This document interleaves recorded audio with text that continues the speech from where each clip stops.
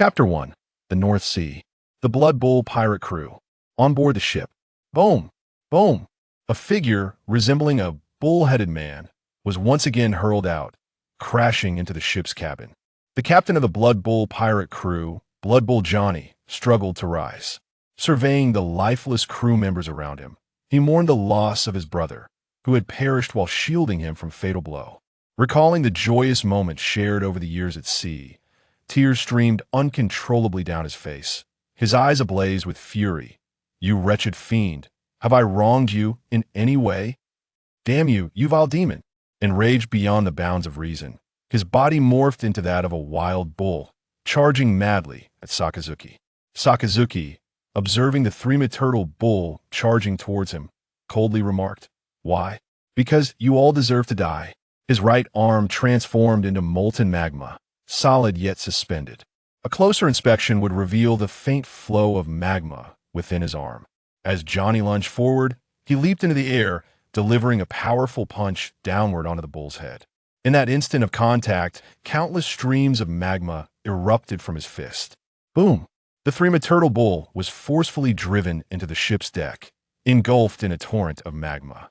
Johnny, struck unconscious, reverted from his bull form to his human shape. Yet, he was quickly awakened by the searing magma that engulfed him.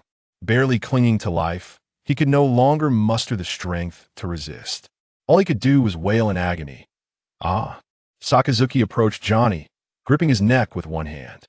He lifted him effortlessly, allowing the magma to slowly envelop him, stating, 3 years, over 10 massacres. Go to hell and repent. Trash. As the magma encased Johnny from below, he gradually fell silent, encased in a cocoon of molten rock. Sakazuki turned and walked into the ship's cabin, collecting some treasures before tossing them into his small boat beside him. He retrieved a permanent log pose, raised the sails, and set off. Just as Sakazuki had sailed a mere 100 meters away from the Blood Bowl pirate crew, the magma cocoon encasing Blood Bowl Johnny pulsated like a heart, expanding and contracting rapidly. Suddenly, boom! It exploded. Countless streams of magma erupted forth, engulfing the entire ship. With the burning and corrosive magma, the vessel gradually sank beneath the waves, ultimately disappearing from sight. All the sins were buried in the depths of the sea. On board, Sakazuki paid no heed to the explosions echoing behind him. He pulled out a stack of bounty notices, each marked with a large, bold X. Upon reaching the last one, he took a pen and scrawled an X on Blood Bowl Johnny's bounty notice before carelessly tossing it to the ground. All gone, is it? Time to join the Navy. Sakazuki stood at the bow of the ship, gazing out at the sea, deep in thought. At this moment, Sakazuki was no longer the frail figure he had been 5 years prior upon his arrival. With the abilities bestowed by the devil fruit, he could effortlessly hunt various beasts. Having received adequate nourishment over the past 5 years, he had grown to be taller and more robust than the average adult at merely 12 years of age. Dressed in a crimson coat, his features were resolute, and his physique was formidable. He carried a long sword on his back, a trophy from a hunt against a pirate crew. Sakazuki had spent 3 years in Gaiatown. During this time, he trained and gathered intelligence. That stack of bounty notices was the result of those years of effort. Ultimately, this was the harsh reality, not the romanticized scenes of his past lives anime. Each bounty notice he collected belonged to pirates notorious for their heinous acts of village and town slaughter. Any one of them could be slain 8 times over, yet it would not quench the thirst for vengeance. Alongside the knowledge gained over the years, Sakazuki's resolve solidified. Dead pirates are the only good pirates. Since setting sail 2 years ago, he had carved a bloody path through the seas, earning the moniker of demon in just 2 short years. The era of great pirates had yet to dawn. Roger's final words had not yet echoed across the seas. However, chaos was already unfolding, as evidenced by the bounty notices he had gathered over the years. Each year saw an increase in the emergence of new pirates, and a single individual could only wield so much power. His development of fruit abilities was informed by the insights of his past life, allowing him to innovate. Yet, his physical training had reached its limits. Though he possessed knowledge of various martial arts techniques and the principles of the 6 styles, The absence of a mentor rendered practice impossible. For instance, he understood that the technique known as Soru required a series of rapid footfalls on the ground within 0.36 seconds to generate explosive reactive force for swift movement, creating the illusion of vanishing before an enemy's eyes.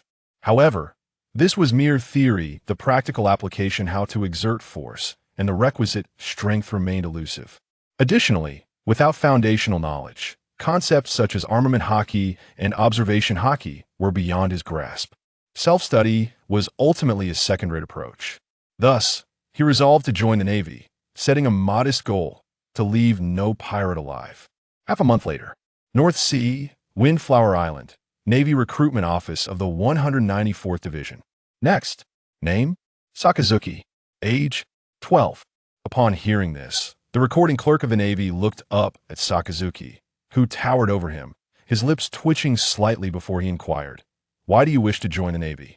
A hint of menace radiated from Sakazuki, to eradicate all pirates from this world.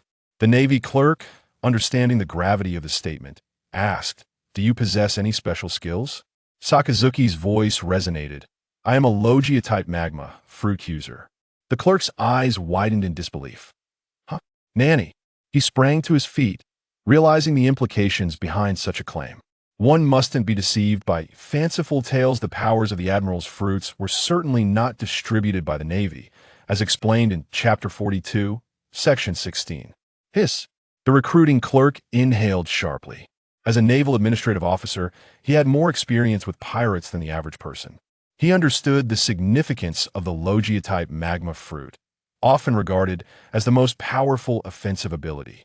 Without delay, he promptly escorted Sakazuki into the division, leading him to the office of the division commander. Reporting. Enter. Inside the office, Division Commander Jorison raised his head from his paperwork, glancing at the imposing figure of Sakazuki. Then he turned to the visibly excited Yol. "What has happened to elicit such excitement?" "As a soldier, you must learn to control your emotions." Corporal Yol. Yol, brimming with enthusiasm, quickly interjected, "Commander, this young man wishes to join the Navy. He is a user of the Logia-type magma fruit." The commander, Jorison, sprang to his feet. "What?" His expression mirrored Yol's, filled with shock and exhilaration. At this moment, Sakazuki clearly perceived Jorison's entire visage. Around 40 years of age, the intersecting scars on his face and the absence of his left arm spoke volumes of his achievements. Seeing Jorison approach with genuine enthusiasm, he laughed heartily, patting his own shoulder. "Excellent. Excellent." Sakazuki managed a faint smile in response. Jorison scrutinized the young man, his voice trembling as he spoke. "Forgive my outburst. Forgive my outburst. It is simply wonderful. Absolutely wonderful." As he spoke, he erupted in a laughter once more, and after his mirth subsided, Jorison said, "Come, have a seat." Taking the registration form from Yol, he glanced at it while guiding Sakazuki toward the sofa. Sakazuki, 12. Hiss, the reason. Once seated, Jorison continued. "Sakazuki, first and foremost, welcome to the Navy.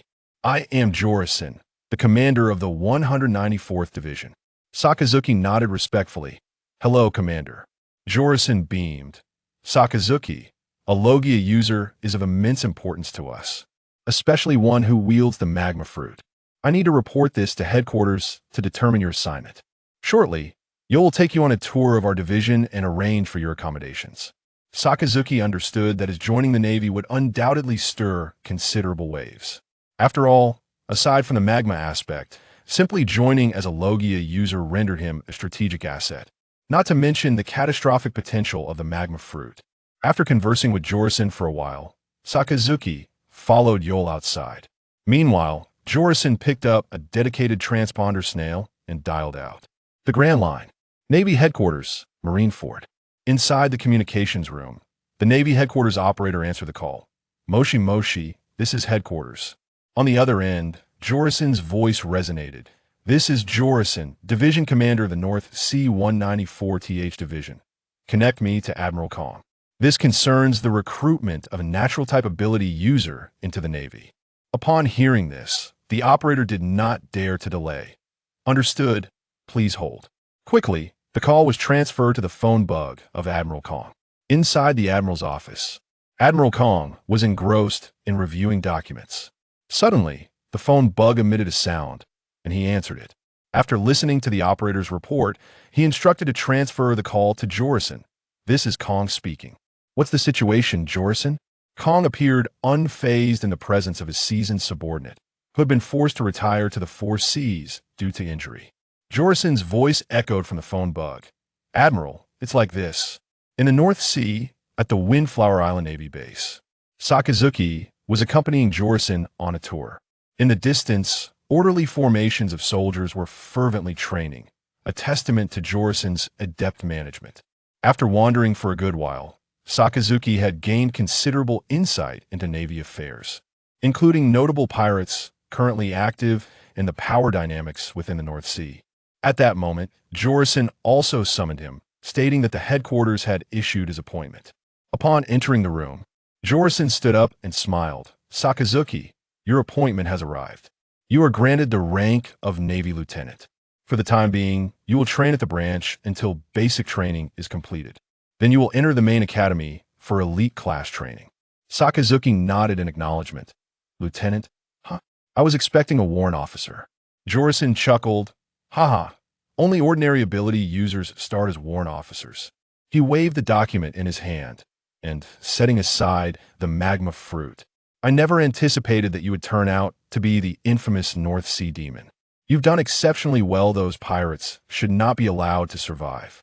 3 years later, at the entrance of Upside Down Mountain, a piercing alarm resonated with an unstoppable momentum.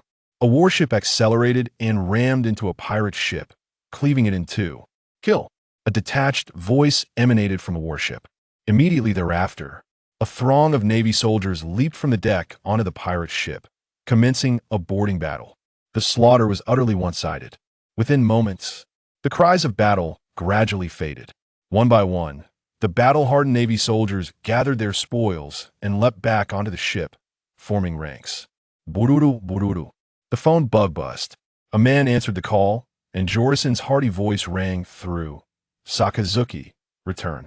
I've registered you for this year's elite class. Prepare to report to headquarters." Sakazuki's lips curled in a slight smile. Understood. After hanging up the phone bug, he gazed at the now silent pirate ship.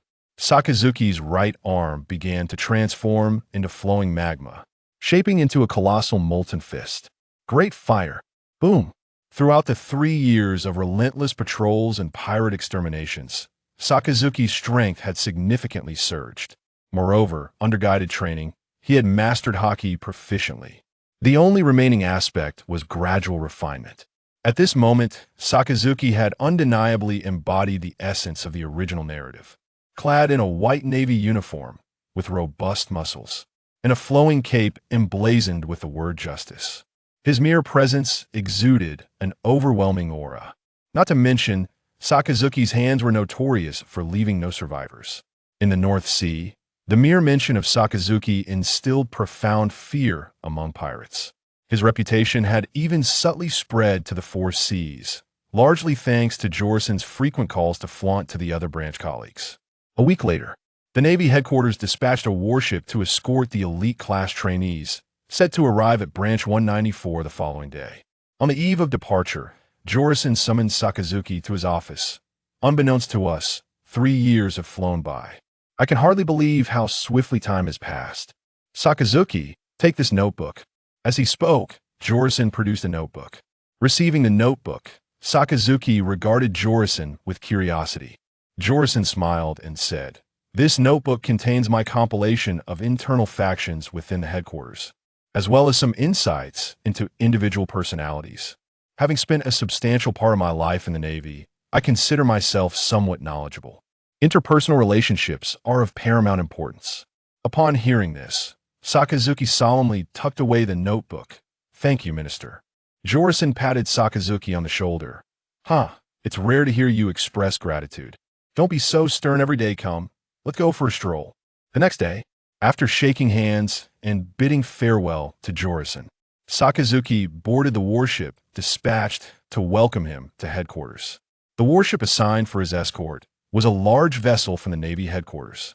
As Sakazuki stepped aboard, numerous gazes turned towards him. On the warship, apart from the regular patrolling soldiers, there were also dozens of young Navy personnel who exchanged little conversation, scrutinizing one another on the deck. These were all outstanding soldiers recommended from the Four Seas branches to the headquarters. As Sakazuki boarded the vessel, many individuals silently furrowed their brows.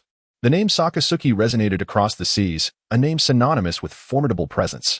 Young individuals often harbor a comparative mindset. Upon encountering Sakazuki in person, most were compelled to frown. His physique alone overshadowed many, exuding an undeniable aura of dominance. Guided by the ship's soldiers, Sakazuki chose a room to reside in solitude. After his departure from sight, familiar soldiers gathered in small groups to converse. Is this truly Sakazuki? He certainly lives up to the rumors. He is merely larger in stature. I see no superiority. Do not underestimate him. If he lacked prowess, he would not be so renowned. It remains uncertain who can discern truth from fiction. Moreover, this endeavor hinges on genuine strength. If one can stand out, the future is boundless. How can one afford to be fearful and hesitant? It is far from simple. Compared to those on the Grand Line, we are still at a disadvantage. Yet, one must still strive for distinction. Do you wish to remain in this small corner of the world forever? In the ensuing month, the warship finally received reports from various branches across the seas. Subsequently, it set sail towards the Grand Line. After traversing the upside-down mountain, Sakazuki anticipated a direct passage through the doldrums to reach Marineford. However, that was not the case. Instead, they headed towards the Grand Line. It is worth noting that there were still 40 years until the narrative commenced, and Vegapunk had yet to embark on the development of battleships utilizing Sea Prism Stone. On the 10th day of their journey into the Grand Line, a sudden alarm echoed through the air. Sakazuki promptly donned his uniform and exited his quarters. The officer in charge of transportation, Rear Admiral Wells, wore a grave expression and bellowed orders. Form ranks. Although they were unfamiliar with one another, these were all exemplary soldiers from various divisions, and they quickly arranged themselves in formation. Wells addressed them. 2 nautical miles ahead, a pirate ship has been sighted. Upon verification, it is the Mangrove. Each of you is an esteemed soldier recommended by your respective branches. A mere pirate with a bounty of 24 million should pose no challenge, correct? As he finished speaking, some recruits could not restrain themselves from whispering amongst each other. Wells roared, "Silence. I ask you, do you have any questions?" Witnessing the Rear Admiral's fury, most of the recruits felt a shiver run down their spines and collectively shouted, "No." Wells nodded approvingly. "Very well. Relay the order to increase speed. Prepare for a boarding action." Under Wells's command, the warship accelerated towards the pirate vessel. On board the Mangrove, the lookout shouted, "Captain, it's bad. A warship is pursuing us." Just after robbing a merchant vessel, the notorious pirate Mangrove, brandishing a bloodied and unknown beast's bone, laughed heartily. "Ha ha ha. What is there to fear? Turn the ship around. I am the great pirate Mangrove Nos, with a bounty of 24 million. How dare a mere warship pursue me?" His crew cheered exuberantly. "Ha ha ha. The great Mangrove is invincible.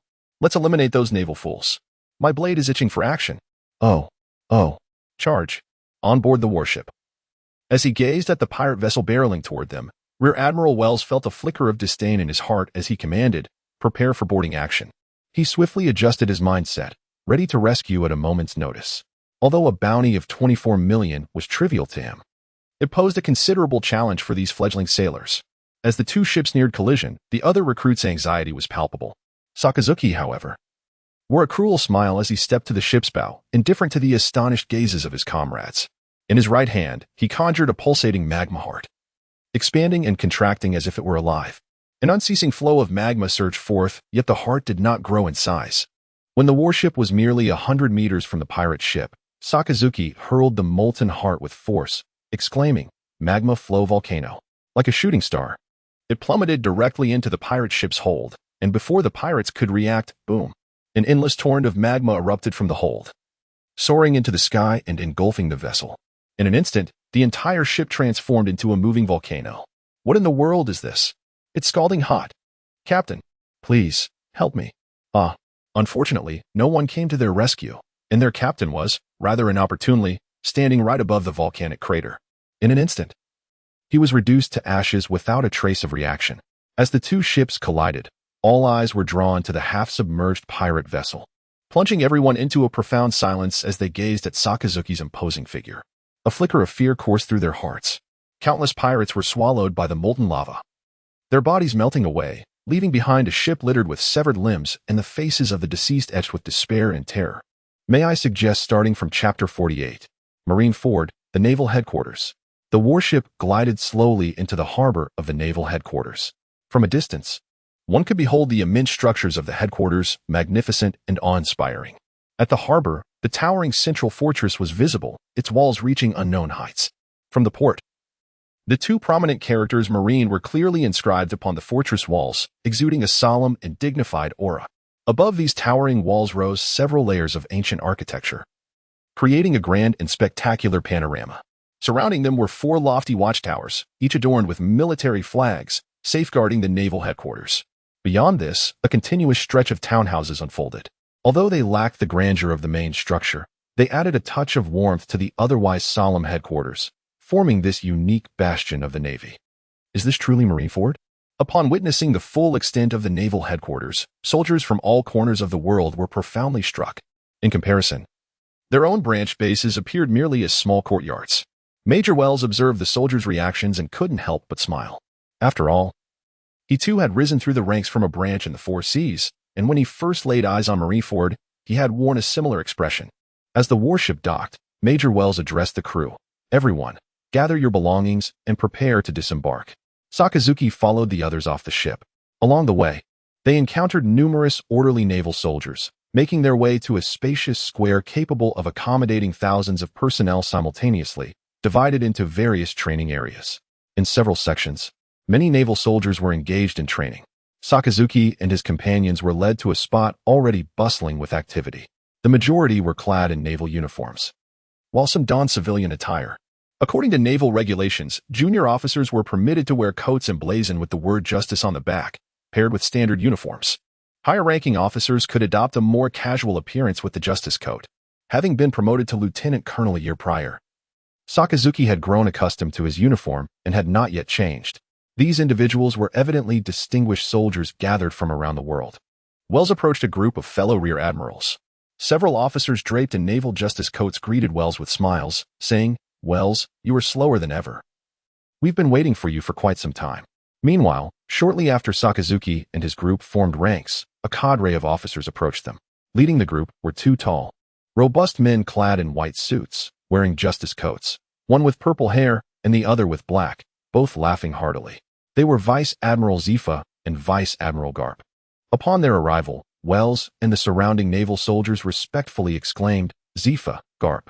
Sakazuki's pupils constricted as he fixed his gaze upon the two. His heart stirred. Even with prior mental preparation, the stark contrast was palpable. These were indeed the apex of power in the world. Note: the current year is 1482 in the Sea Circle calendar, while Garp and Roger's joint defeat of Rox occurred in 1484, marking their peak. Not merely in strength, but as some of the most formidable figures in the world. Though astonished by their might, Sakazuki did not align with their philosophies. One championed an idealistic justice that morphed into a hatred for pirates after the brutal murder of his wife and child, leading him down a path of obsession and destruction. The other embodied a carefree justice, revered as a naval hero yet acted whimsically. His attitude towards Roger indicated complicity in wrongdoing, as Roger annihilated an entire nation's army over disparaging remarks about his crew. Garp's memories painted Roger as a man of indescribable brutality, yet he still considered him a friend. After Roger's demise, Garp's ideology shifted to a belief in peace as long as no blood was shed, a rather passive stance, for in an avalanche, no snowflake is innocent. Stepping forward, Zifa announced, "In the coming week, I and Garp will conduct assessments and guidance. After a week, we will select the most outstanding individuals among you for a 3-year training program. Your performance will be meticulously recorded daily by designated personnel. Only those with the highest overall qualities will remain. You are the future of the Navy, but how far you can go depends solely on your own efforts. Do you understand?" The excited naval soldiers shouted in unison, "We understand." At times, a surge of enthusiasm proves quite beneficial.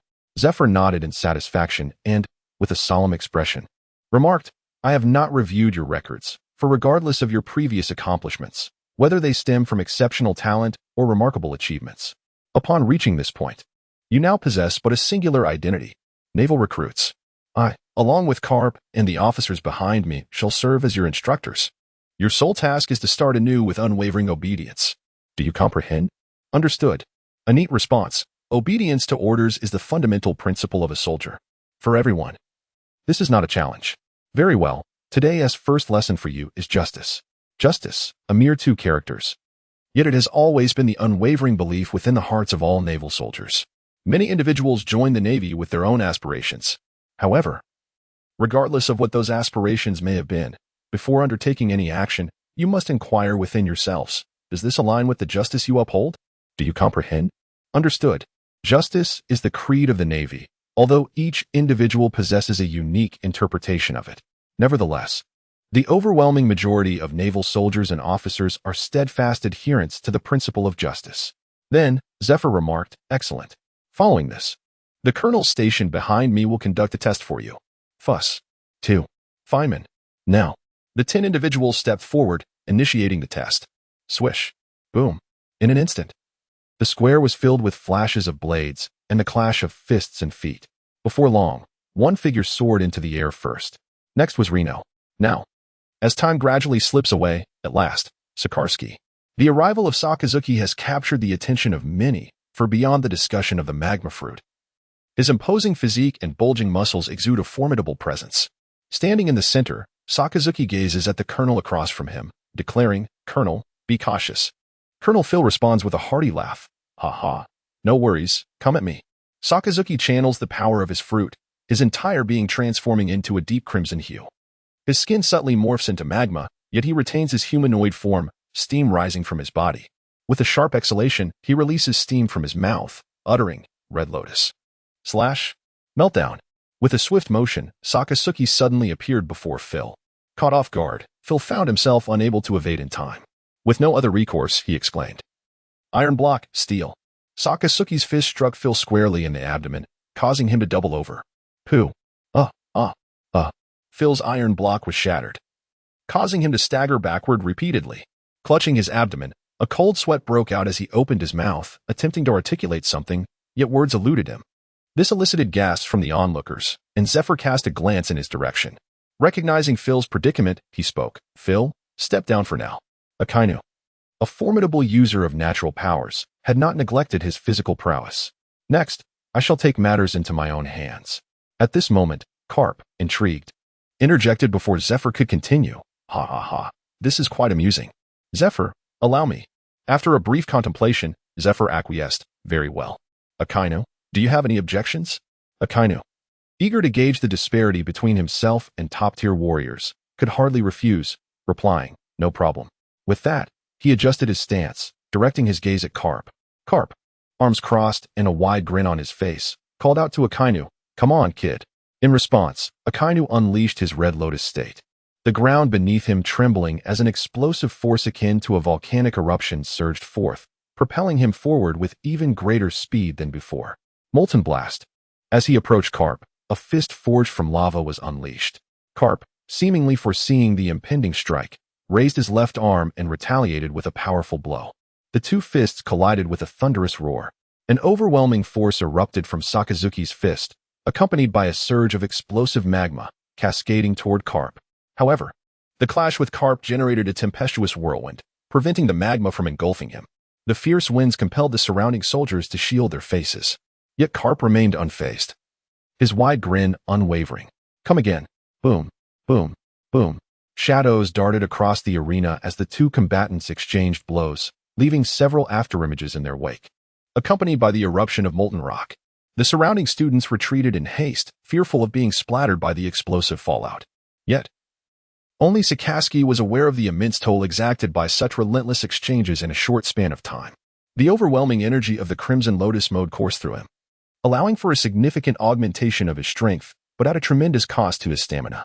Having fought at this intensity for so long, he was nearing his limits. Any further exertion could very well render him incapacitated. As their forms intertwined, Sikorsky relinquished the Crimson Lotus state. His right arm transformed into a molten limb, striking the ground with ferocity.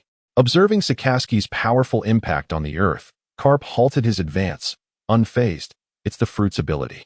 Suddenly, a sensation washed over him. Chafe. Bang. A surge of lava erupted from the depths below, exploding outward. The site of the explosion was precisely where Carp had just stood. Boom, boom, boom. In an instant, 18 torrents of lava gushed forth from beneath the surface. Was that all? Carp pondered as he had just dodged to the side. Foul hound. Before Carp could react, the figure of Sakazuki emerged from the exploding lava beside him, molten rock swirling and coalescing in his right hand. With a mighty fist, he struck Carp with tremendous force. In an instant, the lava erupted, engulfing Carp completely. Hiss. Is it truly that formidable? One in the land of sea. Ah. The surrounding students gasped in astonishment. The officers nearby wore expressions of surprise, while Zephyr, with a beaming smile of appreciation, remarked, meticulous thinking, advancing step by step, quite impressive. After a single strike, Sakazuki emerged from the magma state, standing still and awaiting Zephyr's words. Suddenly, from the ground, the figure enveloped in magma erupted forth. Bang! The magma shot out, revealing Carp, who emerged unscathed, laughing heartily. Impressive. Young man, once you graduate, join my ship, ha ha ha. Enough. Carp, do not mislead the youth. Zephyr interjected, exasperated. Such a promising soldier must not be swayed by Carp's influence. All right, Sakazuki, it's time to enlist. The testing continues relentlessly. The Grand Line, the first half. Captain, trouble. The Navy. That naval warship is closing in on us. What? Quick, accelerate, accelerate. Panic ensued aboard the pirate ship. Just yesterday, after raiding a town, they were reveling on the ship, only to encounter a patrolling naval vessel. In their moment of triumph, they sought to further inflate their bounty. But before they could charge forward, the naval ship surged towards them, simultaneously unleashing a barrage of magma bombs from above, scattering the crew and startling them from their inebriation.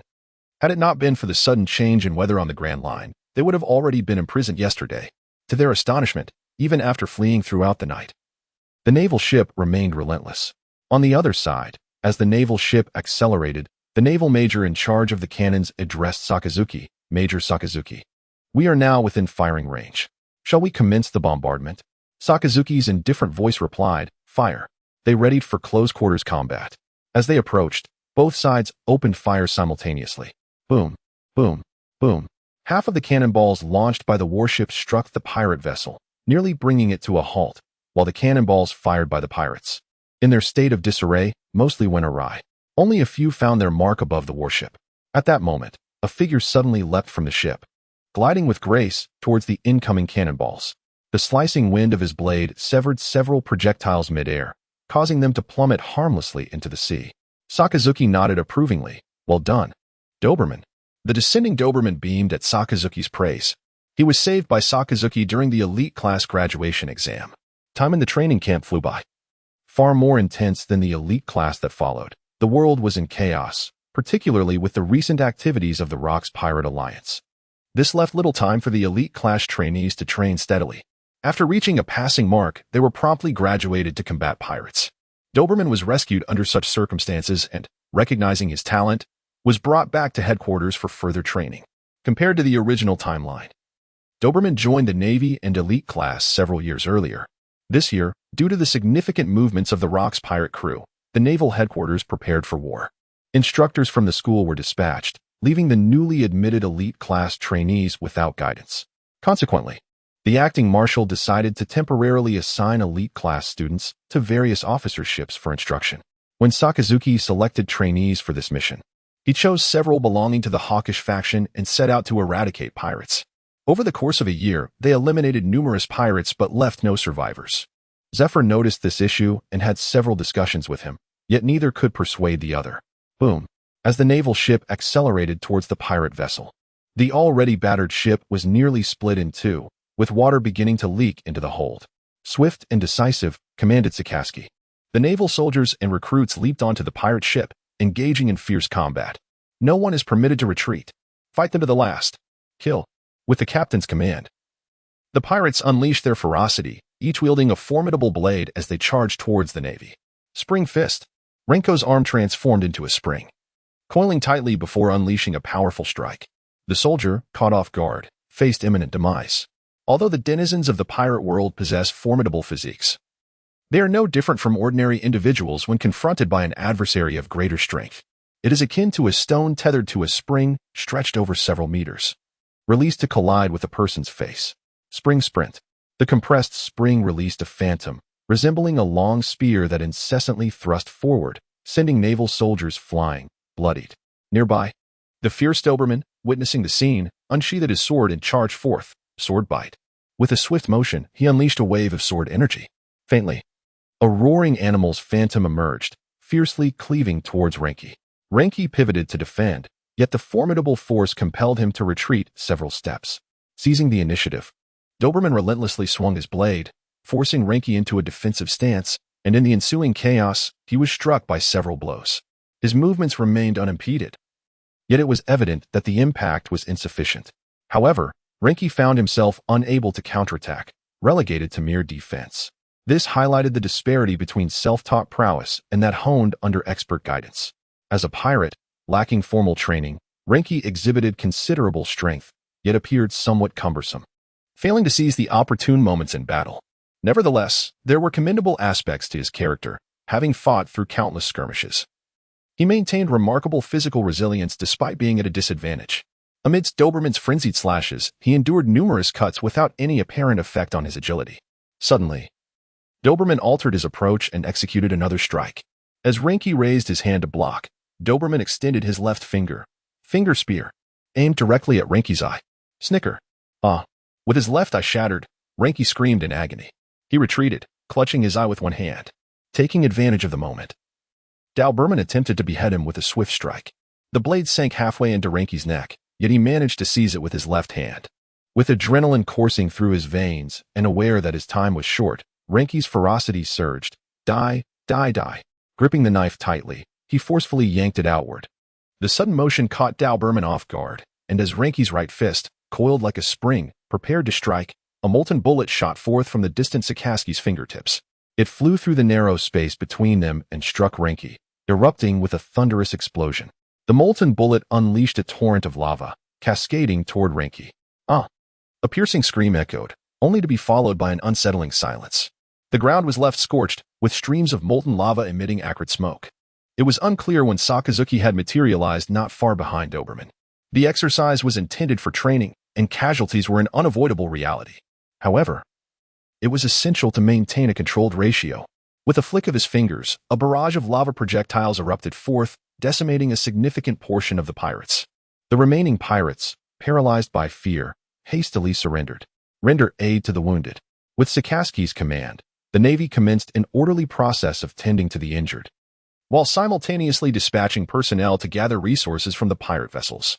The remaining sailors returned to their warships with a sense of duty. Subsequently, all the captives were escorted aboard the pirate ship. A group of terrified pirates whispered among themselves, "Are they going to release us?" "Impossible," they murmured. Yet, they had all returned. Perhaps it would be prudent to wait until the Navy departed before setting sail. After all, the experience of being captured and subsequently returned to one's vessel was unprecedented, both for them and for those who had merely heard tales of such occurrences.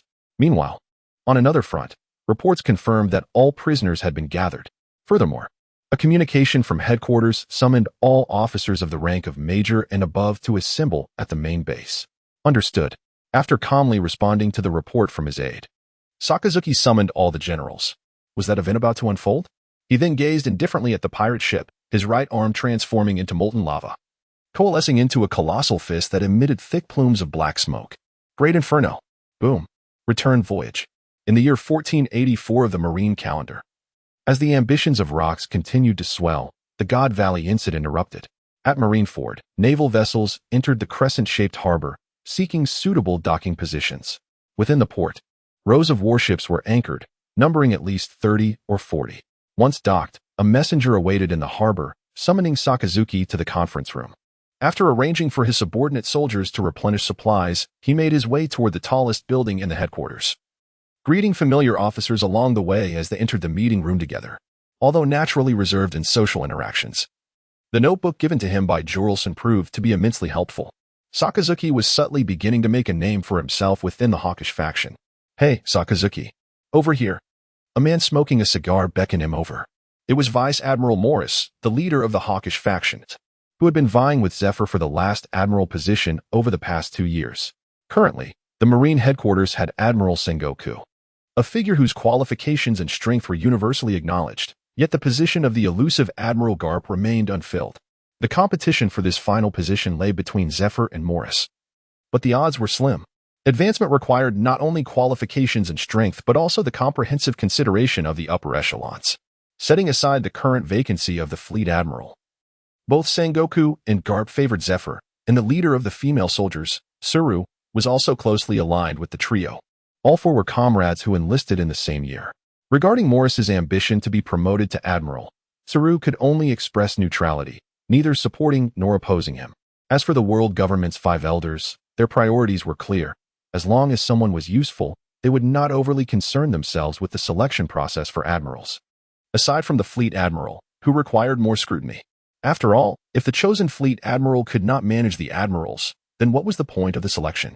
Given the narrative he was aware of from his past life, Morris had little chance, though he remained a formidable figure among the upper ranks of the Navy. Sakazuki approached and greeted Vice Admiral Morris. Morris invited Sakazuki to sit beside him, saying, "Come, take a seat." Once seated, Sakazuki inquired, "Vice Admiral Morris, do you know the reason for this sudden gathering at headquarters?"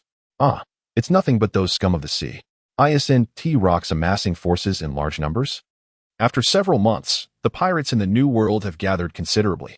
We have received reports that the Rocks pirates are on the move, heading for God Valley in the West Sea." God Valley? ISNT, that the stronghold of the Celestial Dragons? Sakazuki recalled seeing it marked on the charts, denoting it as the residence of the Celestial Dragons. Morris took a puff of his cigar and exhaled. Indeed. It is said that there are still 5 Celestial Dragons on the island, along with countless slaves. Rocks possesses the power of the float fruit and is rapidly advancing towards the West Sea. The 5 elders have sent an urgent order, demanding an immediate assembly of forces to protect the Celestial Dragons in God Valley. Sakazuki furrowed his brow in concern. Everyone understood the implications. The intention was to kill the Celestial Dragons. In Sabaody Archipelago, one could eliminate several in a day. The notion of flying back from the New World to slay a few Celestial Dragons seemed utterly absurd. Sensing Sakazuki's apprehension, Morris murmured, "There is more to the urgent order. If necessary, we are to activate the demon-slaying order and destroy the island of the Celestial Dragons." Sakazuki's pupils dilated in shock.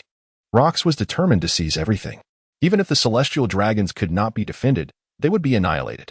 Observing Sakazuki's momentary daze, Morris reassured him. "There is no need for concern. Sengoku and Garp have already set off for God Valley. We are gathering forces in preparation for the demon-slaying order, ready to provide support at any moment." As more personnel gradually arrived, filling the seats, Fleet Admiral Kong rushed in to announce the demon-slaying order mission, along with the commanders. After quickly making arrangements, he hurriedly followed a mysterious figure clad in uniform and wearing a mask out of the room. Suddenly, both figures vanished from Sakazuki's observation. Was this a manifestation of some fruitability? The depth of the world government's resources weighed heavily upon everyone. In silence, they all swiftly mobilized their forces, setting course for the West Sea. In the New World, numerous flying ships hastened toward the West Sea. On the largest vessel, a banquet was underway in the Grand Hall. At the head of the table sat a boisterous man with wild hair, drinking heartily, Rox DZ Beck. The tables were lined with notorious pirates, each a legend in their own right. The Golden Lion Shurji, Whitebeard Edward Newgate, and Big Mom Charlotte Linlin. The Silver Axe, Wangji Captain John, and the other officers of the Rocks pirates were notorious sea bandits with bounties in the hundreds of millions. Setting down his bowl, Rox laughed with reckless abandon. "As you all know, God Valley is the stronghold of those swine, and we gather the most formidable forces in the world. Let us indulge in slaughter. Let us bring those lofty swine down from their pedestal. Ladies and gentlemen, the conquest of the world begins now." "Aha!" The pirates present erupted in laughter, drinking heartily. Their thoughts were of little consequence. In such a gathering, no one would dare to voice dissent. The world? What one truly desires is family, thought Whitebeard, chuckling as he raised his cup. In contrast, the expressions of the laughing Shiki and Charlotte Linlin were inscrutable. All possessed the qualities of kings. How could they tolerate the existence of a singular, exalted ruler? Moreover, what could possibly conquer the world? The banquet continued amidst the revelry. The Golden Jackson had recently arrived at Waterstar Island, where Roger had decided not to press onward towards the fabled final destination, but instead ordered a turn towards the West Sea. As night fell, Roger stepped out of the banquet hall and stood at the bow of the ship, feeling the gentle caress of the sea breeze, lost in contemplation. What was he pondering?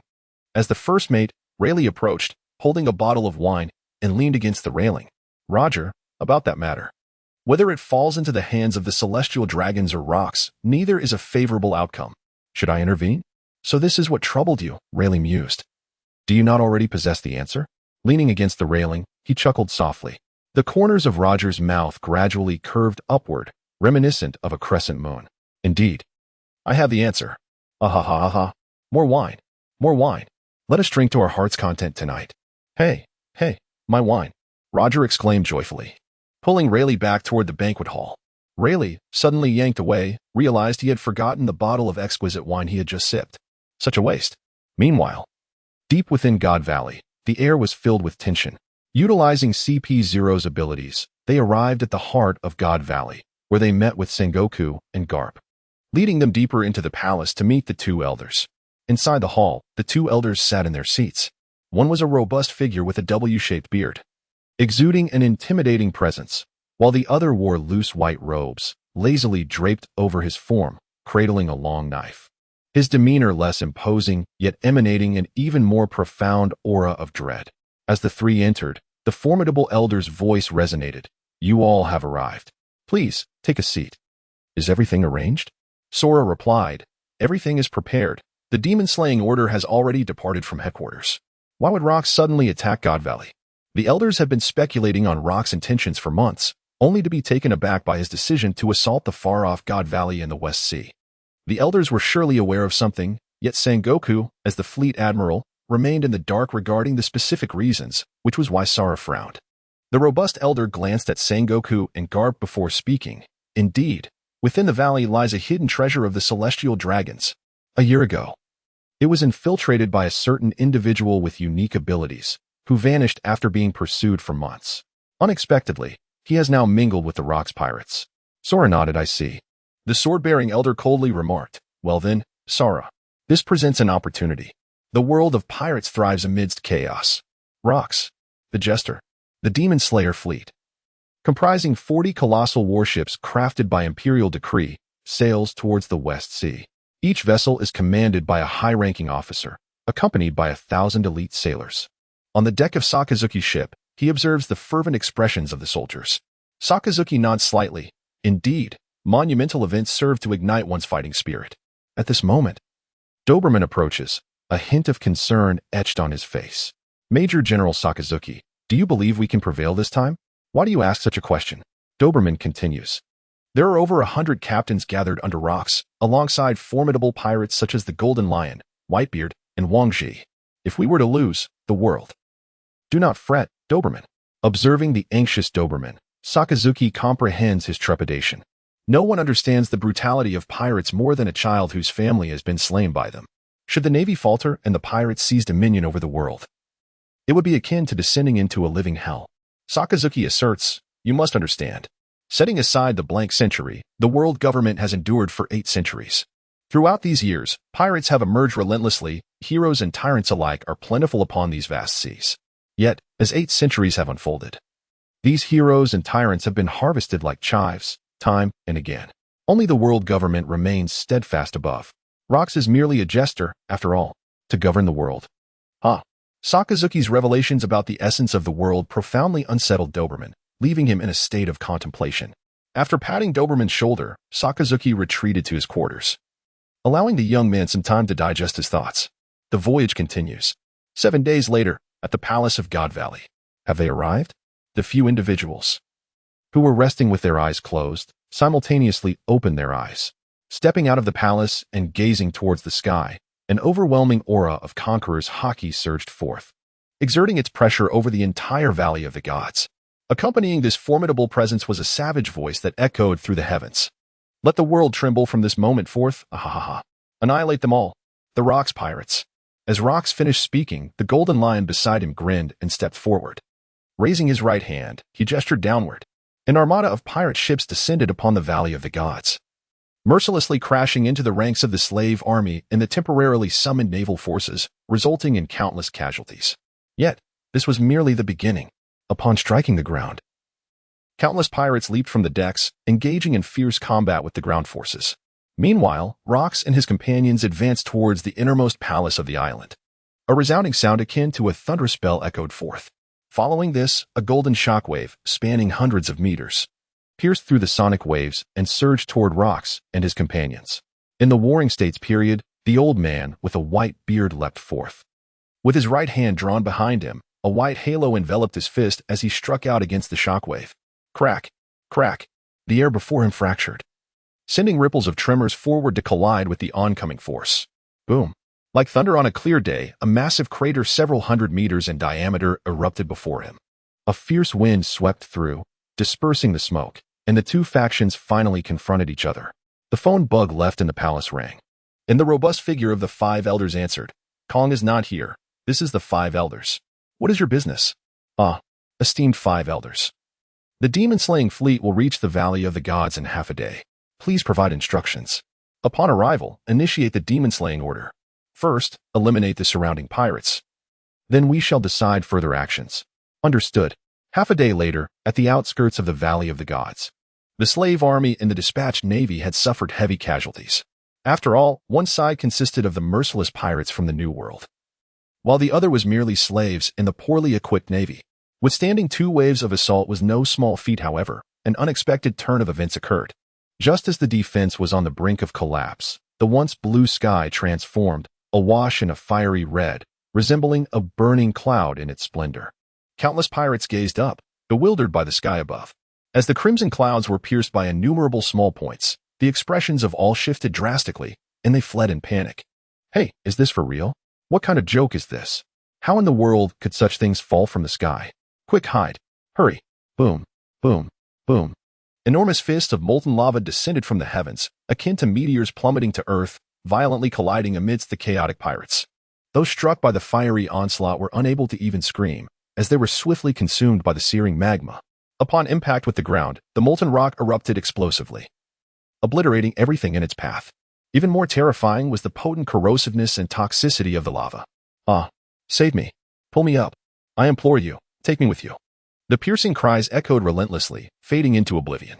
Countless pirates were reduced to mere limbs and severed arms. Enormous fists of molten rock rained down from the heavens, mercilessly claiming one life after another. In the blink of an eye, 30% of the attacking pirates vanished, consumed by the lava. The crimson sky harmonized with the molten rivers below.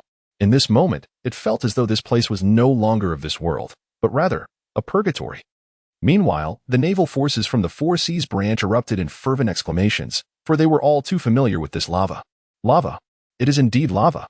Rear Admiral Sakazuki has arrived. Haha! Brothers, hold the line. Reinforcements have arrived." Oh! The final colossal magma fist descended upon the front line. Sakazuki's observation haki swept over the battlefield, his gaze settling on the numerous fallen naval soldiers, his expression darkening. It was indeed too late. Damn the detritus of the sea. Dead burial formation. Accompanied by a murderous intent, the last magma fist that struck the ground transformed into the form of Sakazuki himself. Following this, countless streams of magma surged and coalesced upon the earth, morphing into towering magma giants, each standing 4 meters tall, charging towards the unruly pirates. Sakazuki specifically targeted the more formidable pirates for elimination. As for why Sakazuki found himself alone in this dire situation, moments prior, as the distant God Valley came into blurred view, the naval fleet gathering was already acutely aware of the intense battle occurring on the island. Not only due to the rampant conqueror's haki, but also the sky above God Valley, marred by countless slashes. Sakazuki aboard the warship furrowed his brow.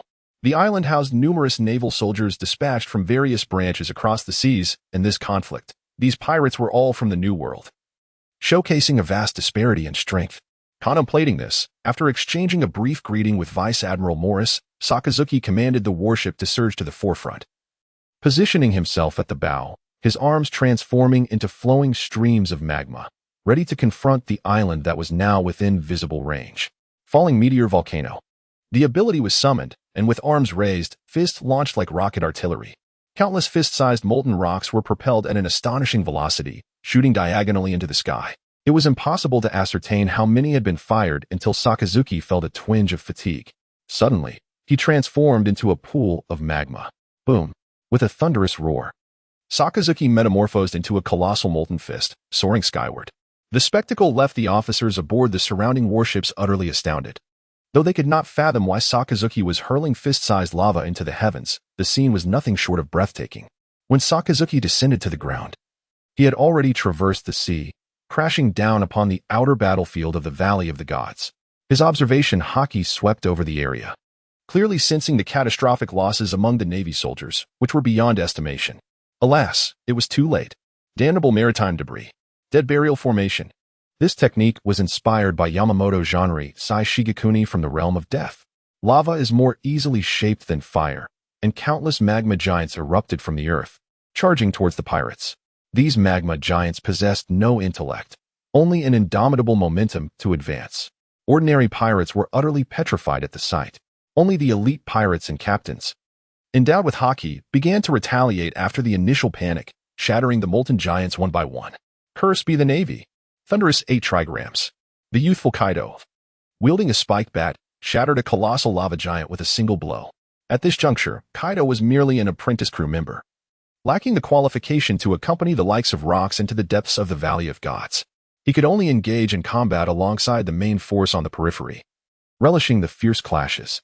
However, the tide of battle suddenly shifted as torrents of molten rock cascaded down. Boom.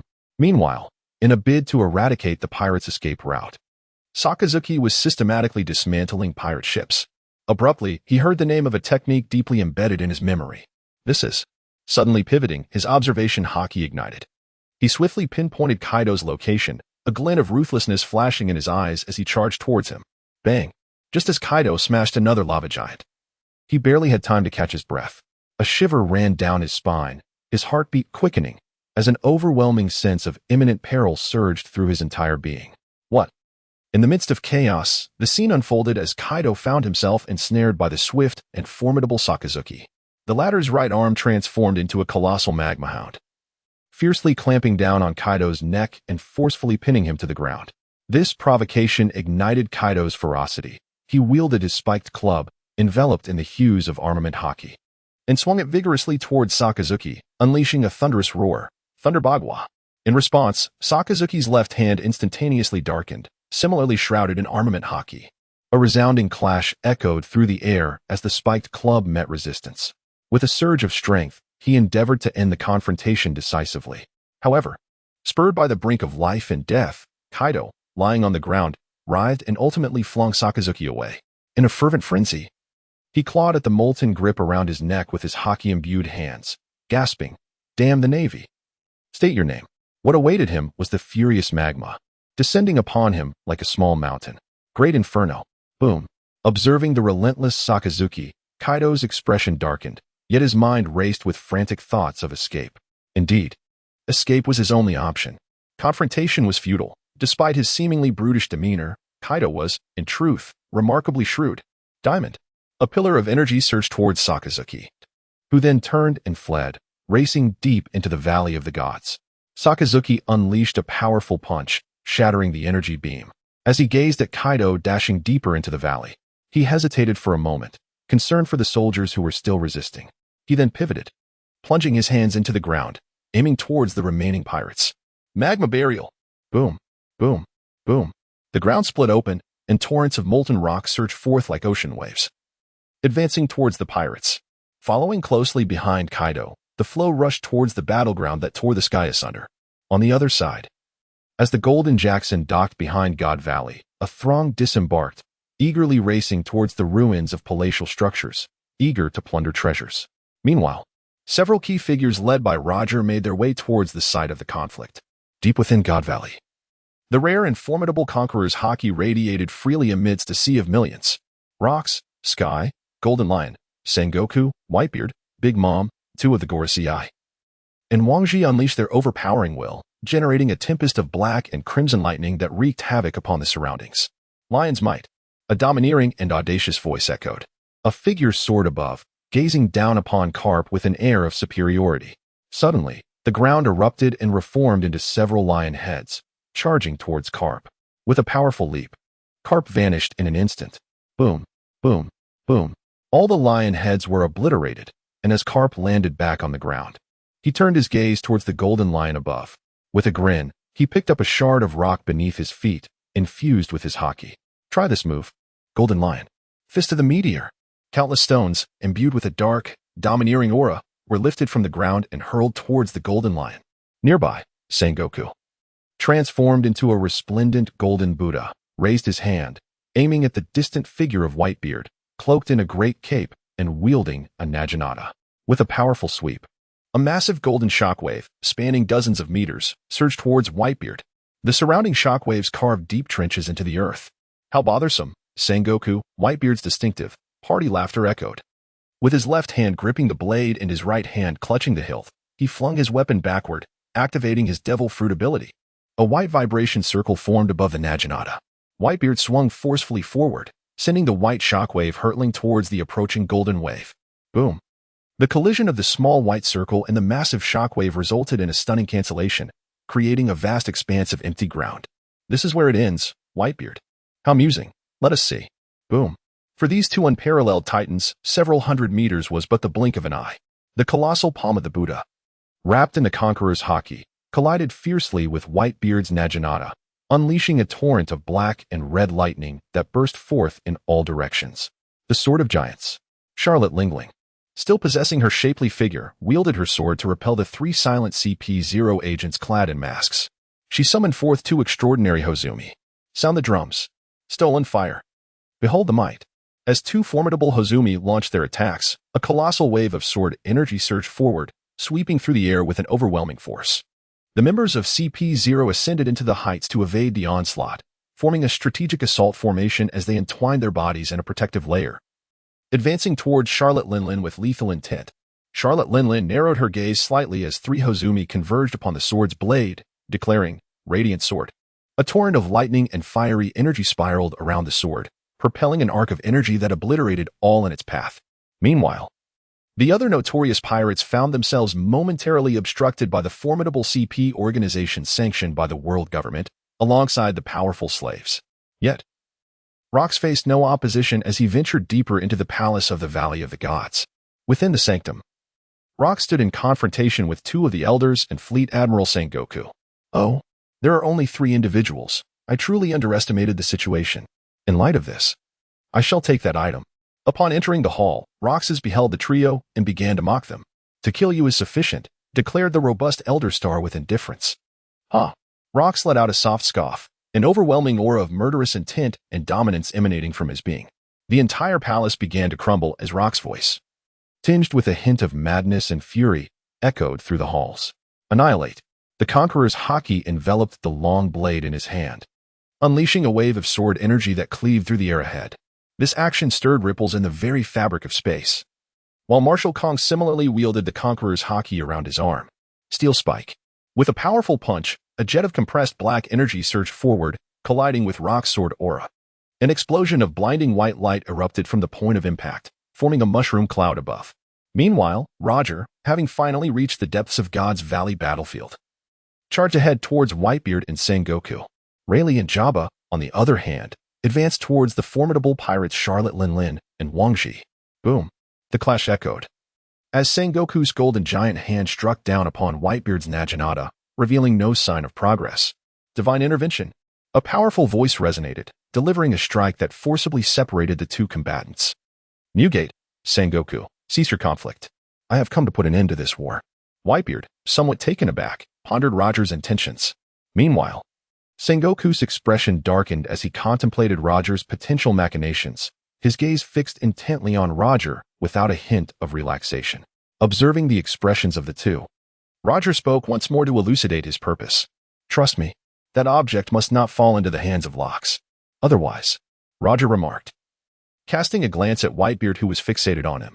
Whitebeard, after a few seconds of unwavering gaze, abruptly sheathed his naginata and turned to depart. His booming voice resonating, "Kula la la la. Is that so? Then I shall place my trust in you." As Whitebeard strode away, Sengoku's demeanor relaxed somewhat.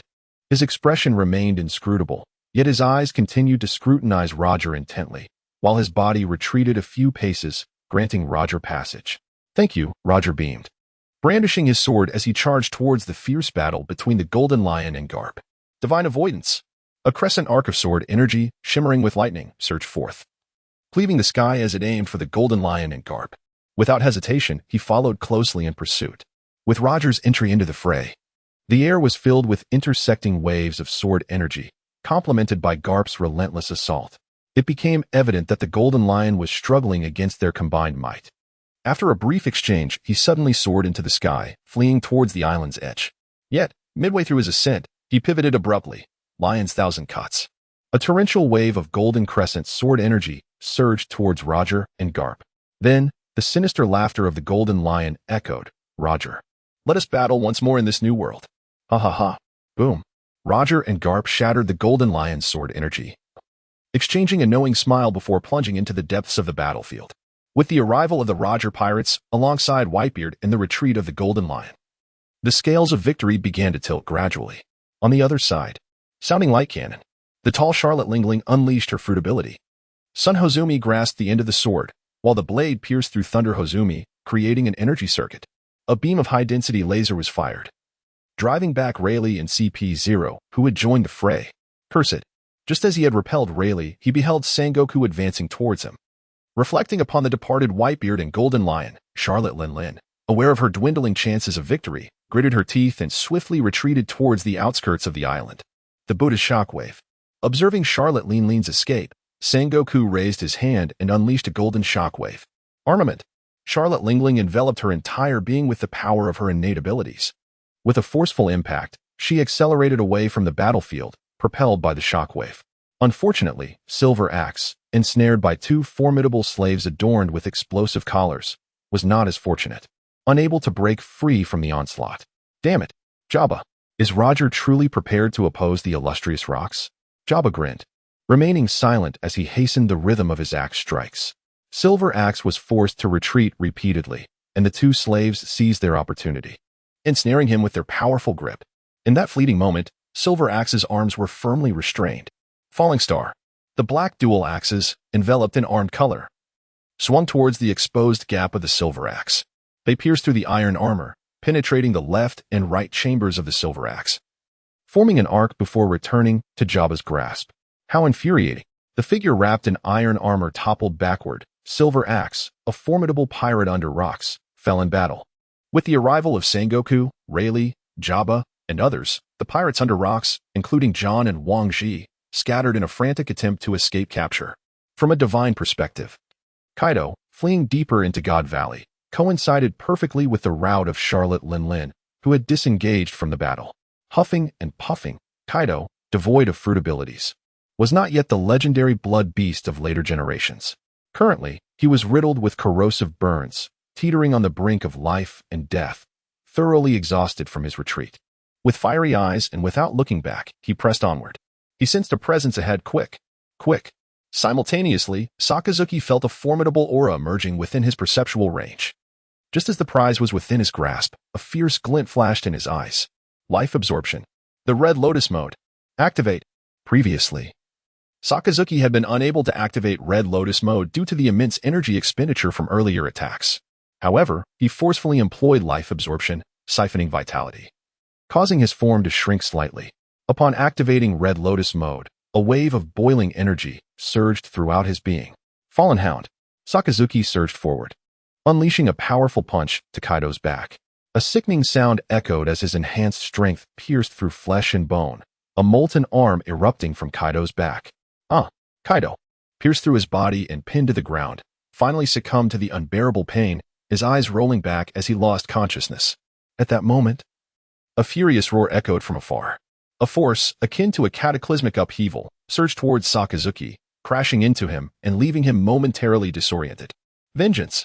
A purple arrow-shaped sword aura sliced through the air, aiming at Sakazuki. The sword energy cleaved the sky. And as Sakazuki regained his composure from the impact of the Conqueror's haki, the strike was already perilously close. Observing the gravely injured Kaido beneath him and sensing the lethal threat of the impending strike, Sakazuki made a swift decision, his aura growing more ferocious. He channeled all his strength into the arm that pierced through Kaido. In an instant, he exited the Crimson Lotus mode, finding himself unable to sustain its state any longer. As the strike approached, he completed the energy infusion, allowing part of the magma to detach from his body and remain within Kaido. Boom, boom, boom. A series of explosions erupted, and with no time to evade, the incoming sword aura struck directly at Sakazuki's chest. He activated his armament haki, layering it in front of him as his hands pressed against the sword energy. The clash between the sword aura and the armament haki resulted in a grotesque display of flesh and blood before him. The strike sent him crashing through countless trees. Just as he sensed the energy within the sword aura becoming increasingly volatile, he forcefully pushed it away with his haki-imbued hands and slashed towards the diagonally retreating direction. Colliding against a nearby hillside, a small mushroom cloud rose into the air. Sakazuki, not far from the cloud, came to a halt after shattering a massive boulder. Blood dripped onto the ground as he struggled to rise after enduring Charlotte Linlin's devastating attack. Coughing. Gimmum. He couldn't suppress the blood from escaping his lips as he glanced at the silhouette that had rescued Kaido. On the other side, Charlotte Linlin was engulfed in fury. Since Kaido joined the Rocks Pirates, she had harbored an inexplicable feeling towards him, which led her to care for him like a younger brother. She even warned Kaido that Rocks was not to be trusted and encouraged him to seek her assistance for any issues. During this war, even Charlotte Linlin was uncertain of the outcome. Thus, she arranged for Kaido to be on a ship positioned at the rear, allowing him to fight on the outskirts of God Valley. If victorious, Kaido would gain experience on the periphery. If defeated, his strength would facilitate an easy escape. These were all considerations Charlotte Linlin had accounted for. However, in all her calculations, she had not anticipated encountering Sakazuki, the time traveler. In her moment of negligence, Kaido nearly lost his life. Witnessing the enormous penetrating wound in the barely conscious Kaido, she was determined to deal with Sakazuki, yet Kaido's condition could not be delayed. She swiftly lifted Kaido and rushed towards Rox's grand ship. She recalled that Rox had recently acquired a mythical Zoan fruit. As she dashed outward with Kaido in her grasp, Sakazuki realized that, like in the original tale, Rox's attack on God Valley had been undermined by betrayals among his subordinates, leading to a scattering of his forces. Suddenly, Charlotte Linlin gathered her abilities atop Napoleon and, with a sweeping motion, conjured a colossal female specter that charged towards Sakazuki. Rising Volcano. Sakazuki gazed at the approaching specter. Placing his hands firmly on the ground, he summoned the power of his fruit, channeling it into the earth, and a miniature lava volcano erupted from beneath. It sent the specter soaring, and then the molten lava erupted skyward, engulfing the apparition. Truly troublesome. The shadow submerged beneath the magma showed little sign of diminishing. Suddenly, Sakazuki erupted in thick, billowing smoke, which then transformed into a pool of lava, sinking underground and retreating deeper into the earth. With Sakazuki's control over the magma lost, the colossal female apparition effortlessly broke through. The simple-minded specter, unable to locate Sakazuki, could only flail aimlessly. After an indeterminate period, it gradually faded away. Meanwhile, Charlotte Linlin, holding Kaido, caught sight of the Rocks pirate ship on the periphery of the battlefield in God Valley, a glimmer of joy flashing in her eyes. Shining sword. A colossal beam of laser surged forth indiscriminately, clearing a path before it violently collided with the hull of the Rocks pirate's ship. Get out of my way, Charlotte Linlin bellowed as she charged towards the cabin. Suddenly, she sensed a surge of energy beside her. Glancing down, her pupils constricted in alarm. There was no time. Armament haki enveloped Kaido's wound, yet it was not enough to fully cover it in time. Bang! The residual magma within Kaido's injury erupted, spewing forth an unrelenting flow of molten rock from his body. The situation was dire. Charlotte Linlin could only use her haki to protect Kaido's wound, preventing further deterioration. However, the ceaseless stream of magma corroded numerous wounds upon them. Damn the Navy! Akaina stubbornly endured the slashing attack that unleashed the molten lava, worsening Kaido's already critical condition. Although Charlotte Linlin had timely applied her haki to shield him, Kaido was now struggling for breath. Witnessing Kaido's impending demise, Charlotte Linlin nearly succumbed to her fury, teetering on the brink of madness. Yet, for Kaido's sake, she forced herself to regain composure. In a fleeting moment, a sinister glint flashed in her eyes as she surveyed the surrounding pirates and navy. Offer your lifespans. With her furious proclamation, the conqueror's haki surged forth, intertwined with the powers of the soul fruit life or slave. All pirates and navy struck by the shock visibly aged and perished before her eyes. Hey! Help! Sister Ling exclaimed. It's one of our own. Blast it! Quickly, flee. The boss lady has lost her mind. Madman! Help! Countless pirates and marines lamented and cursed, witnessing the visible aging of themselves and those around them. These emotions ultimately transformed into a profound fear. With their ambitions and dreams reluctantly closed off, they succumbed to the loss of vitality.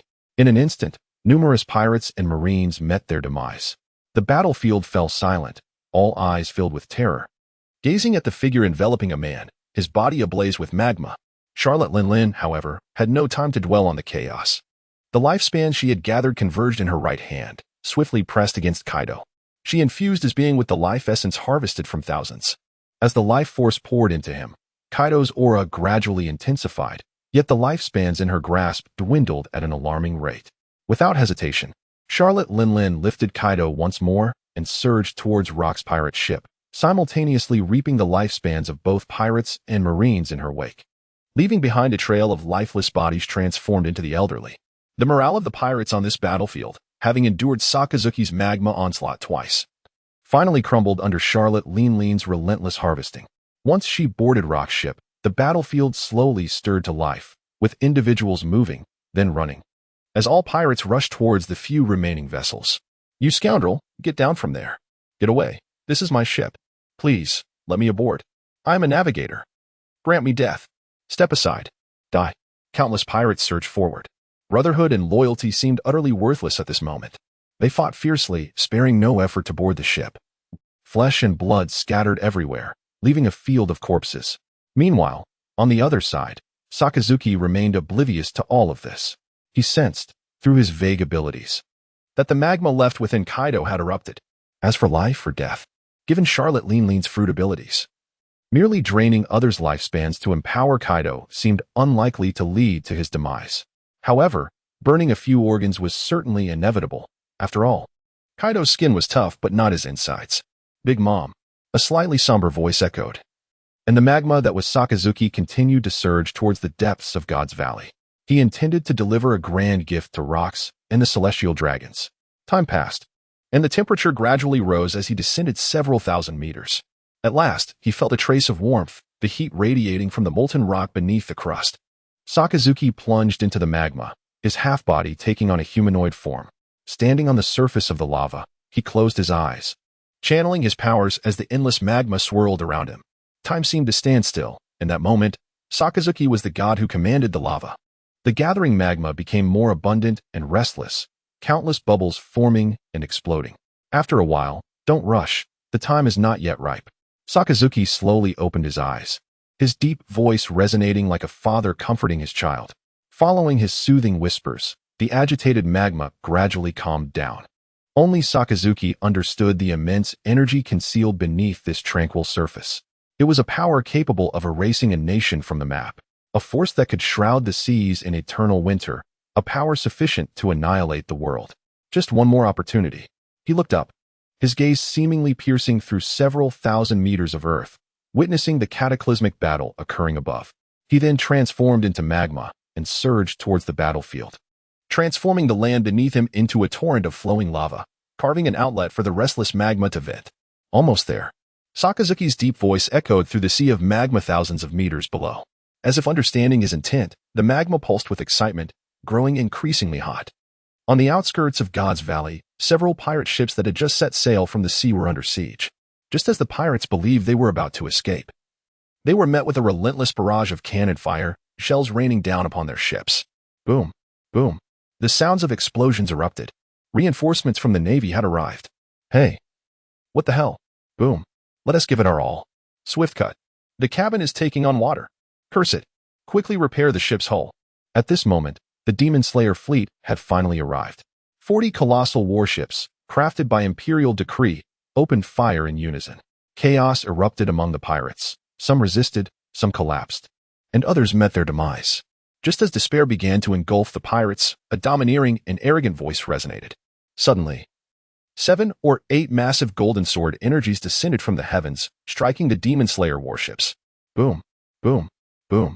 The sword energies slashed down upon the vessels, shattering more than half of them.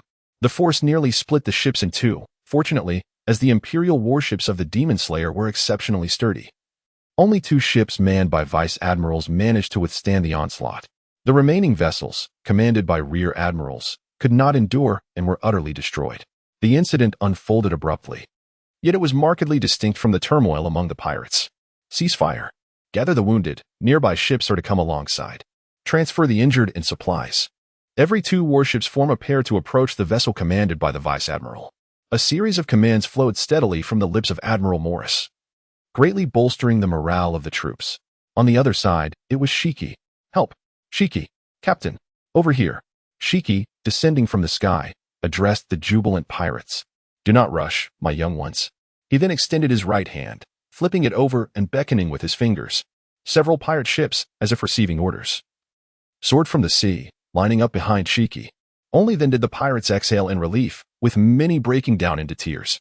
Shiki, however, turned his gaze toward Rock's ship, gesturing toward the void. With a rumble, the colossal flagship shook, clearing everything around it as it rose into the air, heading toward Shiki. Witnessing this scene and recalling the individual aboard Rock's vessel, the surrounding pirates fell silent, their faces etched with terror as they beheld the approaching giant ship. Observing this, Shiki raised an eyebrow, as if grasping some insight.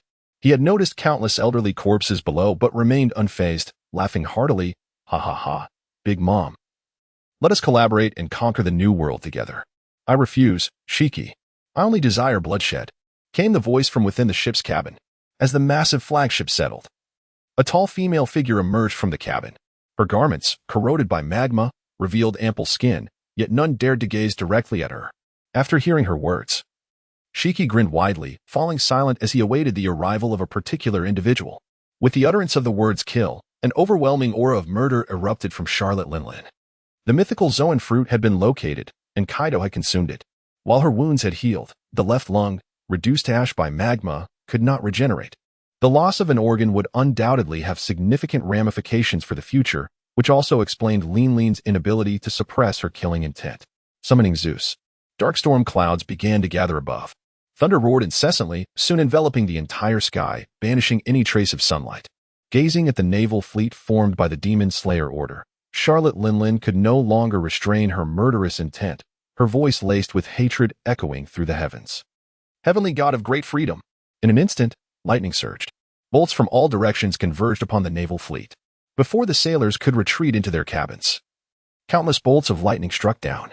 These bolts seemed to possess a sentience of their own, altering their course toward nearby personnel if they missed their targets or were deflected. In a short span, numerous naval soldiers were knocked unconscious or injured. Seeing this, a naval vice admiral, armed with a long sword, could no longer remain idle. He leapt onto the deck, drawing his famed blade, enveloped in haki. With a single swing, a meteor-shaped sword wave soared into the sky, expanding with the wind. As it pierced through the dark clouds overhead, it exploded, resembling a stone dropped into water, sending ripples outward. In an instant, a vast expanse of dark clouds above the fleet was cleared, while he directed the soldiers to tend to the wounded. Officers from various ships also appeared on deck, gathering toward the warships ahead, standing ready as they observed the formidable pirates on the distant shore. Thunderous roar. The voice of Charlotte Linlin echoed with fury. She summoned her powers, channeling all the storm clouds into the breach, layer upon layer. The sound of thunder grew increasingly dense, transforming into a colossal tempest. Then, she unleashed powerful bolts of lightning directed towards the warship, which in turn retaliated with streams of sword energy, slicing through the electric onslaught. Crack, crack, crack. The steady, forceful sound of combat boots meeting the ship's deck resonated. The Golden Lion turned to greet the long-awaited visitor, his smile widening with sincerity as he earnestly declared, "Newgate, let us join forces and upheave this world." "Ha ha ha. You know I have no interest in those trivial matters, Shiki. What I seek is family." The last arrival, Whitebeard, stood beside Shiki, gazing out at the sea. Momentarily lost in thought, a faint smile gracing his lips. One by one, it truly is, despite knowing the outcome long in advance. A wave of melancholy still washed over Shiki as he sighed in resignation. "All right, Linlin, it is time to depart." With a swift adjustment of his mindset, he addressed Charlotte Linlin, raising his right hand, curling his fingers upward, and with a flourish, gestured forward. The remaining pirate ships soared into the sky, heading toward the new world. After venting her frustrations for a while, Charlotte Linlin regained a semblance of composure. Without uttering much, she commanded Zeus to intensify the storm, directing it toward the Demon Slayer fleet. As the tempest approached within mere hundreds of meters of the fleet, the previously formidable vice admiral, with his left hand gripping a shell and his right wielding a sword, gathered his strength. With a powerful push of his legs, he propelled himself into the air, slicing through the descending storm from an altitude of 100 meters. With a masterful stroke, he unleashed a wave of invisible sword energy that pierced upward through the heart of the tempest. The storm continued its relentless descent, seemingly unfazed.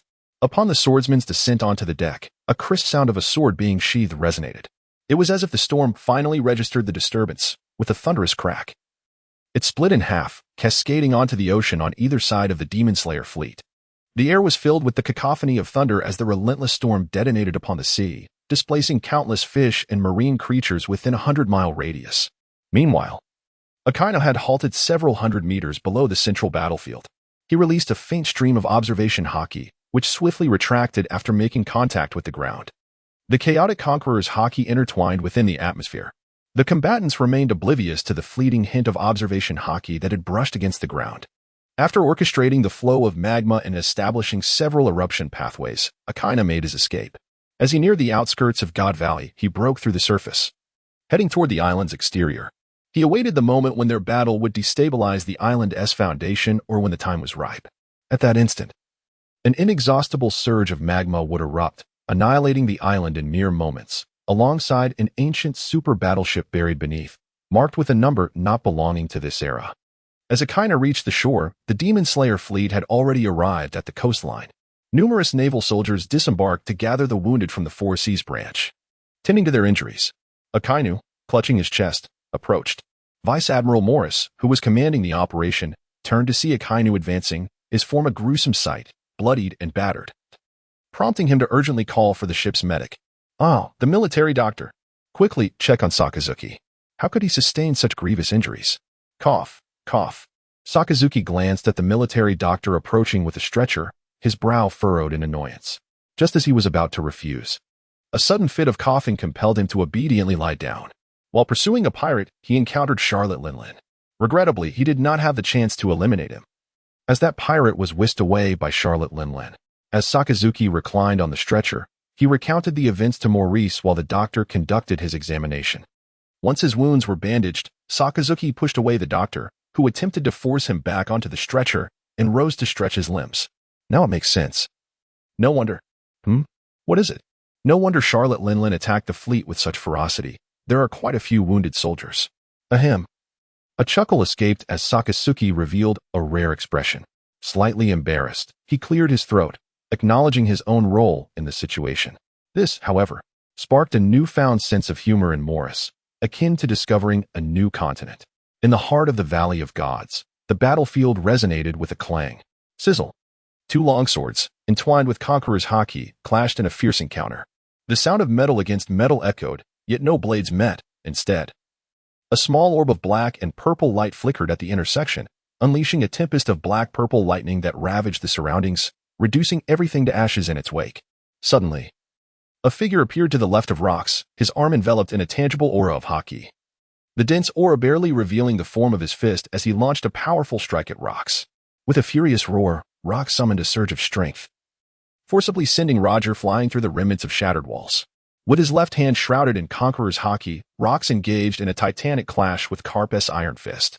The resonating sound of their collision was followed by the shattering of glass-like air. Crack. Where their fists met, countless fissures spread, as if the very fabric of space was being torn apart. After a moment of stalemate, the space erupted, sending both combatants hurtling backward. The Elder Stars, wielding their cursed blades, appeared behind the retreating Rox, their weapons exuding a sinister black-red aura as they struck at him. In midair, Rox twisted to counter, his haki-wrapped blade slashing in retaliation. Clang. Sizzle. The clash of their haki-wrapped blades ignited a blinding white light. An overwhelming surge of black-purple lightning erupted, resembling an apocalyptic event. The devastation left in its path was absolute, propelling Rox skyward with the force of the impact. Almost immediately, the robust Elder Star surged upward, propelled by the radiant light beneath his feet. He soared toward Rox, his right arm extended to its fullest, enveloped in Conqueror's haki, and unleashed a thunderous punch. Rox, with little time to adjust, raised his blade to defend himself, only to be sent crashing to the ground like a meteor. Below, a figure that had mysteriously appeared, a Kiji, delivered a punch that sent a compressed, conical force barreling toward Rox. Boom. The sound reverberated like thunder, echoing across the sky. Navy soldiers stationed on the coast instinctively turned their gazes toward the commotion, as if struck by a bolt from the blue.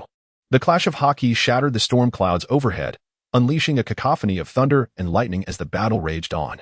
In the distance, Sengoku, Rayleigh, and others maintained their vigil, utilizing their heightened observation haki to keep a watchful eye on Rox, while Roger, having been sent flying, had yet to reappear. Clang. Sizzle. The blades collided, and lightning surged. The Elder Star, locked in a fierce contest with rocks, suddenly sensed an ominous shift. "Not good," he exclaimed in alarm. A flicker of determination crossed his eyes as he withdrew his strength, allowing Rockstrike to send him hurtling away. Boom. Without waiting for further inquiry, a surge of Conqueror's Haki exploded, dispersing the thick cloud of dust. Blood trickling from his mouth, clutching his chest. He rose from the ruins and instructed Akiji and Karp to restrain rocks, before addressing the robust Elder Star, urging him to hasten to the temple's depths. With a powerful stride, he vanished into thin air, rushing toward the palace now reduced to rubble. The sturdy Elder Star, realizing the urgency, followed closely, his expression grim. Meanwhile, within the subterranean palace, Roger stood beside a colossal battleship, surrounded by the lifeless bodies of countless CP agents, gently caressing the vessel as if cradling a child. He savored the vessel's elation, yet a shadow of sorrow lingered in his heart. The bloodline of the D clan, he lamented, attuned to the essence of all things. Perceiving the ship's joy akin to a child finding its parent, in that fleeting moment, he felt a pang of compassion, but swiftly dispelled the thought. This battleship could not leave, nor could it fall into Rock's hands. Left behind, it would inevitably be unraveled by the celestial dragons in due time. Closing his eyes, he extended his Haki to perceive the world around him, uncovering the ship's history and its most vulnerable points. In that instant of awakening, the ship seemed to sense something amiss. The joyous emotions within the essence of all things faded, replaced by a sorrowful lament, as if it were weeping. "Forgive me, my child," Roger murmured softly, opening his eyes, his expression devoid of emotion. Drawing his blade, enshrouded in Conqueror's Haki, he spoke in a low, somber tone, raising his hand. "Stop." With a furious roar, the 5 elders brandished their cursed blades. A torrent of Conqueror's Haki surged towards Roger, accompanied by a colossal strike aimed directly at him. Unfazed by the rapid approach of the lethal blow, Roger remained motionless, his expression impassive, as he swung his sword. Divine avoidance. The deep voice betrayed no emotion. In his hand, the supreme blade, the 12 work of the renowned sword Ace, cleaved through the iron hull of the battleship, penetrating its interior. Subsequently, the Conqueror's Haki entwined around the blade erupted violently within the ship. The black-purple lightning seemed to possess a consciousness of its own, instantaneously wreaking havoc upon a designated area. Meanwhile, Roger was sent flying by the strike, embedding himself into the wall beneath, forming a vast, sword-shaped crater. Damn it! The 5 elders, wielding their cursed blades, were consumed by fury after sending Roger flying. They rushed forward, their anger palpable as they beheld the increasingly swaying super battleship. As members of the 5 elders, they were acutely aware of the ship's precarious state. Ultimately, whether this battleship could be dismantled was of little consequence, for Lord M possessed a trump card potent enough to cleanse the world. To them, this vessel was merely a formidable weapon of national annihilation. The success of its dismantling was inconsequential. Otherwise, they would not have ordered its complete destruction along with the island if deemed necessary. Their wrath stemmed from being outmaneuvered by Roger. Despite their high status, towering above all, they had been played by Roger, even if they were indifferent to the ship. Shattering it and casting it into the refuse was not an acceptable justification for his actions. Seizing the moment while the others were distracted in battle, Roger had intruded into their domain and wrecked their belongings, inciting the profound ire of the 2 elders. Such uncontrollable individuals. The 2 elders radiated an overwhelming intent to kill as they advanced towards Roger. Yet, Roger remained unfazed, stretching his body and leaping down from the wall with a forceful motion. "Gentlemen, perhaps it would be prudent to exit. This place is about to collapse." Upon landing, Roger grinned widely, his hearty voice ringing out as if nothing had transpired. Unfazed, he addressed the 2 elders. Just as Roger had indicated, the ship's tremors intensified, and a surge of chaotic energy roiled within. Casting a dark glance at Roger, the 2 elders momentarily suppressed their murderous intent. Being buried beneath 100 meters of earth would indeed pose significant complications. Moreover, eliminating Rox remained their paramount objective. The unique ability user who had allied with Rox was, in fact, a member of the world government, deliberately placed in the fray. The plan was merely a step away from fruition. Let us depart." After a tense standoff lasting mere seconds, the elder with the cursed blade scoffed and turned away, followed closely by the robust elder, both wearing grim expressions. Roger, meanwhile, laughed heartily as he strode towards the passageway. Upon reaching the entrance, he paused momentarily, then continued forward, only to halt again after a few steps. Turning back to gaze at the battleship, his smile vanished, and he sincerely murmured, "My apologies." He then turned away once more, resuming his broad grin as if nothing had occurred. Boom. The battleship unleashed an ever wilder surge of energy, and the underground hull began to collapse. On the battlefield above, a colossal golden Buddha, towering 100 meters high, came crashing down towards the two elders, who had just touched the ground.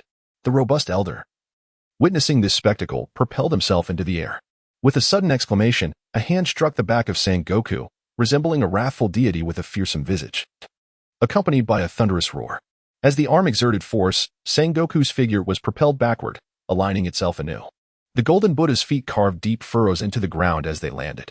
Sengoku, go and secure the perimeter, commanded the formidable Gorosei, who, while channeling their formidable aura into the demonic blade in hand, addressed Sengoku. The robust Gorosei seized the collar of their attire and, with a swift motion, cast aside the black suit, their fists enveloped in a powerful aura, ready to engage. Indeed, Sengoku released the great Buddha form, exhaling deeply. He responded, and then made his way back to his previous post. With the departure of Roger and the two elders of the 5 stars, both Sora and Carp had quickly fallen into a disadvantage. Reluctantly, Sengoku joined the fray, though the situation improved only slightly. If the two did not reappear soon, they might truly be overwhelmed by Rox, who could break through their encirclement and descend into the underground. It must be said that Rox was indeed formidable, strengthening the resolve of the elders to eliminate him. The pirates, engaged in their own battles, did not hinder the dominion of the world government. Rather, they inadvertently facilitated its governance.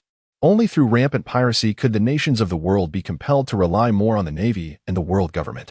After all, while there were powerful nations, they were but a select few. Pirates endowed with conqueror's haki were rare, each possessing the qualities and charisma necessary to reign supreme. To ensure obedience from these pirates, one could only subdue them through sheer force. Rox had accomplished this feat the likes of the Golden Lion, Whitebeard, Charlotte Lin, John, and Wang Ji all obeyed Rox. This was indeed a daunting prospect. It meant that 80% of the world's elite pirate forces were at Rox's command, akin to a ticking time bomb ready to explode. Rather than waiting for a sudden detonation that could cause significant damage, it was wiser to trigger it proactively. As for the potential overthrow of the world government, the elders had never considered it. After all, pirates were ultimately unrefined, possessing a narrow worldview. They could only glean fragments of historical texts scattered about, leading them to mistakenly believe they grasped the truth of the world, oblivious to the depth of the world government's foundation. The mere rumor of a fragmented ancient weapon drove a sovereign like Rox to reckless abandon. Rox did not disappoint them. Armed with a single piece of information, he rallied all his forces, executing everything according to plan. For 800 years, the world government had seen countless heroes and tyrants emerge upon these seas, a cycle that repeated itself. Every few decades, a ruler of sorts would arise, uniting a significant portion of pirates and obstructing the world government's reign. Among them were the gallant, the deranged, the treacherous, and the domineering, yet ultimately, they all met their demise. Rox was neither the first nor would he be the last. Decades hence, his name would only be recalled in the fading memories of aged pirates. In time, his traces would vanish entirely, leaving no one to know that such a sovereign pirate once existed. And in years to come, yet another sovereign pirate would rise, perpetuating this endless cycle. Meet your demise. Rox, the emotionless voice of the 5 elders, wielding the cursed blade, resonated with a calm tone. It seemed to recount the fate of Rox, or perhaps to render a verdict as the blade struck forth, cleaving the heavens and earth in twain. Crack, at the point where their fists collided. The fabric of space fractured and spread. In the midst of his battle with Carp, Rox appeared to have heard a jest. Death? A tremendous force erupted suddenly. Carp was sent flying, and Rox turned to face the sword aura that split the heavens and shattered the earth as it rushed towards him. Oh, ha, ha, ha. Do you wish to kill me? Is it truly possible for you? The tyrannical laughter of Rox reverberated through the heavens and the earth, as he allowed the sword energy to slash against him, yet it failed to penetrate his flesh even by a fraction. By the heavens, with his left hand, he grasped the sword aura that had struck him. However, with a forceful swing to the left, that sword chi, piercing through heaven and earth, carved a chasm 100 meters deep, its length unfathomable.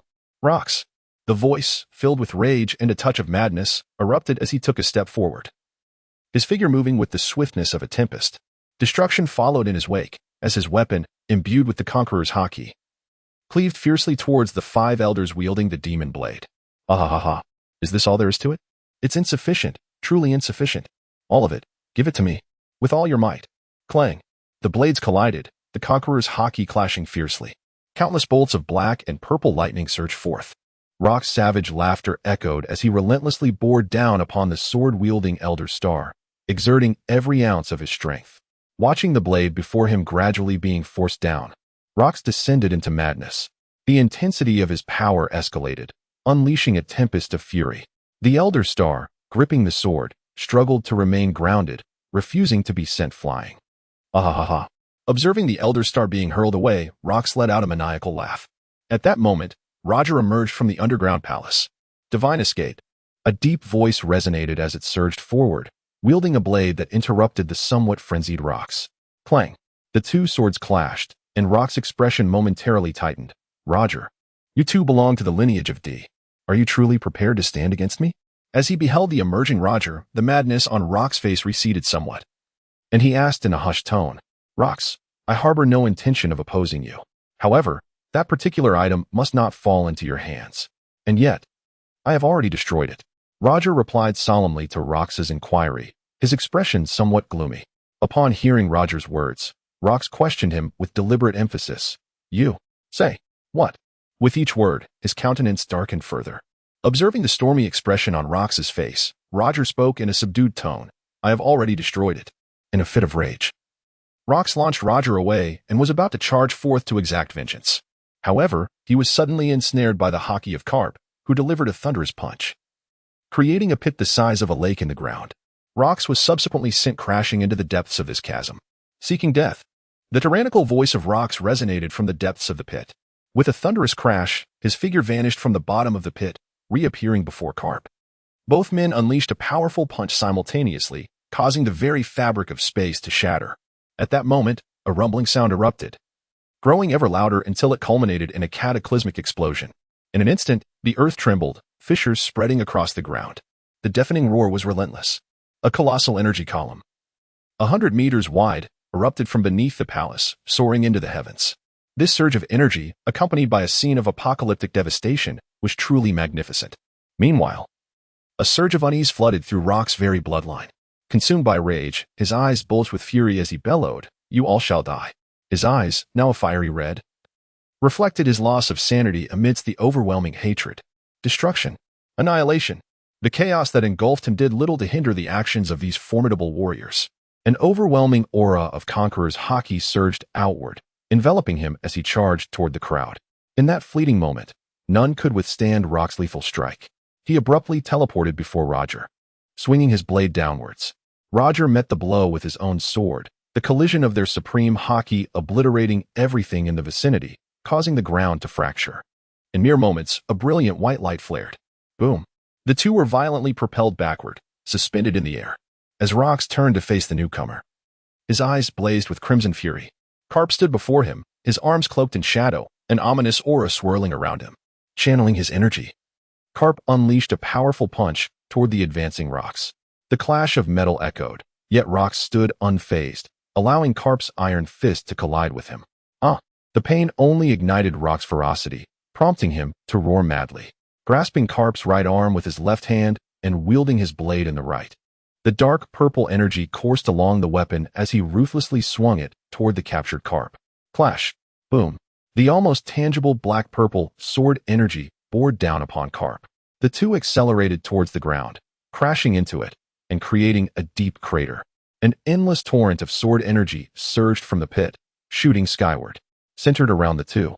The earth fractured, spreading outwards. Subsequently, the black-purple sword energy erupted from the crevices, forming a massive pit with a radius of 1,000 meters. The center of the pit reverberated with the furious shouts of the two. An unending tempest erupted from their beings, dispersing the swirling dust and revealing their figures. Carp's eyes widened in rage as his left hand, cloaked in the color of armor, gripped the blade with unwavering strength. Rock's eyes blazed crimson, his right hand wielding a long sword that pressed menacingly against Carp's throat. The two roared, engaged in a fierce struggle for dominance. Swish, swish. Two figures flashed beside Rox, one to the left and one to the right. Their arms enveloped in the color of the Conqueror, the winds from their fists created ripples in the air. They struck simultaneously at Rock's head. The hairs on Rock's body stood on end, the life and death tension momentarily restoring a flicker of clarity. Releasing Carp, he vanished with a swift step. Boom. The empty space collided with the robust elder's fist, resulting in a thunderous explosion. Rox, narrowly evading a lethal blow, was met with an incoming strike. With his left hand wrapped in the color of armor, he seized the descending blade, ignoring the blood seeping from his wounded palm. He slightly twisted his upper body to the right. A torrent of unbridled hatred flickered in his eyes as he slashed backward. Nothing could incite greater fury than the betrayal of a comrade. Roger remained silent, his sword descending with lethal intent, while Rox, fueled by boundless enmity, retaliated with a ferocious strike. The two blades met in a fleeting instant. I have emerged victorious, Roger contemplated within himself. Crack. What? The long blade in his hand shattered. Rox's pupils constricted to their utmost. How could this be possible? Yet, there was no time for contemplation, as the threat of death loomed ominously. A chill ran down his spine, compelling him to twist his body in a desperate attempt to evade the lethal strike. Nevertheless, he was still grazed, a deep gash exposing bone along half his side. The instinctual signals of danger from his body showed no signs of abating. A faint sound of slicing air echoed. Remarkably, Rox forced his body to rise slightly higher. The Elder Stars, holding the long blade, raised their left index and middle fingers in a sword-like gesture, intertwining with the Conqueror's haki. The moment Roger's blade pierced Rox's flesh, it seemed to stab directly at his heart like a sword. The sound of steel piercing flesh resonated, followed by an eruption of boundless sword energy. A gaping wound was torn beneath Rox's heart, blood gushing forth incessantly. Boom. A violent aura, accompanied by the Conqueror's haki, erupted from Rox, sending both Roger and the Elder Stars flying. At that moment, Rox had fully regained his senses. His thoughts raced as he contemplated an escape route. He was strong, not foolish. With so many opponents, it was certain he would perish if this continued. Boom. Boom. The combatants sensed a slight rise in the island's temperature, yet paid it no mind. Meanwhile, on the coast, watching the bustling soldiers, Sakazuki noticed the subtle increase in temperature. A fleeting smirk appeared at the corner of his mouth. The sounds of battle echoed relentlessly. The five assailants encircled Rox, who, with a gaping wound in his chest, grew increasingly agitated. Fighting alone, he gradually found himself at a disadvantage. The heat on the island intensified. Finally, the others began to realize something was amiss. The temperature was rising too swiftly. Within a short span, it had escalated by several degrees, akin to a blazing furnace. What's happening? On the opposite coast, the generals also noticed the unusual rise in temperature. Uncertain of the cause, Sakazuki suddenly changed his expression and murmured, "It seems I have realized something." The look of shock on Sakazuki's face was unmistakable. This sensation, everyone feels it. Immediately organized to board the ship. Stay away from this island. Quick, Sakazuki shouted. His expression drastically altered. The soldiers on the coast were left in a state of perplexity by Sakazuki's urgent call. Most remained frozen in place, while only the soldiers aboard Sakazuki's ship swiftly boarded without hesitation. The entire crew promptly took action. After a brief moment of confusion, the various commanders quickly began issuing orders. As the commands were relayed, the gravity of the situation dawned on everyone, prompting a rapid organization for boarding. Once the commanders had finished issuing their orders, they turned their gazes towards the visibly shaken Sakazuki. "What is it, Sakazuki?" asked Rear Admiral Morris, his voice laced with the collective bewilderment of the group. "It is the sin of magma." "Certainly not," came a voice from the center of the island. Sakazuki's expression was grim as he spoke. The surge of energy was escalating too rapidly. It was likely that a colossal underwater volcano lay beneath the island, on the verge of eruption. Given the speed and intensity of the rising magma, the ensuing explosion would obliterate the island in an exceedingly short span of time, potentially giving rise to tsunamis and hurricanes. "Can Rear Admiral Morris establish contact with the Marshal?" "Evacuate immediately," Sakazuki declared, his expression darkening with each explanation he offered to the crowd, whose faces likewise grew increasingly grim. The officers swiftly organized the boarding of the ships. "I will make contact," Major General Morris interjected, his demeanor shifting to one of urgency, as the other officers hastened to embark. Suddenly, the din-din mushi in Sengoku's pocket rang out. Upon answering, Morris's anxious tone echoed through the receiver. "Sengoku. Is Admiral Kong present?" Sengoku, sensing the gravity of the situation, replied sternly, "What is it, Morris?" The voice on the line was rapid. "The temperature on this island is abnormal. It is caused by magma. There is likely a massive underwater volcano below, which is on the verge of erupting. Once it erupts, the entire island will be destroyed in a matter of moments." Sengoku's heart raced at Morris's words. "Understood." Quickly organize the evacuation. I will inform them. After relaying this to Morris, Sengoku dashed towards the battlefield. In the midst of the chaos, the sounds of clashing metal and continuous explosions filled the air. Sengoku transformed into a formidable force, unleashing a tremendous golden shockwave towards Rocks. Rocks, unable to evade in time, stepped forward, his fists enveloped in Conqueror's haki. He struck the shockwave, pushing back against its overwhelming force. With a thunderous roar, the shockwave shattered upon impact. Just then, Roger advanced with his sword drawn. Rocks, channeling his haki, attempted to resist with one arm while swinging a powerful blow at Roger with the other. He did not evade. Instead, he collided head-on, sending Roger flying. Simultaneously, he charged towards the nearby Garp. Seizing the opportunity, Sengoku rushed to join the others. Sengoku, what is happening? Kong inquired, his voice weary. Sengoku relayed Morris's alarming message. The expressions of those present turned grave as they grappled with the decision between retreat and a desperate stand. In a moment of clarity, one of the Gorosei, armed with a sword, made a decisive call, informed Roger to gather his men.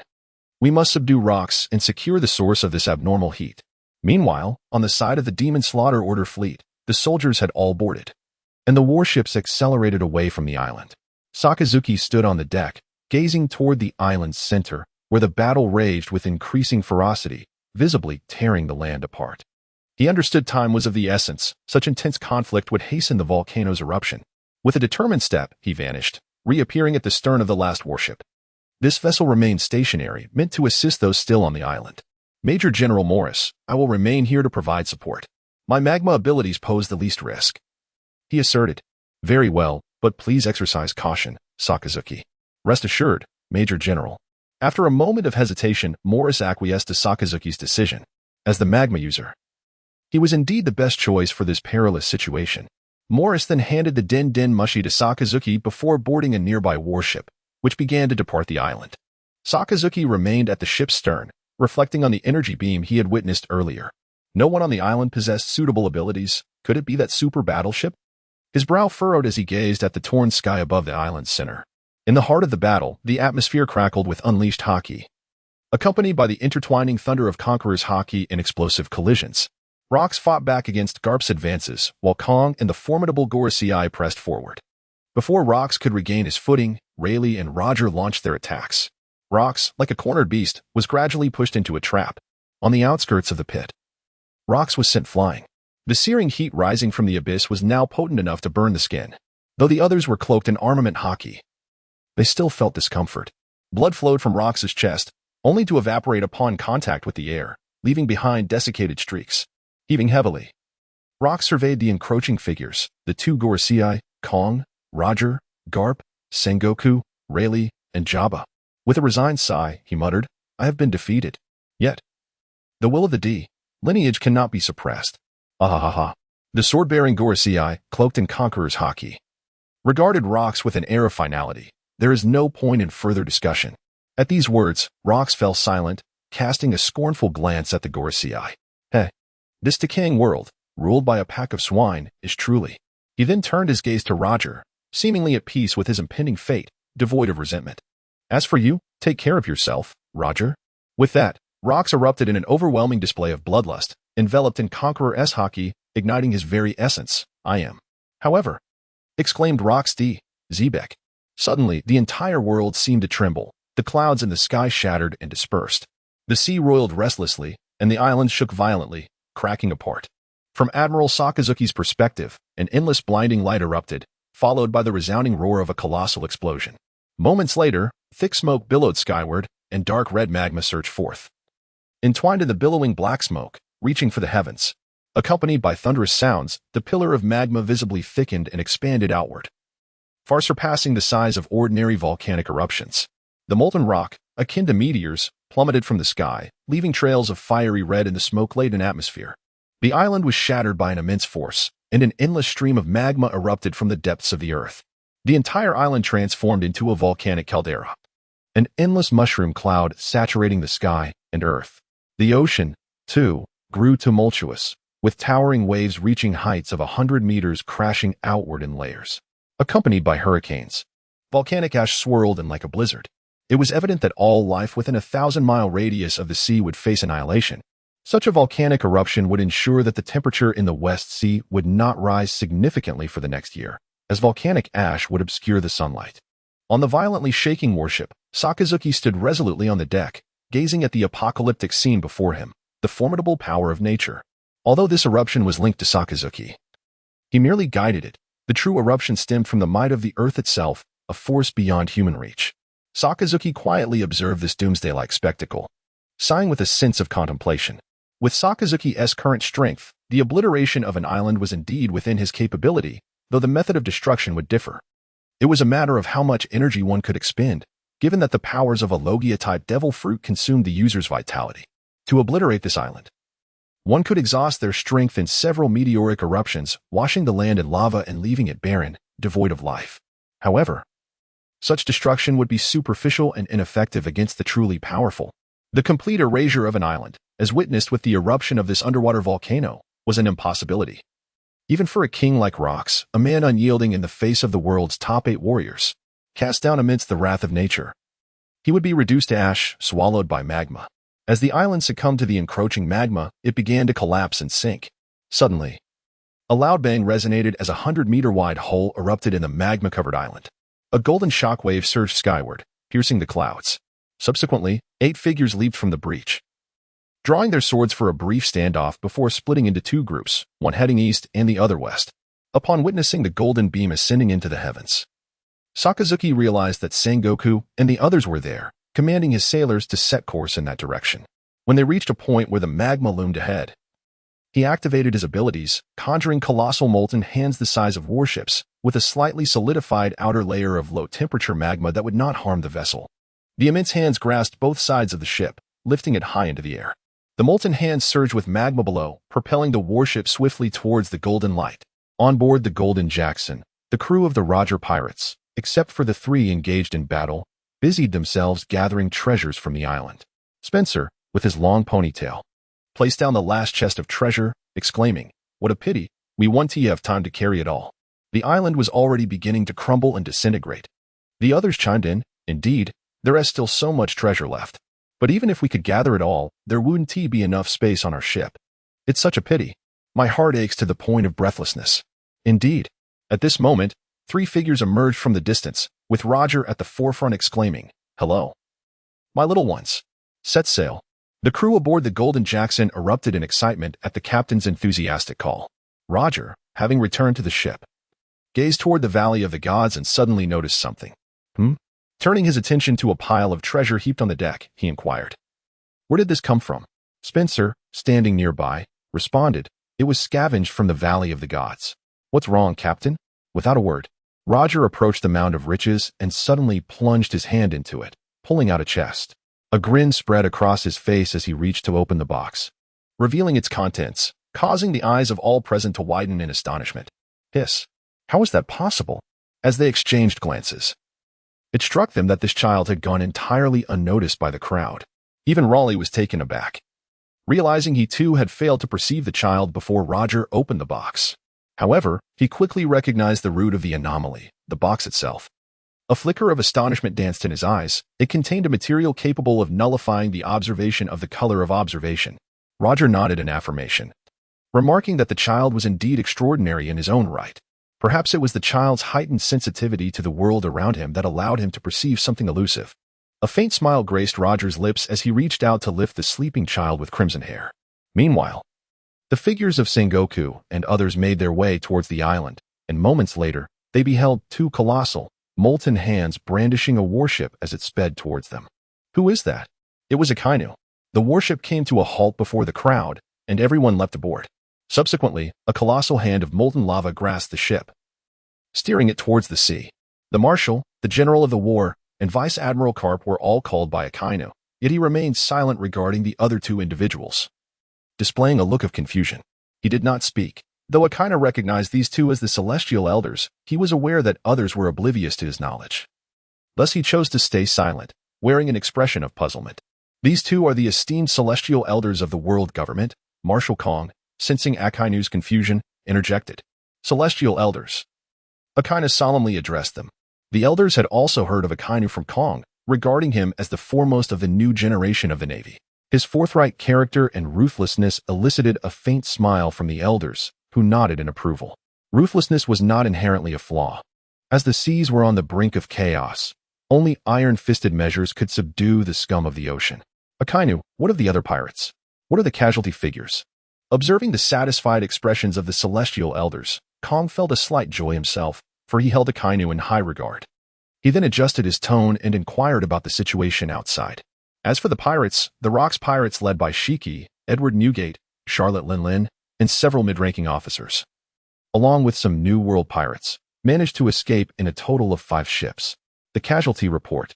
The Demon Slayer fleet suffered the loss of 7 warships, with 323 fatalities, 246 severely injured, and 485 sustaining minor injuries. The casualty figures for the Four Seas branch have yet to be compiled, but only 874 wounded personnel have been accounted for. It was noted that the Navy dispatched from the Four Seas branch could only gather a few hundred injured. Apart from 2 of the elders, the mood among the remaining crew was somber, and Akainu shared in this heaviness. Knowing these grim truths was one matter. Articulating them was another. In the end, Akainu hesitated, struggling to find the right words, and finally managed to express the sentiment clumsily. The atmosphere aboard the ship became somewhat oppressive. Kong proceeded to tally the fallen soldiers, announcing that the compensation would be 5-fold. If their descendants chose to join the Navy, they would receive preferential treatment. The robust elder broke the oppressive silence, directing Kong with his commands. Although he held no genuine interest in the lives of these commoners, he recognized the necessity of uttering the obligatory platitudes, for they were all shrewd individuals. After all, one could not ascend to such a position solely by virtue of rank and power. Intelligence was equally essential. In the year 1484 of the Sea Circle calendar, Rocks met his demise in the Valley of God, leading to the disbandment of the once mighty Rocks pirates. The remnants of his crew scattered, each recruiting their own sailors, continuing to stir chaos upon the seas. Meanwhile, the Navy, obscuring certain figures, heavily publicized the details of the battle in the Valley of God. Vice Admiral Karp was revered as a hero by the world's populace and Navy soldiers alike, safeguarding the peace of the seas. That same year, due to heavy casualties among the Four Seas branches, Sakazuki voluntarily proposed a cruise across the seas to eradicate pirates. The following chapter may provoke some readers. Proceed with caution, especially those who admire pirates, believing that Roger initiated the great pirate era to save the world. Please finish reading One Piece before delving into fan fiction. In the North Sea, a naval vessel was steadily sailing towards the next island for supplies. 2 years prior, the legendary pirate Rocks fell in the Valley of God, plunging the New World into turmoil. Countless pirates, driven mad with greed, vied for the territories left behind by Rocks. Coupled with the recruitment efforts of Rocks' former crew, including the likes of the Golden Lion and Whitebeard, their influence steadily grew. The Navy, unable to maintain order, withdrew its forces to the first half of the Grand Line, launching vigorous campaigns against the pirates. In a sense, this indirectly weakened the strength of the pirates in the New World. Additionally, some pirates who had failed in their New World endeavors fled back home, amassing large groups of recruits with intentions of resurgence. Sakazuki's application for a cruise focused primarily on those pirates. The defeated pirates returning to the Four Seas took with them large numbers of able-bodied young men, never to return. The consequences of such a situation were predictable. An island's population is inherently limited. With a mass exodus of the young, the community faced severe aging, a decline in newborns, and a drop in productivity. As productivity waned, taxes remained unchanged, exacerbating the burdens on the populace and creating a vicious cycle. To train their forces, these pirates would seek out villages and islands that bore grudges against their homeland, committing acts of slaughter and destruction. This was merely a temporary situation, as only the defeated pirates returned to recruit. With Sakazuki in pursuit, this occurrence was significantly alleviated. It was the later emergence of Roger that ignited the Great Pirate Era, which became the root of chaos in the world. The rise of the Revolutionary Army was directly linked to this upheaval. Countless young men rushed towards the New World. While the older generation became more prominent, newborns dwindled, productivity diminished, and taxes increased, rendering life unbearable for the common folk. Those young men, after engaging in violence, amassed great wealth, gradually losing their sanity. Most islands were left defended only by the frail and infirm, which led to increasingly brutal behavior. Arson, murder, and pillaging became commonplace. Entire villages were annihilated, resulting in countless deaths. It cannot be said that there are no honorable pirates. There are myriad ways to venture out to sea. It is not solely through the display of a pirate flag that one sets sail. One can embark without drawing attention. Yet, they choose to hoist the pirate flag. A thief is a thief. There is no distinction between good and bad. Can saving a few individuals or towns justify their actions? The ramifications they bring are often beyond reckoning. Among those who idolize the so-called good pirate Luffy, why is Bartolomeo branded a man-eater? Why does his brief record mention bombarding innocent civilians in a city and uploading gruesome footage of pirate executions for amusement? Even the influence of a so-called good pirate is beyond the capacity of ordinary people to bear. The great pirate era ushered in by Gold. Roger resulted in the deaths of innumerable souls. Meanwhile, Monkey D. Dragon, leading the Revolutionary Army, guided those unable to survive due to Roger's legacy in their rebellion against their nations and the world government. The will of D has stirred the world from 800 years ago to the present. Behind this stirring lies Joy Boy's so-called ideal of freedom, a legacy for which countless lives were sacrificed. Roger's dream to upheave the world initiated an era where tens of thousands perish at the hands of pirates each year. Dragon's aspiration to liberate the world sparked a revolution that astonished the populace. This is also why the world government and the people harbor such hatred and fear towards the D-Clan, acting with impunity and disregarding consequences. Some blind citizens see no hope throughout their lives. They lose loved ones to pirates in their youth, join the Revolutionary Army due to oppression in their prime, and perish in their struggle against the government in middle age. They may be entirely unaware of their actions, driven solely by the will to survive. Those who perceive the essence of the D-Clan harbor fear, while those who remain oblivious continue to flock to the Revolutionary Army, hoping for D to lead them to a world devoid of government. They blindly follow D, fixated solely on the government, overlooking that D is also one of the sources of their suffering. On the warship, a report came in. Pirates sighted at the supply island ahead. Gazing at the island engulfed in flames and thick smoke, Sakazuki's somber voice resonated. Accelerate forward. At the command of Sakazuki, the warship surged forth at an astonishing speed towards the distant island. The proximity to the island diminished rapidly, revealing 4 pirate ships anchored in its vicinity, each flying the same Jolly Roger. Their diverse appearances hinted at their plundering origins. The Navy. The Navy is coming. Wake up. Do not slumber. The Navy is here. Enemy attack. Enemy attack. Quickly, alert the captain. As the warship approached, the pirates on guard became aware of the swiftly advancing vessel, vociferously calling out to their comrades to notify their captain. In the ensuing chaos, the alerted pirate captain rushed back, brandishing a bloodied cutlass alongside his crew. What is the commotion? Load the cannons with ammunition and prepare to fire when they draw near. As captain, his authority held significant sway, calming the frightened pirates and commanding them to ready the cannons for battle. Major Sakazuki, the pirate fleet ahead has entered the strike zone. Shall we fire? An officer responsible for the ship's artillery approached Sakazuki to deliver the report. Fire. Annihilate their vessels, Sakazuki's icy voice commanded. Boom. Boom. The relentless cannon fire echoed across the ocean. The warship initiated the bombardment, as the Navy's vessels were custom designed for such encounters. This particular ship, tailored for global patrols, boasted 32 formidable cannons, renowned for their tremendous firepower and rapid firing rate. With a barrage of cannonballs unleashed, they rained down upon the 4 pirate ships, resulting in a cacophony of explosions. Nearly half of the projectiles found their mark, utterly dismantling the vessels and extinguishing any chance of escape for the pirates. Witnessing the shattered hulls and the disarray among his crew, the pirate captain seethed with rage, bellowing, "You scoundrels! Return fire! Fire! Shatter these naval scoundrels!" Under the captain's intimidating presence, the pirates quelled their inner turmoil and commenced their counterattack. However, as vessels of plunder and pillage, their cannons had been retrofitted, lacking the range of the Navy's latest standard artillery. The cannonballs fired from the 4 pirate ships plummeted into the sea before reaching the warships, creating splashes of water. Damn it! Gather my treasures. Bring them all ashore.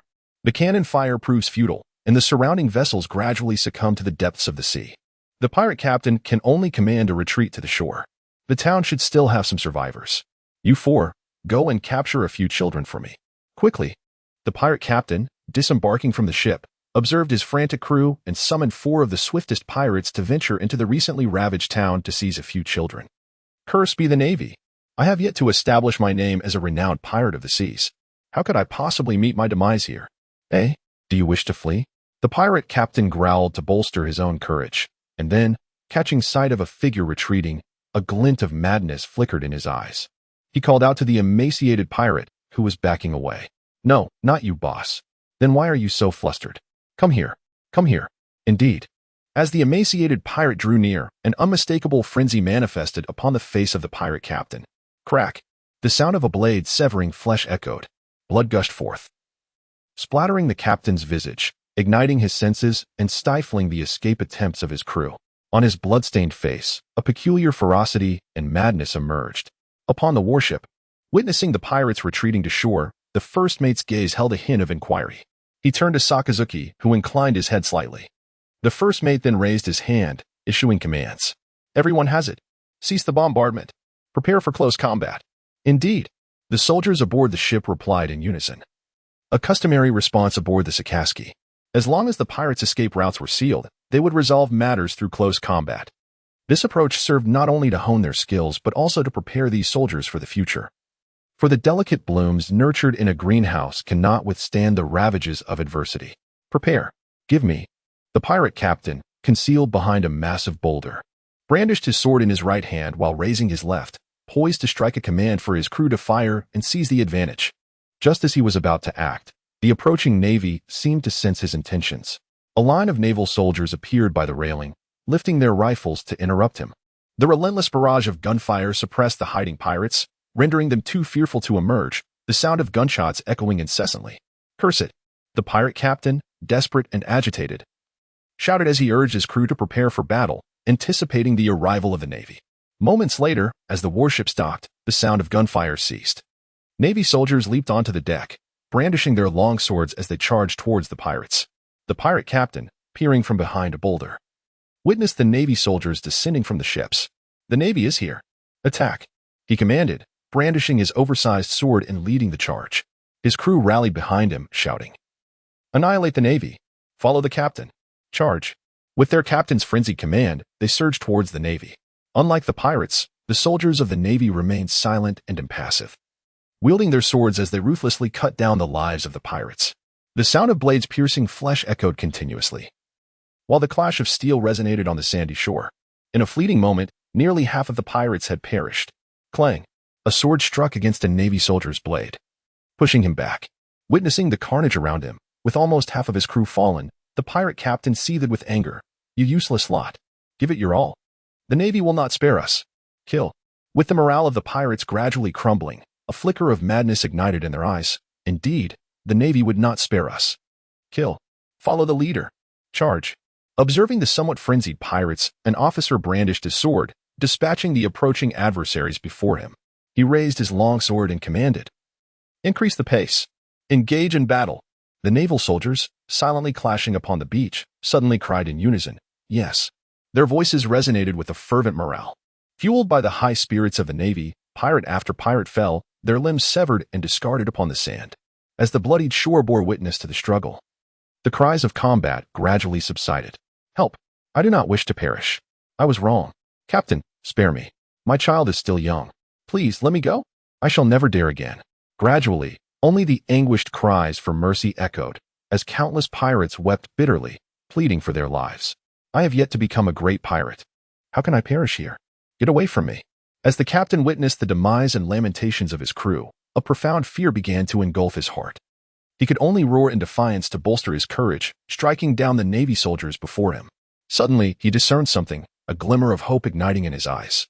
And he dashed to the side. Quickly, bring it to me. A tremor of excitement laced his voice. He sprinted towards the figure on the beach, clutching for children. With a swift kick, he sent a paralyzed subordinate reeling. Get away. He seized the captured children, hoisting them aloft. The blade in his right hand rested menacingly on one child's shoulder, a hint of madness in his demeanor. Ahaha! Everyone, cease at once. Bring me my ship. Now. I desire a vessel. I need a ship. His eyes, aflame with desperation, seemed to bulge from their sockets as he uttered these incoherent words. It was as if a soul on the brink of plummeting into an abyss had grasped a lifeline. Unfortunately, fortune did not favor him, for he was met by the resolute naval soldiers who had just concluded their skirmish, surrounding him without a hint of compassion, indifferent to the words of the pirate captain.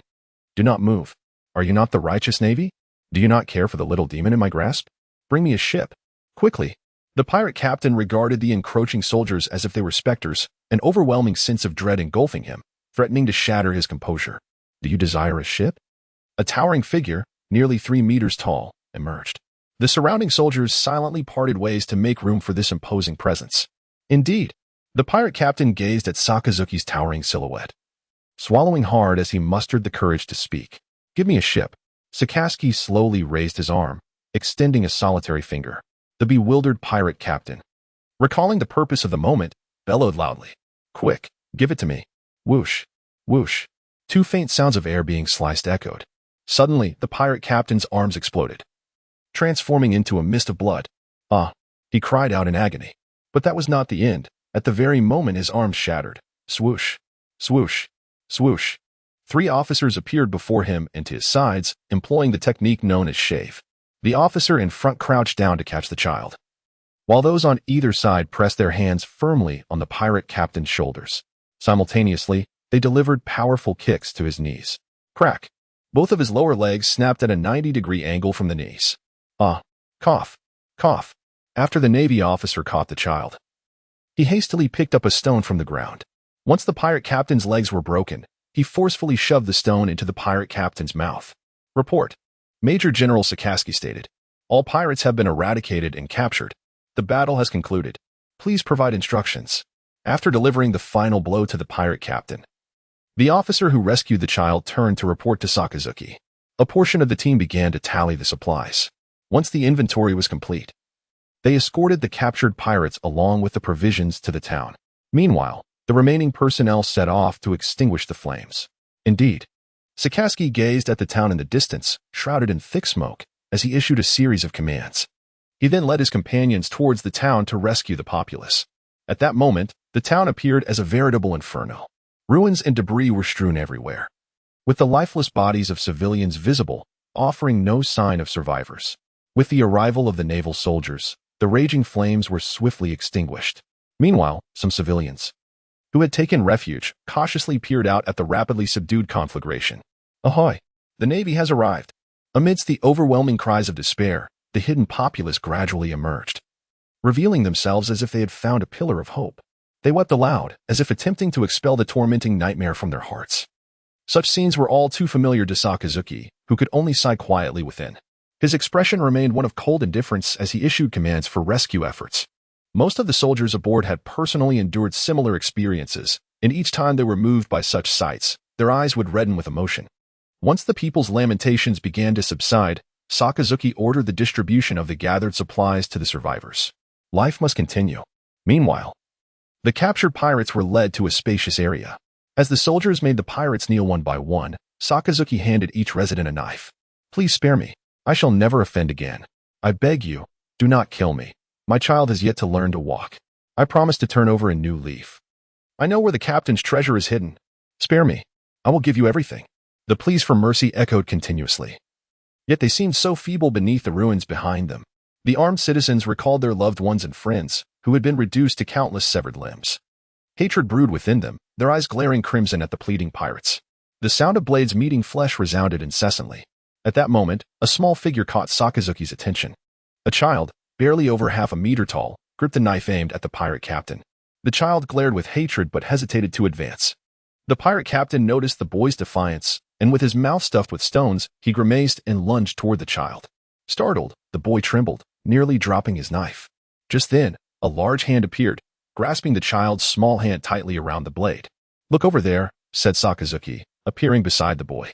He bent down to grasp the boy's small hand, which was about to drop his long sword, and his deep voice resonated as he pointed towards the ruins. The boy gazed at the debris that concealed his parents, friends, neighbors, and many kind elderly souls from the town. Unable to contain himself any longer, he let out a heart-wrenching scream. Ah! He glared at the pirate captain with hatred. Sakazuki held the boy's hand firmly, guiding the sword forward, striking again and again. 1 blow, 2 blows, 3 blows. Time lost all meaning. Eventually, the boy's body weakened, collapsing onto the ground, only to realize that the naval officer who had held his hand had departed unbeknownst to him, and the pirate captain before him had long since breathed his last. "What is the situation?" reported Rear Admiral Sakazuki. "All personnel have been rescued, and the supplies have been fully accounted for and distributed." Sakazuki walked ahead, flanked by the officers on either side. As they made their way from the town towards the coast, he inquired of the officer to his right, "Gather everyone, move forward." He nodded slightly, issuing the command to the officers, when suddenly, the leading Sakazuki halted and turned to look back. The others followed suit. A small boy came running towards them, panting and clutching a long sword. Upon seeing Sakazuki stop, he quickened his pace. With a clatter, he finally reached Sakazuki. Tossing the sword aside, thud, he dropped to his knees, then bowed his head forcefully downward. With a thud, his forehead struck the stone pavement. And when he lifted his head, it was bloodied and bruised. "Please, allow me to join the Navy." "General." The boy looked steadfastly at Sakazuki and shouted loudly. "I am not a general," Sakazuki replied, gazing at the boy kneeling before him. In a deep voice, he continued, "Furthermore, give me a reason." "I wish to." Alas. Upon hearing Sakasaki's inquiry, she seemed to be lost in thought, tears streaming incessantly from her eyes. "I wish to." Ugh. The boy endeavored to maintain his composure, but ultimately faltered. "I shall eradicate all the pirates in this world. Woe is me." Thud. Tears streamed down the boy's face as his head struck the ground, remaining there for an extended period. Tap, tap, tap. After a moment, the sound of departing footsteps echoed, gradually fading into the distance. Just as despair began to envelop the boy, a somewhat indifferent voice from Sakazuki reached his ears. "Keep up." Unlike the capricious weather of the Grand Line, today the North Sea boasts remarkably fine weather, with abundant sunshine and a gentle breeze caressing the face. A warship glides across the tranquil waters, creating ripples upon the serene surface. Sakazuki stands on the third deck of the ship, observing the soldiers training below. They vary in height and build, yet they share a common trait. They are all young, innocent children. Each has endured the tragic horrors of village massacres and town annihilations. This is merely a microcosm of the world, yet it starkly presents the visible malevolence. Over the past 2 years of patrolling and combating piracy, Sakazuki has encountered countless such children. Some express a desire to join the Navy, and he sends them to the nearest branch. Nurturing a few children at each branch poses no challenge. They are the seeds of the future Navy, awaiting the day they take root and blossom. As for those with exceptional talents or remarkable willpower, Sakazuki gathers them onto his ship for further cultivation, intending to send them to the headquarters academy upon their return. These gifted children are destined to become the backbone of the Navy, shouldering the weight of justice in the world. They strive and toil for that cherished goal. Beep, beep. A report comes in. Vice Admiral Morris is calling. The aide, holding the communication snail, approaches Sakazuki with urgency. Sakazuki answers the call, saying, "Vice Admiral Morris." A hearty laugh resonates through the line, and the communication snail mimics Morris's expression with remarkable accuracy. "Ha, Sakazuki. Long time no see. Prepare to return to headquarters. Your promotion to Vice Admiral has been finalized. Come back for the inauguration ceremony." Although he had anticipated this news, a faint smile involuntarily graces Sakazuki's lips. His typically indifferent tone carries a rare hint of emotion as he responds, "Understood. Ha ha ha. All right, you prepare for now. We'll gather again when you return to headquarters." A click signifies that Morris has ended the call, and the aide nearby wears an expression of sheer excitement. Sakazuki glances at the aide, smiles, and instructs, "Encourage the training below. We shall hold a banquet this evening." "Indeed." The adjutant replied with excitement, and then with a swift motion, he vanished. He dashed out with a flash and appeared on the lowest deck, announcing the news of Sakazuki's impending promotion to Vice Admiral, as well as the increase in training intensity and the evening banquet. The exuberant cheers aboard the warship resonated through the air, causing the passing newsbird to stumble precariously. In the year 1486 of the Sea Circle, within the naval domain, 2 years of relentless patrolling and the eradication of pirates had significantly elevated Sakazuki's reputation across the seas, coupled with his formidable prowess. He was conferred the rank of Vice Admiral following deliberations among the higher-ups. Concurrently, Zephyr triumphed over Morris in the rivalry, ascending to the rank of Admiral. Earning the moniker Black Arm, a name synonymous with mercy that echoed throughout the oceans. At this juncture, the future Marine Vice Admiral Smoker was but a newborn on some island in the Grand Line. On the pirate front, the ambitions of the Golden Lion to dominate the world were escalating, as he amassed a legion of pirates to form a fleet, establishing dominion in the New World. Whitebeard, driven by the dream of reuniting with his family, was gathering sons and daughters while simultaneously claiming considerable territory, asserting his dominance in the region. Charlotte Linlin and Kaido, for reasons unknown, parted ways and began their separate developments. The future pirate King Roger and the hero Carp were engaged in a relentless game of pursuit and evasion along the Grand Line. After 2 months of navigation, Sakazuki finally returned to the Marine headquarters, Marineford. Following a brief reunion with Vice Admiral Morris, who had come to welcome him, he proceeded alone to the highest edifice of the Marine headquarters, the Admiral's office. Knock, knock, knock. The sound of knocking resonated, followed by the voice of Marshal Kong emanating from within the office. As Sakazuki entered, Kong set aside the documents in his hand, lifted his gaze towards Sakazuki, and smiled, saying, "Please, have a seat, Sakazuki." "Indeed," Sakazuki replied solemnly before taking a seat. Observing Sakazuki, Kong began, "You have performed exceptionally well over the past 2 years, not only diminishing the pirates' arrogance but also significantly enhancing the public's trust in the Navy.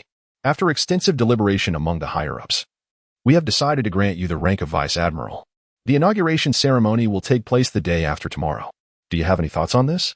Sakazuki rose.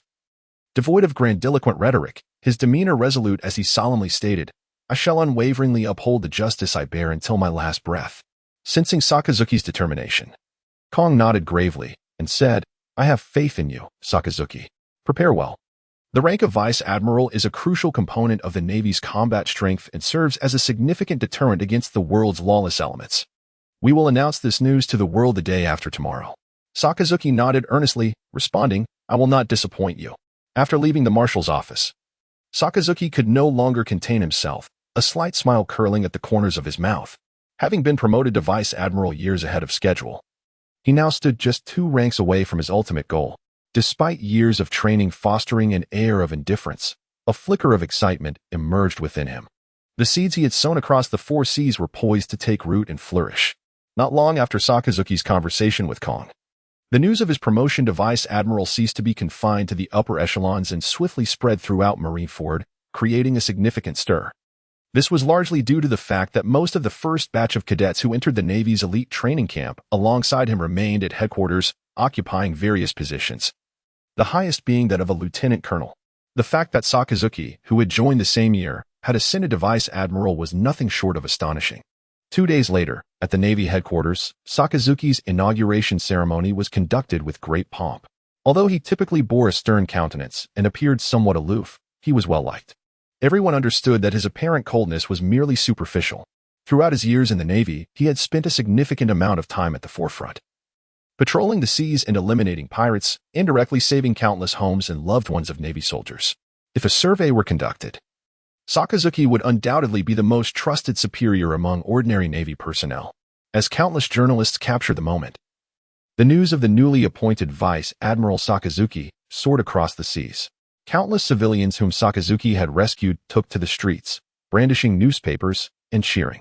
The headlines featured a striking photograph of Sakazuki clad in red, dominating an entire page.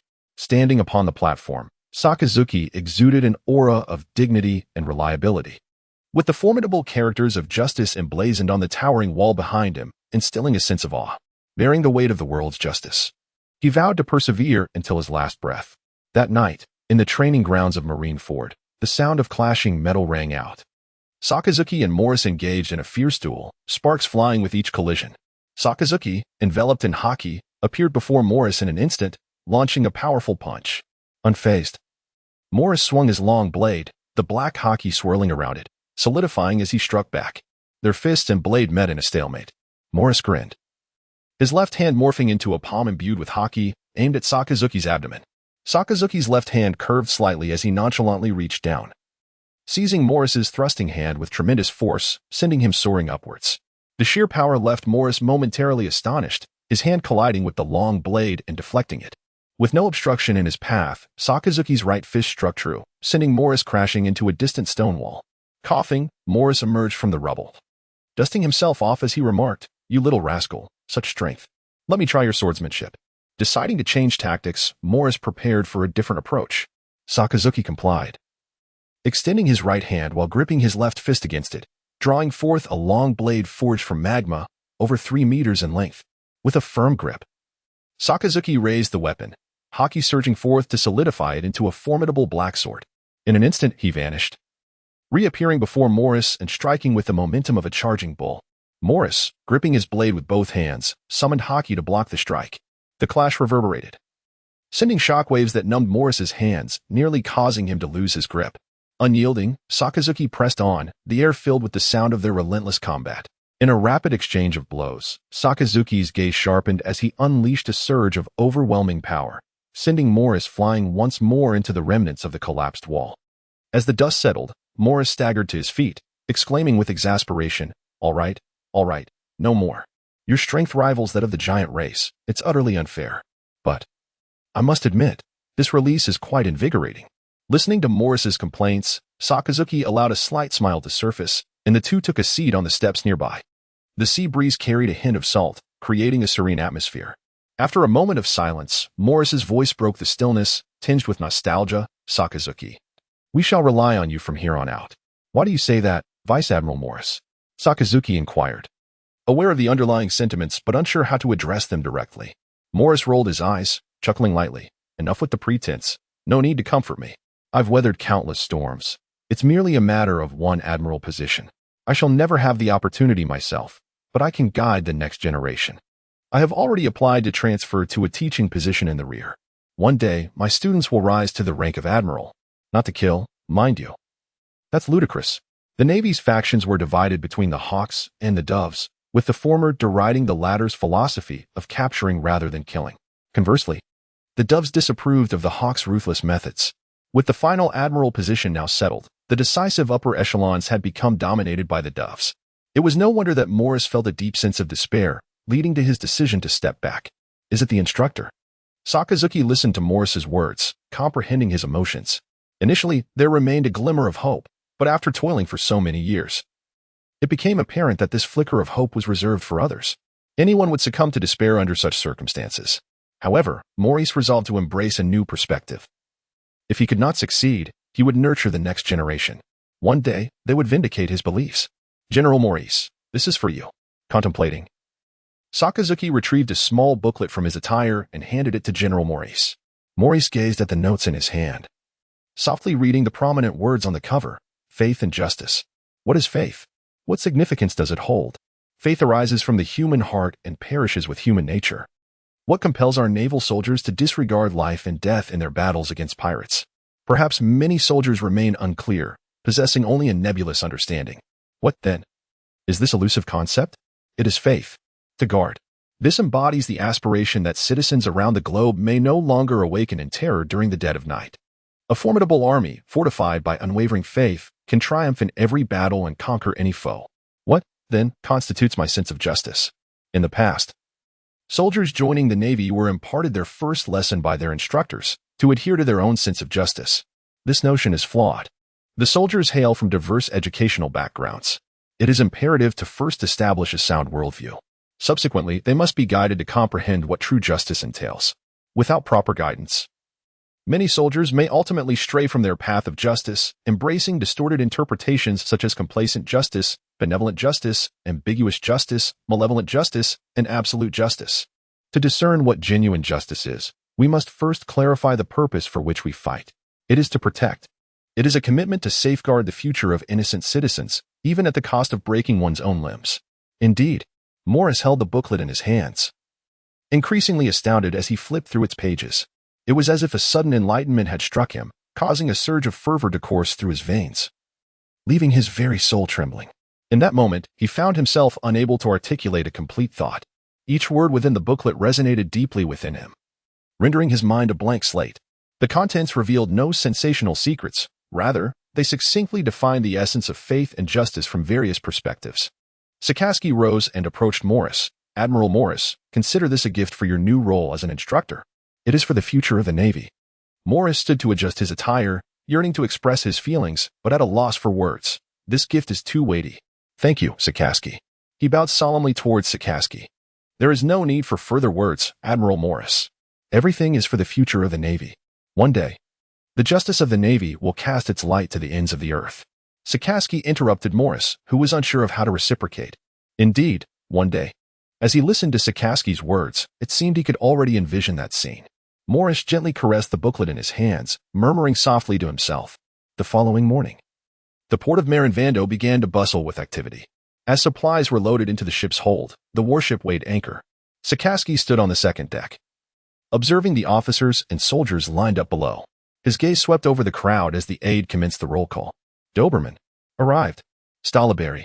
Arrived. Dalmacija. Arrived. Report to General Sikorsky. Roll call complete. All personnel present, please provide instructions. Departure. With a thunderous roar, a colossal sea creature, several hundred meters in length, shattered the tranquility of the ocean. Adorned with dark purple stripes and covered in sharp spines, its enormous eyes dominated half of its head. The crashing waves surged violently against the surface, creating ripples that rocked the warships. The cool seawater, reminiscent of rain, drenched the slightly swaying soldiers. Amidst the tumultuous motions of the vessel, Sakazuki stood resolute like a mountain. Observing the unsteady soldiers ahead, a voice, devoid of emotion, resonated. Next is the third phase of armament hockey, external release. As Sakazuki's words faded, he raised his hand, aiming at the head of the recently emerged sea beast. A column of light shot forth from his palm, directed at the creature's skull. Before the Leviathan could react, the beam pierced its chin, creating a gaping wound several dozen meters wide, causing it to lose consciousness and plummet into the sea. The immense carcass of the Sea King struck the water with a tremendous splash, sending waves soaring several meters high. From the gaping wound on its jaw, chunks of flesh and blood flowed incessantly. The soldiers in formation gazed in stunned silence at the enormous gash, unable to comprehend the scene before them. And now, the fourth phase, internal destruction, Sakazuki's voice continued. It was only then that they noticed, amidst the outpouring of flesh and blood, that the gigantic head of the Sea King was, astonishingly, hollow within. Hiss. Is this truly something that a human can accomplish? Impressive. I must master this technique. Well, the astonished soldiers, momentarily taken aback, could not help but exclaim in hushed tones. Simultaneously, they envisioned the glorious scene of mastering this technique in the future. All right. Stand in formation. Sakazuki interrupted the murmurs of awe among the soldiers and continued. These are the phased applications in the might of armament hockey. Your immediate task is to perfect your coverage. Only when you can envelop your entire body will you be ready for the next stage. Now, pair up and begin your battles. Only one will remain standing. Energized as if fueled by an invigorating elixir, each soldier's eyes sparkled with a fervent flame. In unison, they shouted, yes. The sounds of clashing metal echoed incessantly, creating an unconventional symphony of combat. Observing the fervent training of the soldiers, Sakazuki nodded in satisfaction. He then summoned his aide and the navigator, inquiring, what is our current location? The navigator consulted the nautical charts and calculations, presenting them to Sakazuki. Reporting, Vice Admiral Sakazuki. We have pinpointed our location. We are situated at the edge of the doldrums, approximately 24 nautical miles from the boundary. According to the chart, in the direction indicated by the recording pointer. How is the repair of the power room progressing? Repairs are still underway. Several damaged areas are quite troublesome and require complete disassembly for restoration. Make haste with the repairs. Tonight's additional meal. After listening to the officer's report, Sakazuki nodded and issued a few commands. The weather on the Grand Line is notoriously capricious. Just yesterday morning, it was sunny and serene. But in the blink of an eye, it transformed into a tempest. Waves crashed upon one another relentlessly, and in the struggle against the storm, the sails were furled with excessive force. This led to damage in the engine room, causing the vessel to surge uncontrollably forward, unexpectedly plunging straight into the calm belt. Ultimately, it was only after exhausting most of the fuel that they managed to come to a halt. As evening fell and the sun dipped below the horizon, the young sailors in the ship's dining hall ravenously stuffed their mouths with meat. Meanwhile, Sakazuki stood on the deck, gazing into the distance, savoring this moment of tranquility. Whoosh! Suddenly, a sharp sound pierced the air, causing Sakazuki to furrow his brow. In an instant, Sabo vanished from sight, only to reappear beside the mast, his palm enveloped in hockey. A resounding crash reverberated, startling the soldiers aboard the ship. Alarms blared as they hurriedly exited the cabin, entering a state of combat. Searching for the site of the strike. Observing the severed shaft of an arrow lying on the ground, Sakazuki raised his left hand and gestured dismissively, uttering, "It's nothing." Meanwhile, in the palm of his right hand lay an arrowhead, crushed into a solid mass akin to iron clay. Prepare for battle. The current Empress of Amazon Lily and captain of the Kuja pirates, Elisna, set down her longbow. Her attendant, having lowered the telescope, spoke, "Your Majesty, the Navy has intercepted our attack. Shall we proceed?" Elisna furrowed her brow slightly as she gazed toward the distant warships, her voice cold and resolute. "Continue. Advance closer and intensify the assault." "Indeed." Upon receiving the command, the commander of the guards directed everyone to prepare for battle. While the formidable ship of the 9 snake pirates, pulled by 3 colossal serpents, accelerated towards the warship. Meanwhile, on the warship, the lieutenant lowered his telescope and flipped through his notes to report to Admiral Sakazuki. Admiral Sakazuki, the flag displayed by the opposing vessel belongs to the 9 snake pirates. Sakazuki's indifferent voice responded, the warrior tribe known as the 9 snake clan. Upon hearing Sakazuki's words, the lieutenant continued to refer to his notes. Indeed, according to the records, the 9 snake pirates are affiliated with the Daughter's Kingdom, situated in the Calm Belt. The Daughter's Kingdom is established on Amazon Lily, a pirate nation akin to the Land of Flowers. The 9 snake pirates serve as the official entity of the Daughter's Kingdom, frequently traversing the space between the Calm Belt and the Grand Line, plundering merchant ships, pirate vessels, warships, and any craft that strays into the Calm Belt. The ships of the 9 snake pirates, towed by 3 gigantic serpents, can navigate in and out of the Calm Belt with ease and at remarkable speed. Given the current inadequacy of the warship's propulsion and the presence of numerous colossal sea kings in the Calm Belt, there have been multiple failed pursuits recorded at headquarters. Sakazuki nodded in agreement, acknowledging the reality. Presently, Vegapunk had yet to make a significant impact, and the Sea Stone warship had only been developed in the preceding years of the narrative. The Calm Belt is predominantly inhabited by colossal sea kings, some the size of islands. An encounter with them would likely spare the officers, but the soldiers would undoubtedly face demise. Without a Sea Stone warship, the threat of sea kings attacking the warship looms perpetually. Furthermore, the 9 snake clan is well acquainted with the waters of the Calm Belt, making failure in pursuit an inevitability. Moreover, records indicate that before each raid, the 9 snake pirates conduct a stealth attack as a means of probing their target's strength. If the initial attack succeeds, they will launch a series of rapid strikes within minutes to assess the target's capabilities. Should they dominate the encounter, they will board and slaughter. Conversely, if the first probing attack is thwarted, they will resort to long-range assaults using arrows imbued with haki, in conjunction with cannon fire to damage the vessels. If these efforts prove ineffective, they retreat. This is one of the reasons why the 9 snake pirates are considered formidable adversaries. Having read the final word of the information, the lieutenant closed his notes and turned to Sakazuki, awaiting orders. Long-range attacks, you say? Sakazuki pondered thoughtfully and then stated, employ cannon fire to confine the 9 snake pirates within a specified range, thus rendering their artillery ineffective. As for the arrows, instruct those brash youths to imbue them with haki for defense. Indeed, responded the first mate, acknowledging that the naval artillery far surpassed that of the pirates in range. He then proceeded to inform the gunners and the weary young men. Meanwhile, Sakazuki ascended to the highest deck of the warship. He gazed upon the colossal ancient vessel, drawn by the massive serpent, which loomed ever larger. His observation haki surged forth, revealing a series of silhouettes and their respective positions within his mind. Humph! A cold snort resonated aboard the 9 snake pirate ship. Aranista's expression darkened slightly as an overwhelming presence of Conqueror's haki enveloped the entire vessel, disrupting the observation haki of Sakazuki in that area and impairing his perception. The crew aboard the 9 snake pirate ship was momentarily taken aback, puzzled as to why the Empress had suddenly unleashed her Conqueror's haki.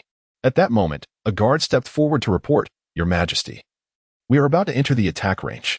Aranista nodded slightly, and her icy voice rang out, Initiate a probing attack. There is high-level combat power on the opposing side. Useless.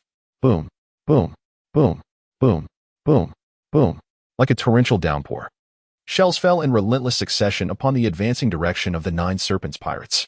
The 3 colossal serpents pulling the ship were compelled to halt, the vessel swaying violently. Your Majesty, the sudden bombardment interrupted the dialogue between the two. The King's Guard steadied himself amidst the tremors and quickly turned to Alisna. Her eyes narrowed slightly, her expression inscrutable, emanating an aura of lethal intent. Commenced the comprehensive assault. A cold voice resonated, followed by a relentless barrage of arrows imbued with formidable power, methodically directed towards the warship. One cannot help but marvel at the extraordinary nature of the armed color. Arrows enhanced by it not only possessed remarkable range but also devastating force, creating gaping holes upon striking the deck. On the warship, a deluge of arrows descended. Soldiers, whether unarmed or wielding weapons, activated their armed color to deflect the incoming projectiles. One side comprised the elite selected from a nation, seasoned by years of navigating the seas, while the other was yet to mature naval elite, resulting in a cacophony of gasps aboard the vessel. Ouch! It hurts so much. How can this arrow possess such formidable power? Ah, ah, ah, clang, ding, ding. The soldiers wielding weapons gasped in awe at the might of the arrows. Those unarmed, struck by the projectiles, experienced impacts akin to detonations, resulting in a cacophony of pain cries. Meanwhile, Sakazuki stood atop the highest deck, his observation haki fully activated, his fingers deftly flicking to intercept the incoming threats. Arrows with particularly tricky angles that would inflict severe injuries upon the soldiers were deftly deflected into the sea by Sakazuki's precise finger shots. In a brief moment, the soldiers aboard the vessel were all injured, bearing numerous bruises. Some were indeed struck by arrows, yet none suffered fatal wounds. Stimulated by the dance between life and death, the soldiers grew increasingly valiant, their mastery of armament haki more refined, and their reaction times noticeably enhanced. A faint sound of slicing air echoed as Sakazuki's figure flickered atop the deck, vanishing in an instant to reappear at the ship's railing. Everyone, retreat. Sakazuki's voice rang out, leaving no room for response. As he appeared on the deck, he waved his hand, summoning a curtain of magma infused with haki that rose along the side of the warship. A relentless cacophony of explosions ensued, causing a ringing in the ears of those aboard. In the wake of this, bolstered by the continuous onslaught of the Empress, the Kuja pirates surged rapidly towards the warship. Sakazuki's observation haki detected this movement, prompting a frown to crease his brow. Seek death. With the magma wall retracted, he formed a finger gun gesture with his right hand, his index finger emanating a crimson glow, subtly suggesting the flow of magma. Bang, bang. Like bullets, black magma projectiles, cloaked in haki, surged forth from Sakazuki's fingertip, hurtling towards the Kuja pirates. The members of the Kuja pirates, upon witnessing the approaching magma projectiles, paid them little heed. One by one, the combatants leapt to the bow of the ship, brandishing their swords imbued with haki, swinging to strike. Boom, boom, roar, roar.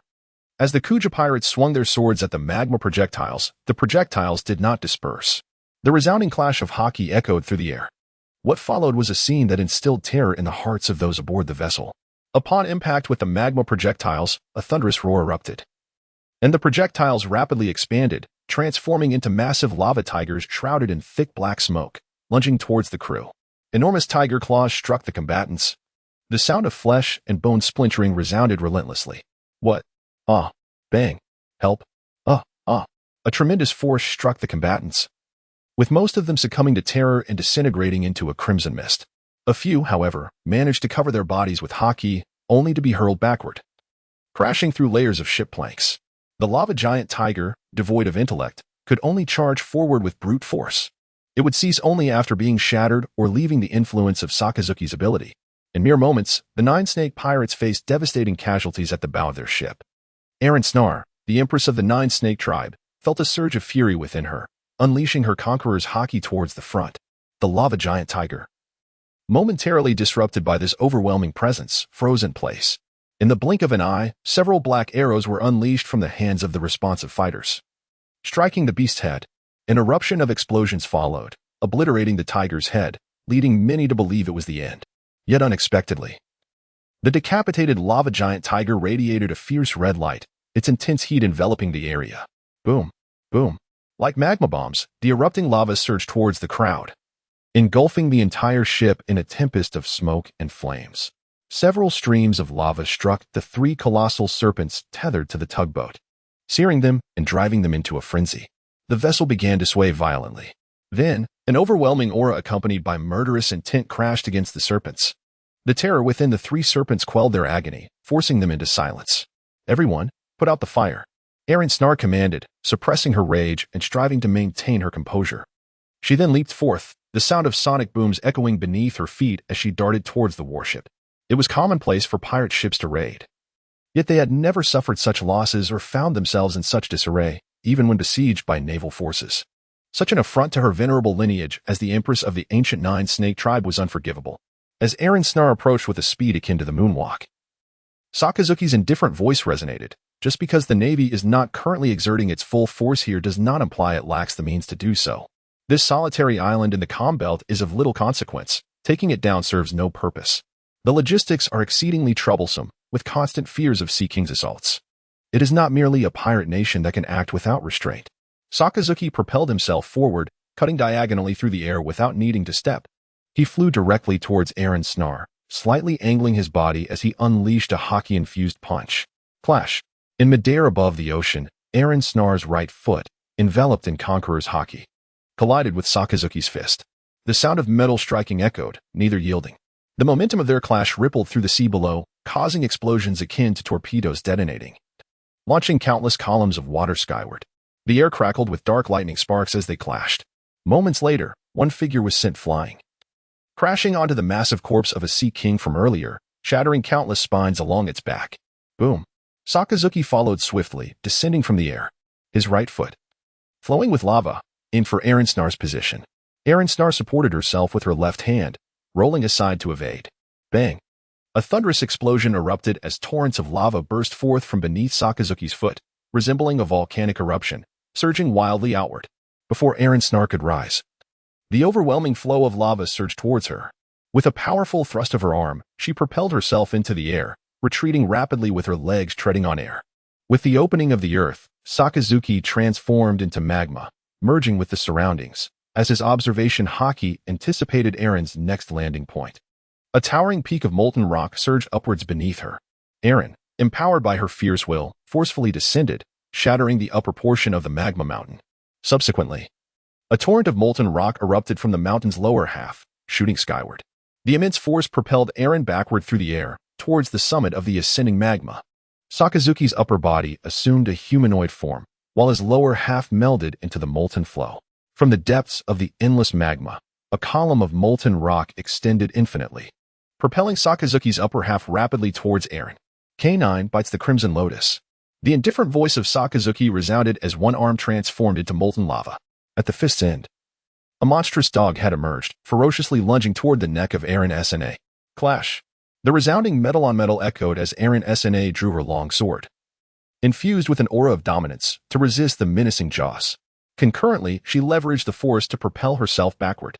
Suspended in midair, Eren Sna wielded her sword, enveloped in the haki of Conqueror's will, and swung it downward. Several colossal crescent-shaped sword energies formed, cleaving toward the submerged Sea King below. Instantly, the hundreds of meters-long Sea King carcass shattered into fragments, losing its buoyancy.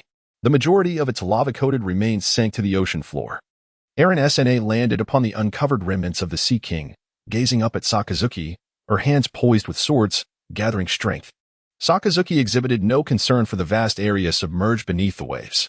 Joining his hands, he elongated them outward, and in the blink of an eye, a blade over 3 meters in length materialized.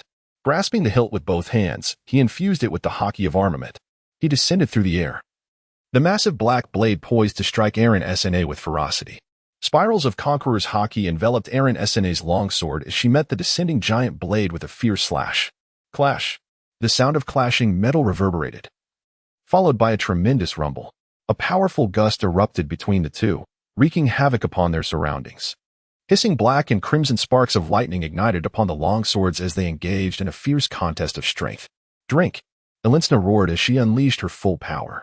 Sakazuki, taken aback for a moment, also summoned an immense force to counter her. Boom! An explosion erupted. Under the tremendous impact, the longswords in their hands veered off course uncontrollably, one slashing downward, the other soaring into the heavens. 2 boundless arcs of sword energy, one horizontal and one vertical, cleaved the sea from the sky. The blast propelled Elinsna onto a massive chunk of debris. With her sword in hand, she regarded the subtly moving Sakazuki in the air with a serious expression. Sakazuki, with a slight push of his right foot, created a sonic boom, maintaining his position suspended above as he gazed downward. Bang! The sound of the sonic boom echoed alongside the rush of air. In an instant, both vanished from their original spots. The clash of blades resonated continuously, followed by a delayed effect. 2 silhouettes flickered, either in the air or upon the debris, colliding with one another. Boom! Boom! Countless columns of water erupted from the surface surrounding them as the two reappeared, swords locked in a stalemate. Clang! Elinsna was sent hurtling backward, her form leaving behind a trail of afterimages as she crashed into the distant ship of the 9 Snake Pirates. Boom! What is that? What? Your Majesty! Catch it quickly! Quick! The crew of the 9 Serpents Pirates exclaimed in astonishment as they beheld the figure hurtling towards them. Upon realizing that it was none other than their sovereign, they rushed to intercept the trajectory of the falling figure in an attempt to catch her. However, at the moment of contact, they were swept away by an immense force, accompanied by a thunderous crash. Several individuals were subsequently propelled into the ship's cabin alongside Aaron. Ugh. Hiss. Your Majesty. Puff. Cough. Cough. Within the confines of the ship's cabin, anguished cries echoed as the crowd, disregarding their injuries, hastily turned their attention to the condition of the Empress. Cough. I'm fine. Aranista's voice emerged as she propped herself up with her longsword, her complexion pale. A trickle of crimson stained her lips, and her right hand, clutching the weapon, trembled slightly. The disparity was overwhelming, particularly in terms of strength. As if she were being crushed underfoot. Each collision unleashed a force akin to a volcanic eruption, numbing her hands and rendering them devoid of sensation. Aranista sensed something amiss and abruptly lifted her gaze. With a powerful push, she surged out of the cabin, while the indifferent voice of Sakaski resonated from above. Great fire. A colossal magma fist, several times larger than the Nine-Snake pirate ship, descended upon the vessel. A crescent-shaped sword soared skyward from the ship, slicing the magma fist in twain, which then fell to either side of the ship. Following this, the furious roar of Anisna resonated. Enough, Navy. Having cleaved the magma fist, Anisna turned her gaze towards Sakazuki, who was poised mid-air, stepping lightly upon the moonlit path. This time, we concede. The treasures aboard the ship are yours. Sakazuki, however, regarded the crowd below with indifference, his voice devoid of emotion. Do you think this is merely a game of pirates? With a clap of his hands, Sakazuki transformed the severed magma fist into two immense magma palms as they descended, twisting in midair. An overwhelming roar erupted as magma gushed from the backs of the colossal palms, drawing the Nine-Snake pirate ship into their gravitational pull. The palms, with their centers facing each other, converged upon the ship. Boom, boom. The two magma palms collided, unleashing a cataclysmic explosion of magma accompanied by a deafening sound. An endless torrent of magma surged forth, forming a small island that gradually sank, leaving behind a vast expanse of emptiness on the sea. Save for the abundant steam rising into the air, the soldiers aboard the warship were left in a state of astonished reverence, fervently discussing the extraordinary spectacle they had just witnessed. Wow, did you see that? Incredible! Those two magma giant hands are extraordinarily powerful. Vice Admiral Sakazuki. He's back. Sakazuki leaped onto the ship. The soldiers, disregarding their injuries, rose in excitement, their eyes filled with admiration for Sakazuki. After scanning the crowd and waving his hand, Sakazuki's deep voice resonated. All right, return to your posts and tend to your wounds. Take a good rest. The soldiers responded with fervor. Yes. Subsequently, Sakazuki made his way to the uppermost deck of the warship, leaning against the railing as he summoned his powers. His arms transformed, exuding thick plumes of black smoke. As molten lava surged upon the deck, raising his arms towards a specific point in the sky. Like a rocket being launched, meteoric eruptions of molten rock surged forth. Countless fiery fists shot from the arms, disappearing into the clouds above. Bang! Bang! It was not until 5 minutes later that the onslaught ceased.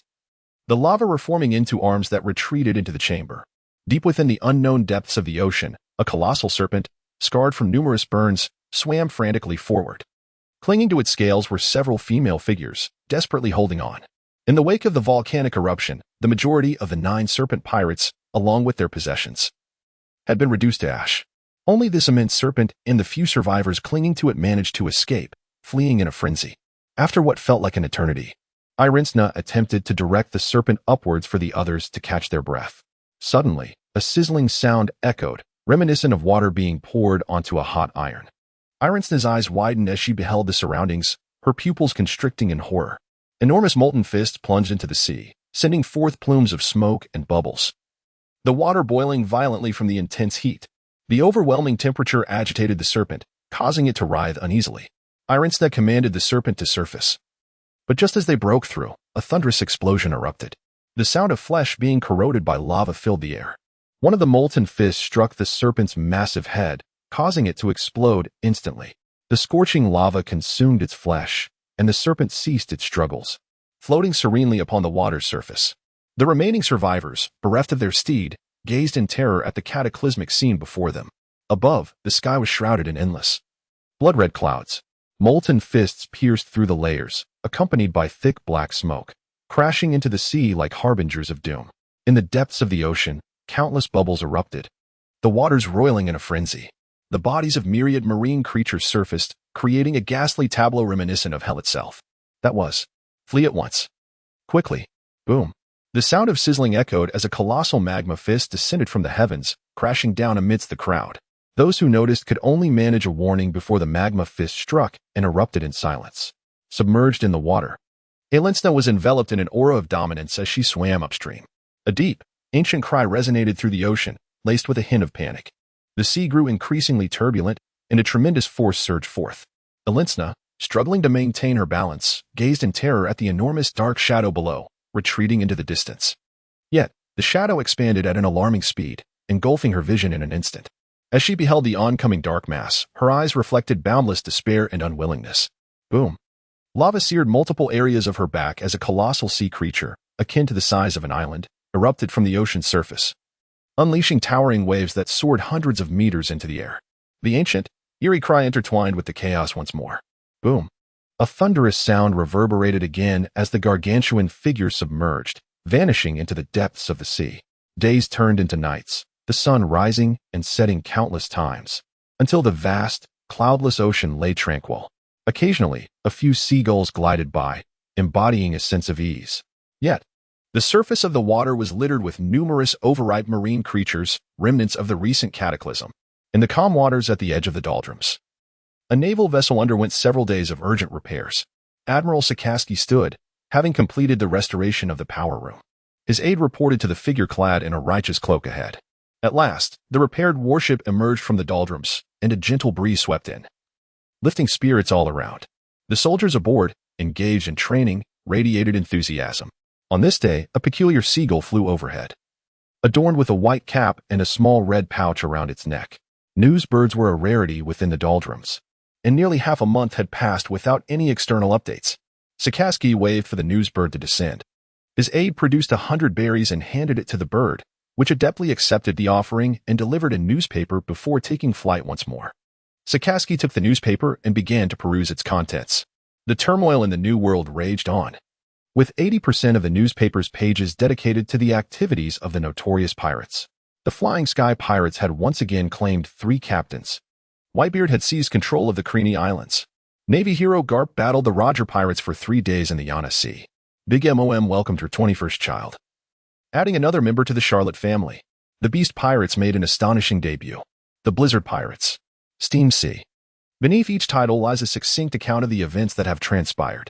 Overall, the turmoil of the New World intensifies. The sound of a newspaper turning a page resonates. A colossal bounty notice occupying an entire page, accompanied by a blood-red headline, captured the attention of Sakazaki. World Destroyer. Bondi Valdo. Bounty. Life and death are indifferent. After a moment of contemplation, Sakazuki recalled the identity of this individual.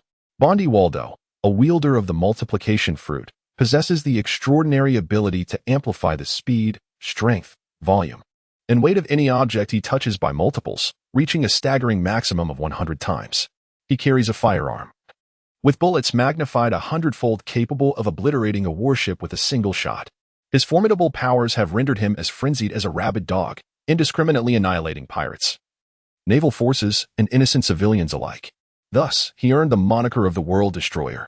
Subsequently, he fell victim to the machinations of a CP organization spy planted by the world government, resulting in his capture. He was encased in ice at the depths of Impel Down for 30 years, only to escape during the prison break orchestrated by Blackbeard. During those 3 decades, his former comrades constructed a vessel the size of a small island, equipped with massive cannons, which Waldo destroyed an island during its first test.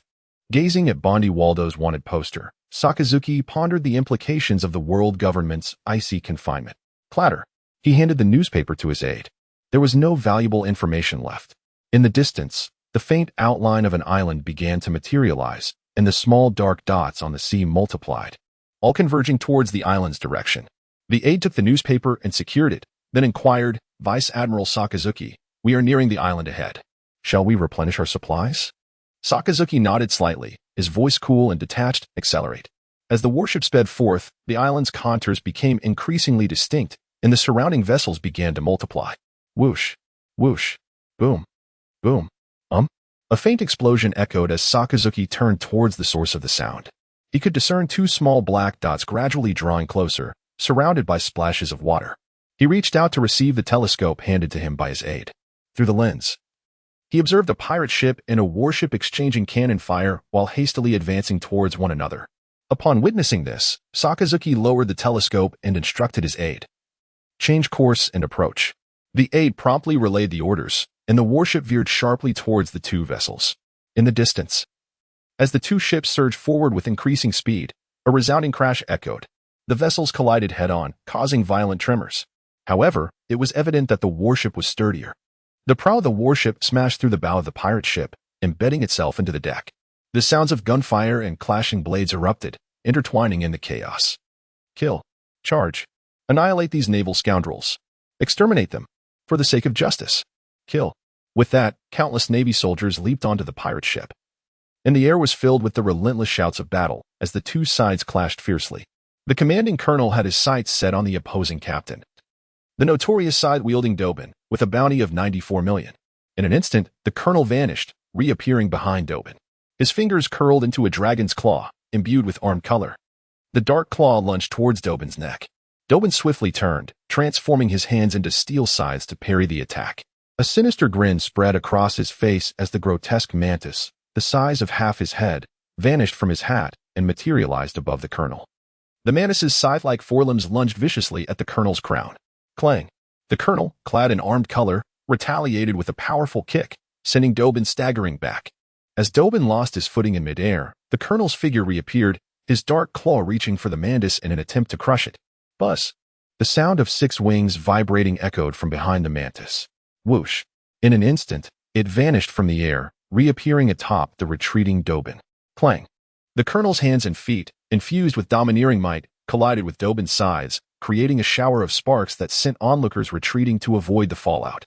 Dobin's legs morphed into elongated scythes, sweeping outward, unleashing a crescent blade of energy. Just as the colonel prepared to evade, a frown crossed his brow. His dragon claws seized the blade of energy, which propelled him backward. Boom! The blade shattered under the pressure of the colonel's grip. With a grave expression, the colonel assessed his opponent. He needed to conclude this swiftly. That previous blade, if avoided, would have cleaved the Navy soldiers in the distance in two. Moreover, there were Dobin's underlings among them. Ruthless and devoid of moral boundaries, a delay could lead to unforeseen calamities. Clang! Sparks flew. The colonel harnessed the momentum from his shave technique to grasp Dobin, propelling both toward the edge, crashing into the railing. Boom! Boom! The scales of victory began to tilt in favor of the Navy. Suddenly, an inexplicable sound emerged from Dobin's lips, followed by the mantis's wings vibrating above him. Buzz! The mantis darted left, while Dobin surged to the right. Their singular target, the ordinary Navy soldiers engaged in battle. Instinctively, the colonel's feet propelled him toward Dobin. Yet, recalling the soldiers on the other side, he hesitated for a fleeting moment. At that instant, bang! The mantis, mid-flight, exploded without warning, transforming into a mist of blood. What? Ah! Dobin's pupils constricted sharply as an immense shadow loomed before him. A large, obsidian hand descended directly toward his head. He attempted to evade. Yet it was utterly futile. The hand pressed firmly against his face. Crack! Crack! The sound of shattering bones resonated, but his agonized cries remained stifled. With a swift motion, the master of the black hand exerted force, rendering Dobin completely motionless. Casually, he flicked the lifeless form aside and turned his gaze toward the colonel. Vice Admiral Sakazuki. The colonel, relieved at the resolution of the confrontation between man and beast, stepped forward and called out. Indeed, Sakazuki nodded in response. The more he observed, the more he felt that this colonel appeared familiar. What is your name? At ease. The colonel stood at attention and saluted, proclaiming, I am Colonel Monkey D. Dragon of the Marineford headquarters. Please give your instructions, Machi D. Luffy's voice echoed thoughtfully. After a moment, he dismissed the matter, nodding for him to handle the remnants of the pirate crew independently. He felt no particular emotion upon encountering this future rebel leader. At present, Dragon was merely a gifted young man. After all, his father was Garb. His innate talent and strength surpassed those of his peers by a considerable margin. Beyond this, he was just a competent naval soldier, with no extraordinary qualities apart from his advantageous background. With Dragon's involvement, the Navy decisively quelled the conflict, as he directed the troops to clear the battlefield and tend to the wounded. Meanwhile, Admiral Sakazuki's warship finally arrived at the scene, and he made his way aboard. Just as Dragon approached, he caught sight of Sakazuki's retreating figure, who raised a hand in a brief wave before boarding the ship. 6 months later, In the waters surrounding Gaia Island, a Navy vessel en route to Gaia Island stumbled upon some intriguing remnants. What could it be? A pirate ship? The debris was abundant and appeared to have decayed, likely submerged in the sea for many years. Should they salvage some of it for inspection? There was a small boat nearby, seemingly occupied. The soldiers aboard the ship engaged in lively discussions about the wreckage of the pirate vessels ahead. The remnants were exceedingly ancient, suggesting they had been there for quite some time. Admiral Sakazuki, we have discovered shipwrecks ahead. Should we proceed with the salvage? Go and have a look. Indeed. As the warship approached, a small figure beneath the sea caught sight of the enormous shadow gliding towards it. Cautiously covering its mouth, it swam upwards, seeking refuge beneath a small boat. Peeking out to catch a breath, it furtively gazed at the approaching giant vessel. Upon discerning that it was a naval warship, it released a sigh of relief. Subsequently, it concealed itself behind the small boat, patiently awaiting the departure of the warship. As the young boy surfaced, Sakazuki sensed his presence. Casting a glance, he dismissed it as unimportant. One by one, the soldiers aboard the warship descended into the water, securing ropes to various debris-laden boxes. The lieutenant examined some of the salvaged remnants, lifting a flag and remarking, "These must belong to vessels from 170 years ago. This flag is that of the long-extinct Derrick Kingdom." Following the fall of the Derrick Kingdom, it fragmented into two nations, both of which preserved much of Derrick's legacy, including a flag strikingly similar to that of the former kingdom. These nations are the Endless War State and the Galsburg Nation. They have been embroiled in conflict ever since, isolated from the outside world. Due to the perpetual warfare, few venture into such tumultuous lands. This vessel likely ascended into the skies due to the rising currents near Gaia Island, adrift in the White Sea for an indeterminate number of years, before eventually plummeting. At that moment, a soldier emerged from the water, brandishing a golden artifact and exclaiming with excitement, "We have salvaged gold." "Oh, indeed," exclaimed the boy, captivated by the immense treasure before him. "Quick, bring me a rope." He laughed heartily. Meanwhile, the boy hiding behind the small boat gazed in astonishment at the golden artifact, murmuring to himself, "It cannot be mistaken. It cannot be mistaken. Our ancestors did not lie. It is real." Several times he contemplated rushing out, yet his reason restrained him, leaving him reluctantly gazing at the golden artifact. Sakazuki noticed the boy's peculiar behavior, the source of which emanated from the golden object handed over by a soldier. Sakazuki turned his gaze towards that direction and spoke, "Come forth, little one. Do not be alarmed. There is no one around." "Yes, you, the one hidden behind the small boat." At that moment, the boy timidly emerged, a hint of trepidation in his demeanor. The attention of the crew shifted towards him, causing the boy to feel somewhat immobilized. Sakazuki then waved the golden artifact in his hand and addressed the boy, "You seem to be familiar with this. Would you care to enlighten us?" The boy appeared to snap back to reality, stammering slightly as he began to respond. Sakazuki, feeling a touch of exasperation, wondered if he truly appeared so intimidating. He then nodded towards a soldier, who skillfully leapt onto the small boat, scooping up the boy and returning him to the ship. The boy, still somewhat apprehensive, received the golden artifact from Sakazuki. Upon grasping it, his frantic emotions settled considerably. Taking a deep breath, he began to recount the origins of the artifact to the gathered audience. "I have seen this in our clan's tome. Based on the patterns and the descriptions provided by our ancestors in the records, this is a ceremonial plate used by the Shanya tribe of Gaia Island 4 centuries ago." "Ah, 4 centuries ago. How astonishing." "Ah." The surrounding soldiers gasped in astonishment. At that moment, the adjutant, intrigued, inquired, "May I ask the name of your ancestor?" I replied, "My ancestor's name is Wumber Roland." Some soldiers hailing from the northern sea found the name somewhat familiar, yet they could not recall where they had heard it before. "Why does it sound so familiar? Where have I heard it?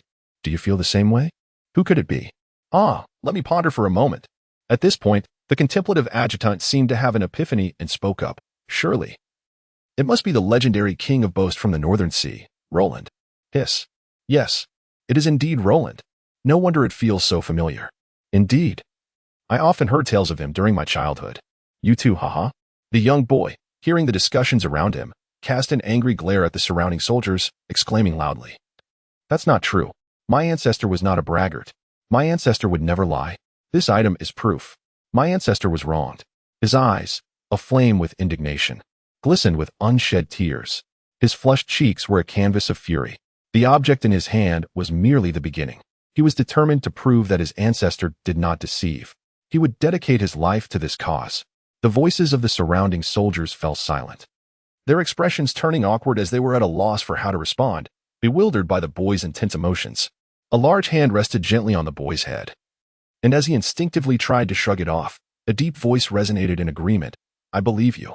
The boy, under the weight of that hand, was momentarily taken aback. Tears welling up in his eyes, uncontrollable despite his efforts to restrain them. Alas, the lament echoed, a culmination of 4 centuries of perseverance, generation after generation. Even in the face of becoming a globally renowned jest, and despite the malice directed at their ancestors, they never wavered in their conviction. Yet, at this moment, their defenses crumbled entirely, as if the grievances of countless generations over 400 years sought release, flowing forth without end.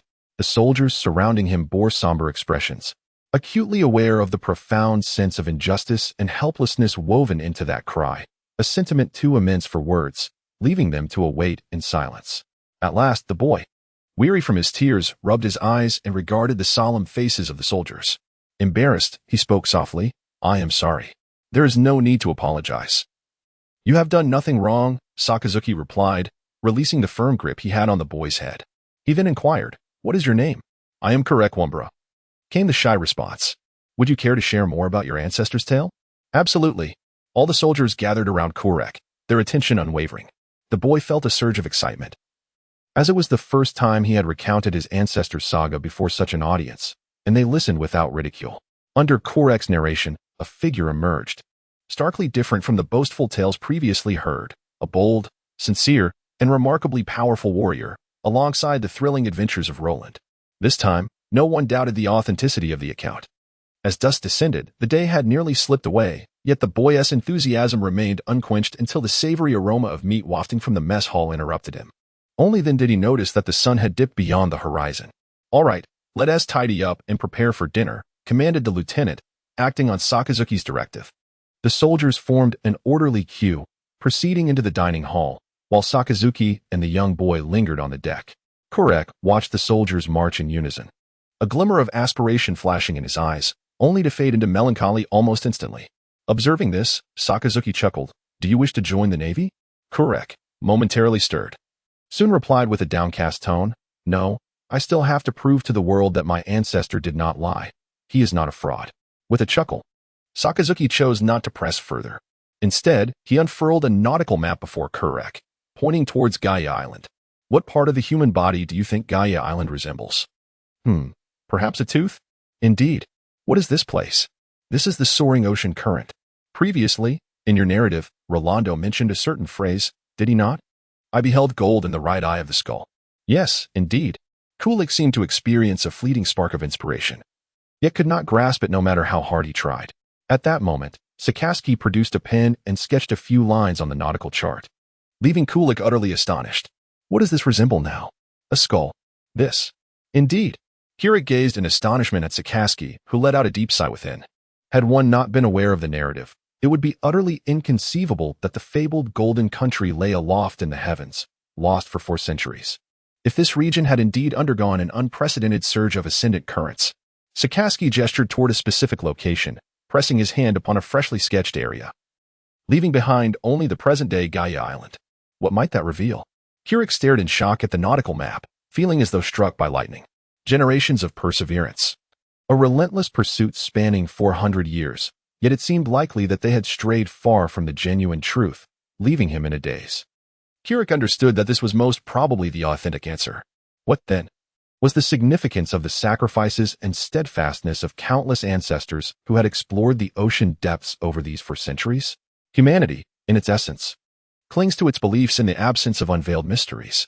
Yet, when the true answer is finally revealed, it often starkly contrasts with those very convictions. The prior dedication appears utterly futile, and few can accept such a revelation with equanimity. 3 days later, in the waters surrounding Gaia Island, although the eruption of the ascendant currents remained some time away, the surface of the sea had already begun to ripple. Particularly, the point of eruption had formed a swirling vortex. As time progressed, the whirlpool expanded, and the anchored warships began to stir slightly. Kulik stood beside Sakazuki, observing the colossal vortex, cradling a peculiar bird in his arms, a twinge of anxiety coursing through him. The guiding bird, known as the southern sightbird, possessed a somewhat corpulent body and a vacant expression. Its head resembled a compass, perpetually pointing southward. alongside the provisions of berries prepared within the ship's hold, all in readiness for the impending journey to the Sky Island. Here it comes. Sakazuki's deep voice resonated in the ears of the crowd, startling them. Just as they intended to investigate the disturbance, the ship suddenly lurched. A thunderous roar erupted as the swirling vortex intensified. The tumultuous waters propelled the warship toward the vortex's center, accelerating with alarming swiftness. Under the combined forces of speed and mass, the vessel was hurled from the ocean's surface into the gaping void of the whirlpool. Kirok and the soldiers aboard the ship found themselves airborne, gazing down at the tumultuous sea, their faces ashen with fear. They had been cast adrift. Hiss. All eyes turned toward the figure at the bow. There stood Sakazuki, his expression unyielding, as if nothing were amiss, providing a semblance of reassurance amidst the chaos. In reality, the moment felt fleeting, and just as the warship was about to plunge into the abyss, a resounding crash echoed as it struck the water. In an instant, the once menacing whirlpool vanished, leaving only a tranquil sea in its wake. Hold onto the railing, Sakazuki's deep voice resonated. With one hand resting on the railing and the other grasping Kirok, the crowd instinctively tightened their grip. The surface of the sea seemed to swell into a great water bubble, lifting the warship as the perspectives of the onlookers ascended. An infinite surge of seawater burst forth from the bubble, transforming into a towering current that propelled the vessel deeper into the clouds. Wow, swimming vertically. What a peculiar sensation. Haha. Charge forth. Oh. The warship sailed vertically upon the ocean currents, and the onlookers, witnessing such a scene for the first time, were filled with astonished exclamations. However, after a moment, a peculiar sensation arose. It seemed as though the distance to the water's surface had increased slightly. Wait, could it be? Oh no, surely not. Hey. As more and more individuals observed the warship ascending slightly above the water's surface, alongside the plummeting sea creatures, it finally dawned upon them that it was not an illusion. The vessel was indeed rising higher above the water, with a resounding roar. At the moment the warship broke free from the sea, Sakazuki's hand, which had been resting on the railing, transformed into molten lava, surging forth rapidly. It enveloped the ship like a protective coating, leaving a hollow center and forming a shape reminiscent of an arrowhead on the exterior. The hockey coated and hardened, and enormous black arrows manifested in the air.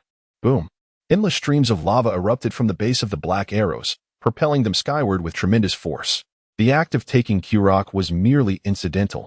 Having caught up, he would not refuse the treasures within the Sky Island. However, Sakazuki's primary objective was the blueprints for the flying ark, Poneglyph. The White Sea, situated 7,000 meters above the Blue Sea, is characterized by thin air and countless small floating islands. It can be accessed via the peaks of the west sky or the soaring sea currents, with a return route from the eastern edge of the clouds. Above this layer lies the White Sea, which contains a nation known as the Sanctuary, the realm of the gods. This divine territory is positioned 3,000 meters above the White Sea, composed of Angel Island and the divine Alapiedo. Of course, the primary allure here is the design schematics of the Ark Poneglyph, along with immeasurable gold and the thunder fruit, treasures not to be overlooked. Boom. With a thunderous explosion, a massive black arrow burst forth from the surface of the White Sea. In the instant it emerged, the enormous black arrow softened and writhed, vanishing from sight. A warship crashed into the water's surface, sending waves soaring several meters high before cascading down, bathed once more in sunlight. The onlookers gazed upon this white world. This is? Cloud? Wow. It is a pristine expanse of white, floating upon the clouds. How could this be possible?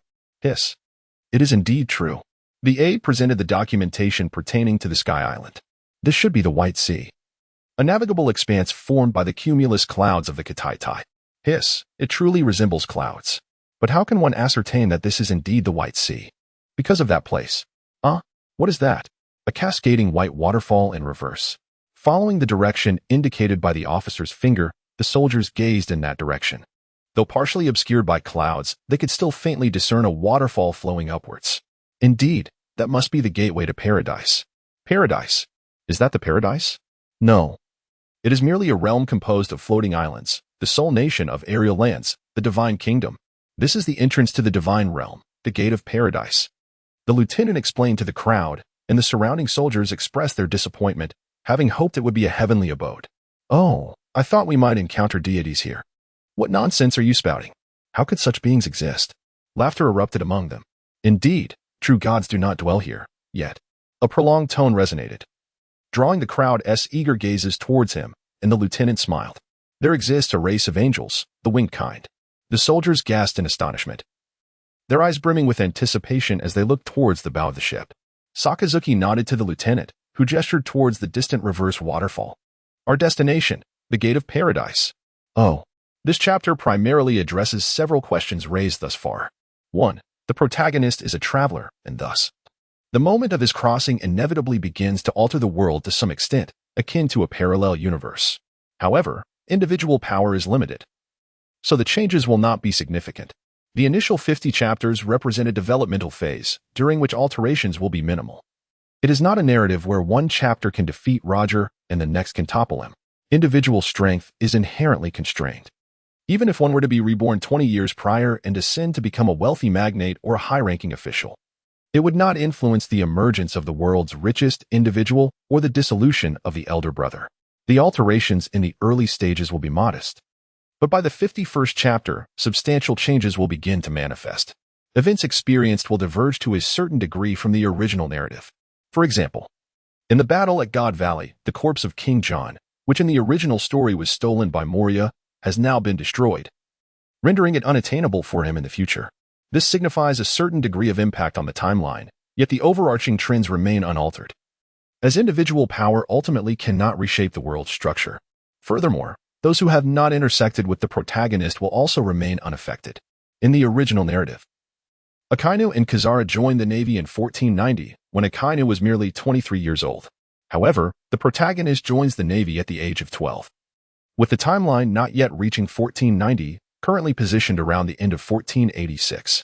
Thus, Kazara has not yet made an appearance, and there is no intentional pursuit of him, as each character is engrossed in their own storyline. 2. Regarding the magma fruit, the premise of this narrative is that it is acquired shortly after the protagonist's arrival. Each person's thought process is undoubtedly distinct.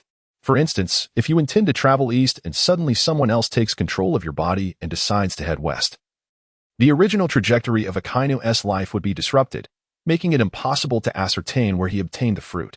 The detailed explanation concerning the three admirals and their abilities can be found in Section 16. Moreover, the protagonist is not invincible. If he were to confront Roger or Whitebeard now, he would undoubtedly be defeated. At the age of 19, if he were capable of besting Roger or Whitebeard, he would surely be able to topple him at the age of 21, which would render the narrative untenable. 3. Concerning the issue of the Vice Admiral rank. The protagonist joins the Navy at the age of 12 and ascends to the rank of Vice Admiral at 19. Is this progression too rapid? Not at all. In the original narrative, Akiji joined the Navy at 19 and had already become a Vice Admiral by the age of 27 during the O'Hara incident. If we consider a 3-year training program, it would take merely 4 years to achieve the rank of Vice Admiral. The capabilities granted by a Logia fruit provide a considerable advantage, although they may not be as effective in the New World. However, they are immensely beneficial for navigating the 4 seas in the first half of the Grand Line. The protagonist, having joined the Navy at 12, has spent a significant amount of time actively combating pirates, which surely contributes to his military achievements, combined with the advantage of the magma fruit. 4. Regarding the timeline. Initial research indicated inaccuracies, which have now been rectified by adjusting the timeline 2 years forward. The God Valley incident should occur in 1484. If any earlier chapters have not been amended, please comment so that I may address them. I have made revisions to what I could think of, but I am uncertain if anything has been overlooked.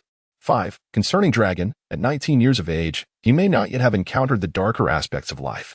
Thus, he is portrayed as a highly capable naval officer without numerous grand ambitions. The first signs of his potential emerged during Roger's execution, where he exhibited a serious demeanor that hinted at his future. However, there are still many years before Roger's execution occurs. Not everyone is born extraordinary. Dragon did not simply emerge as a revolutionary leader. Such transformations occur gradually, shaped by experiences. The protagonist will not deliberately seek to approach him. It is not a matter of mere transactions. 6. As for the techniques, certain skills have been observed, inspired by the protagonist's imagination prior to his crossing. Imitation differs significantly from the original. For instance, the Billion Death Burial Array is modeled after the Flowing Blade of Fire. However, it is essential to recognize that these are two distinct worlds with differing systems. Currently, Akainu employs this ability, manifesting as a mindless lava giant influenced by his powers, charging forward relentlessly. Should he be struck down, he would simply perish, lacking the regenerative qualities of the flowing blade of fire. The aim is to craft a world closely aligned with the original One Piece narrative, avoiding the indiscriminate addition of overpowering abilities. Thus, the protagonist is not omnipotent, and it remains uncertain if the audience will find this approach palatable. Some readers may be unaccustomed to techniques from other worlds, but reliance on incessant fire attacks cannot be the sole strategy. The protagonist's influence will alter the world gradually. It is not merely a tale of invincibility leading to the defeat of him, the successful revolution, and the establishment of a new government resulting in universal happiness. 7. Regarding the world government, which has governed for 8 centuries, even formidable figures like rocks have met their demise. Strength alone is insufficient in the past 8 centuries. Only Roger has managed to overturn the table. The oppressive burden of taxes has driven many to sea. Pirate nations often operate under monarchies. Is there an issue with emperors collecting taxes? There is none. While tax rates may seem exorbitant by modern standards, most individuals regard them as reasonable. Many may have encountered historical novels where protagonists reduce taxes, evoking gratitude from the populace. In the world of pirates, the majority view these taxes as standard. Why is it said that Roger overturned the table? His actions attracted a multitude of young adventurers to the sea, leaving behind an increasing number of elderly and children. When the populace is pushed to their limits amid dwindling productivity, rebellion becomes inevitable, which also contributed to the emergence of the Revolutionary Army. It remains uncertain if a revolutionary movement existed in the preceding 8 centuries. However, in terms of the original work, the Revolutionary Army was only established a few years ago. Furthermore, regarding the celestial dragons, it is not simply a matter of the protagonist witnessing their malevolence and refraining from taking action. This leads to a myriad of criticisms about the protagonist's character. One must first consider the question, from an omniscient perspective. What would be the most prudent method to transform this piratical world? The answer lies in usurpation. By ascending to the pinnacle of power and becoming one of the few who control the navy, one could transform the entire navy into a personal army, initiating a coup that would result in a stable government. This way, the world would not be thrown into turmoil. Simply killing the celestial dragons upon witnessing their misdeeds would be an act of naive altruism. The protagonist's sense of justice is rooted in protecting the innocent. Yet there are certain matters he cannot address at present. There is a saying, only through great sacrifice can lofty aspirations be realized. Daring to change the heavens and the earth. Some sacrifices are unavoidable. If the protagonist were to eliminate the celestial dragons, what would follow? He would be hunted, become a pirate, and then assault the Holy Land to eradicate Emu. Does this scenario seem reasonable? If the pirates were victorious and the government defeated, how could a crew of a mere dozen or so manage the world?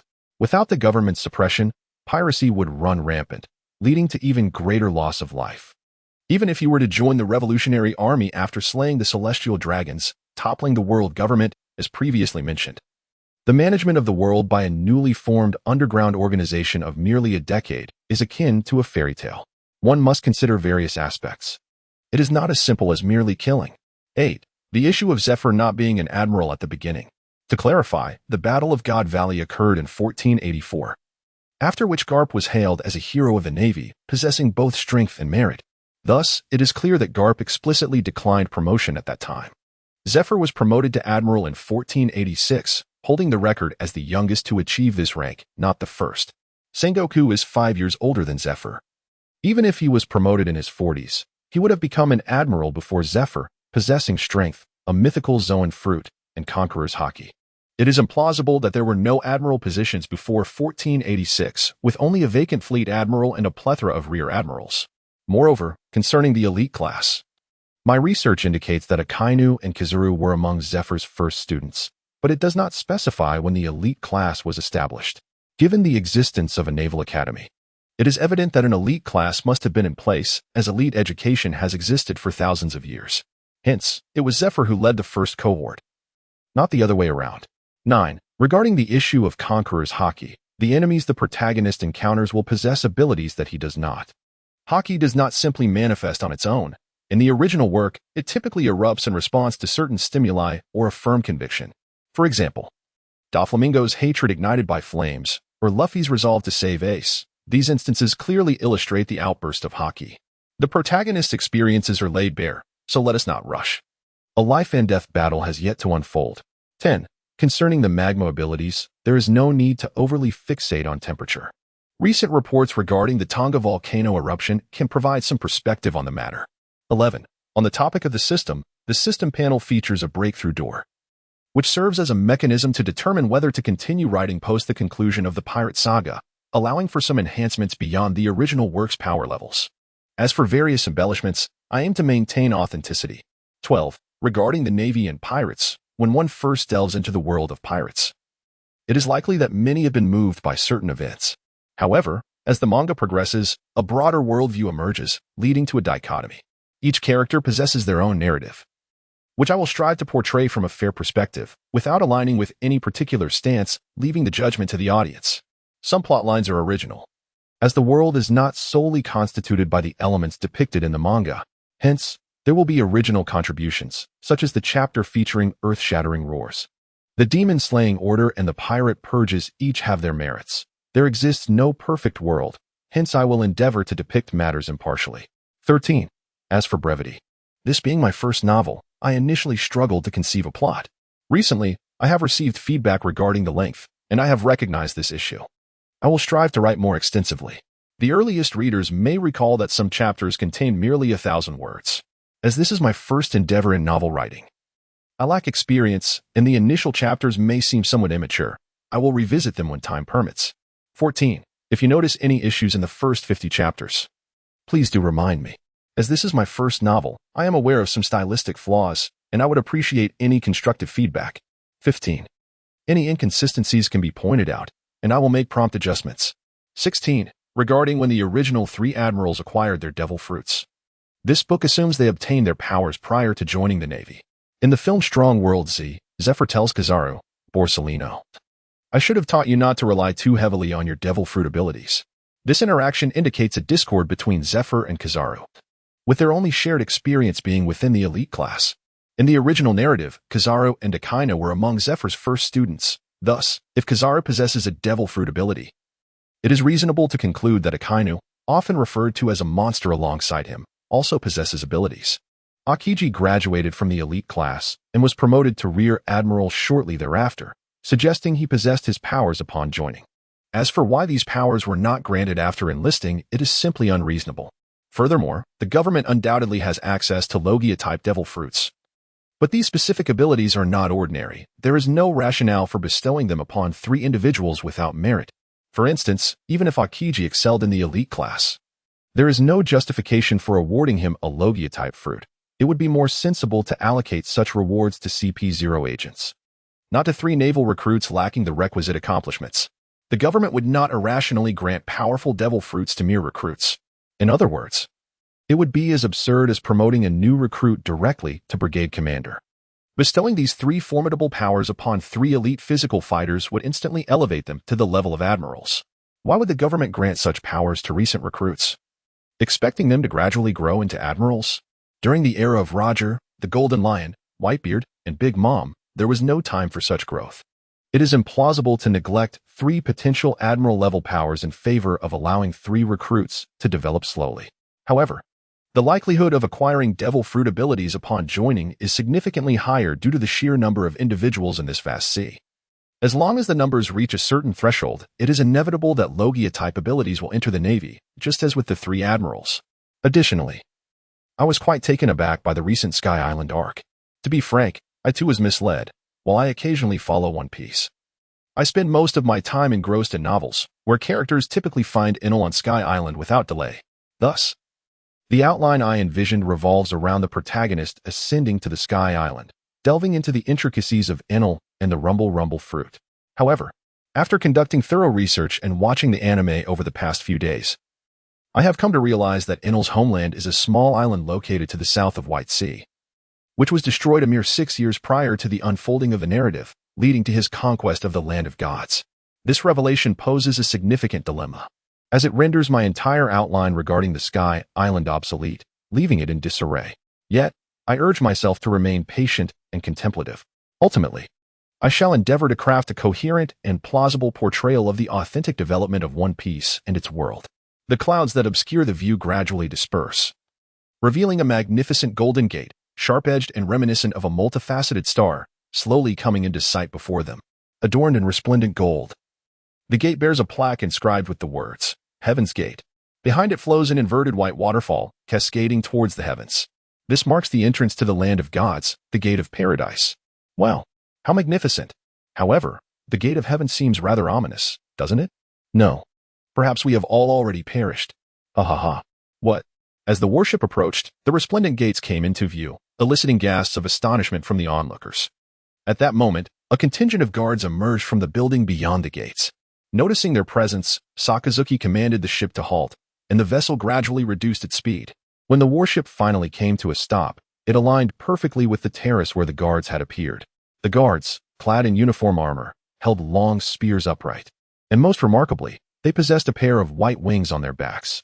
Sakazuki nodded toward his aide, who leaped down from the ship to engage with the guards. Greetings.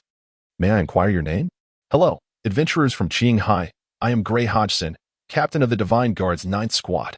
May I ask what brings you here? We are here in search of a lost island. Islands? Indeed, it is called Gaia Island. Have you heard of it? No. Perhaps it resides in some obscure corner of the White Sea. There are countless diminutive floating islands upon the White Sea. I can only wish you the best of luck. I see. Thank you. By the way, may we venture into the realm of the divine? Certainly, but for sightseeing, each individual must pay a fee of 100 million extra. Hiss. 100 million? The aide gasped, unable to suppress his incredulity.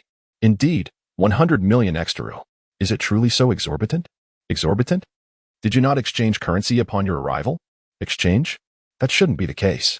Logically speaking, there should have been several obligatory islands along the way to reach here. Have you never paused? Well, we actually ascended via an upwelling current. Riding that monstrous current? Hodgson widened his eyes, gazing in astonishment at the warship, surveying his surroundings before ultimately transforming his shock into admiration. Remarkably, there was not a single trace of damage, truly a marvel. Well, it could be said that it was a narrow escape, the lieutenant humbly replied, while Hodgson wore an expression of disbelief. How casually one speaks of a narrow escape. This is indeed a monstrous current. Few have managed to navigate it successfully. And even those who do often suffer immeasurable losses. Yet, here you stand seemingly unscathed. Luck, pure luck. Do you expect me to believe that? Never mind. I shall refrain from further inquiries. Let us return to the previous topic. The exchange rate for your Qinghai's berries to extra is 10,000,1. In other words, that's 10,000 berries per person. Ah, I see. Please hold on a moment. The lieutenant returned to the ship to confer with Sakazuki. Shortly thereafter, he descended with a sum of 1,000 and 20,000 berries to present to Hodgson for verification. So there are 1,002 individuals? Indeed. Very well. Please return to the ship and grasp the railing. I wish you a pleasant journey. Furthermore, do not approach the Isle of the Gods, Appiato. It is the abode of the divine, and outsiders are forbidden to enter. Beep. Just then, a sharp whistle sounded from Hodgson. Several enormous lobsters emerged from the depths. Encircling the warship, they extended their massive pincers, gripping the vessel tightly. Subsequently, the first officer leaped back onto the ship, and several swift shrimps surged forth, propelling themselves upward along the cascading white waterfall. It was then that everyone realized the inverted white waterfall was, in fact, a spiraling staircase of clouds. The swift shrimps towed the warship, accelerating towards the summit of the spiral staircase. Observing the warship vanish within the clouds, Hodgson produced a shell and pressed it. 9th Squad of the Divine Guard, Captain Hodgson, reporting to the merciful God. A formidable band of adventurers, claiming to be the Navy, has entered the realm of the divine, riding the monstrous sea currents. Please. On the island of the gods, Appiato, a palace of immaculate white stands majestically. The walls are adorned with exquisite carvings of cloud patterns, and within the hall, a man with a long beard sets aside a shell, summoning a guard and issuing a few commands. Ah, the Navy. Stepping out of the palace, Gonful gazed thoughtfully at the sky, lost in contemplation. His expression grew resolute as he returned to the hall and picked up the pen resting on the table. There could be no further delay. This protracted conflict must come to an end, for far too many lives have been lost. As the blinding sunlight bore down closer, a thunderous roar erupted. From the cloud ladder surged forth several swift vessels, plummeting into the sea of clouds below. Before him lay a colossal island woven from vines and clouds. A sight to behold, Angel Island. Countless massive tendrils stretched skyward, their branches reaching into the heavens. An array of clouds nestled upon the spreading limbs, each resembling a castle, standing proudly against the azure backdrop. Numerous white staircases connected each cloud, where angelic children with wings frolicked and played, dancing joyfully upon the steps. Wow, how incredibly marvelous. Such a colossal plant. A world composed of clouds. Speaking of which, have you noticed a certain difficulty in breathing? Indeed, I felt it earlier below, but it seems to have intensified now. We find ourselves in a region of Qinghai, exceeding 10,000 meters in elevation, where the air is rarefied. Those with weaker constitutions may experience discomfort, and in severe cases, it could lead to oxygen deprivation and even death. The officer was explaining this to the soldiers on board, then turned his gaze towards Kulik, the only child on the ship, yet he observed that Kulik exhibited no signs of distress. Kulik, sensing the officer's scrutiny, spoke up, "I am fine. No need to worry about me. Since childhood, I have descended into the depths of the sea in search of relics. So I have grown accustomed to the state of oxygen deprivation. Very well. Should you feel any discomfort, please inform us immediately." After issuing the command for the soldiers to act freely, Sakazuki, accompanied by Kirok, began to explore the surroundings, reveling in the scenic beauty distinct from that of Qinghai. After a brief respite, a messenger interrupted their moment of leisure, reporting, "Admiral Sakazuki, an angelic being, claiming to be a servant of the deity, requests your presence. The divine island, Appiato." Sakazuki and Kirok followed the divine attendant along the path leading to the temple, surrounded by towering trees that reached the heavens. It was astonishing. The Sky Island possessed land, and such colossal trees at that. Kirok, trailing behind Sakazuki, marveled, while the divine attendant ahead turned with reverence, stating, "The Sky Island, too, was once devoid of land. These lands are a gift from the deity 400 years ago." Sakazuki's voice resonated, prompting Kirok to gaze in astonishment at him. The divine attendant continued, "Are you familiar with this history in Qinghai?" "No, I merely heard of it upon arrival," Kirok replied, his face a mixture of shock and excitement as he absorbed the surroundings, eager to imprint the scenery into his memory. Before long, a resplendent palace, entirely white, emerged into view. Unlike the castle style of Angel Island, this hall boasted an archaic architecture, exuding solemnity and grandeur. A man clad in a robe with a long beard appeared at the entrance. As the attendant began to speak, the man waved his hand, prompting the attendant to halt and bow before retreating. The robed figure approached the two, extending his right hand. "Greetings, mighty adventurers from Qinghai. I am Gonfer."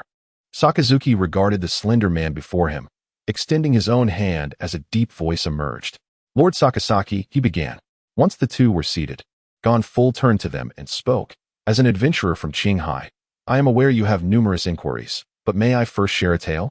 Sakasaki nodded slightly, signaling Gonfull to proceed, having already surmised the nature of the story. Gonfull cast his gaze upon the map laid out on the table, his voice gravelly as he began. Approximately 4 centuries ago, the realm of the gods was a remarkably tranquil place. The people of that time were innocent and benevolent. Occasionally, they would salvage the scant resources cast ashore by the rising tides, which the inhabitants of the sky regarded as treasures. The existence of the BAS, which found their way to the sky, was purely by chance. The notion of a colossal BAS, like a Paya, ascending to the heavens seemed implausible. Yet, miracles do occur. The sky dwellers, believing it to be a divine blessing, rejoiced at the arrival of this sacred land. However, the BAS was home to its indigenous inhabitants, the Sandia people. The gods and the sky residents viewed this as a divine gift, a sanctuary meant solely for the deities. With greedy eyes fixated upon the magnificent BAS, conflict erupted around it. Thus, for the past 4 centuries, the war between the Sandia and the sky inhabitants has persisted without cease. At some point, an ancient legend began to circulate among the sky dwellers. It spoke of the day when the sacred island, the Isle of the Gods, was born, its enchanting melodies resonating across the land. It is said that the war between the Sandia and the sky folk commenced on that very day, as if it were a signal to commence hostilities.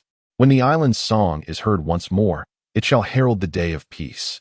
On the other side, in the village of Yanin inhabited by the Sandia tribe, Klin, the descendant of the great warrior Calgera, stood atop a colossal vine leaf, gazing toward the direction of Appiato. He turned to educate his 2 children behind him. "Below goes, are you aware that our ancestors, the Sandia people, originally resided in Qinghai? They lived in the sacred city of Xiangwala. The great warrior Calgera tirelessly defended our homeland. However, for centuries ago, due to the rising currents, Xiangwala was swept away to this empty island, and we could never return to Qinghai. This has indeed been a profound sorrow. However, The inhabitants of the Sky Island audaciously refer to it as a divine gift, a sacred land, while they have usurped that territory. Our ancestors were driven from their homeland, unable to return to the hallowed city. We are even denied the simple act of caressing the soil of our origins. A chorus of voices, filled with resentment, resonates in the sky. For a full 4 centuries, we, the Sandia people, have endured humiliation. That Appiato belongs to us. We must reclaim it. Our homeland. Our honor. Everything must. The light of the Condola must be rekindled. Let us vanquish those wretched inhabitants of the Sky Islands. On the divine Isle of Appiato, how shall we atone for the transgressions of our ancestors who seized the homeland of the Sandia people? I have yet to discover the appropriate words of apology.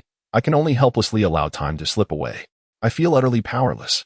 If it were within my power, I would gladly bow in contrition to each individual, offering my apologies to the Sandia residents who have perished over the past 4 centuries in their quest for their homeland. Yet, the animosity between the Sky Dwellers and the Sandia runs too deep.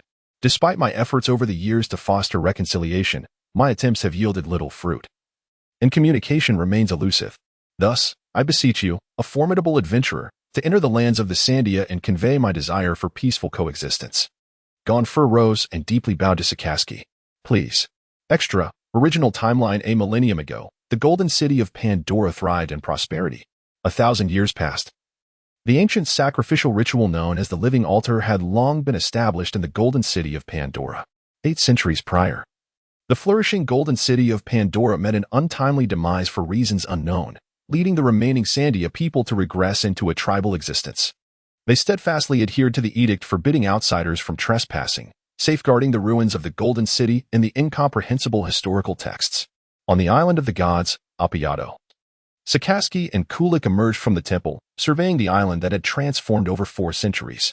Mr. Sakaski, when shall we visit the Sandia settlement? Will we truly be able to achieve a handshake of peace? Kulik's conflicted voice echoed. Just moments ago, within the temple, Sakaski had promised to convey his wishes to the Sandia people. But can true peace be attained? Though the youth lacked extensive experience, he understood that 4 centuries of enmity could not be easily resolved. Patience, Sakaski replied. First, we shall seek the ruins of Pandora and the Lantern of Pandora. The hatred forged over 400 years will not dissipate easily. However, if the light of Chandora were to be rekindled, perhaps there would be a possibility for negotiation. Sakazuki, with his observation haki fully activated, locked onto a general area as he spoke, guiding Kurizumi along. It is indeed amusing that the kingdom of gods, having occupied Gaia Island for 4 centuries, remained oblivious to the existence of such a relic. It was only after Enel's arrival that it was discovered, and subsequently, he emptied Chandora of its gold to create the Arc Maxim. Is that so? I have found it. Ah. With a swift motion, Sakazuki seized Kuroki's collar, and the 2 figures vanished. The Golden City, remnants of the once glorious Pandora, presented a scattered array of golden edifices. There was a sense of awe mingled with peculiarity, as if it fell short of the legendary tales. While the golden structures were indeed striking, could this truly be the fabled Golden City? Certainly not. The true Pandora lay beneath. Below, with a resounding crash, Sakaski hoisted Kulik and forcefully stomped his foot.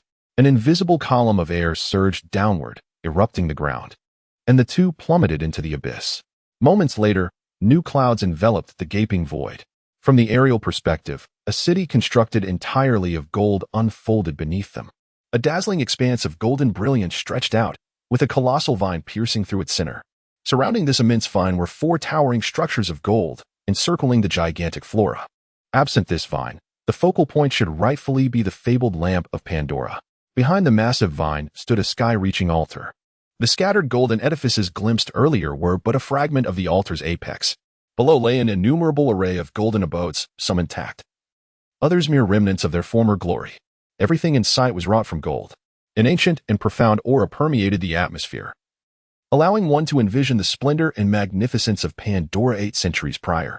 Gently placing the awestruck Kulik down, Sakaski advanced towards the colossal vine, where several shattered golden tablets inscribed with square characters lay scattered. Indeed, I cannot comprehend, Sakaski lamented, though he felt little despondence. The records of history are but remnants of the past, mere swords of bygone dynasties.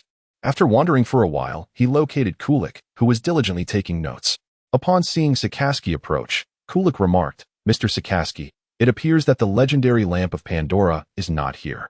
Sakaski seized Kulik by the collar. The lamp of Pandora is indeed not here, it resides in the heavens. With that, he leaped vigorously, unleashing a volcanic force beneath him. Soaring towards the summit of the colossal vine, where the golden bell lay concealed amidst the clouds. Meanwhile, in the White Sea, on a small island to the southeast known as Baika, the architectural style diverged from that of other floating islands. Here, the edifices retained a solemn and ancient elegance, adorned with intricate patterns that evoked a sense of antiquity. There was an oppressive atmosphere, as if speaking aloud in this place were a transgression, reminiscent of an ancient sanctuary. Yet, this was merely a superficial observation. The presence of people imbued the island with warmth and humanity. Damn it, where is that scoundrel Enlil? Find him for me. How dared he steal my apple? I shall give him a sound thrashing. The 5-year-old angelic child commanded a group of 3- and 4-year-olds, directing them in their search for Enlil. As the children dispersed, a white cloud was lifted from behind a flower bed, revealing Enlil's small head. Unlike the earlier group of angelic children, the 3-year-old Enlil had no wings. Crunch. He took a large bite of the apple, casting a triumphant glance towards the earlier leader of the children, a smirk spreading across his face. Humph, foolish one, you think you can catch me? Just wait until I grow stronger. I will make you look good. Snap. Snap. Enlil crouched down once more. In the distance, at a corner 100 meters away, a passerby happened to turn around. Even as they turned and walked away, they remained oblivious to the small child hidden within the flower bed. Crackle, crackle. On Divine Island, at the pinnacle of the vines, stood the legendary lamp of Xandora, a colossal golden bell silently towering here. For centuries of wind and rain have failed to diminish its brilliance. 2 golden pillars, each 8 meters long in diameter, stand resolutely, with the immense golden bell suspended between them. It embodies the essence of history. It resonates with the songs of the island's legends. And it serves as the signal that heralded 400 years of war. Shall we strike it? Beneath the immense golden bell, Sakaski's nearly 3-meter-tall figure appeared diminutive. Observing the perplexed Kirik, he spoke in a deep voice. To the denizens of the sky, it signifies the commencement of battle, as well as its conclusion. For the Sandian people, it represents a vow to Rolando and the lingering regret of the valiant warrior Kargala's demise. The war has persisted for 4 centuries, with generations spilling blood and making sacrifices. Should it toll, there may arise a flicker of hope for negotiations between the 2 factions. It all hinges on whether their leaders dare to assume the role of the sinner, the one burdened with 4 centuries of enmity. Should the bell remain silent, the path to the Sandian tribe would be open, allowing one to fulfill the wishes of their ancestors and convey the desire for peace from Gonfuer. After all, few possess the courage to bear the weight of 400 years of hatred. Kirik found himself at a loss. As a descendant of Rolando, he could serve as a bridge for negotiations between the 2 sides. Yet, he held no authority to decide for the Sandian people. His gaze fixed upon the towering golden bell. The moon. Beneath its surface lies a relic, a desolate city. The architecture and layout bear a striking resemblance to the floating islands of the White Sea, as if they had been perfectly replicated, yet devoid of any signs of life. Crack, crack. A solitary robotic sentinel patrols this forsaken place, but it too is nearing its end. Devoid of energy, after millennia of waiting, at last. Plop. It exhausts the last remnants of power within this vast subterranean metropolis, collapsing to the ground, gazing upward at the ruins. It seems to penetrate through layers of obstruction. Glimpsing the azure planet above, its eyes gradually losing their luster. Somewhere on the floating island, in the village of Cloudvale, resides the Sandian people. Guided by the map provided by Gonfur, Sakasaki arrives here with Kulik. They catch sight of a semblance of a camp. Whoosh. The sound of piercing air erupts, as 3 long spears are aimed at Sakasaki's heart, throat, and temple. Sakasaki neither flinches nor dodges, raising a finger instead. Splat. The sound of spears piercing flesh reverberates, creating gaping wounds in his heart, throat, and temple. Yet, upon closer inspection, no blood flows forth, only a trickle of magma. The Sandians, on the opposite side, feel a tightening in their chests. Although the floating islands are isolated from the Green Sea, some knowledge still prevails. They brandish weapons resembling rocket launchers from their backs. Boom. A fiery projectile is launched at Sakasaki. Simultaneously, a whistle is blown, signaling the presence of an enemy. Sakasaki gestures with his finger, different from the ordinary bullets of a firearm. This black magma projectile, accompanied by a resounding boom, spins rapidly as it hurtles forward. A massive shockwave erupts in the wake of the bullet's passage, clearing a path devoid of clouds directly to Cloudvale. The magma bullet collides with the fiery projectile, striking the Sandian guard without detonating. It continues its trajectory, aimed at a colossal vine within Cloudvale. Just as it is about to impact the vine, the obsidian magma bullet swiftly expands and envelopes the Sandian warrior, rapidly cooling and solidifying, leaving only his nose and eyes exposed. Boom! It crashes into the massive vine, creating a large dent. The Sandian guard, however, suffers no injuries, rendered immobile instead. A blaring alarm causes all Sandians to heighten their vigilance, suspecting an attack from the Sky Dwellers. Within 2 seconds, armed Sandians rush out of their dwellings, yet they find no trace of their foes. Only the path cleared by the immense shockwave. 2 figures, one large and one small, are seen advancing. At this moment, a man of similar age to Gonfur raises his right hand, signaling for caution among his kin as he observes Sakasaki and Kulik approaching slowly. He is the chieftain of the Sandian tribe, adorned with ancient decorations and donning a wolfskin headdress, signifying his distinguished status. The onlookers, tense and gripping their weapons tightly, remain poised for an attack. We mean no harm. Sakasaki's voice resonates as he approaches the village of Cloudvale, raising his right hand. The crowd tenses again at this gesture. Sakasaki presses his finger downward, prompting the Sandians to hear a sound of movement from behind. Turning, they behold a large pit within the colossal vine. As Sakasaki's power activates, the solidified magma radiates immense heat from within, transforming back into flowing magma that cascades to the ground. The liberated Sandian guard leaps down, bearing only minor burns, and regards Sakasaki with wariness. State your intentions, Green Sea Dweller. The chieftain, observing Sakasaki's act of mercy, relaxes slightly but remains cautious, inquiring about the 2 strangers who differ from the typical denizens of the floating islands. Sakasaki's voice echoes, "Do you know of Roland?" The chieftain's eyes widen in disbelief, an expression of astonishment crossing his face, as if he cannot fathom how someone could know their connection to Roland. The last inquiry came ages ago from a tribal chieftain who questioned a Green Sea adventurer, learning of Roland's existence. The mere mention of it by this individual is shocking. However, the surprise is fleeting, quickly replaced by composure. In a hoarse yet calm voice, he asks, "How do you?" It appears he has found the right person. Sakasaki symbolically affirms this, then nudges Kulik forward slightly. He is a descendant of Roland, come in pursuit of Calgera. What? The descendants of Rolando? The people of Sandia were somewhat incredulous. Looking at the diminutive figure of Kulik, the chieftain trembled slightly, opening his mouth, unsure of how to begin. Indeed, it was only at this moment that I noticed the chestnut-shaped head atop Kulik, reminiscent of the records passed down through the ages. My heart raced with disbelief, trembling with excitement as tears streamed down my cheeks. "Great warrior Calgera, the descendant of your sworn friend has come in search of you." The chief crouched down, gazing at Kulik, repeatedly exclaiming, "Good," in a state of fervor. He grasped Kulik's hand and beckoned Sakaski to enter the tribe, calling out to the assembly, "Bring forth our finest treasures to honor our esteemed guest." Indeed, the enthusiasm of the Sandians was palpable. No one held back. The feast bonfire had just been ignited, and the table of Kulik was already overflowing with food. The chieftain sat beside Kulik, gazing at him with a benevolent expression, as if he were his own child, engaging in cheerful conversation. Meanwhile, the warrior who had been knocked away earlier approached Sakaski with a serious demeanor, presenting a large bowl of wine.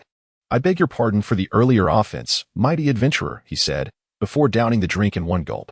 "Nothing." Sakaski also lifted the large bowl filled with wine, gesturing towards the warrior before drinking it all in one go. The atmosphere of the banquet gradually reached its zenith, filled with song and dance until deep into the night when everyone succumbed to slumber. The chief and the great warrior Kirin entered the tent of the 2. Looking at the sleeping Kirik, Sakaski smiled gently, then rose to follow the 2 to the massive leaves of the vine. The 3 sat upon the foliage, gazing down at the tribe, and the chief spoke first. "Esteemed adventurer, I noticed Kirik seemed hesitant to speak during the day. Apart from the pursuit of the great warrior Kalgala, is there something else that brings you here?" Sakaski nodded, directing his gaze towards the camp below. "Indeed. There is another matter. Donfubai has asked us to convey a desire for reconciliation to you." The great warrior Kirin, standing beside the chief, appeared somewhat agitated, eager to speak, yet restrained by the chief. After a long gaze towards Kirik's sleeping tent, the chief finally said, "Is this also Kirik's wish?" Sakaski observed the chief, who had remained silent for a considerable time. If this is indeed Kirik's desire, as descendants of Roland, the Sandia people would surely acknowledge it. "No, Kirik did not make a choice, thus the authority rested with you." The chief, hearing this, smiled with a hint of relief, casting a more benevolent gaze towards Kirik's tent. Yet, his expression soon darkened. "For 400 years, What a jest, for centuries of humiliation cannot simply be erased with a word of reconciliation. These 400 years. Silence, Kren. The chief admonished the agitated Kren, his grave demeanor betraying his own inner turmoil. For centuries of enmity is understandable. Others have no right to interfere. Ah, the lost lamp of Shandora. It rests at the pinnacle of the immense vine that traverses Appiato. Sakazuki's calm voice resonated. For such matters cannot be decided by another. He then rose and leapt from the leaf of the vine, granting space to the two. It was destined to be a heavy night. The following morning, Sakazuki escorted Kirik from the tent. The chief appeared somewhat listless. Upon seeing Kirik emerge, he mustered a faint smile and approached. My apologies, Mr. Sakazuki. Understanding. Sakazuki nodded, patting Kulik to bid farewell to the others. As they prepared to depart, the Ark's prophecy became paramount. The chief then summoned the tribe, who reluctantly said their goodbyes to Kulik. As they watched the two depart, even the mightiest Krun of the tribe held back tears. Turning to gaze at the statue of the great warrior Kurgala, he seemed lost in thought. In the Qinghai region, on the first half of the Grand Line, on Derrick Island, amidst the ceaseless conflict between the nation of Endless War and the kingdom of Galsburg, in a small town on the periphery of the battlefield between the two nations, a figure was flung to the ground with a thud, surrounded by several bloodied, unconscious forms. Clad in military attire, they appeared to be mere children. The sound of scraping against the ground echoed as a figure, significantly larger than the children lying on the ground, emerged. A bloodthirsty glint shone in his eyes as he surveyed the fallen. With a crack, a wine jar shattered against one of the unconscious bodies, its contents spilling forth. A potent liquor cascading over the motionless forms. The liquid, seeping into their wounds, provoked them back to consciousness. Hiss. Ah, what is going on? This is... Barrett, what do you intend to do? The crowd, roused by the sting of alcohol against their wounds, gazed around in confusion, quickly spotting Barrett. They suppressed the fear that surged within them. With a sardonic smile, Barrett stepped forward, seizing the neck of the child who had first called his name. The boy, unable to utter a sound due to the tightening grip, struggled in terror, but his limbs had already been rendered useless. A series of muffled sounds escaped his lips, but they were futile. Suddenly, a sickening crack echoed as bones shattered, and the struggling boy fell still. Barrett then carelessly tossed him aside, turning his attention to the next victim. Please, no. Barrett, I was mistaken. Spare me. It was all Brad's idea. We were all coerced by him. Release me. No. Ugh. The sound of bones shattering mercilessly echoed, regardless of the struggles of the individuals, plunging them into an abyss of darkness. Barrett approached the last person. It's your turn. This unfortunate soul was the most wretched, with limbs shattered and tongue severed. He could only gaze in terror as Barrett advanced towards him step by step. Braid watched Barrett's impassive expression, dread enveloping his entire being. He squirmed in agitation, but to no avail. He could only helplessly witness as Barrett reached for his head. Bang! Like a watermelon bursting, blood splattered across his face, complemented by Barrett's bloodthirsty gaze, rendering it extraordinarily sinister and cruel. With a forceful tug, Barrett ripped away the medal that rightfully belonged to Braid. He solemnly donned the medal on the left breast of his military uniform. In the Divine Realm, Angel Island, soldiers were busily transporting supplies onto the warships. Over the past few days, they had harmoniously interacted with the residents of Angel Island, exchanging numerous specialties from the Sky Islands and shells. After returning in the early morning, Kulik stood on the deck of the ship, gazing thoughtfully towards the direction of the Sandia encampment. Sakazuki engaged in conversation with the awaiting Gonfol on the deck, conveying your thoughts to the people of Sandia. Their grievances, for centuries of animosity, cannot be easily resolved. I understand now. Gonfawang cast a contemplative glance towards the direction of Appiato, enveloped in silence. After a moment, he offered a silent apology to Sakazuki, turned, and departed, his silhouette seemingly bowed with added weight. In the encampment of the Sandians, at Yunin village, it was a rare sight to see everyone gathered in the square. Devoid of training, their expressions somber and lost in thought. Since the departure of the two in the morning, a profound stillness had settled over them. The chieftain stood at a distance, scanning the faces of his kin, particularly the children, and sighed inwardly. The formidable warrior Kellen lounged beside the chieftain, his countenance reflecting unwillingness. Yet, as he looked upon his people, compassion overcame him. He closed his eyes, and visions of memories flooded his mind, some from childhood, others of the chieftain, of brothers, and of the children. Kellen, today I shall recount the tale of the great warrior Kurgala. For 100 years of humiliation. And he believes that a mere word of reconciliation can erase it all? Cough. Cough. Kellen, you must reclaim BAS. You must reignite the flame of Shando. West Germany. Lord Kren, could you share with us the tale of the valiant warrior Calgera? After a long pause, Kren reopened his eyes, filled with unwavering determination, and rose to shoulder the blazing cannon as he strode toward the square. The chieftain gazed at Kren with a hint of astonishment. Warriors, seize your weapons and follow me. The crowd, perplexed yet obedient, grasped their arms and fell in line behind Kren. Kren. The chieftain's voice resonated, causing Kren to pause momentarily before resolutely continuing forward. The island of the gods, Apayado. Just as Gonful returned to the palace, he witnessed guards rushing in with urgency. The deities, the mighty army of the Sandian people, were charging toward the sacred land. What? Gonful hastily donned his armor, seized his lance, and soared into the sky atop a peculiar winged steed. Upon arriving at the battlefield, he discovered that the Sandians exhibited no intent to fight to the death. Instead, they recklessly charged towards the colossal vine at the heart of the island. Uncertain of the Sandians' true intentions, Gonful nonetheless issued his commands. Cease at once. Upon hearing the divine voice, the soldiers of the goddess guard instinctively halted, turning their gazes toward the deity. Let them pass. The members of the divine guard exchanged glances, unsure of what to do. How could they allow the people of Shandia to set foot on this sacred ground? Make way. The fervent shout of Gonful compelled the divine guardians to reluctantly part, creating a path. The Sandian warrior, Kren, glanced back at Gonful as he pursued the formidable fighter ahead. Gonful silently regarded the throng plunging deeper into the island. The Sandian warrior, Kren, raced towards the massive vine with great haste, the long-cherished aspiration of Karagala, the luminary of Sandora. Wait for me, Kulik. Angel Island, the harbor. With the transportation of numerous supplies completed, having acquired a detailed nautical chart of the White Sea, they pinpointed the island's location and prepared to set sail. The soldiers bid farewell to the angels they had come to know over the past 2 days. At that moment, a resounding, melodious chime echoed like a hymn, seemingly capable of cleansing the soul, resonating throughout the entire realm of the divine. This is the song of the island. How truly marvelous. Do you all recall that legend? Is it possible? Wah! Splendid. The crew aboard attentively listened to the enchanting chime, while Sakaski gazed towards the divine olive Apayado, the lantern of Pandora. On the immense vine, Kieran knelt, tears streaming down his face as he illuminated the lantern of Pandora, overwhelmed with emotion. For centuries had passed. He rose and looked towards the gate of heaven, yearning for a return. It felt as though 400 years had been transcended, overlapping with the silhouette of Kurgala.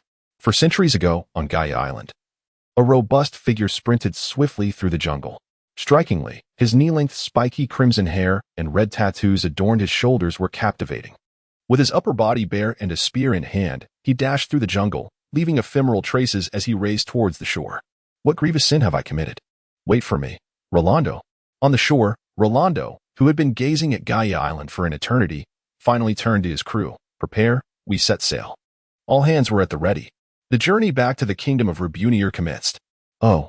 With the lowering of the sails, Rolando's bold and rugged voice resounded. Set sail. Thud, thud, thud. Rolando turned to gaze at Gaia Island, pondering the source of the bell's chime. Captain, look over there. A fiery figure dashed to the shore, halting in the water, panting heavily, before taking a deep breath and calling out, Rolando. Rolando gripped the railing tightly. Disbelief etched across his face as he beheld the figure, Calgera. Calgera stared at the ship, which was gradually drifting away, reminiscing about their moments of encounter and misunderstanding. The resolute betrayal of a sworn friend, tears unable to be restrained as they cascaded down. Come back again. Rolando, after shouting. It seemed as though all strength had drained from him, kneeling in the sea with tears streaming down his face, his voice choked with emotion. Calgera suddenly lifted his head, shouting with all his might, I will wait for you on this land. I shall forever ring the bell here, so that when you one day return, you will not lose your way upon the ocean, so that even amidst the storm, you can behold this island. I will ring the bell, eternally waiting for you. One day we shall meet again, my sworn friend. Boom. In the year 1487 of the Sea Circle calendar, they had unwittingly sailed for 3 months over the White Sea. At last, they reached the small sky island of Baika, located in the southeast on the map. The entire island exuded an ancient aura, unlike other sky islands. It lacked vibrancy, populated mainly by the elderly and children. The youth, unable to endure the oppressive atmosphere, had all ventured out into the world. The warship docked along the shore, and soldiers disembarked to engage with the residents of Baika and procure supplies. Kulik observed the architecture of Baika with a peculiar sensation. Mr. Sakazuki, why do I feel as if I have seen these structures somewhere before? Sakazuki gazed at the ancient-style buildings of Baika and replied, the Golden City, Shandora. It was then that Kulik realized the striking similarities between this place and the architecture of Shandora, the shapes of the houses, the towering altars, and the intricately carved patterns. Was Shandora an island that existed a millennium ago in the Blue Sea? How? Sakazuki's voice resonated softly. Have you not noticed the Sandians also possess wings? Kulik stood frozen in astonishment. Sakazuki called to his lieutenant to keep watch over the warship and then disembarked, his senses heightened, wandering the island. Baika was not large. Yet despite Sakazuki's several circuits around it, he found nothing out of the ordinary. All he encountered were typical houses. Well, with no other options. Sakazuki returned to the ship, pondering a new plan. Upon his return, his keen observation revealed the presence of an additional person, a child. He turned to his aide and inquired, where did this little one come from? The aide chuckled lightly and replied, without wings, he must be a child from the Qinghai region. I wonder how he ended up here.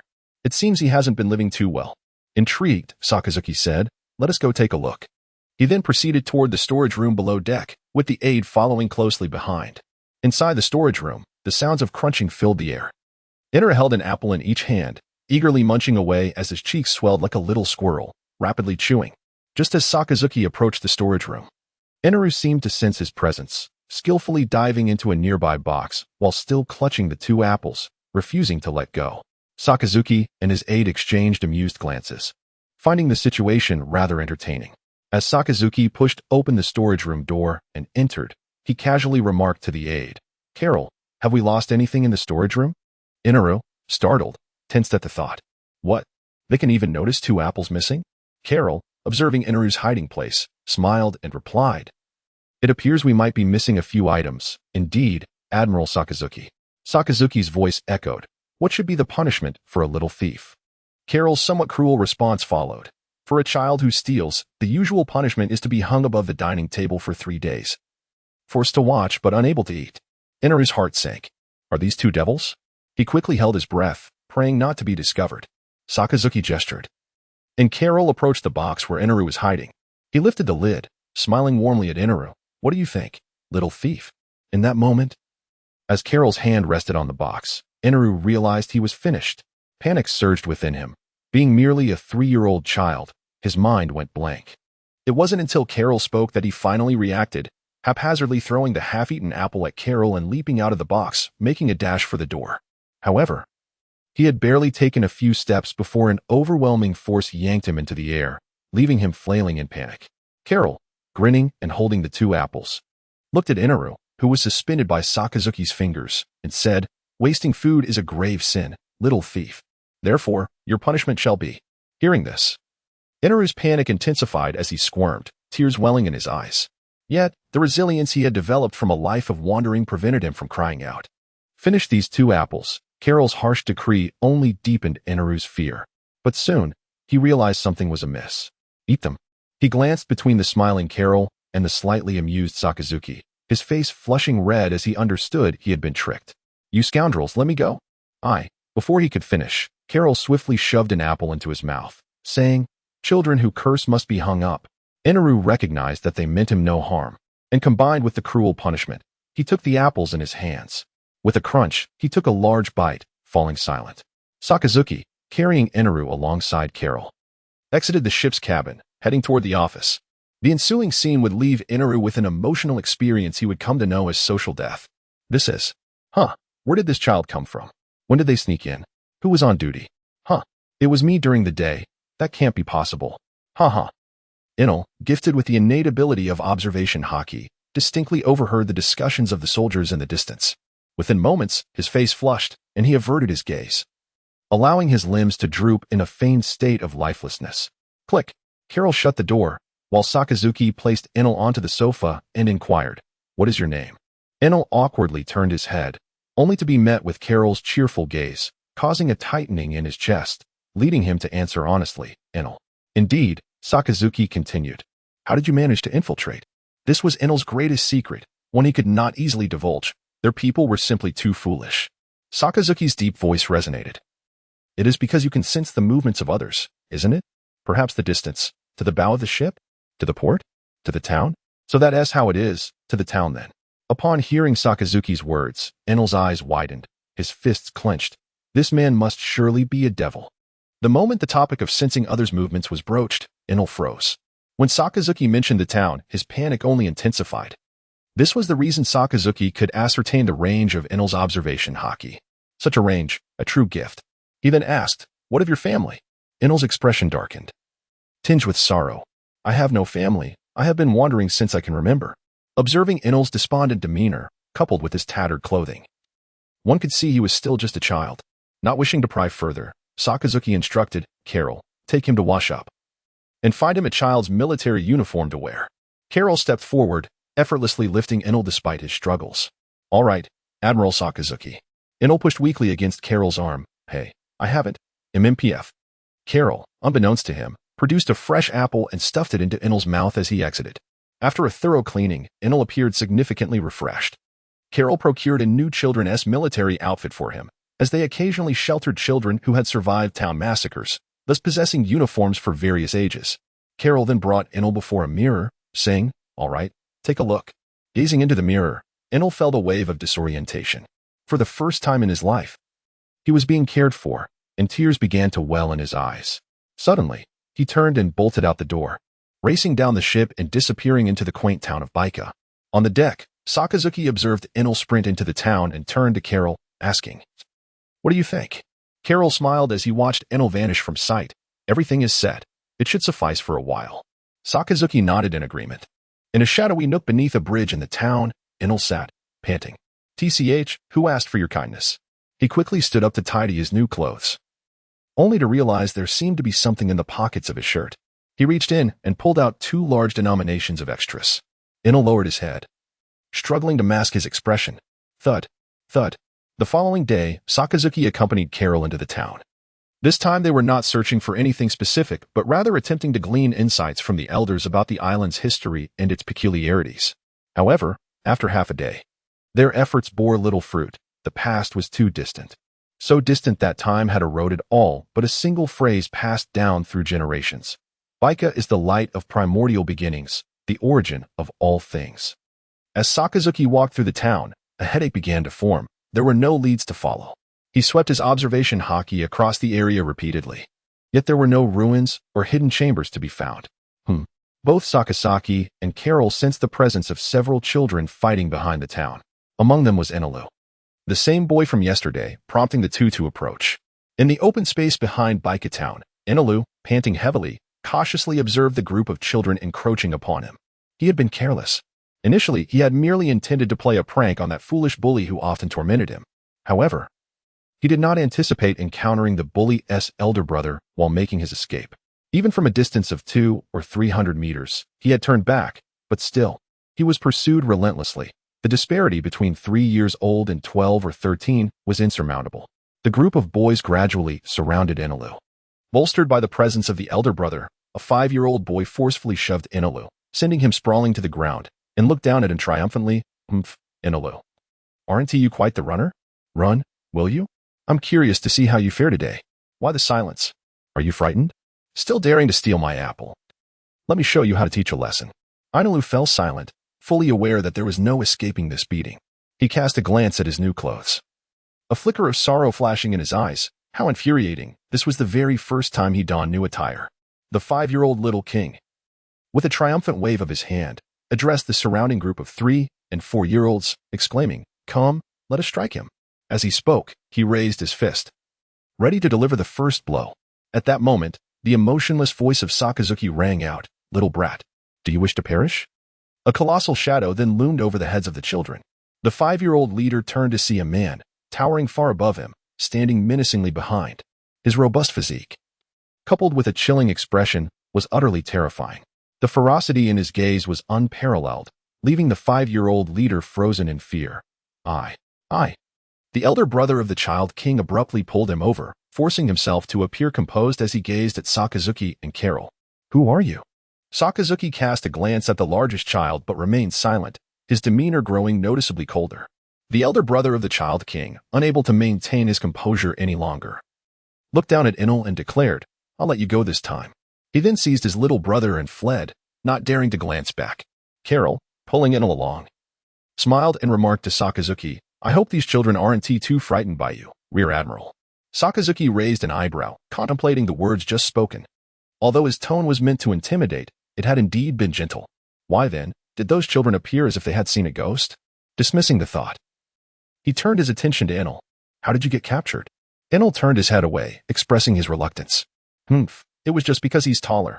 Otherwise, those fools wouldn't have captured me." Sakazuki exchanged a knowing glance with Carol and inquired, "What was that about stealing apples? You should have had an extruder in your pocket. Did you not find it?" Enel lowered his gaze, tracing patterns in the ground with his foot. "I found it. I hid it away. The apple incident was from before." Sakazuki signaled to Carol, who then led Enel to follow Sakazuki as they headed out of town. Enel hesitated for a moment before trailing behind, asking, "Where are we going?" Sakazuki's indifferent voice drifted back from the front, "Home, to eat." Upon hearing this, Enel felt a wave of emptiness wash over him. It was only after they had walked quite a distance that he regained his senses. On board the warship, mealtime had arrived once more. The chef in the kitchen was bustling about energetically. Enel sat in the dining area, surrounded by numerous soldiers who presented him with an array of small gifts, treating him as if he were a mere 3-year-old child. This made Enelu, whose maturity surpassed that of his peers, akin to a 6-year-old, blush with embarrassment. Yet, he felt an overwhelming sense of joy. Meanwhile, in the office, Sakazuki was engaged in casual conversation with Carol. Carol was puzzled about what Sakazuki was searching for, to which Sakazuki replied straightforwardly, "I'm looking for a relic that contains a design blueprint." Carol pondered this, "A design blueprint, you say?" Sakazuki rubbed his temples, attempting to alleviate a headache brought on by exhausting his observation abilities for an extended period. A series of knocks interrupted their conversation, prompting Sakazuki to set his hands down and call out, "Enter." Enelu cautiously pushed the door open, peeking in before entering with a pile of snacks and toys in his arms. Carol found this amusing and inquired, "What brings you here, Enelu?" Setting his snacks and toys on the sofa, Enelu hesitantly spoke, "I might know where the relic you mentioned is." Sakazuki raised an eyebrow, intrigued, and asked, "Go on." Enelu, feeling a bit shy, continued, "When I was hungry before, I often snuck food from the altar in the town center. There is likely a void beneath that altar." Both Sakazuki and Carol frowned, puzzled. That is peculiar. Altars are typically well guarded, they thought, recalling their countless observations of the area without noting any anomalies. Seeing their furrowed brows, Enelu realized that they possessed the ability to sense presences. He quickly added, "You can't perceive anything there with that ability. I once hid while sneaking food and accidentally fell. It felt like there was nothing below. I went back several times at night, and indeed, the stone slab was empty, but I couldn't lift it. It was quite heavy." Their expression sharpened with interest, and Sakazuki asked, "Can you lead us there?" Enelu nodded, "Sure, but it needs to be at night. During the day, people can see the altar." Sakazuki reassured him, "No problem, follow me." He then instructed Carol to carry Enelu, and they leapt off the warship, disappearing in a few steps, reappearing in a corner not far from the altar in the town of Baika. With no one around, Sakazuki lifted the cloud panel from the ground and activated his powers, causing magma to surge forth, swiftly eroding the island's cloud. In no time, a magma-formed underground passage emerged, rapidly cooling to create a direct route to the altar. Carol, holding a stunned Enelu, jumped down, followed by Sakazuki, who replaced the cloud panel over the entrance. At the tunnel's end, faced with a stone wall, Sakazuki and Carol exchanged serious looks. It indeed blocked their observation ability. As Sakazuki's hand made contact, a wave of weakness surged through him, but it was manageable, accompanied by a hint of sea prism stone. His armament flowed toward the stone wall, emitting a faint vibration. As he touched it, fragments of stone began to shake free, eventually revealing an opening large enough to access the underground relic. Noticing the pile of debris on the ground, Carol collected some, recognizing it as a special material mixed with sea prism stone dust, capable of obstructing their sensing abilities. This was something that could be studied later. Venturing into the relic, Sakazuki activated his observation ability, conjuring a magma sphere as a source of illumination, and delved deeper. Carol released Enelu to allow him to accompany them. With a creaking sound, Sakazuki pushed open the ancient wooden door of a stone chamber, which emitted a sharp sound as if on the verge of collapsing. The room was barren, save for 3 grand murals depicting a bygone era.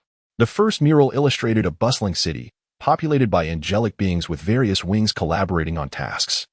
The first type of angel mined resources, transporting them to the upper levels. The second assembled small figures from these materials.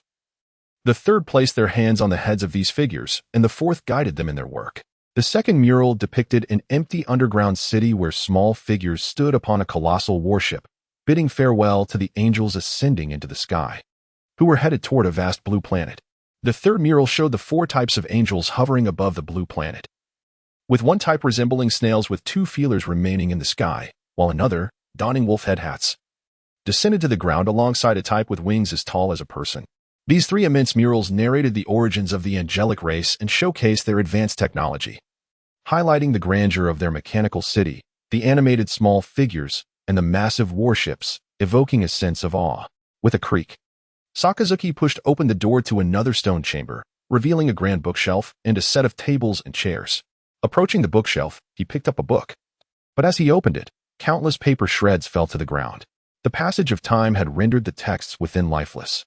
Gazing at the ashes of the book in his hands, Sakazuki gently set it down and continued to search through the remaining volumes, taking his time with each one. Eventually, he sifted through all the books without finding a single complete volume, leaving only a mess of shreds behind. He sighed at the relentless march of time. Exiting, he ventured into the next room, which appeared to be a private construction by the relic's owner, resembling an intimate underground chamber with no excess space. The previous room contained only a single set of furniture, and the mural room was devoid of anything else. Carol remained in the initial chamber, admiring the ancient murals, while Enalu followed closely behind Sakazuki, observing their surroundings. Two more rooms yielded little. One contained tools, and the other held golden ornaments.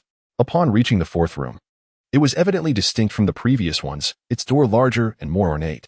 The sound of rusted friction echoed as the door creaked open.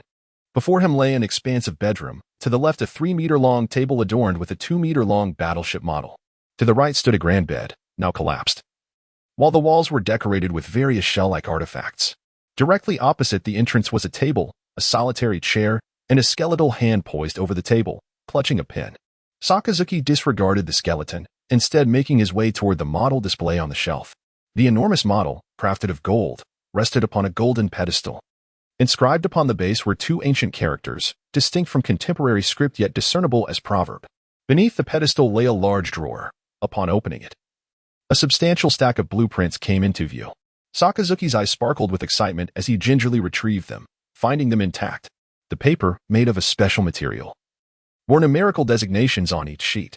The first page showcased a sketch of the model. As he turned the pages, he encountered detailed illustrations of various components, each corresponding to specific locations. Even those lacking mechanical expertise could construct a battleship with sufficient manpower, merely relying on these intricate blueprints. Upon reaching the final page, he found no parts depicted, only an illustration of the massive proverb battleship soaring through the air, casting its gaze upon the islands below. An endless stream of black vapor billowed from the ship's apex, merging with the obsidian sky, accompanied by countless bolts of lightning connecting heaven and earth. A colossal black thunderball descended upon the island, dwarfing it in size. The illustration left no room for doubt regarding the island's fate and the devastating might of this vessel, a single strike capable of annihilating an entire island. Sakazuki meticulously arranged the blueprints and set them down on the ground, then retrieved the proverb model, placing it on the floor while leaving the golden pedestal atop the table. Resting his hand upon the golden base, his arm transformed into searing magma that engulfed the pedestal. As he pulled back his hands, a golden briefcase over a meter in length materialized, resting on the table to cool. He approached the table facing the room's entrance. It was evident that the individual who had become a skeleton had been writing notes in life, with a large dark stain marring the central portion. It seemed he had been gravely injured, and in the act of journaling, had coughed up blood and perished. Gently, he extracted the notes, finding them unbroken, and perused the entries. Fate? 800 years later? Absurdly laughable. A single word of fate brought a kingdom to its knees. To surrender in such a manner. Incomprehensible. Incomprehensible. Incomprehensible. Fool. That damn joy boy. The page of notes is marred by dark stains, obscuring much of its content, leaving only fragments of information. Sakazuki, contemplative, joy boy, destiny, 800 years later, in the Grand Kingdom. Yet, to adhere to fate is indeed laughable. A glance through the pages reveals that this notebook is not merely a daily record. Instead, it appears to be a chronicle of significant events documented by its owner at various ages, albeit with few pages. For instance, on the first page, The handwriting is scrawled and uneven. Today, I listened to my father recount the history of our clan. We once basked in glory. The boundless space, which could bestow life upon automata and those colossal battleships. Were our ancestors divine? I am a descendant of gods.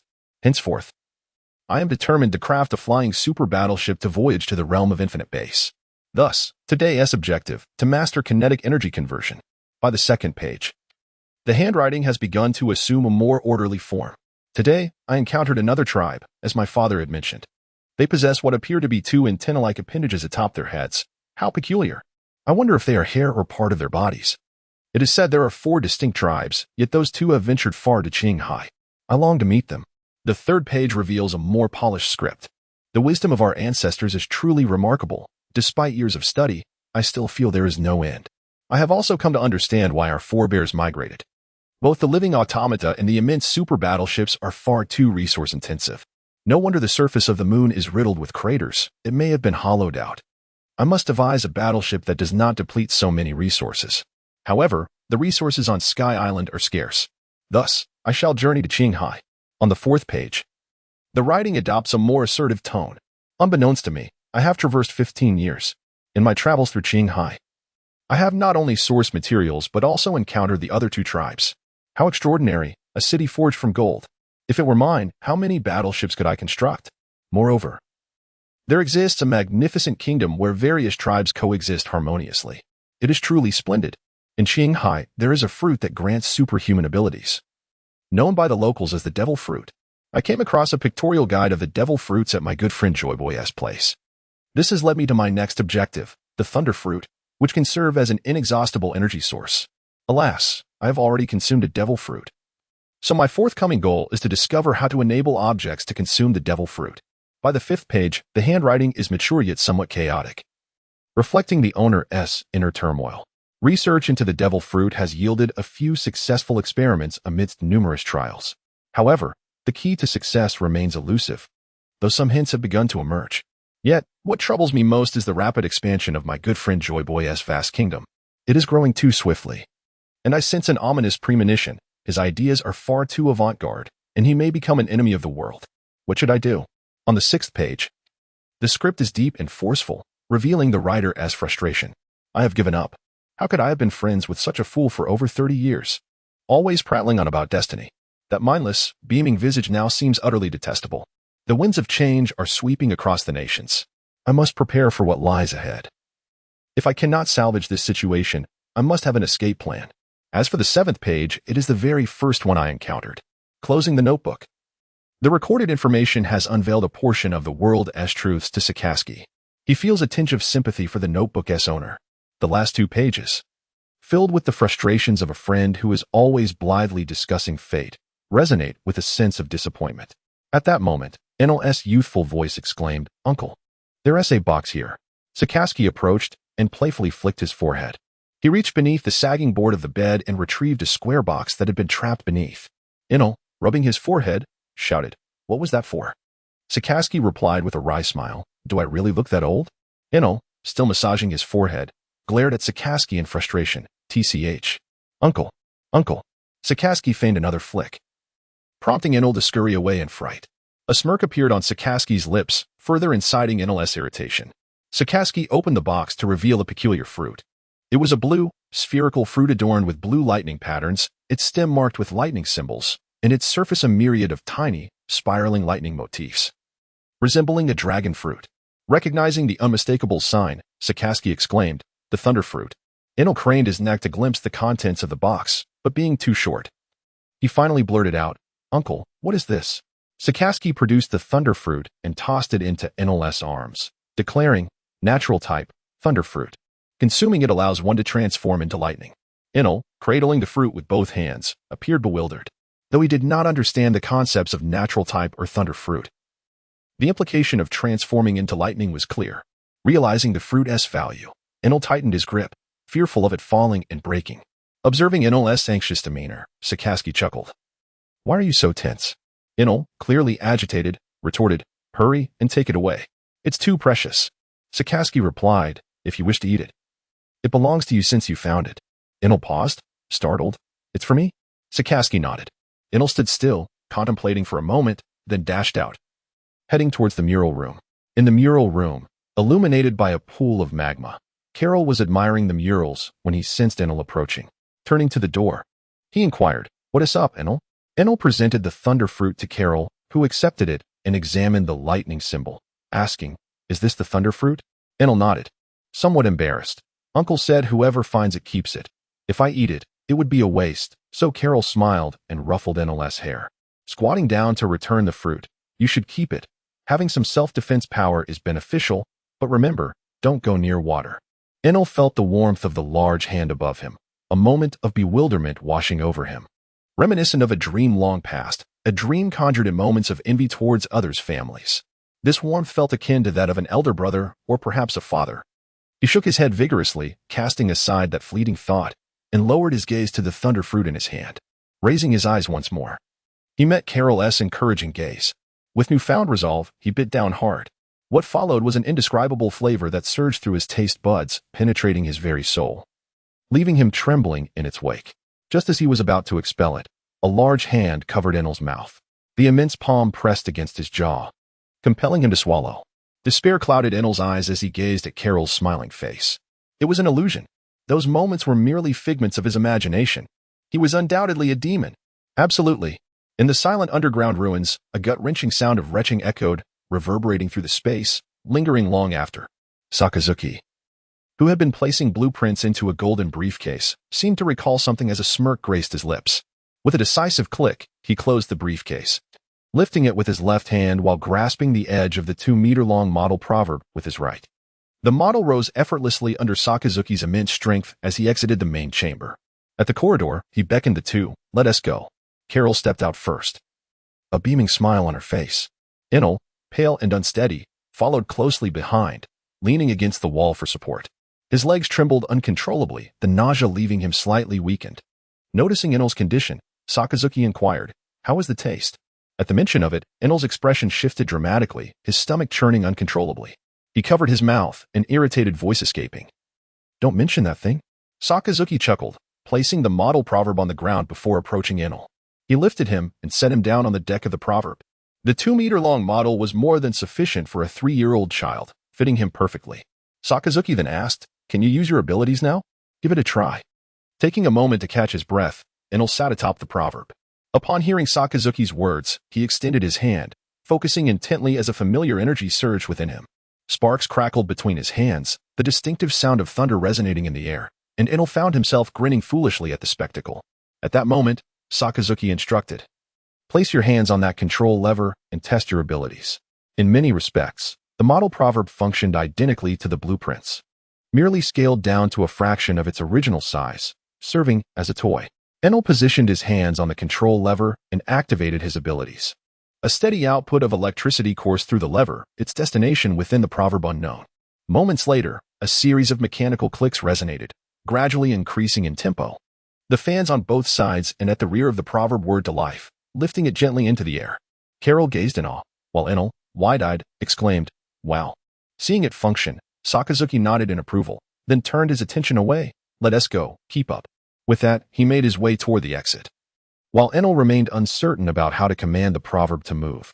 Just as confusion set in, Carol's hand gently pressed against Enel's back. With a subtle push, she guided the floating proverb along, keeping pace with Sakazuki. In a corner of Baika Town, Sakazuki pushed open the overhead cloud panel and leaped out. Below, Enel sat atop the proverb, while Carol raised the arc, propelling them both into the air. After covering the cloud panel, Carol brought Enel down. Sakazuki grasped the edge of the proverb, and with a firm step, the pair vanished from sight. On board the warship, in the office, Sakazuki stowed away the golden briefcase. The objective of this mission had been achieved, and he exited the room. On the deck, Enel remained seated on the proverb, suspended in midair. The surrounding soldiers, including Kulik, gazed in wonder at the flying model. After all, flight and warships represented the ultimate romance for everyone. Sakazuki gestured for Carol to come over, issuing a few commands. Carol nodded, stepping forward to announce, "Prepare for departure." "Oh," the soldiers exclaimed with excitement, having drifted on the White Sea for several months.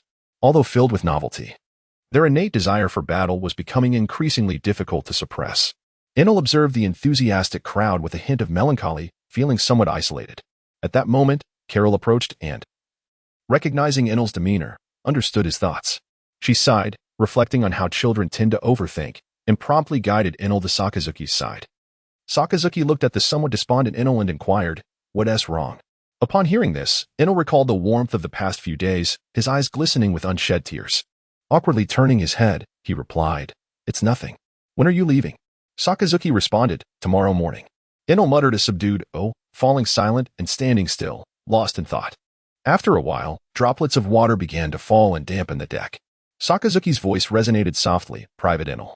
The title of Private echoed in Enel's mind like a celestial melody, prompting him to look up in surprise.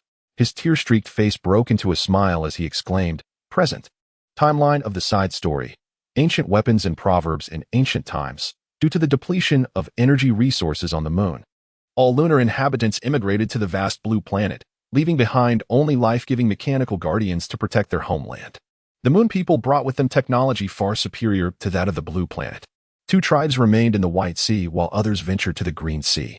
1,000 years ago in the sea-round calendar, one of the lunar tribes that had flown to the Green Sea established the prosperous Golden City of Xianguila. 1,000 years ago, the Golden City of Xianguila continued to thrive. 900 years ago, Joy Boy traveled the world, discovering not only the mermaid princess capable of commanding colossal sea kings, but also a battleship capable of obliterating islands, along with another formidable entity. Joy Boy named them Sea King, Underworld King, and Sky King, later defining them as ancient weapons. During his travels, Joy Boy witnessed profound inequalities and aspired to create an ideal nation of freedom and equality. Thus, in response to Joy Boy's call, various races began to join the giant kingdom, including the Three-Eyed Tribe and another lunar tribe that had flown to the Green Sea. The inclusion of the lunar people endowed the giant kingdom with advanced technology and those formidable vessels defined as ancient weapons, inspired by Joy Boy's ideals. Some individuals voluntarily incorporated the letter D into their names, marking the origin of the D lineage, a legacy passed down through generations. The ideology and principles of the Great Kingdom have gradually permeated the world. Countless years have elapsed, and the thoughts of D have radiated across the globe, captivating an ever-growing multitude of individuals. The Great Kingdom has expanded at a breathtaking pace, while its doctrines of liberty and equality have profoundly unsettled the foundations of nations worldwide. Its ideals are irresistibly alluring and remarkably avant-garde. In response, 20 nations, including Alabasta, formed a coalition of the world government, united in their efforts to quell the Great Kingdom due to concerns over their foundational interests. The specifics of the ensuing conflict remain shrouded in mystery. Yet the legend of ancient weaponry capable of annihilating an island with a single strike began to circulate during this tumultuous time. Despite possessing formidable strength, the Great Kingdom was easily breached by the coalition forces, with only a handful of races that had joined the Great Kingdom fiercely resisting, teetering on the brink of extinction. Joy Boy requested the Kazuki clan to inscribe the historical texts, chronicling the kingdom and the will of D. Subsequently, these texts were disseminated among the peoples of various nations who had once visited the land of D, enabling them to carry fragments of their homeland back to distant corners of the world, accompanied by a prophecy for 800 years hence. The victorious World Government Coalition, intent on eradicating all traces of D, initiated a thorough cleansing. Despite facing significant opposition, this purging proceeded steadily. 800 years ago in the Sea Circle era, the once thriving golden metropolis of Skypiea was thrust back into the primitive age following the ravages of brutal warfare. Only a few remnants of its teachings endured, passed down through generations, safeguarding the immense golden bell and the incomprehensible historical texts. In the region of Qinghai on Gaia Island, after returning Kulik to his home, Sakazuki prepared to report back to the Marine headquarters in Marineford. 3 days later, the phone bug rang incessantly. Carol approached, holding the phone bug, and Sakazuki answered, listening intently. His brow furrowed. After hanging up, he instructed to divert to Keigashi Island and proceed with utmost haste. After a moment of contemplation, Sakazuki deemed it necessary to consult the nautical charts to ascertain the correct direction. Calculating the distance, he seized his cloak, flung it onto the ship, and transformed his lower half into magma. With a thunderous roar, he ascended like an intercontinental missile, hurtling toward Keigashi Island. Damn you, Roger. Keigashi Island, situated in the first half of the Grand Line, is characterized by a tropical rainforest climate and lush vegetation, with 60% of its area cloaked in forest. Governed by the Darren's Kingdom, its royal family hails from the Arnold lineage, maintaining a standing army of 7,000. A river bisects the island, delineating the territory of the Darren's kingdom in the front half, while the rear half is densely forested, teeming with untold wild resources and serving as a garrison site. Half a day prior to Sakazuki's call, at Stone Harbor on Keigashi Island, a resplendent crimson gold pirate ship glided into port. The sails bore the image of a colossal skull, with a cloud-like beard cascading from its mouth. At the bow stood a cannon, upheld by two mermaid statues. The ship was named the Golden Jackson. Roger stood at the prow, a broad grin lighting up his face, and his boisterous voice echoed, "Lads, we have arrived." Oh, with a sudden jolt of the ship. Before it could stabilize, Roger leapt out with exuberance. Rayleigh, observing the captain's hasty departure, called out, "Hey, Roger." Hearing Rayleigh's voice, Roger turned back while running, laughing heartily. "Ya ha ha ha ha. Rayleigh, I'm off to find some liquor. You keep an eye on the ship." Rayleigh, with a furrowed brow, clasped his left arm under his right elbow, resting his right hand on his forehead, utterly exasperated, muttered, This Captain Jabba approached from behind, placing a hand on Rayleigh's shoulder. That's just him, I isn't it? I'll head down as well, Rayleigh." Rayleigh managed a wry smile, nodded, and turned to the others behind him, saying, "If anyone needs to procure supplies, feel free to go. Let us convene at noon." Members of the Roger Pirates disembarked in small groups, making their way towards the quaint town. Rayleigh retreated to his quarters, fetching a newspaper, and settled into a lounge chair on the upper deck to read. The sound of rustling paper echoed through the tranquil atmosphere of the ship. Stone Town. Sambel had parted ways with Sicard and entered a restaurant. His large, robust frame nearly strained the doorframe, and his fishman visage evoked a sense of trepidation in others. Yet, the sea remained the domain of humans, and throughout history, fishmen had endured discrimination. Thus, Sambel had grown accustomed to the peculiar stares, quietly finding a corner to place his order. As delectable dishes arrived, the table soon overflowed with a mountain of empty plates, towering to his height. A few officers from Das Long, having finished their meal, descended the stairs and couldn't help but comment on the scene. Hey, that's nearly as many plates as I am tall. How could he possibly eat all that? Quite grotesque, isn't it? By the way, do you think there are pigfish in the depths of the sea?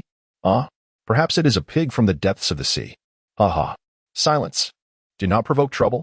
Myra Robert, the captain of the 3rd Squad of the Darsalan Kingdom's Guard, admonished a few jesting subordinates. Turning to Sambel, he added, "I apologize. My friend, my men are rather indiscreet. Please forgive them." Observing the leader's apology, Sambel's previously grim expression softened somewhat. He huffed disdainfully and resumed his meal. Meanwhile, the impetuous subordinates, incensed by the audacity of the despicable fishman, were on the verge of confronting him when Robert forcefully restrained them, leading them away. Just as they neared the entrance, a figure even more robust than Sambel's, Sicard, strode in like a fleeting shadow. Grasping the neck of the individual who had just derided Sambel as a pig, he exclaimed, "So, it is you who mocks my companion." Clang, clang. The guards drew their swords, and upon witnessing this, Sambel brandished his weapon towards them, creating a tense atmosphere thick with hostility. In Stone Town, at a modest tavern on the opposite side, Roger hoisted a mug nearly the size of his head, gulping down the frothy beer with gusto. He drained it in one go, slamming the wooden mug heavily onto the bar. A satisfied grin spread across his face as he exclaimed, This is living." He raised his cup towards the proprietor, who was busy polishing a small glass, calling out, "More, please." At that moment, the tavern owner's son burst in, leading a little girl, both playfully wielding wooden swords and frolicking about. "I am the Grand General of the Kingdom of Darrens. Prepare to meet your demise. Behold my invincible strike. I, the great pirate Erica, shall not fear you." Aha! 2 children scampered through the tavern, one of them, a little girl proclaiming herself as the great pirate Erica, stumbled and nearly fell, her head about to collide with a chair. The patrons of the tavern watched in anxious anticipation. An unspoken sentiment echoed among them. It was too late to intervene. Just then, a flash of red swooped in, catching Erica in the nick of time. A collective sigh of relief wafted through the tavern, but the tavern owner, angered, shouted at his son, "Ted, stop fooling around in the tavern. If it weren't for this gentleman, Erica could have been hurt." The young boy protested, "It was my fault that Myra fell. She's just clumsy." The tavern owner, incensed by his son's defiance, brandished a wine glass, ready to hurl it. Yet. He was halted by Roger. They're just kids." The tavern owner huffed in response to his son, "For the sake of our guest, I'll let you off this time. No more playing around in the tavern." Ted, somewhat impatient, was then joined by Erica, who tugged him towards Roger. Her eyes sparkled with admiration at Roger's attire, the quintessential garb of a pirate captain. "Are you a pirate?" Roger flashed a wide grin, revealing his pearly whites. "Indeed." "Little girl." Erica gasped. "Wow. Can you tell me a story about your adventures?" Roger downed the remainder of his drink, gesturing for a refill from the tavern owner, and looked at the two children. "Ha ha ha, certainly. Let me think. I shall tell you about Fishman Island." As he spoke, his booming voice drew in more patrons, who gathered around to listen to his enthralling tales of adventure. Time slipped away, and Roger, now slightly tipsy with a rosy complexion, continued to weave his narrative. Suddenly, a sharp sound of a signal flare pierced the air, echoing throughout the town and reaching the royal palace at the island's center. The king, upon witnessing the signal indicating an enemy invasion, promptly commanded the 7th squad of 1,000 men to prepare for battle. Back in the tavern, Roger noticed the growing panic among the crowd as some began to flee, their words muffled in confusion as they asked the tavern owner what was happening. The owner replied, "Guests, that's a signal for enemy invasion. You should hide in the cellar." He then urged Ted, "Quickly, take Erica to the cellar at the back." Nodding, Ted hurriedly led Erica to the backyard. Meanwhile, Roger's interest was piqued, and invasion sounded thrilling. Tossing a handful of money to the tavern owner without waiting for a response, he dashed out towards the direction of the flare, eager to witness the commotion. On the other side of town, what was once a restaurant now lay in ruins. Robert, the captain of the 3rd Squadron of the Guard, held a sword in his right hand, while his left arm hung limply, evidently severed. Behind him lay the lifeless bodies of several subordinates, having seized the opportunity to fire a signal flare before bracing himself for the inevitable confrontation. As one of the 7 guardians of the realm, Robert possessed some degree of skill, enough to defend himself. With a swish, 3 figures danced in a deadly ballet, the clashing sounds of swords and spears reverberating. Clang, clang. As Roger burst from the tavern, he activated his observation hotkey, realizing that 2 of the combatants were his own crew members. "So, I am the invader," he chuckled, quickening his pace toward the fray, unconcerned about their safety. For he knew well the prowess of his crew. Soon, Roger arrived at the battleground. "Ha ha ha, Sandbell, Cycle, what is going on?" Cycle, upon seeing his captain, fumed. "These ruffians insulted Sandbell, and I dealt with them." Roger paused, his jovial demeanor evaporating as he turned to face Robert, his voice low and ominous. "You have bullied my comrades, haven't you?"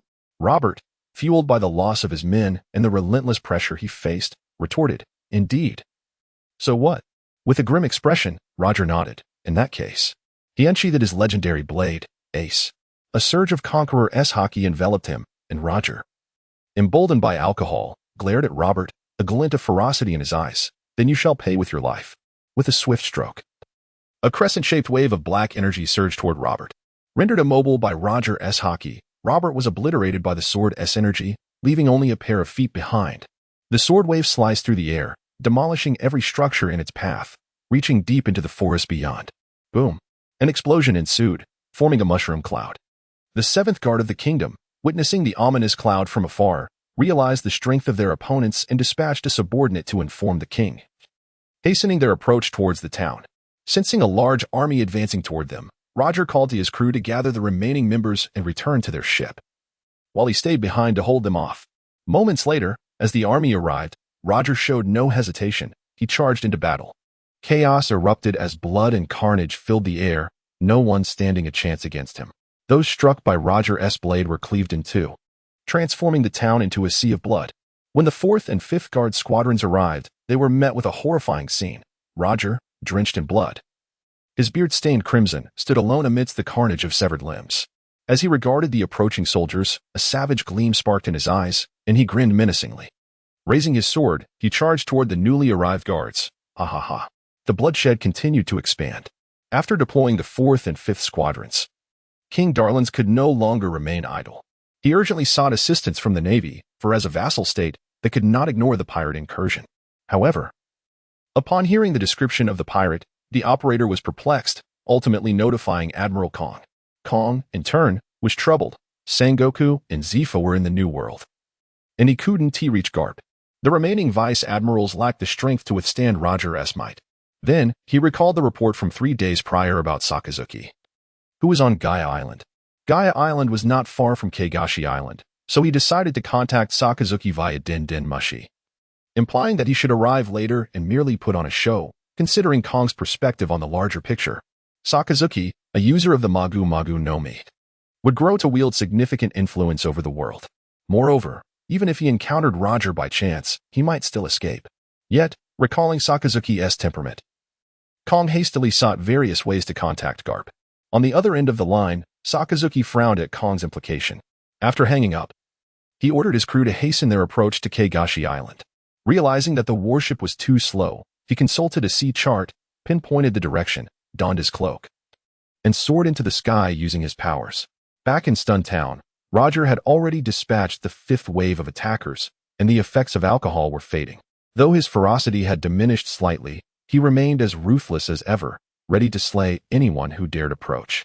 Just as he prepared to unleash a slashing attack upon the incoming army, Roger sensed something. Whoosh, whoosh. For elongated spears of molten lava descended from the heavens, forming a square formation around Roger, radiating a brilliant crimson light. Almost instantaneously, the ground beneath Roger transformed into a vivid scarlet. With a thunderous roar, the earth erupted like a volcano, unleashing the 4 spears of magma that engulfed Roger in a torrent of molten rock. The flowing lava inundated a substantial portion of the town, resembling a scene from the depths of hell. Meanwhile, the descending Sakazuki showed no sign of relenting.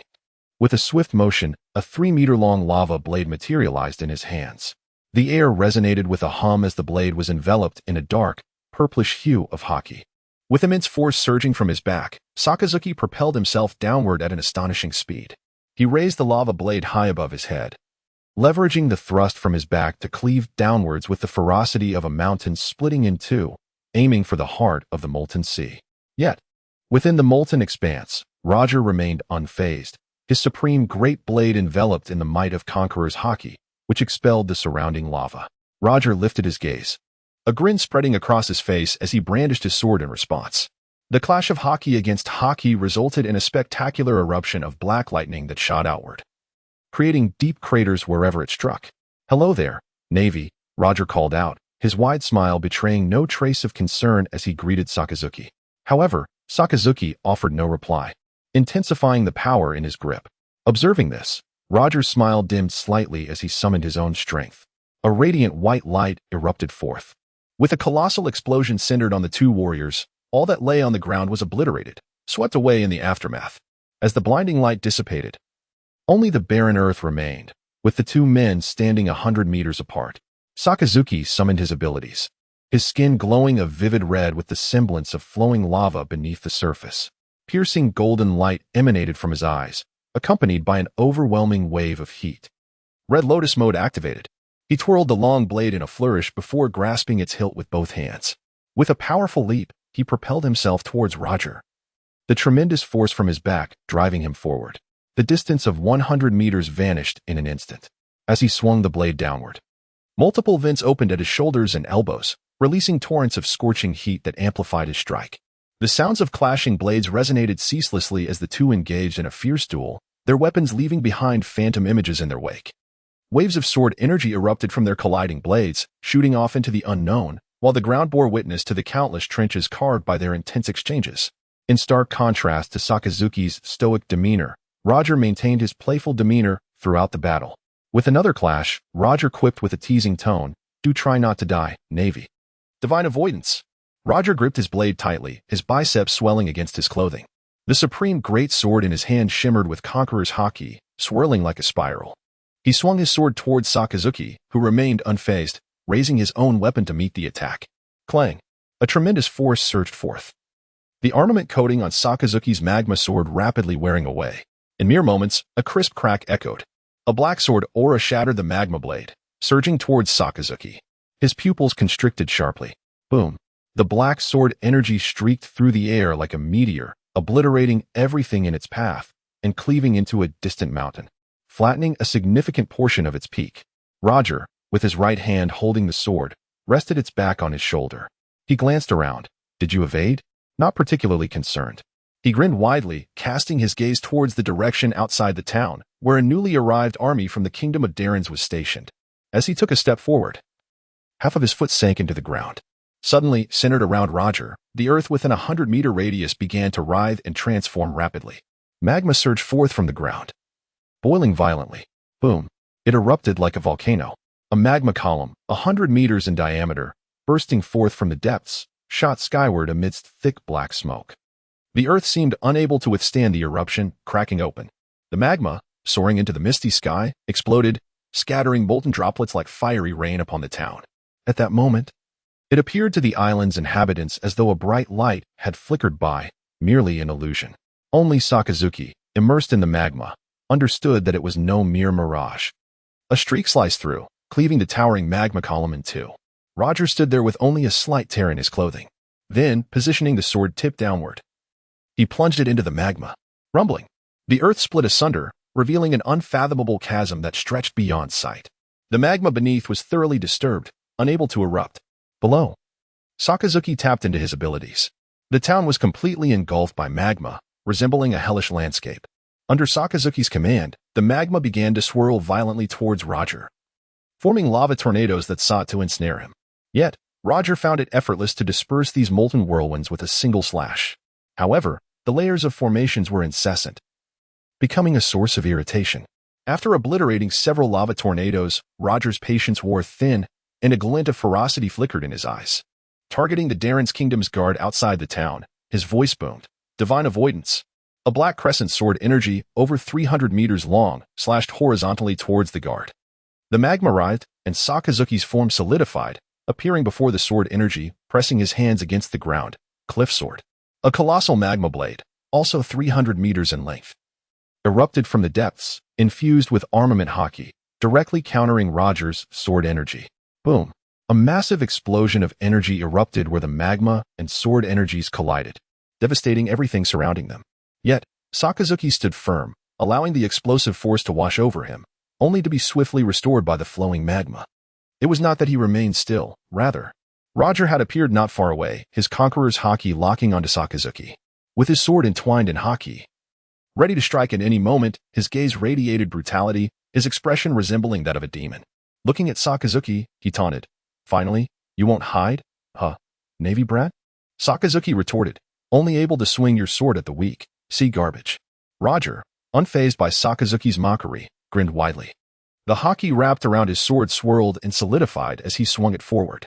The condensed sword energy surged towards Sakazuki like a flash of light. Sakazuki's eyes narrowed. His arms instantly enveloped in haki. He raised his left hand to deflect the sword energy. Clang! His right fist erupted with tremendous force, crashing into his left hand. The explosive impact sent the black sword energy flying diagonally backward, burying itself in the forest. Boom! A mushroom cloud rose, followed by a howling hurricane and heat wave that dispersed the thick smoke enveloping the town. In the instant the smoke cleared, both combatants vanished from their positions, only to reappear elsewhere. Their forms collided for a fleeting moment before disappearing again. Boom! The site where they had just stood erupted as if buried explosives had detonated. The debris of buildings and magma burst skyward as the sounds of clashing metal echoed incessantly, their afterimages constantly flickering. Boom! Boom!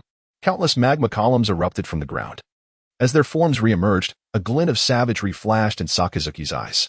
Clang! Sparks flew as his dark left hand firmly grasped Roger's sword. His right hand, sharpened with armament haki, lunged towards Roger's heart. Roger's left hand, also imbued with haki, seized Sakazuki's wrist. Crack! The sound of splintering bones rang out, but Sakazuki remained unfazed. Transforming his right hand into a claw, he seized Roger's wrist in turn. Then, his right foot, adorned with armament haki, kicked towards Roger's knee. Clang! Roger countered, both locked in a stalemate. At that moment, Sakazuki's back activated his abilities, forming 6 magma orifices. An endless surge of magma and force exploded forth, propelling the entwined duo towards the coast. Boom! Boom! They smashed through countless boulders and trees, the intense heat radiating from Sakazuki growing increasingly frenzied. His body glowed a fierce red, gripping Roger tightly. The overwhelming heat set off alarm bells in Roger's mind as Sakazuki's eyes gleamed with madness. Magma explosion. Roger's pupils dilated in shock, realizing it was too late. Boom! A colossal mushroom cloud, composed of molten lava, ascends into the sky. Endless thick smoke and searing lava instantaneously envelop the entire beach. The lava surges forth in an unceasing flow, expanding and consuming all visible objects within a fleeting moment. At the epicenter of the explosion, immense shockwaves fracture the earth, reminiscent of a powerful earthquake. The entire island trembles violently as a fierce heatwave sweeps through, carrying with it dense black smoke and molten rock. Like a raging mudslide, it engulfs everything in sight. The beach at the heart of the explosion has vanished, replaced by a vast lava pit over 1,000 meters in diameter and 100 meters deep. Within the depths of this chasm, two figures stand opposed. Sakazuki is drenched in lava, oozing from his body, leaving one to wonder if it is blood or mere molten rock. His lava-formed physique is riddled with cracks, wounds that refuse to heal. Roger remains upright, yet under the terror of the explosion, even the application of hockey cannot preserve his form unscathed. His body is marred with a multitude of injuries, half of his coat burnt away. In the oppressive heat, blood is nowhere to be seen, completely vaporized. Roger's customary smile has vanished, replaced by a brooding glare directed at Sakazuki. "Brat, do you wish to perish?" Sakazuki remarked indifferently, casting a glance at Roger. "Indeed, I do." In an instant, a massive crater several meters in diameter manifested beneath their feet. Shadows flitted past as two formidable waves of energy surged towards one another. The collision birthed a hurricane-like blade of air, obliterating everything within its vicinity. Moments later, a figure was propelled backward, while Roger's silhouette emerged, pursuing with fervor, his foot aimed at the retreating Sakazuki. Sakazuki, enveloped in his haki, raised his hand to meet the oncoming force. The tremendous impact drove him deep into the ground. Above, Roger wielded his blade with an imposing presence, striking downward with a decisive force. Without hesitation, Sakazuki rolled aside, narrowly evading the blow. Roger's sword cleaved the earth, causing a seismic rift that spewed forth torrents of lava. Seizing the moment, Sakazuki summoned his abilities, encasing his right arm in a colossal gauntlet. A massive nozzle adorned his shoulder, swirling with haki, aimed squarely at Roger. An explosive surge of molten rock erupted from the rear of the gauntlet, leaving a crimson afterimage in its wake. Clang! Boom! Roger extended his left hand, grasping the gauntlet and bracing for impact. However, the sheer force sent him hurtling backwards, crashing into the molten depths of the crater. Emerging from the rocky walls, Roger displayed a cruel grin, his left hand seizing Sakazuki's right arm. With his right hand, he swung the blade with an overwhelming ferocity. In a split second, Sakazuki, unable to evade, utilized his haki to momentarily withstand the blow, drawing upon his life force. He shrank slightly in stature, then partially restored his vitality, causing the bones in his shoulder to swell. He deftly maneuvered his head to intercept the blade that had penetrated his neck, his expression remaining impassive.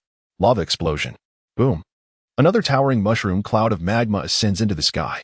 Before the intense aftershocks can subside, sword energy erupts from the lava, shooting straight up into the clouds. It shreds everything in its path, expanding outward. The rising mushroom cloud is swiftly obliterated by the sword energy, creating a clear zone with a diameter of 1 kilometer centered around the two individuals. At this moment, Sakazuki is slightly panting, the large cracks on his body becoming more pronounced, with trickles of fresh blood seeping out. Meanwhile, Roger's coat is torn apart, revealing his severely burned torso. Roger reaches out, tearing off the captain's coat and tossing it aside. He looks at Sakazuki with a hint of confusion.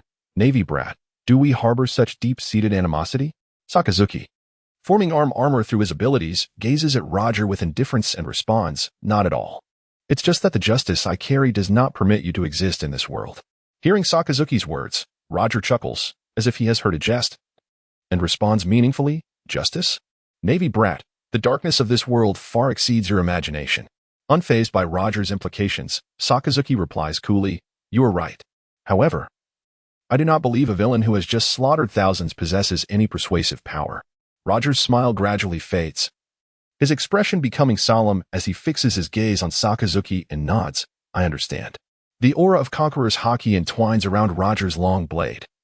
As he grips the hilt with both hands, a terrifying blade energy shimmering ominously along the edge, causing the hairs on the back of one's neck to stand on end.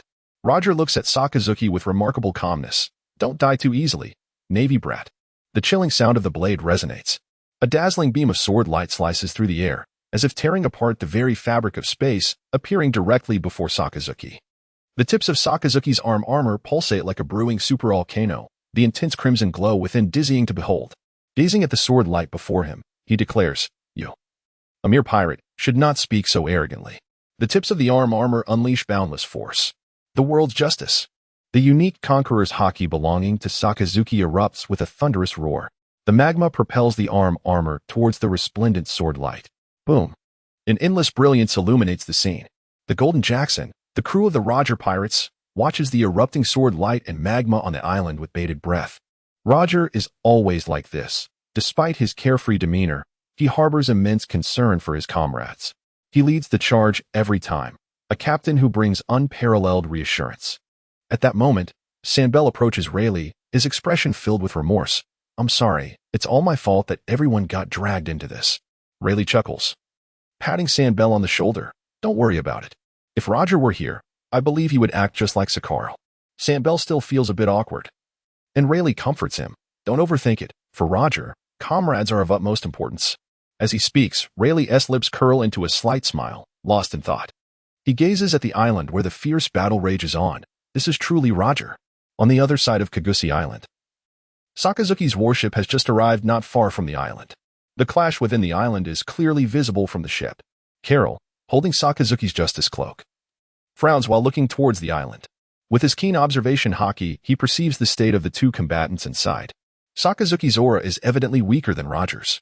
Meanwhile, Enel, having consumed the rumble fruit, utilizes electromagnetic waves coupled with his innate talent, extending his range of observation haki even further than Carol's.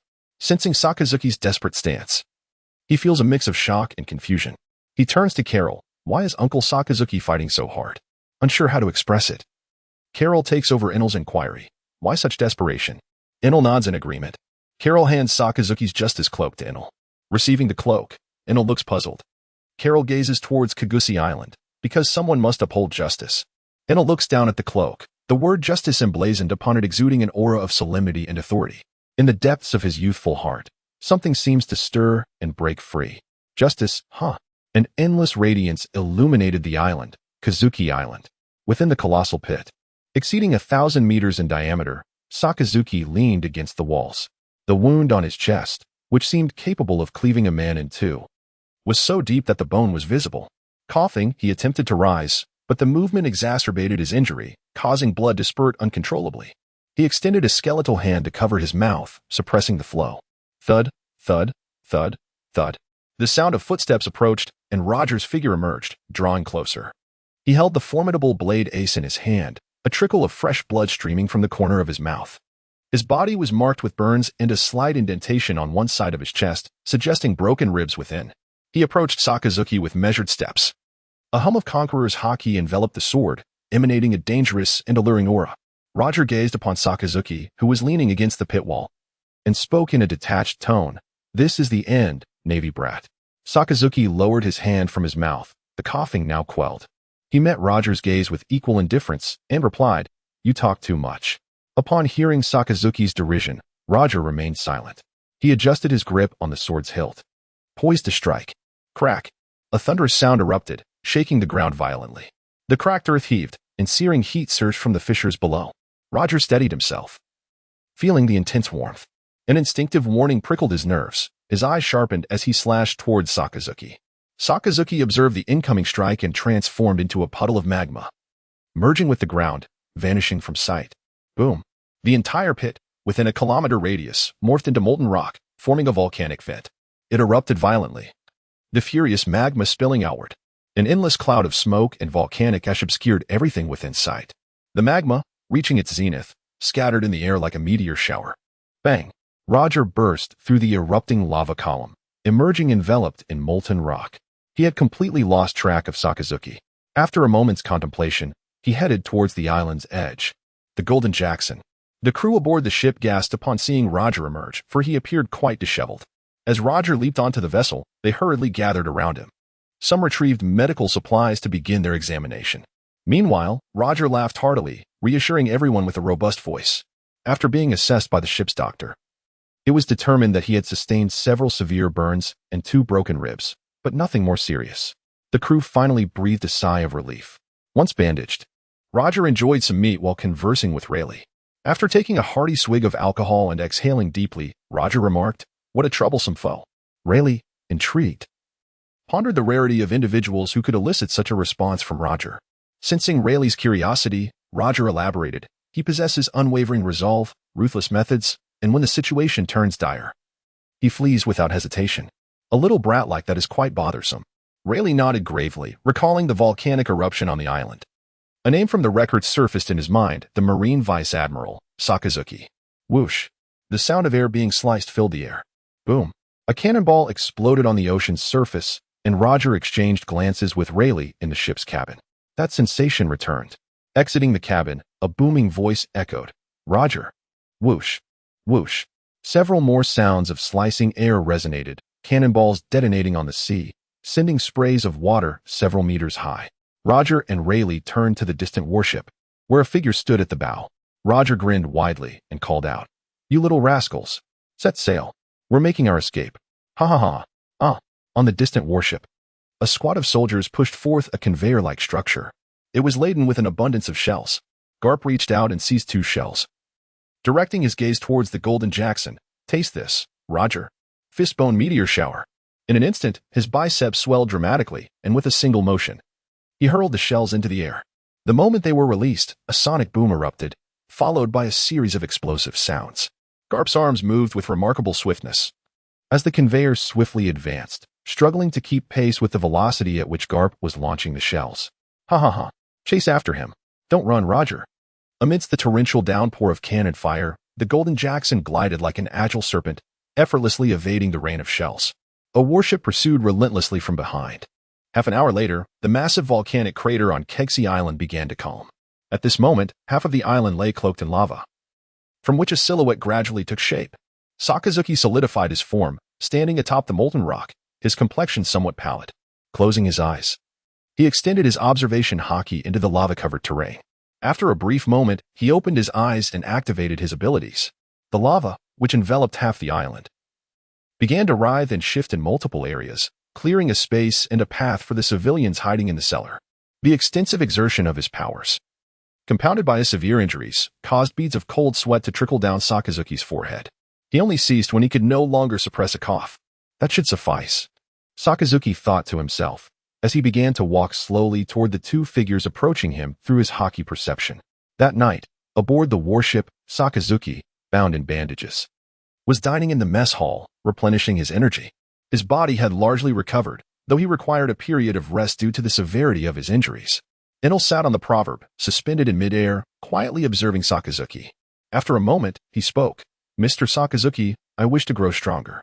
Surprised by the sudden maturity Enel seemed to exhibit, Sakazuki regarded his determined face and replied, "Let's have Carol devise a training regimen for you. In 2 years, when you're of appropriate age, you can enter the Naval Academy."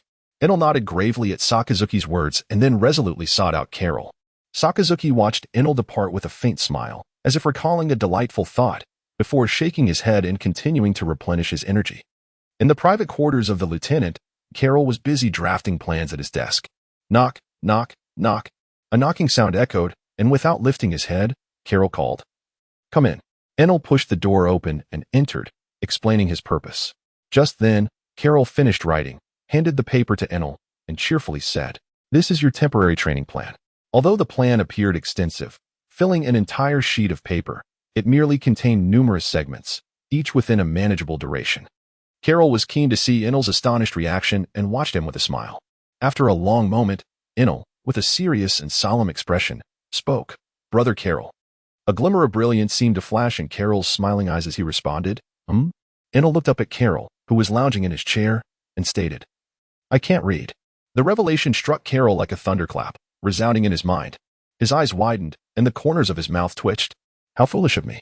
Covering his forehead, Carol wore a despondent expression. He had completely overlooked the fact that a child who had been a vagabond since birth would not know how to read, especially at the tender age of 3. Even children from stable families often struggle to recognize all the characters. In despair, Carol reclaimed the training plan from Enel's hands, approached the desk, and picked up a notepad. He wrote a few characters and handed them to Enel, teaching him their pronunciation and writing methods, encouraging him to practice. Unfortunately, there were no beginner's books aboard the ship. They would have to wait until reaching the next island to procure some. Enel returned to his small bedroom, holding Carol's notepad. Beneath the bright light, he sat in a chair, reciting aloud while awkwardly scribbling on the table. Enel. Justice. The battleship sailed slowly through the illuminated night sky. The Navy headquarters, Marineford. After several days at sea, Sakazuki's ship finally arrived at Marineford. As the battleship gently entered the harbor, it had been nearly a year since anyone had laid eyes on the majestic and solemn architectural complex. On board, Enel gazed in astonishment at the towering fortress. The grand walls bore the imposing characters of the Navy, exuding an air of solemnity that struck a chord within Enel's soul. The ship anchored firmly in place. Sakazuki instructed everyone to rest for half a day before leading Enel towards the office of the fleet admiral. While seated on the pledge model, Enel attracted considerable attention as he flew behind Sakazuki, causing him to feel somewhat embarrassed as he closely followed behind, hesitant to lift his gaze. Upon reaching the door of the fleet admiral's office, Sakazuki raised his hand and knocked. Knock, knock, knock. Come in, the voice of Admiral Kong echoed from within. Sakazuki pushed the door open and entered, followed closely by Enel, who peeked in to catch a glimpse of the admiral. It seemed that an admiral's duties were never-ending. Lowering his head to review documents, Admiral Kong said, "Sit down, Sakazuki, and wait a moment." Sakazuki acknowledged and took a seat on a nearby chair, while Enel floated beside him on pride, surveying the modest office.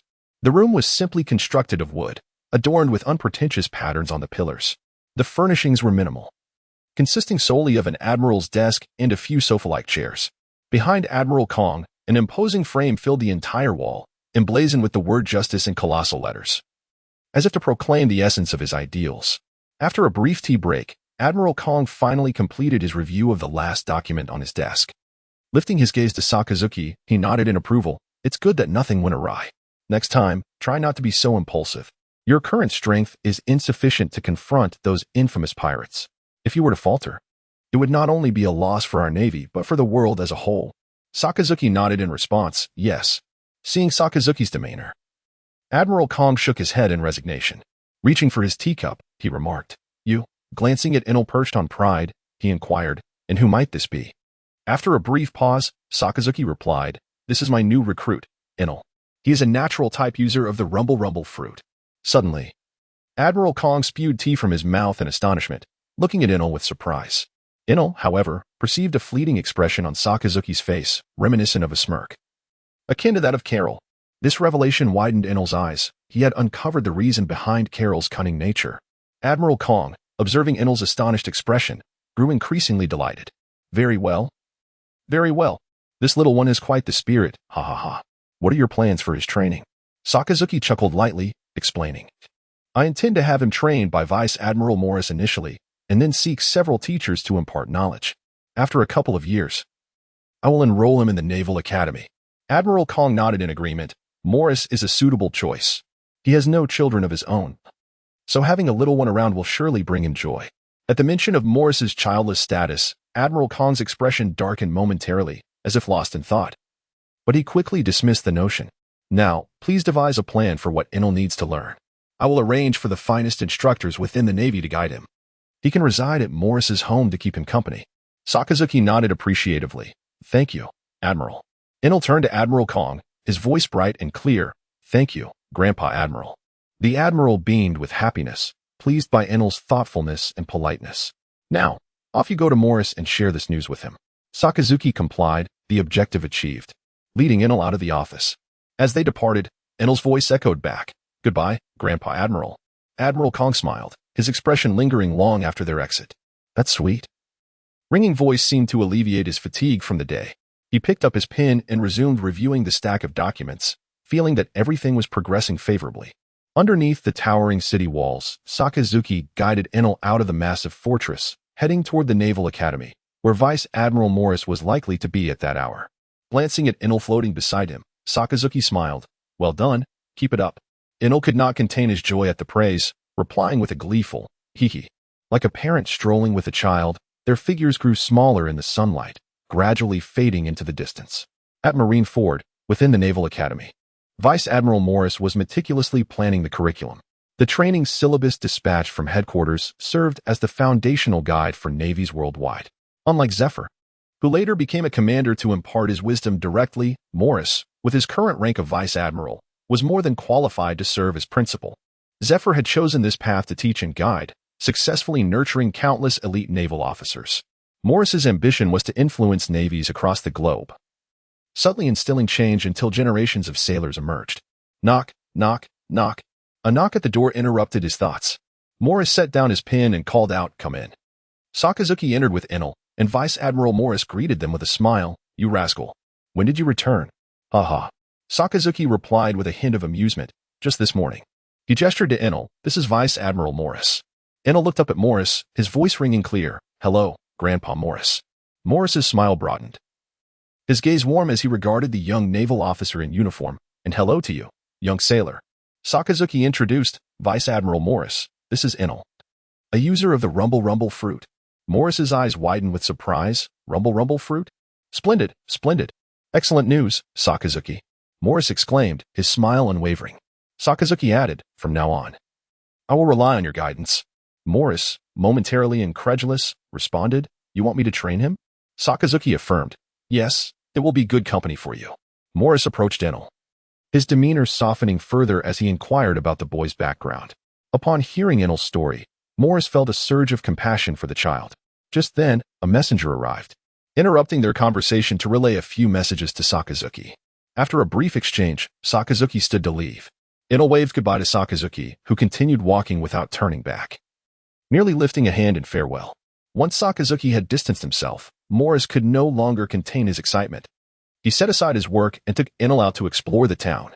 In a local shop, Morris's voice rang out, "Pack this, and this for me, and deliver it to Second Alley, 17th Street." Enel, puzzled, asked, "Grandpa Morris, isn't that a bit excessive?" Morris explained cheerfully, "Not too much, just call me Grandpa. No need for a name." Enel's clear voice chimed in, "Grandpa." Morris's delighted laughter echoed, "Good, good, ha ha ha. Wrap this up too. Come on. Grandpa will take you home." The voices gradually faded away. On the other side, shortly after disembarking from the warship, Sakazuki returned to the port, but this time not to board his own ship. Guided by a messenger, he spotted Admiral Sengoku directing personnel to unload supplies at the harbor. Approaching, Sengoku turned to look at him, and Sakazuki called out, "Admiral Sengoku." Sengoku responded with a slight smile, Sakazuki. During this period, Sengoku sported a wild hairstyle and round glasses, his demeanor more severe than the gentle disposition he would later adopt. Sakazuki seized the moment to inquire about the urgency of their current mission. "Admiral Sengoku, what task demands such haste?" Sengoku's expression turned serious, revealing a hint of frustration. "It's that mad dog, Bondiwald. He has reportedly been raiding materials everywhere to construct a massive ship. Due to his abilities, we've been unable to capture him. Recently, we received intelligence indicating that he has appeared on a small island in the New World. Orders have been given to apprehend him, preferably alive." Sakazuki nodded, acknowledging the difficulty of capturing Bondiwald, whose double fruit ability allowed him to accelerate his movement up to 30 or 50 times. It seems CP has already begun its maneuvers, he thought. After briefing the incoming Carol on routine tasks, he boarded a warship heading to the Red Continent. Standing on the deck, gazing out at the ocean, Sakazuki pondered the implications of the double fruit. Meanwhile, on Lilga Island, located in the early part of the New World, the terrain was predominantly mountainous with abundant mineral resources, and the island's inhabitants primarily engaged in mining. At this moment, a warship lurked in the shadows 100 meters from the coast. Lava flowed from the vessel, cloaked in dark haki as it surged toward the island. Moments later, a 100-meter-long black staircase formed, with Sakazuki and Sengoku descending first, followed by the soldiers trailing behind. They stealthily approached the pirate ship of Wald's crew, lying in wait. Sakazuki and Sengoku activated their observation haki, sensing the festivities at the now-ruined harbor town, where Wald and his crew were reveling around a bonfire. Exchanging glances, they nodded, suppressing their presence as they made their way toward the town's center. In the town square, Bondiwald donned a captain's coat and a broken-horned helmet, his face adorned with the signature W-shaped beard. He raised a barrel of wine to his lips, draining it in one go. Setting down the empty barrel with a slight flush on his face, he called out to a figure approaching, "Balalalala, Gairam. How is the count going?" Gairam, resembling Baron Egg, had a rotund upper body and slender limbs, his hair tied in a square hammer shape. He approached, carrying a massive square hammer taller than himself. Once seated around the bonfire, Gairam beamed. "The situation is excellent. The stockpile in this town exceeds our expectations. The construction of the Golosiyati can proceed." Gairam, a combatant and designer for Wald's crew, possessed the ability of the cube fruit, allowing him to manipulate items by transforming them into cubes. The Golosiyati was his brainchild. designed to maximize Bondi Wald's capabilities as a colossal submarine. Wald's eyes lit up, and he laughed heartily, "Balalalala, to our dreams, cheers." The group raised their glasses in celebration, believing that once the massive vessel was completed, no one would stand in their way. However, unbeknownst to the revelers, a faint disturbance arose atop a distant tower. A translucent shockwave gathered power in Sengoku's hand. Suddenly, Sengoku transformed into a colossal golden figure, the Buddha form, crashing down upon the tower and startling the partygoers. Though it was too late. In an instant, the shockwave surged toward the center of the celebration. Boom! A mushroom cloud erupted, accompanied by a thunderous explosion. Like a signal, layers of lava erupted from the epicenter, creating towering waves that surged toward the center. The soldiers at the harbor sprang into action the moment the explosion rang out, charging toward Wald's remaining crew. In the heart of the lava, a massive explosion created a gaping hole, and Wald, cloaked in haki, leaped out, cradling his brother, Benjak. He shouted, "Guy Ram! Sebastian! Nat Shin!" Nearby, engulfed in lava, Guy Ram's voice emerged. "I'm fine." He stood up, battered and burned, gripping his enormous hammer. "Fishman karate. Tankawa's straight punch." A furious voice erupted from beneath the lava. Boom! The molten rock exploded, revealing two figures. One was Sebastian, a blue fishman from Wald's crew, sporting sunglasses and adorned with fins on his head and arms. The other was Natchin, the ship's doctor, clad in a pink cheapao, though her white overcoat was mostly burnt away, rendering her quite disheveled. Seeing that his key allies were unharmed, Wald breathed a sigh of relief, though he knew that others were likely lost in the explosion. Setting Benjak down, Wald glared at the golden giant, Sengoku. With a hum, he cloaked himself in haki, picking up stones from the ground, similarly infused with his power. Momo. Shotgun. Whoosh. Several stone projectiles whistled through the air, expanding 100-fold in size and speed, crashing into Sengoku's golden form. Boom. The stones detonated, yet failed to breach Sengoku's golden exterior.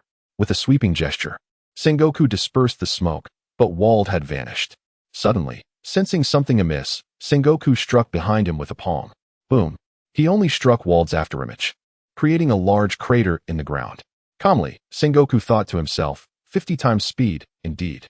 Meanwhile, as Wald charged forward, Guy Ram intended to check on the trio.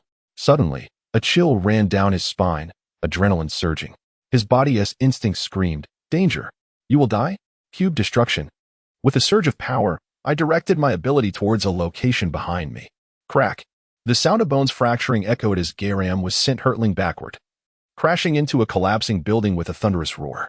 Sakazuki stood firm at the spot where Garam had just been, observing as his right hand transformed into molten blocks of magma. Raising an eyebrow, he mused on the absurdity of the superhuman. In that fleeting moment of contact, Sakazuki realized that the haki enveloping his hand had been instantly shattered, forcing him to retract it. His arm morphed into lava, and his fist disintegrated into magma blocks that plummeted to the ground. Channeling his ability once more, he reformed a fist, solidifying his arm. In a flash, he darted toward the ruin struck by Garam. Garam's voice rang out, "Cube booster." The entire debris field instantaneously transformed into large cubes, soaring into the sky. Sakazuki stood atop one of the ascending blocks, channeling his power downward with a strike. Flower Fruit Mountain. A colossal magma fist crashed down, obliterating the block beneath him. And the descending magma giant fist erupted in midair, bursting forth like a resplendent firework, exploding upon impact with the ground. Boom. Boom. Within the square pit, Garam evaded the magma bombs while extending his arms wide, drawing them together in front of his chest to form a semi-transparent cube. Aiming at Sakazuki, who descended from above, he exclaimed, "Air Cube Booster." He hurled a solidified air bomb towards Sakazuki, but in that instant of release, Sakazuki's figure vanished from midair, reappearing directly in front of Garam. Before Garam could react, Sakazuki enveloped his entire body in haki, seizing the air bomb and pressing it against the terrified Garam's head. Boom.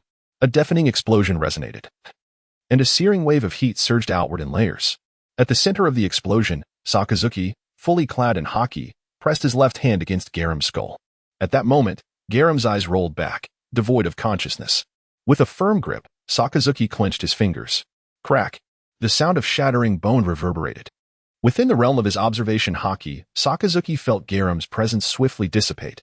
Seizing Garam's head, he flung it in the predicted direction, sending Garam's lifeless body hurtling forward, crashing before Waldo, who was entangled in combat with Sengoku, having accelerated himself 50-fold. Suddenly, Garam's corpse landed directly before him, leaving him momentarily stunned. Sengoku seized the opportunity. A white light emanating from his palm. A translucent, massive shockwave surged forth, pinning Waldo down.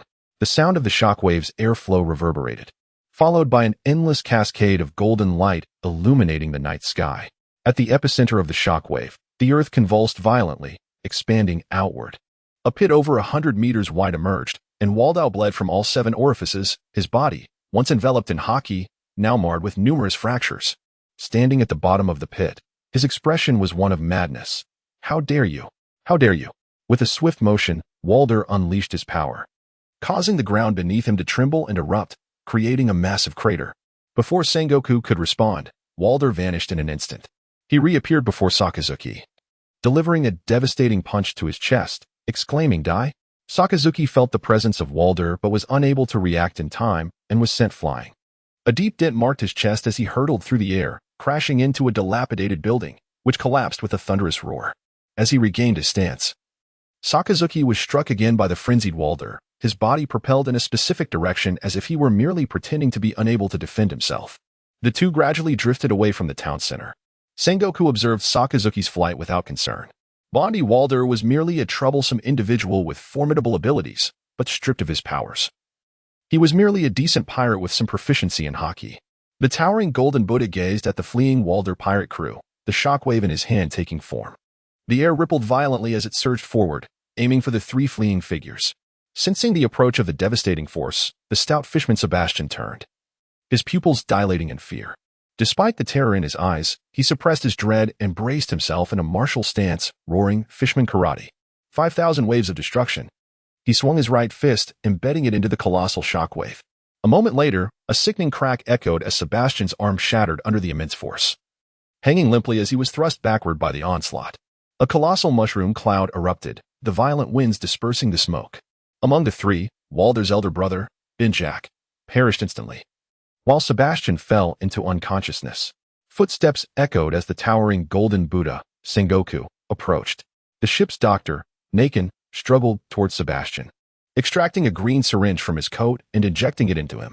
Sebastian's body convulsed, and moments later, he awoke with a surge in size. His eyes wide open yet devoid of reason, glowing red. Sengoku watched as the mindless fishman charged at him, his expression impassive. The shockwave in his hand coalesced, descending like a mountain upon him. Amid Sebastian's anguished cries, a blinding light erupted. When the explosive force subsided, a massive blue arm fell from the sky, crashing to the ground. Nakin, glancing at the advancing golden Buddha, scrambled backward in terror, yet their distance only diminished. As Sengoku closed in, Nakin, in a fit of desperation, produced a pouch of powder, his gaze wild.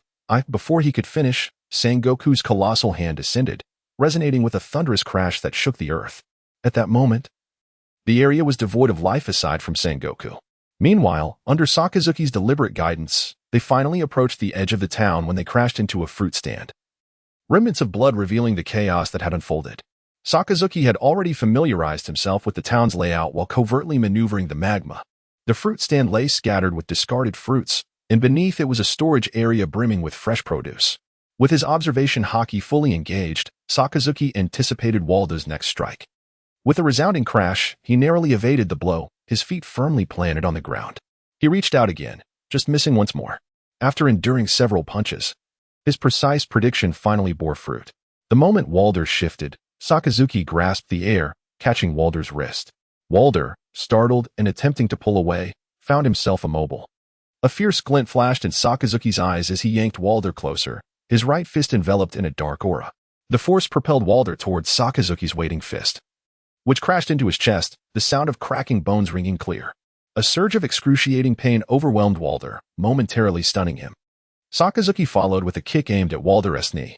The instinctual warning from his body snapped Waldo back to reality, his eyes flashing with madness as he raised his left leg, knee poised to collide with Sakazuki's foot. With a sickening crack, Waldo's left knee shattered, bending at an unnatural angle as he howled in agony. Sakazuki then pressed down with his foot, targeting Waldo's twisted ankle. The sound of breaking bones continued as Sakazuki crushed Waldo's ankle, the searing pain rendering Waldo completely irrational, his expression grotesque. With a furious roar, he swung his fist towards Sakazuki's head. Sakazuki deftly evaded, simultaneously delivering another kick. The resounding crack echoed as Walder's right knee succumbed, his stature shrinking in an instant. Sakazuki exerted force with his left hand, lifting Walder, and executed a sweeping kick that sent Waldo crashing to the ground. Grasping Waldo's wrist with his left hand and his shattered knee with the right, he raised his knee and brought both hands crashing down. With a final, resounding crack, the clash reverberated through the air. A crisp sound resonated as Waldo's lumbar vertebrae were brutally shattered, his body contorting into an inverted V shape. The ebony hue of his armament quickly faded away. His eyes rolled back, and his body convulsed uncontrollably, exhaling more than inhaling, releasing his grip with the right hand. He clutched Walder tightly with his left. Channeling the power of the fruit, the ground instantaneously transformed into lava, revealing a vast molten cavity that led directly to the underground storage room of fruits.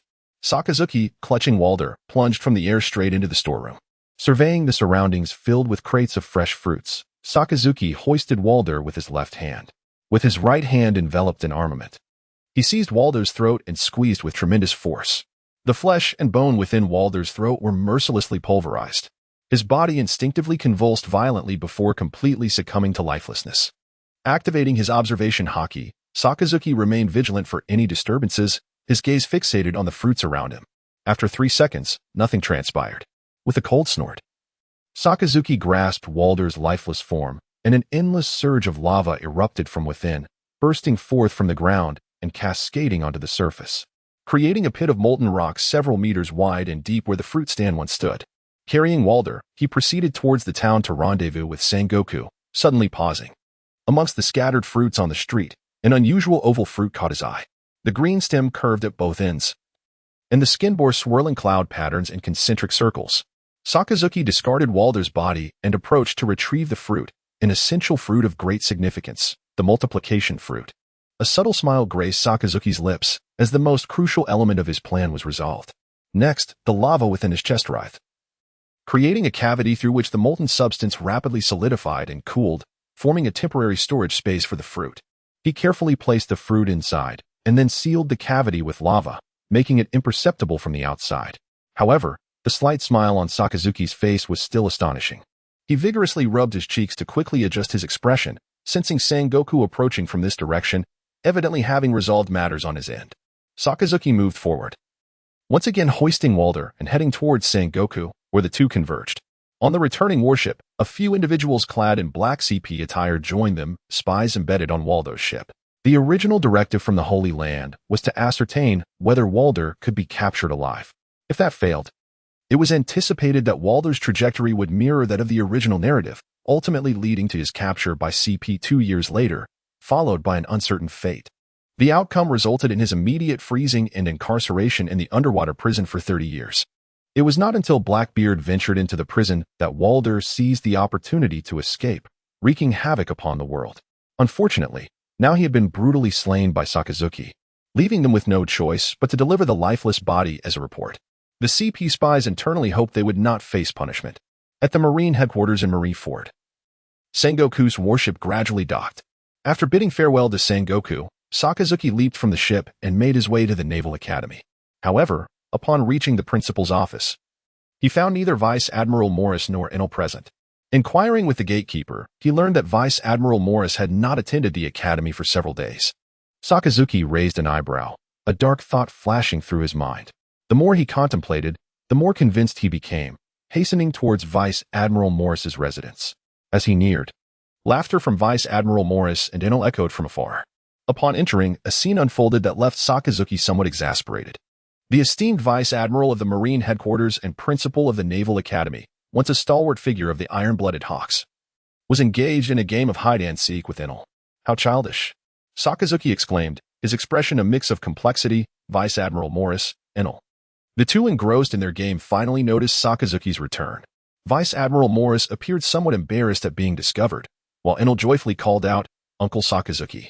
Sakazuki nodded and then turned to Vice Admiral Morris, exuding a sense of resignation. "Vice Admiral Morris, this." Morris chuckled. "Enel just finished training, and we decided to play for a bit." What a joke, Sakazuki thought, glancing at Enel, who was indeed quite dirty. The young boy's physique had also become more robust since Sakazuki's departure. Finally convinced by Vice Admiral Morris's words, Sakazuki remarked, "Very well.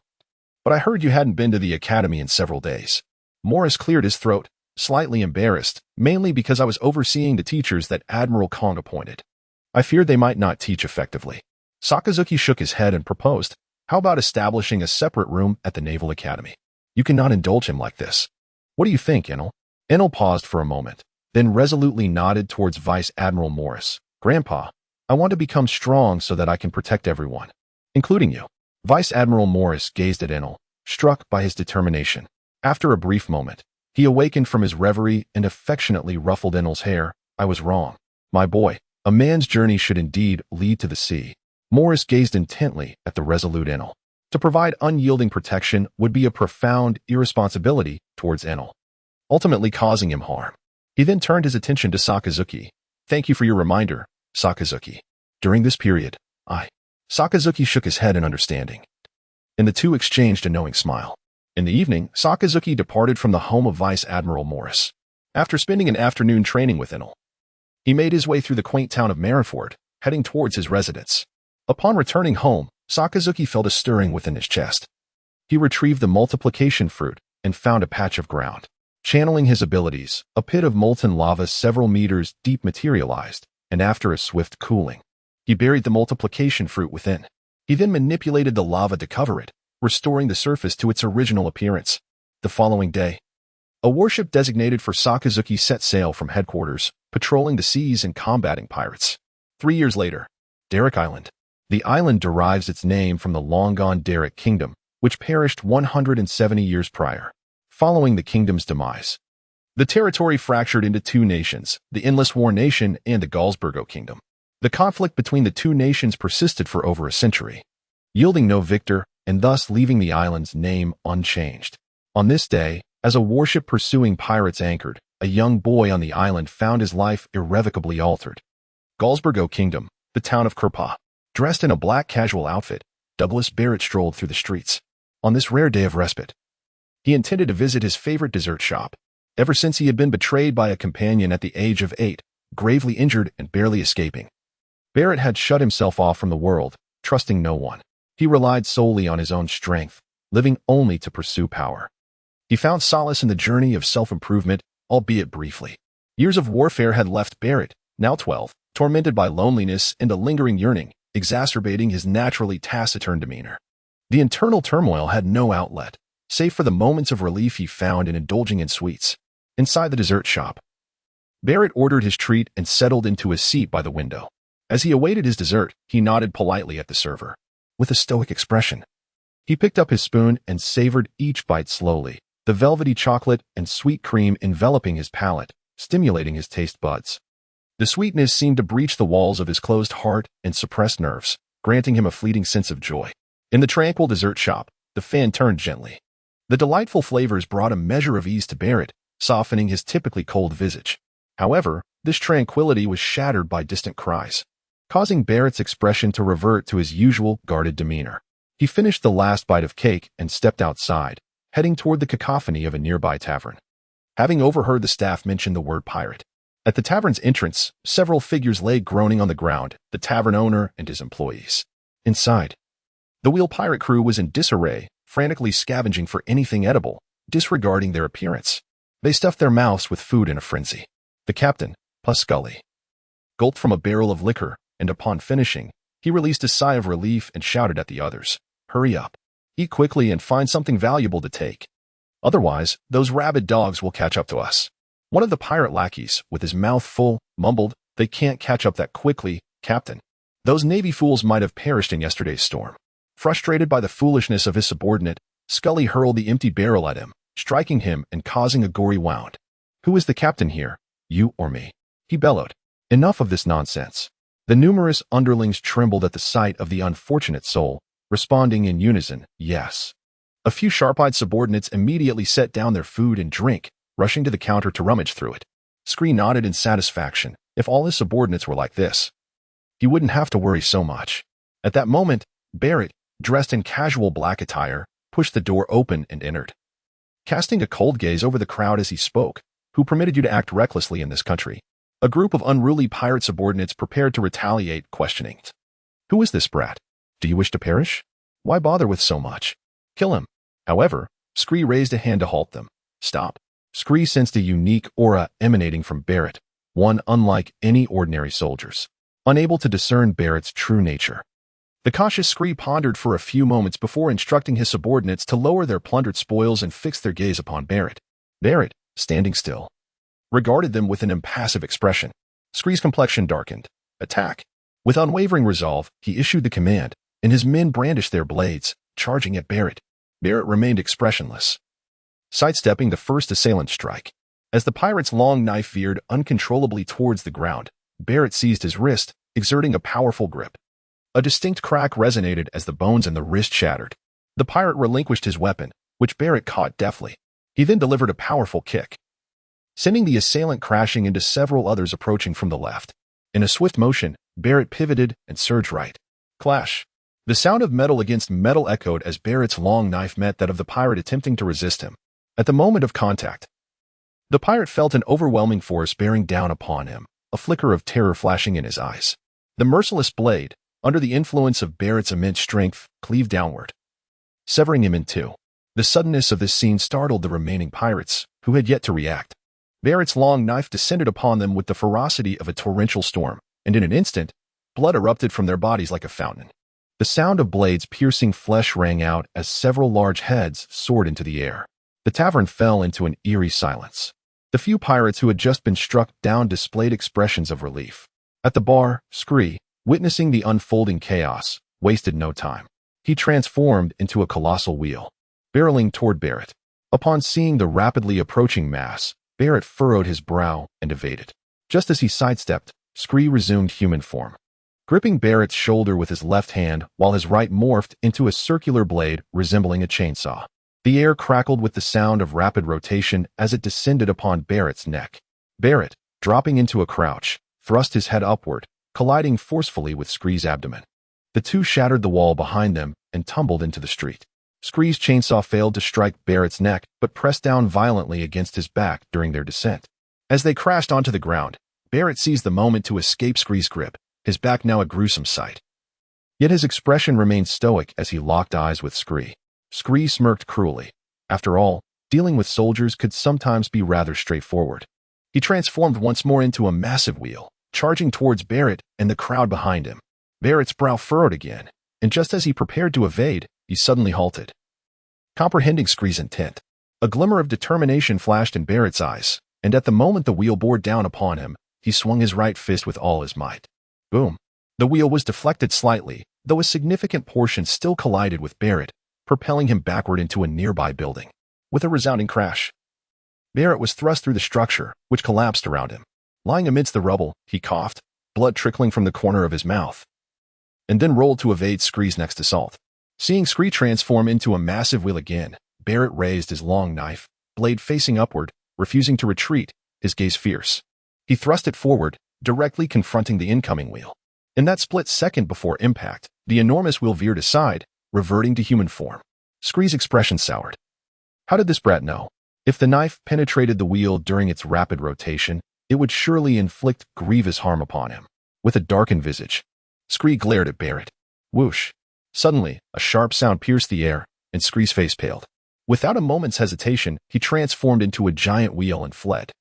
In his wake, a small crater formed in the ground. Boom! A thunderous noise followed as the giant wheel hurtled back, crashing near Barrett. Barrett's pupils constricted. Such power. Then, three figures clad in navy uniforms appeared, advancing toward Scree.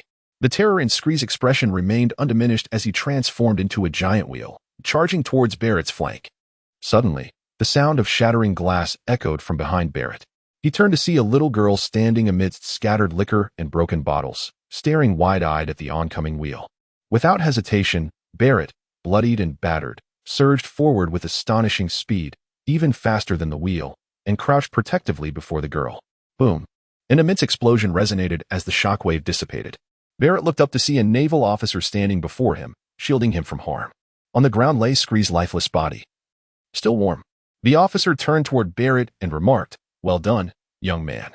Barrett gazed up at the towering figure, perplexed, murmuring to himself, "Why? Carol," the officer, looked back. Puzzled? Barrett's resolve strengthened as he faced the naval officer. Why did you save me? Carroll smiled. Because safeguarding these seas and protecting the world's people is the responsibility we bear as the Navy. Barrett stood frozen, grappling with the revelation. As the long-frozen yearning within him began to thaw, he stumbled home in a daze, lying in bed and staring at the ceiling, lost in thought. In the deep of night, Douglas Gray, the commanding officer of the Gulls Force Unit, returned home. Upon noticing the unlit training room, he felt a twinge of surprise. After all, his adopted son was known for his extreme discipline and should have been training at this hour. Entering the house, he switched on the lights and settled onto the couch. Reflecting on his son, who had always been remarkably understanding and a source of great benefit to him. However, Gray's expression darkened. While excellence was commendable, the increasingly formidable Barrett ignited an indescribable sense of unease within him. Barrett's rapid growth and burgeoning reputation as a national hero posed an intolerable threat to a man in power. The sense of crisis in Gray's heart intensified. If Barrett continued to develop at this pace, he would one day jeopardize Gray's position. If necessary, he would have to resort to that plan, though he hoped Barrett would not hold it against him. Snap! Gray lit a cigar, his enigmatic expression obscured by the swirling smoke, rendering his features indistinct. The sound of footsteps approached from behind. Quickly adjusting his demeanor, Gray turned to face Barrett, forcing a smile. Barrett, what brings you here tonight? Barrett observed the troubled expression on his father's face and shook his head, replying, I am merely contemplating certain matters, father. In truth, he was not oblivious. He had sensed a growing distance between them over the years, a stark contrast to the affection he once received in his childhood. This estrangement was one of the reasons Barrett had closed himself off, perplexed by his father's behavior towards him. The betrayal of his companions compounded his confusion. Each day, he sought solace in rigorous training, feeling the gradual strengthening of his physique, which provided him a semblance of purpose. Reflecting on his encounter with the naval officer earlier that day, Barrett languidly lay at home throughout the afternoon. It was then that he finally recognized his inner yearning. He too desired trustworthy companions, sought redemption, and longed to protect what he held dear. With a newfound determination, he resolved to speak to his father when he returned that evening. He approached his father, seated on the sofa, and with some hesitation declared, Father, I wish to join the Navy. Gray was taken aback, his smile fading into a solemn expression as he inhaled deeply from his cigar. What has prompted this thought, Barrett? The smoke enveloped Gray's face, obscuring his features. Internally, he pondered the implications of Barrett's words. Was it a test of his resolve? Or had his adversaries whispered something inappropriate to his son? Barrett lowered his gaze, silent for a moment, before looking up resolutely and stating, Father, I wish for comrades. For trustworthy allies with whom I can share my burdens, and I yearn to protect all that I cherish. Each word struck Gray's heart like a hammer, and he gazed at Barrett's youthful visage, suddenly awakened to the realization of his own neglect over the past years. He opened his mouth to speak, but found himself at a loss for words. Finally, he managed to utter, Have you truly made up your mind? Barrett nodded earnestly. Observing the conviction in his son's eyes, Gray broke into a smile, a warmth replacing the previously concealed reservations. Perhaps he had indeed erred in his judgments, but thankfully, it had not led to irrevocable mistakes. He regarded Barrett with newfound acceptance, signaling his approval with a nod. Subsequently, he retreated to the bedroom, rousing his sleeping wife to prepare a sumptuous meal for the father-son duo, rekindling the warmth of their childhood bond after many years. At the dinner table, Barrett felt the palpable shift in his father's demeanor, the long-standing indifference giving way to genuine care, a hint of a smile gracing Gray's usually stoic expression. A night devoid of sleep passed, and the following morning, Barrett prepared to depart for the port. Having learned that the naval crew he had encountered the previous day would be resting on the island for the night, he meticulously packed his belongings, intending to bid farewell to his parents, but hesitated at the door, his hand lingering indecisively. Finally, he knocked, but silence met him. Gently pushing the door open, he discovered his parents were not home. A fleeting sense of disappointment washed over him as he stepped outside, only to be greeted not by the first light of dawn, but by his father, adorned in military regalia, and his mother, red-eyed and tearful. Barrett's face broke into a joyful smile as he grasped their outstretched hands, and together they made their way to the port where the Sakazuki warship was anchored. As the ship set sail, Barrett cast a wistful glance at the island he had called home since birth. Standing on the deck, Sakazuki and Carroll observed Barrett, surprised by this unexpected turn of events. Furthermore, Barrett had yet to consume any fruits, With proper guidance, he could evolve into a powerhouse akin to the next Garb. Contemplating Barrett's potential, Sakazuki resolved to personally mentor him. That day, while instructing Barrett on the nuances of harnessing haki, the sound of a transponder snail interrupted them. Carol approached, holding the device and handing it to Sakazuki. Upon answering, the voice of Rear Admiral Morris resonated with concern from the other end. After listening intently, Sakazuki's brow furrowed, instructing Carol to retrieve a nautical chart. He then studied the map, his lower body transforming into magma. With a thunderous explosion, the ship trembled as Sakazuki ascended into the sky. Meanwhile, at the port of Tansley Island, chaos reigned. Flames lit the night sky as 6 pirate ships surrounded the harbor. Hundreds of pirates guarded the entrance, and the ground was strewn with the bodies of countless civilians. The remaining pirates scoured merchant vessels, clutching 2 somewhat blurred photographs, searching fervently for something. "This one doesn't resemble," one muttered. "This one is somewhat similar. Get rid of it. Spare no children, especially those with purple hair. Please expedite the search." Yes. In an instant, the cries aboard the ship resounded incessantly. It was deemed preferable to mistakenly slay an innocent than to let the guilty escape. Anyone bearing even a slight resemblance to the woman in that indistinct photograph was ruthlessly slaughtered and cast into the sea. In a dim corner of the cabin, a mother and her child clutched a makeshift communicator. They were abruptly startled upon overhearing the pirates mention purple hair. The mother seemed to comprehend the gravity of the situation, her thoughts racing as she resolved to act. She nestled her child within a wooden barrel, sternly instructing him to remain silent and not to emerge, regardless of what transpired. After covering the barrel with some objects, she stifled her tears and retreated to a distant room. When the pirates arrived and flung open the door, she seized the opportunity to leap through the window, landing on the deck below. She sprinted towards the railing and plunged into the depths of the sea. A few pirates, cursing vehemently, followed her plunge. Moments later, the water was stained crimson. Soon after, one of the pirates surfaced, dragging the woman's lifeless body, and bellowed to the ship. "This woman has deceived us. Where did she just jump from? Quickly search. The little cub of the Zephyr family must surely be in that room. Hurry and search. Kill him." After shouting, he swam toward the shore, dragging the lifeless body of the woman, preparing for a different course of action. Meanwhile, the pirates on the ship, upon hearing the commotion, rushed fervently towards the room from which the woman had just emerged. They frantically searched and smashed everything in sight.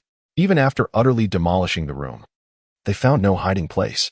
The leading pirate, realizing the situation, grinned menacingly and commanded, "Destroy this entire floor. That brat of Zephyr must be hiding here. Find him. I intend to make him suffer." Ha ha ha. The surrounding pirates instantly erupted with excitement at the thought of avenging Admiral Zephyr and eliminating his offspring. The potent mix of hatred and exhilaration fueled their fervor. With bloodshot eyes scanning their surroundings, they were both cruel and frenzied. "Brat, where is it? Come out. You little brat." The pirates, resembling malevolent spirits, ransacked everything in their path, swiftly locating Admiral Zephyr's child in a cluttered corner. Grasping the 2-year-old by the neck, they reveled in the child's crimson, struggling visage. Although they couldn't kill him just yet, they loosened their grip slightly and hoisted him onto the deck. "Boss, we found him." The pirate captain on deck erupted with excitement. "Quick, bring him to me." Receiving the child with violet hair, the captain grinned wickedly, clutching the boy's neck as though he were examining a piece of art, meticulously scrutinizing every inch of the child's skin. "Zephyr, did you ever imagine this day would come?" He cackled. "Bring me that woman's corpse. Hurry, let us take a picture. Tomorrow, I want it splashed across the newspapers." As the captain posed, a sharp click echoed, capturing the moment. The sinister captain stood triumphantly over the woman's lifeless body, clutching the child by the neck, who flailed helplessly. After the photo was taken, the captain, with a glint of malice in his eyes, sneered, "You can blame your father, Zephyr." He prepared to crush the child's neck, eliciting gleeful anticipation from the surrounding pirates. Suddenly, a thunderous clap reverberated through the air, momentarily freezing everyone in shock. A voice, brimming with youthful fury, thundered, "Stop." Lightning struck the deck before the pirate captain. Enel, now a striking young man, stood tall, his navy uniform accentuating his stature, wielding a golden staff crafted from Akainu's former suitcase. His expression was fierce, reflecting his turbulent emotions. Judgment. A faint glow illuminated the sky as multiple bolts of lightning descended, instantly incapacitating the surrounding pirates. The merchant ship was cleared of its attackers, leaving only Enel, the child, and the pirate captain on the deck. The remaining crew had been slaughtered, leaving only chaos behind. The pirate captain, with a cruel grin, waved the violet-haired child. Taunting? Nature type? Huh? I'm so scared. Why don't you strike me? He shook the child like a toy, provoking Enel's simmering rage, with determination etched on his face. Enel gripped his staff tightly, aiming it at the pirate captain. In a flash, he vanished, reappearing before the captain and striking at the wrist that held the child. The captain's sadistic smile remained unbroken as he witnessed the staff descending towards him. Just as the impact was imminent, a dark hue enveloped his wrist. Enel's acute observation skills had detected the shift, and he transformed into lightning, narrowly evading the blow. The captain's grin widened as he shifted the child to his left hand, drawing a long knife with his right. Its blade darkened with haki. "Come on, little boy," he challenged. Enel's expression turned grave as he unleashed his power, reshaping his staff into two dagger-like blades. He appeared behind the captain, thrusting one blade towards the captain's heart and the other towards his kidneys. Though caught off guard, the captain coated his upper body with haki, sparking as Enel's blades met his defense. The captain retaliated with a swift strike, but Enel vanished once more, reappearing atop the captain's blade. He aimed both daggers at the captain's eyes. The captain raised his left hand to block, but Enel's blade struck his forearm with a metallic clash. "Look at this, little brat," the captain taunted, gesturing with his eyes towards the struggling child. The grip tightened, and the child's face flushed as his life force dwindled. Enel remained steadfast, his daggers pressing against the captain's arm, unwavering in his gaze. The captain, relishing the moment, envisioned a myriad of torturous fates for the young naval officer. Suddenly, he noticed a flicker of light in Enel's eyes, followed by an encroaching darkness. The boy's voice rang clear, "Thunder Heatblade." Pain shot through the captain's arm as sensation faded, replaced by an overwhelming agony that resonated in his mind. "No. Come here. Kill that little brat." The pirate captain, in a frenzy, swung his sword wildly. Countless pirates surged forward, aiming to slay the youth cradling a small child. Just then, Enel fixed his gaze intently on the pirate captain's eyes, and a spark of inspiration ignited in his mind. Channeling his abilities, he concentrated his vision. And as the pirate captain mockingly met his stare, a bolt of lightning shot forth from his eyes, striking the captain. Subsequently, he summoned his power to coalesce into two golden daggers. With a fierce thrust, fueled by the fusion of lightning and heat, the pirate captain's forearm was severed cleanly. Seizing the detached limb, he rescued Zifa's child and cradled him in his arms. Accepting a golden dagger from his left hand with his right, his abilities surged forth. The two golden daggers melted and writhed, instantly transforming into a small arc, proverb. He tossed Zifa's child into the air, where he transformed into a flash of lightning. Then, his figure reappeared, now adorned with a heap of clothing, which he spread across the small proverb. As he caught the falling child mid-air, he gently placed him atop, stroking the little one's head to comfort him. "Brother will come for you soon. Be good." He then placed a hand on proverb. With the infusion of lightnings, the vessel's fan began to spin rapidly, launching it skyward until it became a mere speck in the air. Without restraint, Enel unleashed his full powers, observing the oncoming horde. His entire being instantaneously transformed into elemental form, his eyes radiating an intense lightning glow, resembling a deity indifferent to the masses. His power spread across the ground like a spider's web, laced with imperceptible currents of electricity. As the pirates approached, Enel summoned a dagger crackling with lightning, traversing the electric web laid beneath. The pirates beheld a flash of blue light, and then their vision plummeted, revealing a headless body before them. How familiar it was! Was that not himself? Subsequently, the pirates were enveloped in an abyss of darkness, like a field of wheat being harvested. The bodies of the pirates fell in rows, paralyzed by fear. Cold sweat poured down as if doused with water, their hearts gripped by terror. The pirate captain, blinded by Enel's lightning, sensed something amiss. The advancing crowd fell silent, the stench of blood saturating the air. Damn it! Panic surged within him as he pinched his fingers together and blew a sharp whistle. Before a third urgent call could sound, a spear of thunder pierced through his arm and throat, causing him to writhe in agony on the ground. Boom! The thunderous spear, having breached his throat, struck a nearby pirate ship, erupting in a violent explosion that engulfed the vessel and sank it beneath the waves. Enel's eyes, brimming with lightning, swept the surroundings as he floated in midair. Boundless arcs of electricity erupted from his being, striking down like thunderbolts, forming a barrage of lightning spears that rained upon the earth and sea. Boom, boom, boom. The nearly tangible thunder spears detonated upon impact, unleashing deafening blasts. With an expression of indifference, Enel surveyed the chaos below, as if judging the mortals from an exalted height. Moments later, the pirates succumbed to the retribution of thunder. Yet, Enel remained vigilant, for a potent presence was rapidly approaching from within the island. Whoosh, whoosh. For crescent-shaped sword energies sliced through the air towards Enel. He swiftly evaded, elementalizing momentarily, then coalescing back into his form, his gaze locking onto the newcomer. Emerging was a rugged man, slightly older than the previous pirate captain, bearing a striking resemblance. With disheveled attire, he charged forth wielding a long knife, seemingly fresh from some ordeal. The man, scanning with observation haki, failed to detect his brother's presence. His eyes ablaze with fury, he glared at Enel in the sky. How dare you? How dare you? At him. In a frenzy, he unleashed an overwhelming killing intent, as if breaking free from some confinement. A deluge of murderous aura, accompanied by Conqueror's haki, bore down upon Enel. Unsteady, Enel felt the oppressive force of the mental assault, realizing it was Conqueror's haki. Furrowing his brow, he recognized that this swordsman was significantly stronger than the previous pirate captain. Contemplating a solution, he suddenly sensed something. Relaxing his body, he descended, casting a scornful smile at the swordsman across from him. The enraged pirate swordsman, witnessing Enel's demeanor, felt his own haki surge uncontrollably. Unintentionally awakening his Conqueror's haki, he unleashed it in a wave of pressure. Gathering armament haki around his large blade, Cloud Cutter, he fixed his crimson gaze upon Enel. You little brat. Boom. Like a meteor crashing behind the pirate swordsman. A thunderous roar akin to a volcanic eruption reverberated, accompanied by an overwhelming wave of pressure and Conqueror's haki that effortlessly shattered the swordsman's recently awakened aura, locking him in place. A detached voice echoed from behind. What do you intend to do to my boy? The tone was as if inquiring of a lifeless corpse. Then, a pair of massive hands gripped the swordsman's shoulders. Crack. The sound of bones shattering resonated. With a swift motion, the pirate swordsman's arms were torn from his body.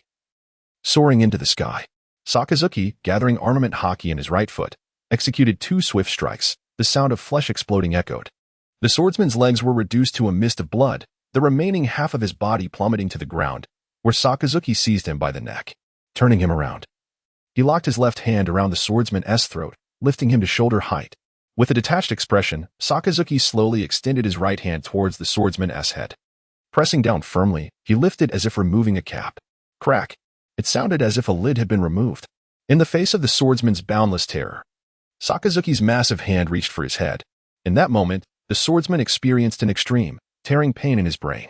Darkness enveloped him, plunging him into an abyss of despair. Thud. The pirate swordsman's corpse fell to the ground, the skull shattered, blood and brain matter spilling forth. In the distance, Enel's hand crackled with electricity, connecting with the small proverb suspended in the air. As proverb gently floated down, Enelu tenderly caressed the frightened little head, offering comfort. The 3-year-old child, having danced on the brink of life and death multiple times within a mere half-day, finally relaxed and succumbed to slumber. Yet, the furrowed brow betrayed an inner turmoil. Subsequently, proverb trailed behind Enelu, drifting towards Sakazuki. Enelu approached Sakazuki with a somber expression, presenting him with a denden mushi. Uncle. This denden mushi had been clutched tightly in the child's hand, refusing to be relinquished even as it neared the brink of being crushed. Perhaps a token left by the mother. Sakazuki accepted it with a nod, remaining silent. After a brief pause, he retrieved the denden mushi and dialed. Meanwhile, Zifa's figure shimmered in the air, gracefully traversing towards Tontada Island. At that moment, the denden mushi rang. Zifa answered instantly. The sound of sonic waves accompanying his anxious tone. Delia, what's the situation? I'm on my way. On the other end, Sakazuki's voice emerged. Somewhat subdued. Admiral Zifa, this is Sakazuki. The child is unharmed. Zifa initially felt a surge of relief upon hearing this, only to be struck by a sudden realization, akin to a thunderclap. His expression faltered, and he plummeted from the sky. With a splash, he plunged into the frigid waters. The icy embrace jolting his mind back to clarity. Utilizing his moonwalk, he propelled himself from the sea, ascending back into the air and resuming his swift journey towards Tontada Island. Zifa's voice emerged, slightly hoarse, as he struggled to speak. I understand, Sakazuki. Thank you. I will be there shortly. Sakazuki's low voice resonated through the denden mushi, acknowledged. After ending the call, Zifa, propelled by his moonwalk, hastened towards Tontada Island, droplets cascading from his face. It was unclear whether they were remnants of seawater from his recent plunge or tears. Delia Sakazuki set down the phone and turned his gaze towards Enel. It had been several months since their last meeting, and the young man had grown significantly taller. Standing nearly 1 meter 60, he looked quite dashing in his naval uniform. He gestured for Enel to leave the proverb in place and then proceeded towards the merchant ship. Sakazuki inquired of Enel, "What have you been studying lately?" Enel replied, "During most of the day, I study navigation and technological knowledge, and in the evenings, I train in physical techniques with my grandfather." Sakazuki nodded in agreement. It is essential to master technological knowledge. Once you have a solid foundation, I will arrange for you to join the scientific division for further studies. In the future, you might enhance the proverb. For instance, integrating the thundercloud launching device into the golden staff would allow for manipulation of the thunderclouds. Enel's eyes sparkled with realization. It could indeed be accomplished. As the rumble fruit itself lacked the ability to generate thunderclouds, the proverb was specifically designed for this purpose, powered by the unlimited electrical energy of the rumble fruit. Upon the activation of the proverb, the internal thundercloud launching apparatus harnesses electricity to conjure countless thunderclouds that blanket the sky. This enables the manipulation of the thunderclouds, coalescing into the formidable thunder welcome, capable of annihilating an island with a single strike. Enel's eyes gleamed with increasing intensity, as if he could already envision himself commanding the sky, summoning thunder and lightning in a display of awe-inspiring power, momentarily lost in thought. Suddenly, a sharp thud struck Enel's head. It was Akainu's voice, resonating with the calm authority. "Stop daydreaming and focus on mastering the fundamentals." Enel, rubbing his forehead, felt a surge of indignation. Humph. Before long, Akainu halted in his tracks, having arrived at their destination. Channeling his abilities, magma flowed from his body, coalescing into two colossal magma hands enveloped in haki, which thunderously uprooted the merchant ship, effortlessly relocating it to shore amidst the roar of crashing waves. Only then did Akainu permit Enel to maneuver the smaller proverb to await the arrival of Admiral Zephyr. Minutes later, the silhouette of Tonley Island became discernible, and despite his severely bloodied and torn legs, Zephyr accelerated with renewed determination. Spotting a figure at the center of the merchant ship's deck, he plunged downwards. Upon landing, Zephyr stumbled and fell, having traversed the distance between islands with moonwalk. His legs, marred by gaping wounds that bled profusely, rendered him nearly numb. Yet his unwavering will propelled him forward. Upon seeing his wife's lifeless body, he could no longer contain himself, struggling to rise and crawl towards her. Embracing her corpse, he was engulfed in an overwhelming silence of grief, as words eluded him and tears flowed uncontrollably. Delia. The name of his beloved wife echoed relentlessly in his heart, accompanied by an overwhelming sense of remorse. Below the vessel, Sakazaki and Enelu found themselves at a loss for words to provide solace. It was only when Admiral Zephyr regained a semblance of composure that he was entrusted with the child from the small proverb. As he cradled his slumbering son, a flicker of light returned to Zephyr's eyes. Observing the furrowed brow of his child, his heart ached with anguish. The tranquil atmosphere seemed to freeze in time, filled solely with silent anticipation. In the North Sea, on Windflower Island, Chief of Staff Jorison leisurely perused the newspaper in his office. Years had passed, and a touch of gray now adorned Jorison's temples. Knock, knock, knock. Report. The sound of knocking echoed as Jorison held a newspaper in one hand and a teacup in the other. Come in. A young naval clerk entered, leading a somewhat mature and disheveled young man. Minister, this young man wishes to join the Navy. He possesses the abilities of the natural series, specifically the shining fruit. What? Jorison slammed the newspaper and teacup onto the table, directing a gaze filled with incredulity towards the prematurely aged young man.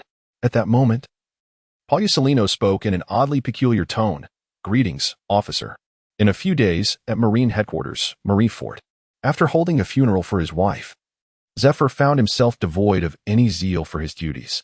He began to harbor intense doubts about the justice he had upheld for many years. A flicker of emotion only surfaced when he was caring for his children. For the most part, he stared vacantly into the distance.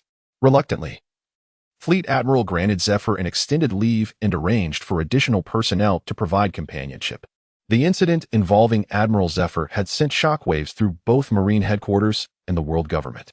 He was the first admiral in history to have a family member attacked, and the resulting turmoil was palpable. After several days of deliberation, the higher-ups issued an order to allocate a section in Marineford for the construction of residential quarters to accommodate officers of the rank of admiral and above with their families. Meanwhile, the pirate factions grew increasingly rampant due to this occurrence, with frequent assaults on the Navy. In the latter half of the Grand Line, a massive pirate ship resembling a white whale sped toward the Marine G4 branch in the New World. Whitebeard stood at the prow of the ship, his brow slightly furrowed as he gazed into the distance. Recently joining the Whitebeard pirates as an apprentice, Marco quietly inquired of his companion. Wade-Ibe, how was Brother Theodore captured by the Navy? Wade-Ibe, still quite young, had eyes that appeared slightly red as if he had been crying. The Navy, those mad dogs, have been ruthlessly killing on the seas since the incident with Zephyr. When we went to Roschiu Island to collect this year's protection fee, we encountered a Navy Vice Admiral resupplying on the island. Brother Theodore was captured by the Navy while covering our retreat. After saying this, he broke down in guilt-ridden tears, leaving Marco at a loss, flustered as he attempted to console him. Whitebeard stood on the deck, gazing at the G4 Marine branch, his eyes narrowing. I pray nothing happens to my dear son, Navy. At the G4 branch in the New World, an urgent alarm blared upon the discovery of the Whitebeard pirates. Everyone drew their weapons and took positions atop the fortress walls, ready for confrontation. Bloodied bags lay beside each soldier. The branch's commander, Vice Admiral Queel, fixed a serious gaze upon the Whitebeard pirates before him, fully aware that this confrontation was a matter of life and death, yet unafraid. From the moment he became a Marine, Queel had prepared for such eventualities. After all, death is but a fleeting moment, justice endures. As the Moby Dick anchored near the fortress, Queel unsheathed his sword. Whitebeard stepped onto the ship's bow, his voice deep and questioning. My dear son is unharmed? Is he Navy? Queel raised his sword and gestured. The soldiers, poised for battle, tipped the bloodied bags over the walls. Countless heads rolled from the battlements, accumulating on the ground below. Queel's indifferent voice echoed, look for your son's head among them. Should you find it, it shall be yours. Fury ignited among the crew aboard the Moby Dick, and Whitebeard's expression darkened. In that case, you all shall accompany Theodore to the grave. Raising his left hand in a clenched fist, a translucent white shockwave materialized. He struck the air before him with a punch, creating a massive air rift that unleashed a formidable shockwave directed at the towering steel gates of the fortress. The gates, several meters high, buckled inward and swayed precariously. With a resounding crash, they struck the ground, sending up clouds of dust. Whitebeard clenched his fist again, unleashing an invisible shockwave toward the fortress's defenders. A thunderous roar resonated as the fortress trembled violently. The soldiers atop the wall staggered, struggling to regain their footing, before quickly raising their long rifles to retaliate. The sounds of gunfire erupted. Bang, bang, boom, bang, boom. The cacophony was relentless. Meanwhile, the Whitebeard pirates surged into the unguarded gates, charging into the fortress. Vice Admiral Queel infused his sword with haki, launching a series of slashing attacks towards Whitebeard while advancing upon him. Whitebeard effortlessly shattered the incoming attacks and regarded Queel with a determined gaze. With his own blade imbued with haki, he swung down at Queel. Clang! The swords clashed, followed by a resounding crash as a figure was sent flying backward. At Marine headquarters, Marine Ford, Fleet Admiral was troubled, just as the incident involving Zephyr's family had unfolded. Whitebeard was now assaulting the G4 branch. After Queel reported the situation and hung up, he found himself unable to establish further contact. Considering the personnel available, he realized that only Sengoku and Akaina could be of assistance. He arranged for forces to stabilize the situation with Whitebeard while also reaching out to Sengoku and Akaina. By the following afternoon, when Sengoku and Akaina convened, they were transported to the G4 branch via a special agent from the CP organization borrowed by the Fleet Admiral. Upon their arrival, they were met with the sight of the fortress in ruins. The towering walls had crumbled into segments, blood staining much of the stronghold, and countless corpses of soldiers lay disregarded. Through the perception of haki, the two sensed Whitebeard at the center of the fortress. The moment they appeared, Whitebeard was already aware of their presence. He emerged, dragging the limbless Queel behind him, followed by his crew. Upon meeting, Sengoku and Akaina were confronted with the horrifying sight of Queel, his limbs severed. Their expressions darkened, and Sengoku spoke first. Whitebeard, are you provoking the Navy? Whitebeard grinned widely. Kahahaha, Sengoku, it was you who instigated this conflict. Sengoku's face grew serious, his voice low. What will it take for you to release Queel? Whitebeard replied nonchalantly. That depends on what you are willing to offer. Before he could finish, Akainu stepped forward and interrupted. No need for further discussion. Justice cannot compromise with evil. Whitebeard tossed Queel to the ground and twirled his blade. What, do you not wish to save him? Sengoku opened his mouth to respond, but Akaina raised a hand to stop him. Without replying to Whitebeard, Akaina turned his attention to the bloodied and battered Queel. Vice Admiral Queel, are you prepared? Struggling on the ground, Queel managed to lift his head towards Akainu, offering a faint smile. Cough, always ready. Akainu lowered his head slightly, his voice devoid of emotion. For justice. Quill's gaze toward Akainu was filled with reassurance. For justice. Akainu's right arm transformed into magma, coalescing into a massive molten arm. The fierce flames produced a thick plume of smoke, reflecting the inner turmoil of its wielder. Akainu suddenly lifted his gaze. An unrestrained murderous intent directed at Whitebeard and Quill. Great eruption. The immense magma fist, already colossal, swelled further during its flight, looming over the crowd. Whitebeard, uncertain whether Akainu intended to genuinely kill Quill or merely feign it, felt a moment of conflict. Yet, clarity soon emerged. The choice between a crippled marine and his own children was undeniably evident. Channeling his abilities, he struck the air with a hammer-like force, dispersing the explosive air towards his allies. As he shattered the magma giant's fist, his observation Haki acutely sensed the movements of the two adversaries ahead. Without Whitebeard's protection, the magma cascaded towards Quill, and at the moment of contact, it instantaneously transformed into Akainu. The sound of rushing air echoed behind him. Akainu seized Vice Admiral Quill, enveloping him in Haki, enduring a blow from Whitebeard as he hurled Quill towards Sengoku. Without hesitation, Akainu turned to face the brooding Whitebeard, wiping the blood from his mouth. Activating his powers, his skin glowed a fiery red, hinting at the molten flow beneath. A blinding golden light ignited from his eyes, and waves of scorching heat emanated from his being as he entered his Red Lotus mode. With a menacing grin directed at Whitebeard, his body radiated a fierce red glow. In an instant, a massive crater formed where he stood. Akainu moved with an unfathomable speed, positioning himself at the center of Whitebeard's children. Turning to see Whitebeard's pupils constrict in shock, he announced, "Magma explosion." A thunderous roar reverberated across the sky. An unending torrent of magma erupted from Akainu, causing the ground to quake violently. The raging magma engulfed everything in its path, saturating the entire landscape within mere seconds. All that could be seen was the surging magma. Whitebeard's children were immediately overwhelmed by the violent onslaught, succumbing to the inferno. Only a blue flame bird struggled amidst the chaos. Yet, Akainu had no time to spare, for Whitebeard's counterattack was already upon him. A resonating tremor filled the air, followed by the sound of the atmosphere shattering. The earth split as waves of tremors erupted from the ground, sending magma soaring dozens of meters into the air, clearing the surface in an instant. The blue flame bird broke free, while the rest lay motionless on the ground. Whitebeard's conqueror's Haki surged with murderous intent. Magma brat. His Naginata crackled with Haki as he stepped forward, aiming at the solidifying form of Akainu. In a flash, he charged like a tempest towards Akainu. Akainu, witnessing Whitebeard's furious advance, clenched his fists and pulled them apart, forming a 3-meter-long magma blade, instantly solidifying with Haki and entwined with Conqueror's Haki. He swung it to meet Whitebeard's blade. Clang! The clash of metal rang out, causing the ground beneath them to fracture. Their combined Haki unleashed countless black and purple lightning bolts that shot outward, striking the surrounding structures and earth, creating numerous craters. All that was struck was obliterated. Both combatants, their expressions twisted with fury, exuded an overwhelming power, their muscles bulging as veins throbbed like serpents. Akainu sensed a shift, feeling as though he were being pushed back. Yet, the magma within him surged, slowly countering Whitebeard's strength. Whitebeard's arms swelled with muscle, pressing down upon Akainu. A blinding white light emanated from their locked weapons, filling their eyes with brightness. Within the endless white, their murderous glares faded into oblivion until neither could be seen. Boom! An earth-shattering explosion erupted. A mushroom cloud soared thousands of meters into the sky, and a searing wave of heat swept over the island, cleaving it asunder. The thick clouds above were split in two, stretching into infinity. In the distance, Marco, transformed into a blue-flamed phoenix, gazed at the epicenter of the explosion with deep concern. Dad.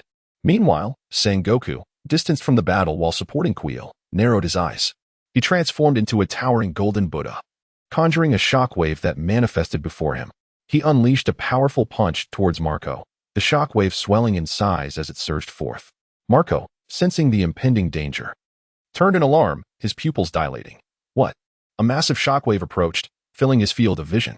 Instinctively aware of the lethal threat, Marco felt a surge of panic. A smaller white translucent shockwave, much diminutive compared to the first, erupted from the center of the explosion, detonating before Marco. The overwhelming force of the shockwave collided with Sengoku's attack. Boom! The blast sent Marco hurtling away from the explosion center, yet he turned back with a glimmer of hope, calling out, "Dad." As a fierce wind swept through, the dust settled to reveal a battered figure wielding a juvenile blade. "Marco, stay back." Then, Whitebeard's somber visage appeared, his conqueror's haki surging forth. Sengoku. Protecting Queel behind him, Sengoku's expression hardened, a cold snort escaping his lips. His own haki erupted in response, clashing violently with Whitebeard's, stirring tempests in their wake. Tap, tap. The sound of deliberate footsteps echoed as Whitebeard glanced sideways at Akainu, who emerged from the explosion, his red lotus form radiating heat that shimmered in the air. With unwavering focus, he locked eyes with Marco. Seeing this, Whitebeard charged at Akainu, simultaneously instructing Marco, head to Wika Island and wait for me. A torrent of Conqueror's haki surged toward Akainu, who remained unfazed, his gaze fixed intently on Marco's retreating form. Hell out. His crimson arm transformed into a billowing magma appendage, stretching infinitely towards Marco at an astonishing speed. Whitebeard appeared, his Naginata cleaving through the extended magma arm with a decisive slash. Yet, the remaining magma surged forward towards Marco with relentless speed. Boom. The magma struck Marco, exploding upon contact. It enveloped him, igniting his instinct for survival. Blue flames erupted from his body as he struggled to break free, fleeing into the distance. Crack. Whitebeard harnessed his powers, unleashing a shockwave that shattered everything before him. A wave of tremors surged towards Akainu. Bang. Akainu's entire form disintegrated before the oncoming shockwave, scattering magma across the ground, which flowed into the earth. The ground beneath Whitebeard twisted and turned crimson, centered around where he stood. Boom, boom, as Whitebeard deftly evaded. Several robust columns of lava erupted beneath his feet, soaring skyward. A furrow formed on his brow, sensing trouble. He activated the powers of the Tremor fruit, enveloping his feet. Once more, he dodged just as the vent of magma formed below him. He stomped down, unleashing a shockwave that penetrated the earth, shattering the magma beneath and fracturing the ground. A thunderous roar echoed as the terrain within a radius of thousands of meters splintered into countless fragments, revealing deep, intersecting cracks that emitted a myriad of crimson glows. The searing heat, unmasked by the earth, surged forth. Noticing the intensifying red light within the fissures and feeling the scorching heat, Whitebeard narrowed his eyes, seemingly aware of something sinister lurking nearby. Before him, the magma coalesced into the form of Admiral Akainu, who coldly remarked, "So I've been discovered. How unfortunate." Whitebeard chuckled softly. Humph, not believing Akainu felt much disappointment. Gripping his Naginata, he positioned it behind him, channeling his power to envelop the blade. With a powerful swing directed towards Akainu below, the shockwaves erupted violently as the Naginata neared the ground, creating an air rift several meters wide that expanded as Whitebeard fueled it further.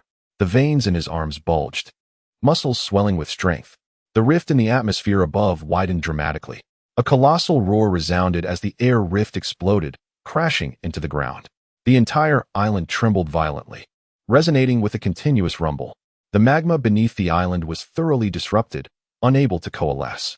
The quaking island split into massive, uneven plates, as if forcibly altered by some unseen force. Centered on the island, shockwaves stirred towering waves that crashed outward. Whitebeard and Akainu each occupied vast segments of the land beneath them. Whitebeard twirled his Naginata and plunged it into the ground, drawing his fists to his sides. With a sudden sweep, the atmosphere shattered on either side of them, the surrounding seas contorting as if manipulated by an unseen rule. Enormous rectangular masses of water surged upward, reminiscent of a lid being thrown off, heading towards Akainu at the island's core. Unfazed, Akainu dissipated into a puddle of lava, his essence re-emerging within the magma beneath Whitebeard's feet. The ground trembled violently as the restless magma, under Akainu's control, amassed power. A monstrous wave of seawater crashed down upon the island, unleashing a deafening roar as endless tides surged outward. Concurrently, the magma beneath Whitebeard erupted, sending colossal columns of magma shooting forth, obliterating everything in their path. The rising columns burst apart in midair, revealing Whitebeard suspended above, throwing his Naginata skyward. His hands took on a claw-like form, his powers enveloping his fingertips as he forcefully grasped downward. 10 curved slashes manifested in the air, halting the upward momentum of the magma, which then twisted irregularly back towards the earth. The land, once covered by magma, heaved and surged as if the very earth had turned upside down. The ground on either side of the erupting magma columns surged forth. The tremendous shockwaves plunged into the depths, disturbing the magma's eruption. The tumultuous ground temporarily stilled the agitated magma at the vent. In the distance, Sengoku transformed into a towering golden Buddha, unleashing boundless shockwaves from his feet that lingered in the air. Cradling Kizaru in one hand, he raised the other, forming shockwaves aimed at the freshly erupted magma center. Whitebeard descended from the air, observing Sengoku's shockwaves approach. He clenched his left fist and waved it outward. A crackling sound echoed as the atmosphere fractured, and the fissures before him swelled with energy, erupting violently. An endless wave of shock collided with the shockwaves, producing a deafening roar. Scorching air surged outward like cascading waves, dispersing the dust-filled sky. At that moment, the ground trembled violently, and both Sengoku and Whitebeard felt an alarm ringing in their minds. Sengoku swiftly maneuvered with Kizaru, distancing himself from the island. Whitebeard propelled himself upward, gazing down at the ground. With a thunderous boom, the entire island quaked violently, leading to a catastrophic collapse of one side. Countless lands fell away, as if a bottomless pit had opened beneath the island. In an instant, the half of the island was poised to be inundated by the sea. Suddenly, a crimson glow ignited deep below, rapidly expanding to fill the void created by the collapse. Whitebeard's eyes sharpened as torrents of magma erupted forth, contrasting starkly with the submerged half of the island. Magma surged skyward, forming colossal dragon-like shapes that extended endlessly. Akainu stood atop one of these magma dragons, wielding his sword, exuding an aura of conqueror's haki. Several magma dragons encircled him, tracing an elegant arc as they dove downward. Standing atop the magma dragon, Akainu twirled, raising his sword, imbued with conqueror's haki, and slashed towards Whitebeard in midair.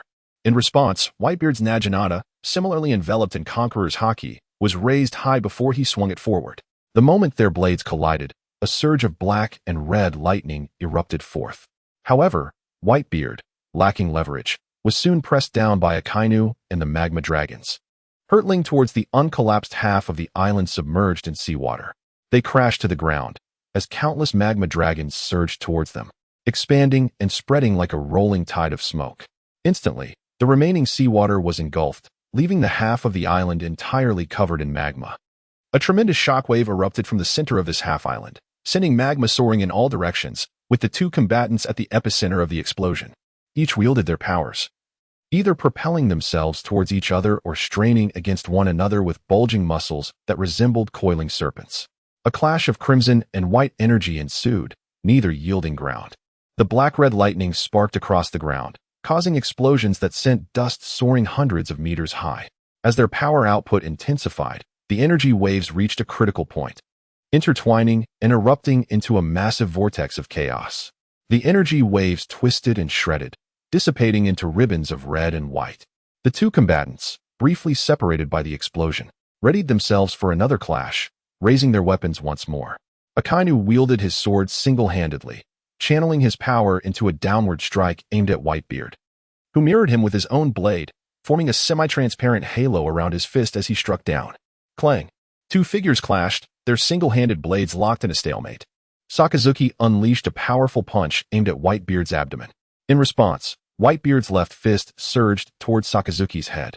The impact resonated with a thunderous boom as Sakazuki's fist collided with Whitebeard's midsection, unleashing a tremendous force of magma that caused Whitebeard to slightly lift off the ground and retreat. The magma-infused punch shattered the outer layer of skin, driving deeper with relentless force. Yet, Whitebeard remained expressionless, his left fist continuing its relentless assault towards Sakazuki's head. A wave of insurmountable resistance surged forth.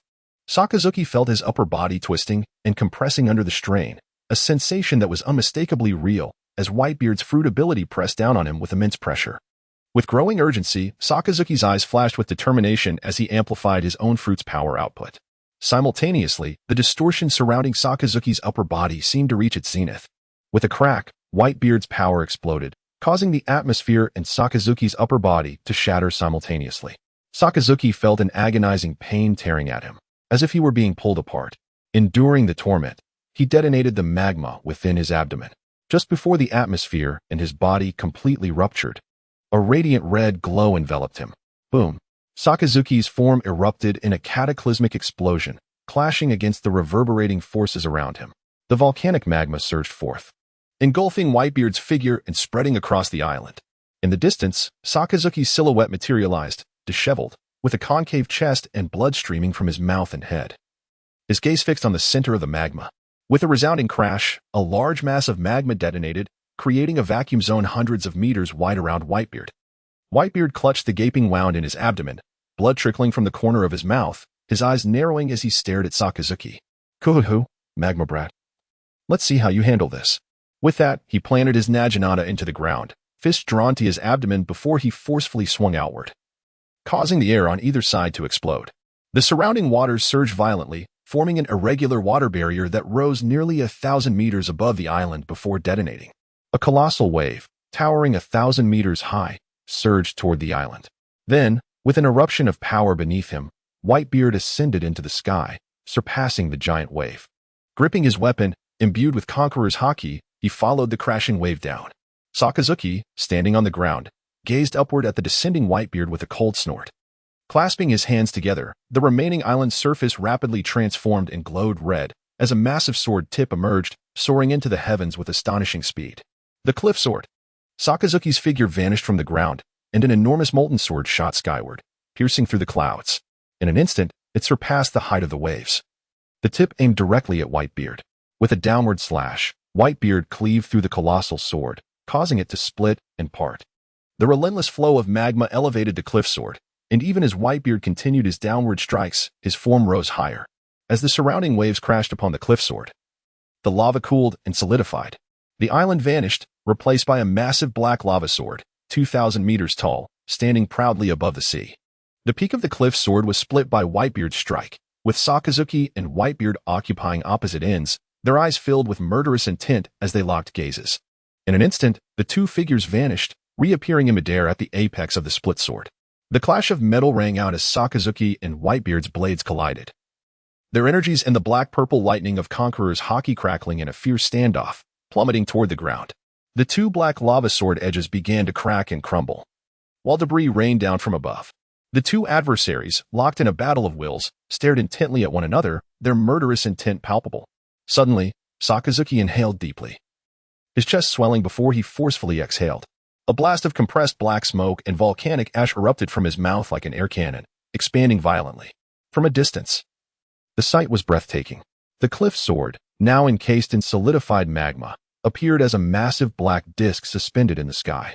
Amidst the endless gray mist and black smoke, lightning and blade energy surged forth, resembling a cataclysmic storm cloud. In the obscured haze, the two combatants lost sight of one another, yet with their heightened observation abilities, they remained attuned to each other's movements. Whitebeard, channeling his powers with his left hand, swung toward a specific direction, unleashing a wave of explosive air that surged forward. Sakazuki stepped forward, the air bursting beneath him as he evaded Whitebeard's shockwave. The powerful shockwave tore through the smoke, creating a gaping void, quickly filled by the encroaching air and swirling haze. The clash continued, with countless bolts of lightning and explosions erupting within the darkened cloud. In the distance, Sengoku, transformed into a golden Buddha, watched the chaos unfold with a furrowed brow, feeling the presence of Kureha dwindling in his grasp. Suddenly, the voice of a Din Mushi echoed through the air. Sengoku reverted to his human form, cradling Kureha in one arm while retrieving the Din Mushi with the other. As he connected, the voice of Admiral Akaina came through. Sengoku, what is the situation on your end? There have been unusual movements from the Golden Lion in the New World, gathering his forces and heading toward G4. Sengoku's brow furrowed deeper as he spoke in a somber tone. Aside from Kureha, all soldiers at G4 have perished. Sakazuki is still engaged in battle with Whitebeard. What of the government's abilities? Kureha's presence diminished, indicating he was on the brink of collapse. After hearing Sengoku's report, Admiral Akainu's expression shifted to one of concern. Understood. I will contact the government. You two must hold on for a while longer. The Din Mushi fell silent for a moment before Akainu inquired, Sengoku? Sengoku's grave voice resonated from the Din Mushi. I fear it is not just the Golden Lion. I have seen Roger. Akainu fell silent for a moment, pondering. The network of pirate alliances. I understand. Hold on. After hanging up the Din Mushi, I called the government to request that the special ability user come to headquarters. At the same time, I signaled my aide to disseminate the order. Moments later, a sharp alarm echoed throughout the Navy headquarters in Marineford, causing all individuals on the island to abandon their tasks. Residents hurried into their homes, awaiting further instructions. while soldiers entered a state of readiness, with all officers of the rank of commander and above gathering at the central fortress. In Zephyr's residence, after days of despondency, he sprang to his feet at the sound of the alarm, gazing towards the marshal's office without a moment's hesitation. Grabbing his greatcoat emblazoned with the characters for justice, he rushed out the door. At the Naval Academy, Maurice immediately instructed the instructors to prepare the cadets for combat. He then rushed towards the marshal's office with several school officials. Enel, observing the tense atmosphere around him, tightened his grip on his golden staff. Sensing that this urgency was somehow connected to the mobilization of Admiral Sengoku and Akainu. At the port of headquarters, dozens of warships were moored. The moment the alarm sounded, the crew sprang into action. On Akainu's ship, the training officer Carol turned abruptly towards the marshal's office and shouted, "Everyone, immediately enter combat readiness. Check supplies and ammunition. Prepare for battle." With that, he leaped forward, vanishing as he dashed towards the central fortress. The crew busily prepared for the impending conflict. From above, one could see the entire headquarters springing to life at the alarm sound. Residents fled to their homes while soldiers converged at the port, and a series of figures moved against the tide, rushing towards the central fortress. Time rewound half a day earlier. In the latter half of the Grand Line within the Scrilly Sea, various islands, including the Navy's G4 branch, were collectively designated on the nautical charts as part of the Scrilly Sea. On the edge of the Scrilly Sea, aboard the Gold Jackson, Roger leisurely sipped from a bottle of liquor, exclaiming, finally escaped that mad dog carp. Ha ha ha ha. Rayleigh, standing nearby with a faint smile, replied, "Indeed." Their laughter was interrupted as they glanced skyward. Roger remarked, "That must be the kid from the Newgate family." Rayleigh nodded, "Indeed, but he appears gravely injured." Roger chuckled. "Let us call him down and find out." With a burst of conqueror's hockey, he directed the force towards Marco, who, already wounded, plummeted downwards. Rayleigh shook his head, exclaiming, "Honestly," he then stepped into the air, catching the falling Marco. At that moment, Marco lay unconscious. After summoning the ship's doctor for a quick bandaging and offering him some water, Marco awoke, coughing violently. He looked around warily. "Cough. You guys, cough." Roger pushed through the crowd surrounding Marco, saying, "No need to worry. It's me, the kid from the Newgate family." Marco's eyes lit up with surprise. Having shared drinks with Whitebeard, the crew recognized each other. Rising from his bed, he solemnly bowed and pleaded, "Mr. Roger, please help my father." Roger's expression turned serious. "Speak." After hearing the details, he ordered a course change towards the G4 branch. Exiting the cabin, he stood at the bow of the Gold Jackson and dialed a den mushy. When the call connected, the raucous laughter of Golden Lion Shiki erupted from the other end. "Ha ha ha. Roger, have you finally come to your senses and wish to become my right-hand man?" Roger grinned. "Ha ha ha. That is impossible, Shiki. I'm calling about Newgate." Sometime later, aboard a massive floating ship, Shiki hung up the den mushy, chuckling to himself. "Ha, how amusing. Let us stir up some excitement in this world." He summoned his underlings to issue a gathering order. As the summons spread, dozens of pirate ships from distant shores converged towards Shiki. In his quarters, Shiki pondered for a moment before retrieving a pink den mushy. The moment it connected, a robust female voice resonated through, prompting Shiki to exclaim, "Ha ha ha. Linlin." On the Big Mom pirate ship, Charlotte Linlin squinted her eyes, recalling the magma bomb from God Valley. She summoned her subordinates, redirecting the ship towards the Scrilly Sea. Back aboard the Gold Jackson, after ending his call with Shiki, Roger suddenly heard a deafening explosion. A cannonball struck the distant sea, sending a towering spray of water into the air.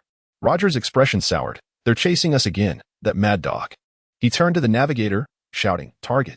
The Navy's G4 branch. Accelerate." Ha ha ha ha ha. Meanwhile, on the pursuing warship, Carp observed Roger's ship veer to the left, puzzled. However, he dismissed his confusion and ordered his subordinates to fire, launching 2 cannonballs imbued with hockey that streaked after Roger's pirate vessel like shooting stars. Roger, die. After a prolonged period, the Roger pirates arrived, only to find not the G4 branch, but a towering cliff rising 1,000 meters into the sky. Encircling the summit was a dense layer of dark clouds, where bolts of lightning and the glint of blades intertwined in a dazzling display. Roger sensed a familiar presence within and smiled broadly, a flicker of murderous intent flashing in his eyes. The magma brat. Meanwhile, in the distant sky, Sengoku, grasping a transponder snail, furrowed his brow. After a moment of silence, he spoke to the marshal on the other end. "I fear there is more than just the Golden Lion. I have spotted Roger." The marshal on the other end of the transponder snail fell silent for a moment. The web of connections among pirates. I understand. Hold on, he said before abruptly hanging up the phone. Suddenly, Sengoku sensed the presence of Carp behind the Roger pirates. His tightly furrowed brows began to ease as he turned to Quell. With a swift step, he dashed towards Carp's warship. Both Roger and Carp pursuing from behind. Since Sengoku's aura. On board the Golden Jackson, Roger chuckled softly, perceiving a weakening presence beside Sengoku. He unsheathed his supreme blade, Ace. In an instant, it radiated with haki. The Conqueror's haki entwining the blade. Gripping the sword with both hands, he stepped forward, unleashing a black slash several hundred meters long towards Sengoku, who hovered in the air. In the distance, Carp witnessed this scene. Grabbing a nearby iron chain, he thrust it into a cannonball. Holding the chain in one hand while launching the cannonball with the other. Boom. The sound of an explosion erupted as Carp propelled himself alongside the cannonball. Just as the sword energy was about to strike Sengoku, he finally arrived to intercept it. Ha! Carp exclaimed. His right arm swelling with muscle as he coated his fist in haki, striking at the sword energy. The clash produced a sizzling sound. As the ultimate haki collided with the sword energy entwined in Conqueror's haki, emitting a crackling electricity. With a resounding crack, the sword energy shattered under Carp's relentless force. He stepped forward, creating a sonic boom, and began to flash through the air towards Roger. At that moment, Sengoku, accelerating with all his might, reached Carp's ship, handing over Kuel to the ship's doctor before charging back into the fray. On the Golden Jackson, Roger observed the advancing Carp. You shall not damage my ship, he declared. Before dashing diagonally, meeting Carp head-on, his hands gripping his blade, enveloped in haki.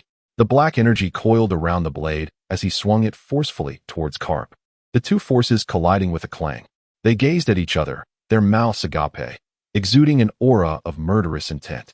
Both Carp and Roger unleashed their strength, snarling, their veins bulging. A tremendous explosion separated them, unleashing a circular shockwave that expanded outward. Roger adjusted his position midair and disappeared, charging towards the battling Akainu and Whitebeard. Carp, with a powerful step, created a white sonic boom in the air, intercepting Roger. Meanwhile, Sengoku appeared atop the Golden Jackson. Rayleigh and Jabba, their forms flickering, ascended into the sky. With swords and axes imbued with haki, they struck at Sengoku. A colossal golden Buddha, towering several meters, assumed a stance. Its massive palm pressing down against the oncoming sword and axe. The clash of metal rang out as they momentarily held their ground. With an impassive expression, Sengoku activated his powers, causing Rayleigh and Jabba's pupils to constrict. The external haki surged across the ship's surface. Beneath Sengoku's palm, a vast, translucent shockwave materialized. Crashing onto the Golden Jackson, the ship rocked violently as the shockwave transformed into brilliant golden light that illuminated the sky, its energy surging forth. With a thunderous boom, the golden light resembled a radiant sun, blinding from a distance. The explosive expansion sent tumultuous waves crashing outward, injuring many aboard, particularly the younger Shanks and Buggy, who were left dazed and bleeding. The Golden Jackson's hull was left riddled with cracks. Rayleigh and Jabba exchanged determined glances, their haki surging as they simultaneously struck towards Sengoku. The collision of their external haki and Sengoku's colossal palm sent him reeling backward slightly. Seizing the moment, they soared forward, their weapons raised. But their blades met Sengoku's golden chest without leaving a mark. With an expressionless demeanor, Sengoku's massive eyes glimmered with golden light. He raised both arms, creating a sound like a piercing wind. His palms rotated with power, forming a translucent shockwave that converged before him. Rayleigh and Jabba retreated just in time, avoiding the center of the impending force. With a resounding clap, Sengoku's palms crashed together, emitting a sound akin to a great bell, reverberating through the air. Observing Rayleigh and Jabba's retreat, Sengoku's golden visage regarded them with indifference. He thrust his palms forward, and the fused shockwave erupted, releasing a massive golden energy beam that surged towards them. Rayleigh and Jabba's eyes widened in horror, unable to evade as the immense energy beam propelled them into the depths of the sea. With an explosive roar, limitless golden light erupted beneath the surface, rapidly expanding and forming a vast void that slowly began to close. Sengoku, detached, noted that they had not perished. Their presence was still moving swiftly. Suddenly, his eyes flashed with golden light as he directed a strike towards a specific location. At the cliff's edge, black mist and volcanic ash continued to gather. While this did not greatly affect Akainu, it posed a challenge for Whitebeard. Despite his superior physicality, he still required breath. And the inhalation of ash and smoke became increasingly uncomfortable, inducing a cough. A sense of urgency surged within Whitebeard as he activated his powers, generating fissures in the air beneath him, propelling himself upward to escape the dark clouds. Within the clouds, Akainu's eyes flashed crimson, extending his hands. A tiny spark ignited between his palms. In a flash akin to lightning, the spark encircled the cloud. Whitebeard, feeling the threat, summoned his abilities to halt in midair. His instinct screaming, he hurled his Naginata, channeling his power outward. In an instant, countless fissures enveloped his form, catching the descending weapon and completing the final connection. The dark cloud, composed of ash and smoke, resembled a colossal bomb, with Akainu's sparks serving as the fuse. The resulting explosion was cataclysmic. A violent explosion erupted, forming a colossal mushroom cloud that stretched for miles, overshadowing even the towering cliffs nearby, which appeared as mere blades of grass in comparison. The remnants of these cliffs crumbled continuously. Roger and Carp, rushing from a distance, were propelled backward by the intense heat wave, their struggle against the impact almost unimaginable. At the sight of the explosion, Whitebeard was enveloped in a multitude of fine cracks, resembling a great cocoon. Within this cocoon, Whitebeard's arms bulged with muscle and veins. Trembling uncontrollably as he gasped for breath, blood spilling from his mouth. In that fleeting moment of the explosion, an overwhelming sense of crisis surged within him, igniting his nerves. Without hesitation, he unleashed his power, sending countless shockwaves reverberating through the space around him, striking with relentless fury until the muscles in his arms tore and blood vessels burst. Only then did he cease his assault, the urgency somewhat abated. However, the intense exertion took its toll on his body, causing violent tremors within him, shaking his limbs and internal organs. Blood continued to spill from his mouth as the cracks began to fade. With a gaze filled with murderous intent, he fixed his eyes on a specific location, the base of the cliffs nearly submerged in the sea. Sakazuki's figure gradually coalesced. Once the force reached a certain magnitude, even an elemental power could not completely shield one from the devastation. Though Sakazuki fared slightly better than Whitebeard, he was far from unscathed. The explosive force had torn through his molten form, inflicting considerable pain, and the mental anguish he endured was a torment of its own, causing him to tremble as he struggled to solidify his form. It took several breaths for him to materialize half of his body, blood streaming from his mouth and nose. Slowly, he concentrated on solidifying himself, lifting his gaze toward the vanishing cracks enveloping Whitebeard. Despite his trembling frame and beads of cold sweat, he attempted a mocking smile. But the excruciating pain rendered him unable to express any emotion, his focus solely on Whitebeard floating in midair. The murderous intent in their eyes intertwined, darkening the skies above. In the new world, the assembled fleet of the Golden Lion, under his command, hovered in the air, poised in a singular direction. The Golden Lion, with a grand flourish of his hand, directed dozens of pirate ships toward the Skiri Sea.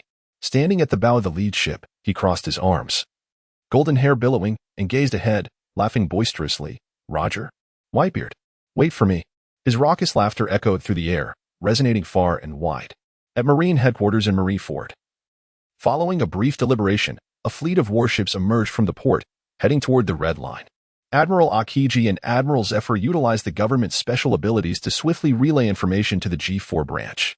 The fleet was led by Admiral Morris, the current head of the Naval Academy. Meanwhile, Enel appeared aboard Sakazuki's warship, following Carol as they ventured into the new world. As evening fell, three figures materialized above the waters of the G4 branch in the new world. Akiji and Zephyr exchanged glances, their feet breaking the sound barrier as Akiji surged toward Roger, while Zephyr raced toward the Golden Jackson. The government agent flickered and vanished, reappearing on the distant warship to escort Vice Admiral Queel. Carp and Roger, having been forcefully propelled backward by the intense shockwave, found themselves entangled and plunged into the sea. Continuing their fierce struggle, with his fists cloaked in the deepest hue of hockey, Carp charged toward Roger with incredible speed. The water around him parted as if sliced, creating towering waves on either side.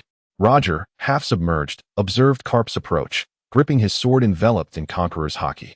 He raised his blade high, slashing downward, unleashing a massive wave of black sword energy that rapidly spun toward Carp, cleaving through the sea and creating a colossal cylindrical void. Carp, noticing the incoming strike, his eyes gleaming, stretched his right arm back to its limit, gathering power. As the tremendous blow reached him, he unleashed a punch, fallen bone, The muscles in his right arm bulged as he struck the heart of the sword energy, simultaneously enveloping his own blow with haki. With a thunderous roar, Karp exerted himself. His face contorted with effort, and an enormous void erupted in the sea, displacing hundreds of meters of water. The immense sword strike, now deflected by Karp's haki, reversed direction. Karp pushed off the sea, sprinting toward Roger, the sound barrier breaking beneath his feet. Roger, witnessing the colossal strike returning toward him, exhaled lightly, gathering haki around his sword. As the strike approached, he swung his blade at the massive energy, propelled by sheer force, launching himself out of the water, his feet skimming the surface as he was thrust backward. The water exploded around him as he executed a powerful diagonal slash, creating a smaller yet formidable wave of energy that intertwined with the larger attack, both spiraling toward Akiji, who stood ready to intercept. Seeing the two colossal strikes approaching, Akiji propelled himself upward, leaping over them with a swift motion, and in that instant, he unleashed a singular, invisible burst of haki that struck at the center of the attacks. Moments later, the dual strikes detonated, sending a powerful shockwave that propelled Akiji even faster toward Roger. His arms coiling with concentrated haki, forming his forearms into sharp projectiles. Upon completing his transformation, he launched a barrage of conical energy blasts toward Roger, who, seeing the storm of projectiles encircling him, raised his sword defensively. The sound of impact resonated as the projectile struck his blade, a brilliant light igniting as energy surged. Soon, a rain of conical blasts enveloped Roger, and as the energy detonated upon his sword, it triggered a series of explosions that echoed across the battlefield. It seemed as if the several explosive shells coalesced into a singular entity, erupting simultaneously. At the center, Roger became the focal point of a tremendous explosion that surged forth.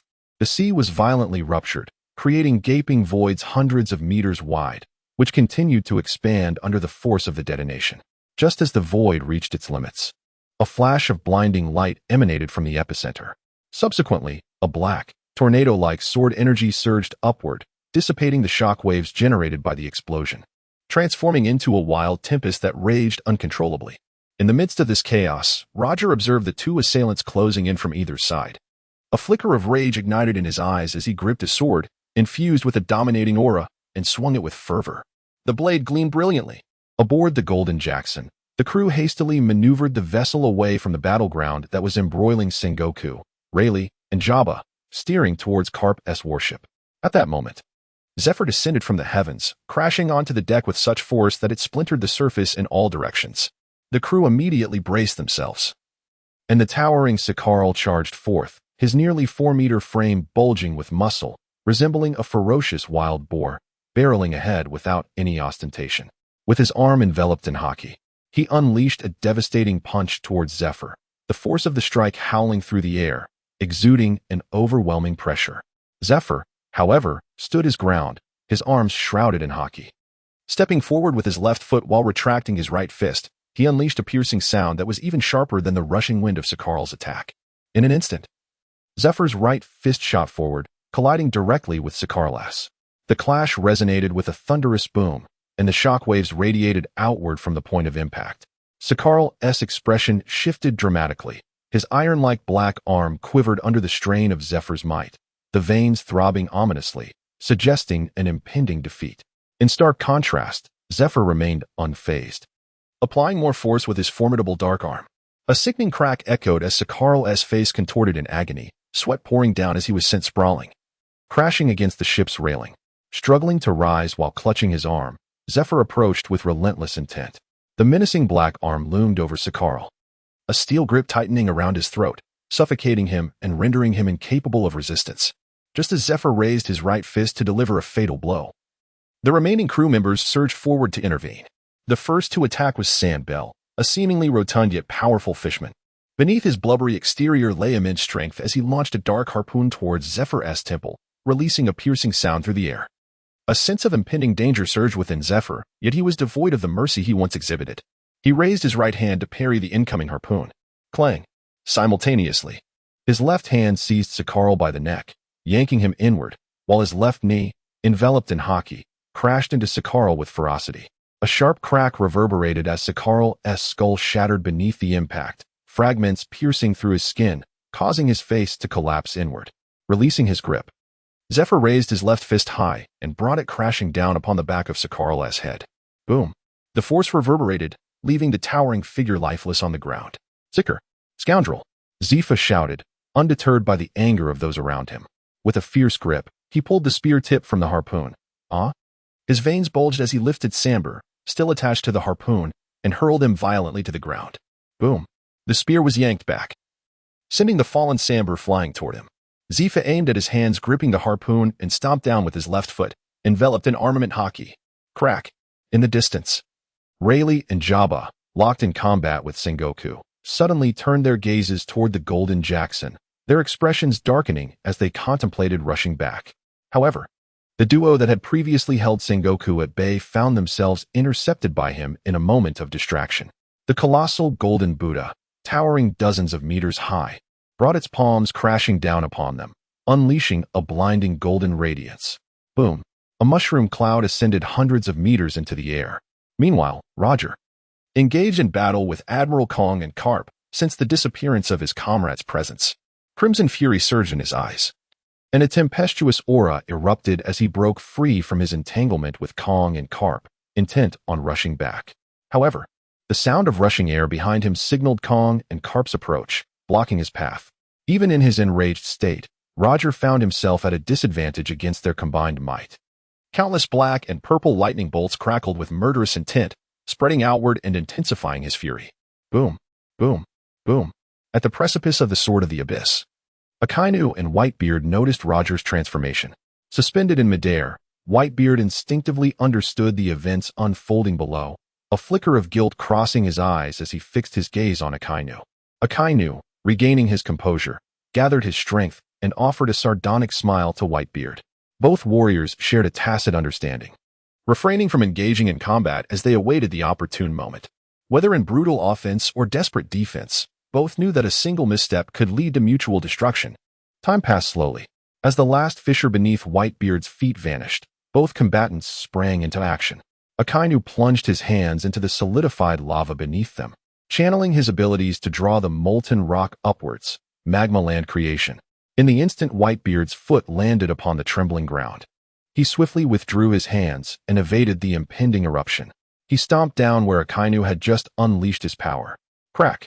The force erupted, sending shockwaves downward as the ground trembled and cracked, rising as if something were pushing from beneath. Rather than spewing lava, the solidified Sword of the Abyss began to ooze molten rock outward, expanding the area of solid ground by more than threefold. In the distance, Akainu, facing off against Whitebeard, clenched his fists and conjured a 3-meter-long magma blade, instantly shrouded in armament hockey. With a flourish, he brandished the blade, thrusting it into the ground as he coldly addressed Whitebeard, death burial formation. With that, both he and the blade melded into the earth, summoning forth a multitude of towering magma giants, each over 4 meters tall, wielding replicas of Akainu's massive sword, charging toward Whitebeard. Observing the encroaching magma giants, Whitebeard activated his abilities and swung forward. Crack! Boom! Boom! Boom!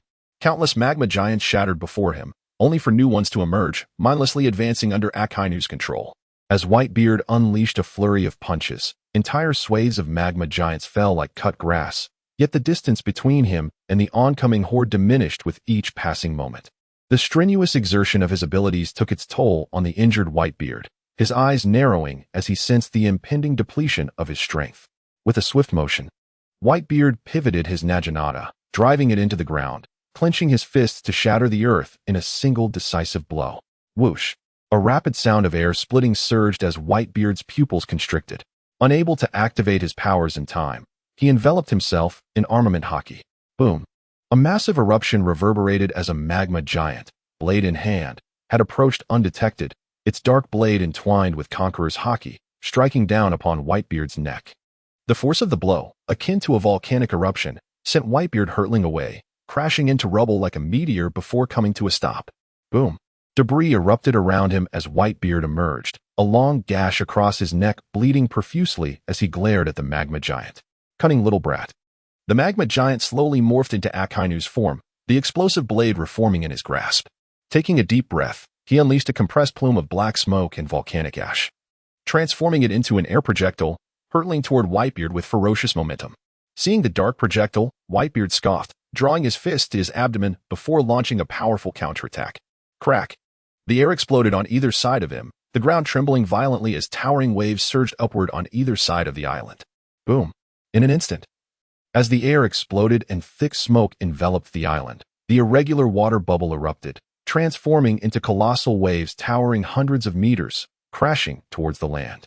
Whitebeard, harnessing his abilities, soared into the sky to observe the ground below. He discerned the limitations in Sakazuki's powers. The magma, he commanded, primarily stemmed from deep underground. Should the island submerge, it would be exceedingly difficult for Sakazuki to manipulate it through the sea. However, should he exhaust himself, Whitebeard was confident he could prevail over Sakazuki. On the ground, Sakazuki, noticing Whitebeard's familiar tactics, furrowed his brow and clapped his hands. A sort of cliff surged skyward. Simultaneously, Whitebeard, having taken several steps in midair, appeared atop the cliff sword. Channeling his power, he pressed down with his foot, splitting the atmosphere. His entire being bore down on the cliff sword, propelling it downwards. Sakazuki instantly comprehended Whitebeard's intentions, relinquishing his powers to merge with the earth.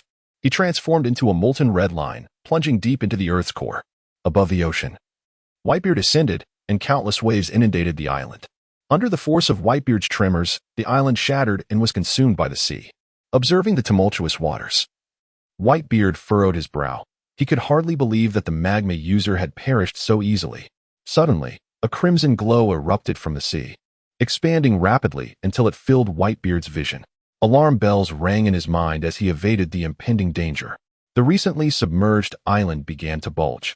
Unlike the irregular water bubble distorted by Whitebeard's powers, this bubble appeared as though something within the water had violently erupted, causing the ocean to roil restlessly.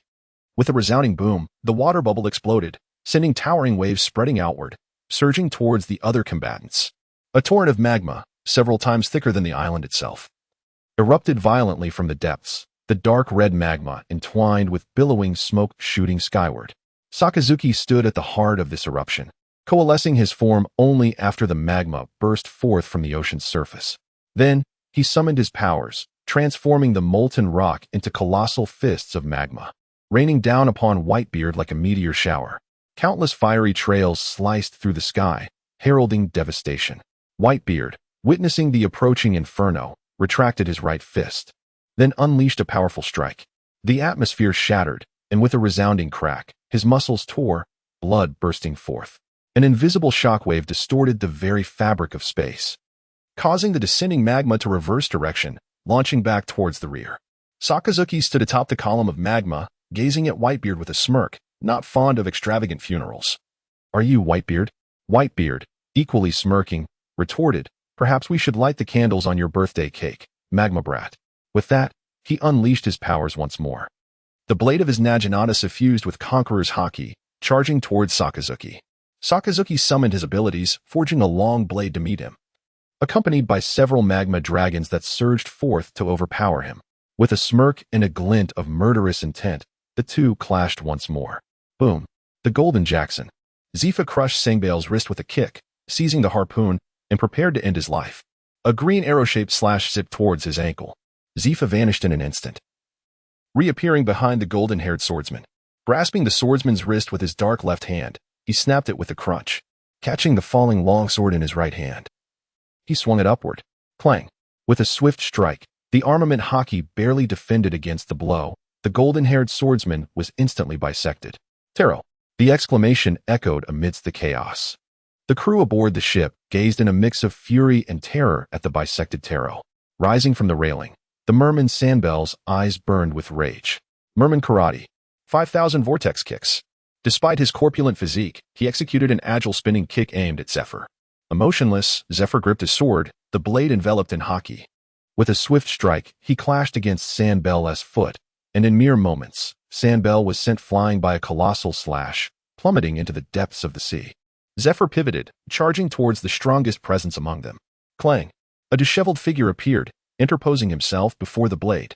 "You shall not advance any further," Rayleigh's deep voice resonated, laced with intent to kill.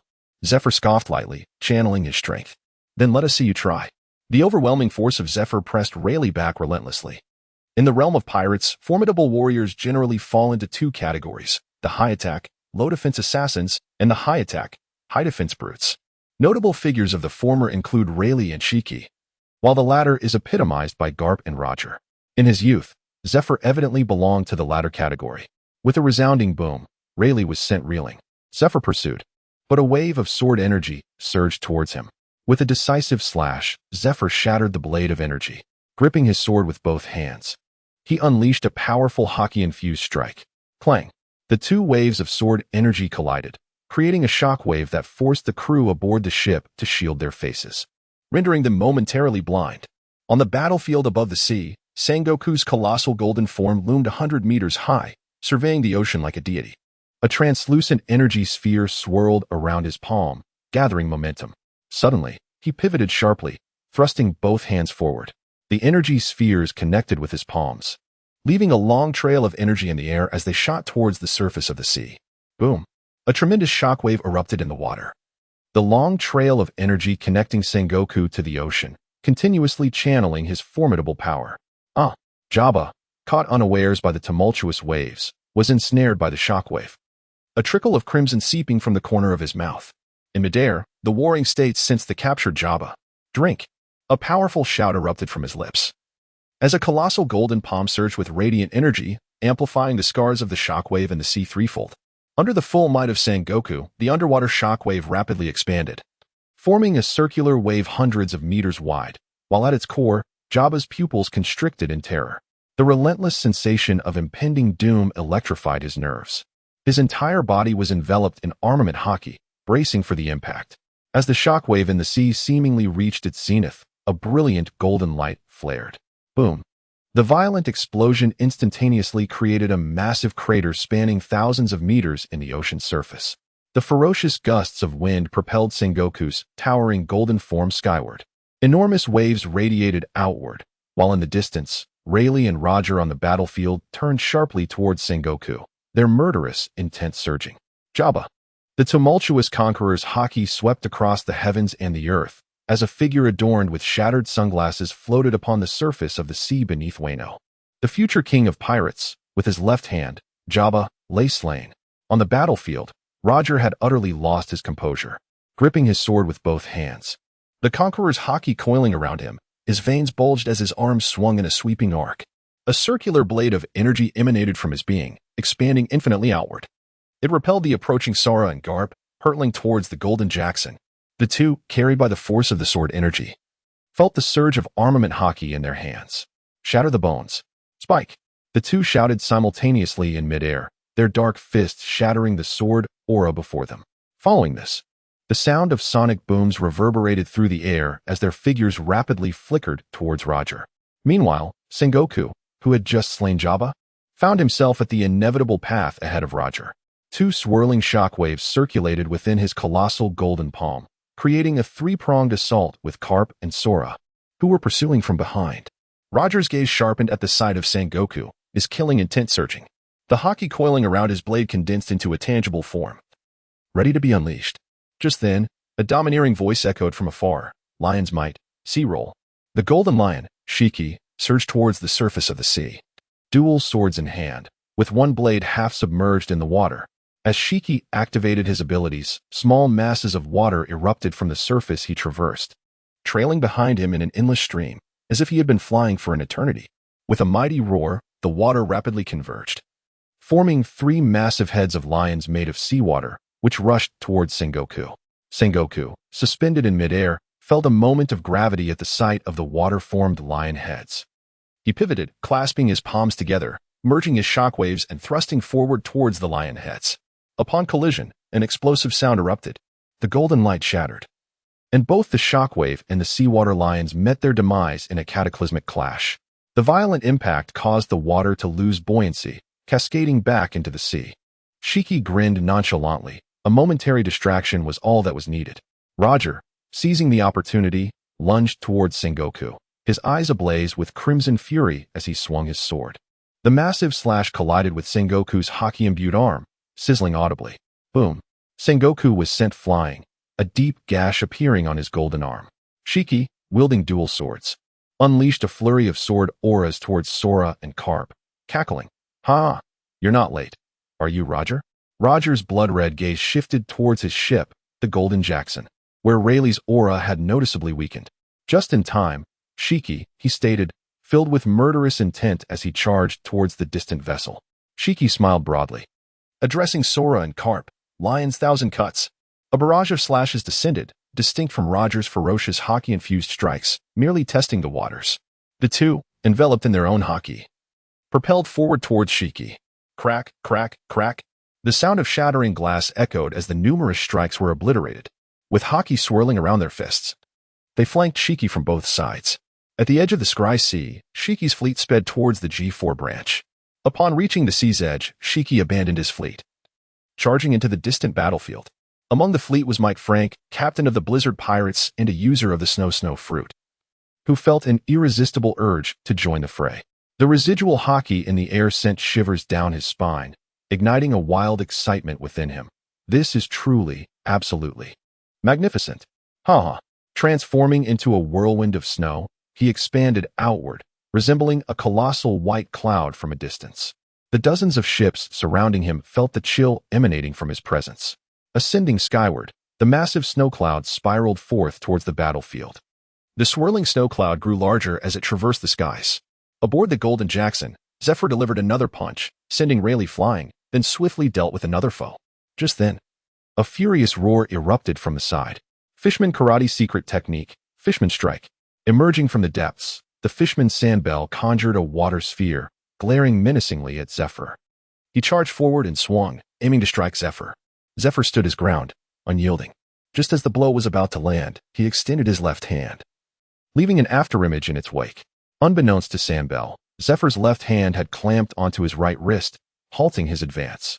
With a swift motion, Zephyr pressed down on Sandbell's elbow, his left hand exerting tremendous force. The Fishman's technique, imbued with irreversible power, was redirected back towards himself.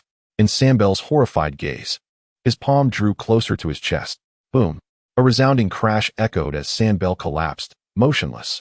A gaping wound in his chest oozed blood and flesh. A life extinguished.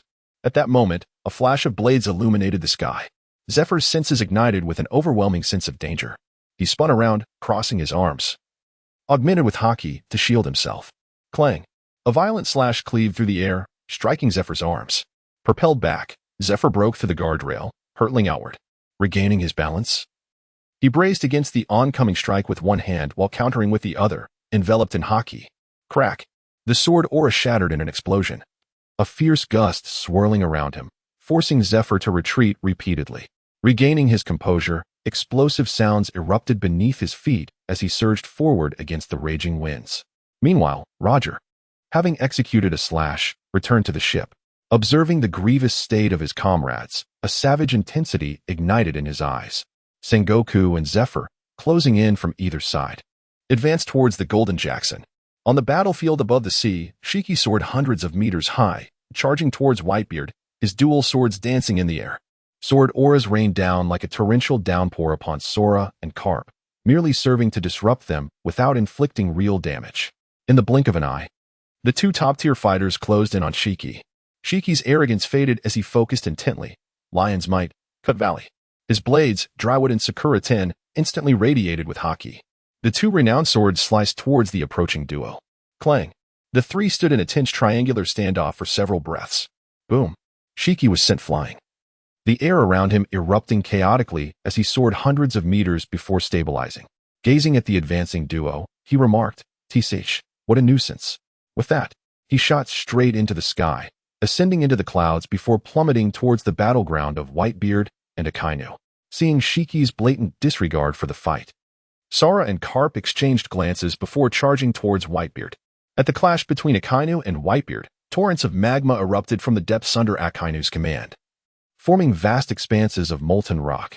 The two gravely injured fighters engaged upon this treacherous terrain. Akainu's blade sliced towards Whitebeard. Trailing behind him, molten serpents surged forth, crashing down upon the old man. Clang! The blades collided, sparks flying. In a moment of stalemate, the molten serpents pressed forward, bombarding Whitebeard. Boom, boom, boom. The magma engulfed both fighters, wrapping Whitebeard in its fiery embrace. With a muffled grunt, Whitebeard's abilities erupted forth, blasting a significant hole through the magma. revealing his disheveled form as he gasped for breath. He glanced at Akainu, a smirk playing on his lips. Kohahaha, are you out of strength, magma brat? Sakazuki appeared somewhat fatigued, yet he was not as disheveled as Whitebeard. He mocked, your stubbornness surpasses even your lack of haki. After taking a deep breath to gather his strength, he plunged his hands into the earth and bellowed, magma burial. As Sakazuki's furious roar echoed, the ground transformed into a seething sea of magma, forming towering waves that soared hundreds of meters high, cascading toward Whitebeard. Whitebeard gazed at the impending magma above him, resembling the sky collapsing, a flicker of seriousness crossing his eyes. He plunged his Naginata into the ground, fists clenched tightly against his abdomen. With a fierce motion, he swung outward. Crack! As the atmosphere erupted, the muscles in his arms tore once more, spewing forth blood. The vibrations distorted the space around them, as the oncoming magma waves were relentlessly shattered. However, the subsequent layers of colossal magma waves continued to assault the very fabric of reality. At that moment, a brazen and domineering voice resonated. Lion's might. The Golden Lion, arriving ahead of the two, touched down on the battlefield. The instant his feet met the ground, he summoned his abilities, causing the black earth to surge and convulse. With a thunderous roar, 6 towering black lion heads, each reaching 100 meters in height, surged menacingly towards Sakazuki and Whitebeard. A piercing sound sliced through the air as Carp, cloaked in his haki, appeared and shattered 4 of the lion heads in one formidable charge. Just as he aimed for the 5th, Shiki summoned his powers, causing the 5th lion head to explode with a resounding blast, momentarily disrupting Carp's advance. The final lion head diverted its course, crashing directly into the heart of the magma wave that enveloped Whitebeard. The impact was monumental, drowning Whitebeard in a cacophony of sound. Yet, almost instantaneously, the debris coalesced into a smaller lion head, cradling Whitebeard and propelling him outward at breakneck speed. Carp, fueled by an explosive force, charged toward Whitebeard, closing the distance in an instant. As Whitebeard's gaze sharpened, he harnessed his power and struck forward. The atmosphere erupted violently as Carp's iron fist collided with the force of Whitebeard's blow. Feeling the weight of the impact, Carp grinned widely, unleashing a ferocious battle cry. With a tremendous force, the air shattered into fragments, clearing the path before him. He surged forward, his fist aimed directly at Whitebeard's heart. In a split second, Whitebeard deftly shifted to the side, narrowly evading the brunt of Carp's lethal strike. The blow grazed his ribs, and a distinct crack echoed through the air, the sound of bone fracturing resonating ominously. Whitebeard, aware of the damage inflicted, summoned his power once more, creating a shockwave that propelled him backward, away from Carp's relentless assault, seeking refuge near the Golden Lion. Meanwhile, the Golden Lion, having unleashed his own abilities, prepared to attack the two combatants, but was met by the swift arrival of Admiral Akiji, whose fists left shimmering after images. He unleashed a volley of haki-infused projectiles, pinning the Golden Lion to the ground. The ground beneath them trembled as countless red points illuminated the earth, and a series of piercing sounds erupted as magma spears emerged, ensnaring the Golden Lion in their grasp. With a swift motion, the Golden Lion embedded his dual blades into the ground, spinning as 2 massive molten lion heads formed and shattered the surrounding magma spears. Ascending skyward, the Golden Lion propelled himself into the air. Just as he soared several dozen meters upward, Admiral Akiji descended from above, delivering a crushing blow. The Golden Lion crossed his blades defensively, while the 2 molten lion heads charged at Akiji. The collision reverberated through the air, creating a shockwave that sent tremors across the battlefield. As the ground buckled beneath them, a massive crater formed, engulfing the Golden Lion, who braced himself against Akiji's force with crossed blades. The surrounding black rock quivered ominously, as if preparing to rise. Suddenly, the dark stone transformed into molten rock, causing the Golden Lion's pupils to constrict. The black rocks, manipulated by his powers, erupted into magma, which coalesced into an array of spears that shot toward the Golden Lion. Unable to evade, he fortified himself with haki, but the spears struck, detonating upon impact. In a surge of pain-fueled rage, the Golden Lion's muscles bulged as he lifted Akiji slightly off the ground. At that moment, a seismic wave erupted, shattering the very ground beneath them. The Golden Lion ascended, followed closely by Akiji. Upon reuniting with Whitebeard, they both turned to face their adversaries, each striking with precision. The Golden Lion placed a hand on Whitebeard's cloak, imbuing it with the power of levitation, and together they soared hundreds of meters above, surveying the battlefield below. With a glance at the descending snowflakes, the Golden Lion smirked, a cocky proclamation escaping his lips. Now it's a 3v3. As the words left his mouth, the flurry of snow intensified, spiraling violently into a humanoid figure with a frenzied expression, floating beside the golden lion. The blizzard Frank entered the fray, heralded by the oncoming storm clouds that created a stark dichotomy, one side teeming with molten lava and the other increasingly blanketed in freezing snow. Extending his right hand, the golden lion caught a snowflake, flipping it as it fell. When these snowflakes merged with the frozen sea below, he focused intently, raising his hand to unleash a devastating roar. Lion's might, earthquake of the domain. His commanding voice resonated across the expanse as colossal snow lion heads, each towering 300 meters, formed and roared in unison around the airborne trio. In response, Sikaski, grounded below, snorted derisively, bringing his hands together.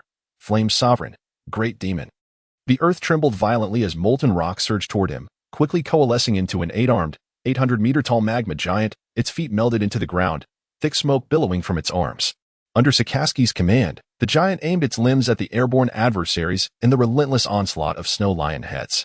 A cacophony of thunderous sounds erupted as the magma giant unleashed its might, each arm launching with explosive force toward the targets above. The ground beneath trembled as the giant drew energy from the depths, continuously unleashing its fiery wrath. On the third day of the Battle of Scryer, the relentless clash of life and death had rendered everyone weary, leading to a momentary stalemate. The distant eruption of magma had ceased, and the continuous extraction had become insufficient. The upper half of the towering magma giant, standing at 800 meters, lay in ruins, with molten rock oozing from its shattered form. The raging blizzard above had also subsided, and the once frozen expanse of seawater began to thaw. Frank, the snowstorm, whose stamina had already been depleted, had ceased his offensive capabilities by the second day of the conflict. The three figures suspended in the air were in dire straits. The golden lion bore numerous grievous wounds, while Frank was marked by dark, searing burns. Whitebeard's aura had significantly waned, diminishing his combat effectiveness. On the ground, however, the three were faring somewhat better. Sora and Karp, both masters of physical combat, retained their formidable presence with few injuries. Yet, they found themselves at a disadvantage against the airborne trio. Nearby, Sakazuki sat cross-legged on the ground, indifferent to the chaos around him. A colossal magma hand loomed behind him, clutching a sea creature, which he disregarded as he carved off a substantial piece of flesh. Devouring it ravenously, as he ate, he pondered how to break the deadlock, soon finding himself fully sated. Life absorption. Sikaski's body visibly restored to its original form, regaining some strength and healing from injuries. Observing the three individuals above, who were also consuming fish, Sikaski grasped two large pieces of meat and approached Admiral Akiji and Vice Admiral Garp. Admiral Akiji, Vice Admiral Garp, he said, presenting the meat while sharing his thoughts. A glimmer of excitement sparkled in Akiji's eyes. We must act swiftly, Sikaski. Meanwhile, Garp, stuffing his mouth with meat, grunted in agreement. Sikaski nodded and took a few steps forward, his feet merging with the ground. He gazed up at the three in the sky and declared, "Meteor Volcano." His arms transformed into smoke-emitting magma, raised high. Countless magma projectiles erupted from his hands, soaring into the depths of the cloud-laden sky. The three in the sky observed Sikaski's magma projectiles with indifference, until Sikaski himself transformed into a torrent of magma, launching skyward, a flicker of foreboding crossing his eyes. The golden lion casually bit into the fish in his hand, muttering, "Damn magma brat. What's he plotting now?" He tossed the fish aside and looked up at the sky. Whitebeard, too, gazed solemnly upward, while the previously frenetic Frank had lost his wild demeanor. He diligently operated his abilities, wind and snow swirling around him, on guard against the two on the ground. There was no other choice. He had learned his lesson after nearly being decimated by Sikaski's infinitely extending Hound of Hell. In this high-stakes scenario, he could only serve as support. Unbeknownst to them, the sky had transformed into a fiery crimson. Countless red dots began to pierce through the dense clouds, resembling an innumerable array of stars. Each red dot represented a colossal magma fist. The golden lion and Whitebeard frowned as they beheld the descending magma fists, preparing their defenses. However, as the massive magma fists descended within mere hundreds of meters from them, they all detonated, scattering in all directions. Countless small, fiery trails formed a vast net, instantly enveloped by Haki. From a distance, it appeared as if an enormous bowl was inverted over the three. Realizing Sikaski's intention, the golden lion and Whitebeard exchanged knowing glances, a cold snort escaping their lips. Whitebeard activated his powers with his left hand, launching a punch skyward. Crack! The atmosphere shattered, A powerful shockwave surged toward the bull's base. Boom! The inverted bowl shattered. Yet immediately, numerous exploding magma fists repaired the breach. As Whitebeard prepared to strike again, an overwhelming sense of danger surged within him. The hairs on his neck stood on end as Frank's voice reached his ears. Watch out! On the ground. Akiji and Garp stood where Sakaski had merged his feet with the earth moments ago. Two columns of magma erupted, extending infinitely, propelling them skyward. By the time Frank issued his warning, they had already soared past him. Whitebeard swiftly pivoted, activating his powers and swinging his left hand backward. Crack! The explosive atmosphere clashed with Garp's dark iron fist. A stalemate ensued, with Garp seemingly gaining the upper hand. With a swift motion, Whitebeard's right hand turned the Naginata, releasing it outward, his palms sliding to the weapon's end. Haki and abilities intertwined. He swung in a half circle, aiming to cleave Garp. Clang! Crack! The blade met Garp's iron fist, immediately followed by an eruption of power. Garp grunted, his muscles bulging, veins throbbing as he pressed against Whitebeard. Nearby, Akiji unleashed his haki, forcefully driving back the Golden Lion and Frank. In the sky, Sakaski's form coalesced, entering the Red Lotus mode, wielding a magma spear enveloped in Conqueror's haki. His lower body erupted in magma, surging forth towards Whitebeard. The Golden Lion attempted to intercept with several sword strikes, but Akiji's interference forced him back. The sword strikes clashed against Sakaski, producing sharp sounds as they shattered upon impact. Amidst the struggle with Whitebeard, Garp's veins surged with intensity as he firmly gripped Whitebeard, preventing any movement. A fleeting shadow crossed Whitebeard's eyes as he enveloped himself in haki, channeling his abilities. Bang! A tremendous force struck, driving both Whitebeard and Garp downward. The sound was akin to a branding iron searing flesh. Sakaski's magma spear pierced through haki, embedding itself in Whitebeard's back. The spear emanated a brilliant red glow. An endless stream of magma surged towards its tip. Sakaski's back erupted with magma, propelling him deeper into Whitebeard's back. Crack! Whitebeard activated his powers, shattering Sakaski's spear. Yet, the compressed magma at the spear's tip remained within Whitebeard's body, magma swirling as the spear regrew, preparing for another strike. Sakaski suddenly turned his head to the right. His golden eyes fixated on the trajectory of an incoming laser. A beam, several meters wide, sliced through the air, engulfing Sakaski's figure in an instant. Sounding the light cannon, the tall and striking woman at the bow of the ship set down her long sword, her voice resonating with a bold and commanding presence. Two streams of Hozumi emerged from the blade, swirling around her. The big MOM pirate crew has entered the fray. Meanwhile, a glob of magma, unbeknownst to anyone, dripped from Sakazuki, suspended in midair. As an endless barrage of lasers engulfed Sakazuki's figure, the dripping magma expanded wildly, taking on a humanoid form. Sakazuki re-emerged, momentarily disregarding Charlotte Linlin, channeling his powers to ignite the spear within Whitebeard. Instead of an explosion, the spear functioned like a rocket engine, unleashing torrents of searing heat and acidic properties that invaded Whitebeard's being. In an instant, a gaping hole was eroded in Whitebeard's chest, his stomach consumed entirely. Before the erosion could spread further, the spear within twisted and contorted. Suddenly, it shattered into pieces. Whitebeard's body was instantly enveloped in haki, while a deluge of magma surged forth from the shattered spear, encasing both Whitebeard and Garp. With a thunderous roar, the two figures burst forth from the magma, opposing forces. Garp grinned at Whitebeard, confident that the latter's demise was merely a matter of time. He then summoned the flowing power of haki in his arms. The sound of sonic booms erupting beneath his feet as he charged forward, fallen bone. Breathing heavily, Whitebeard glanced at the gaping wound in his chest and suddenly erupted in laughter. As Garp charged towards him, he inhaled deeply, concentrating his powers in his left fist, delivering a mighty blow towards the oncoming Garp.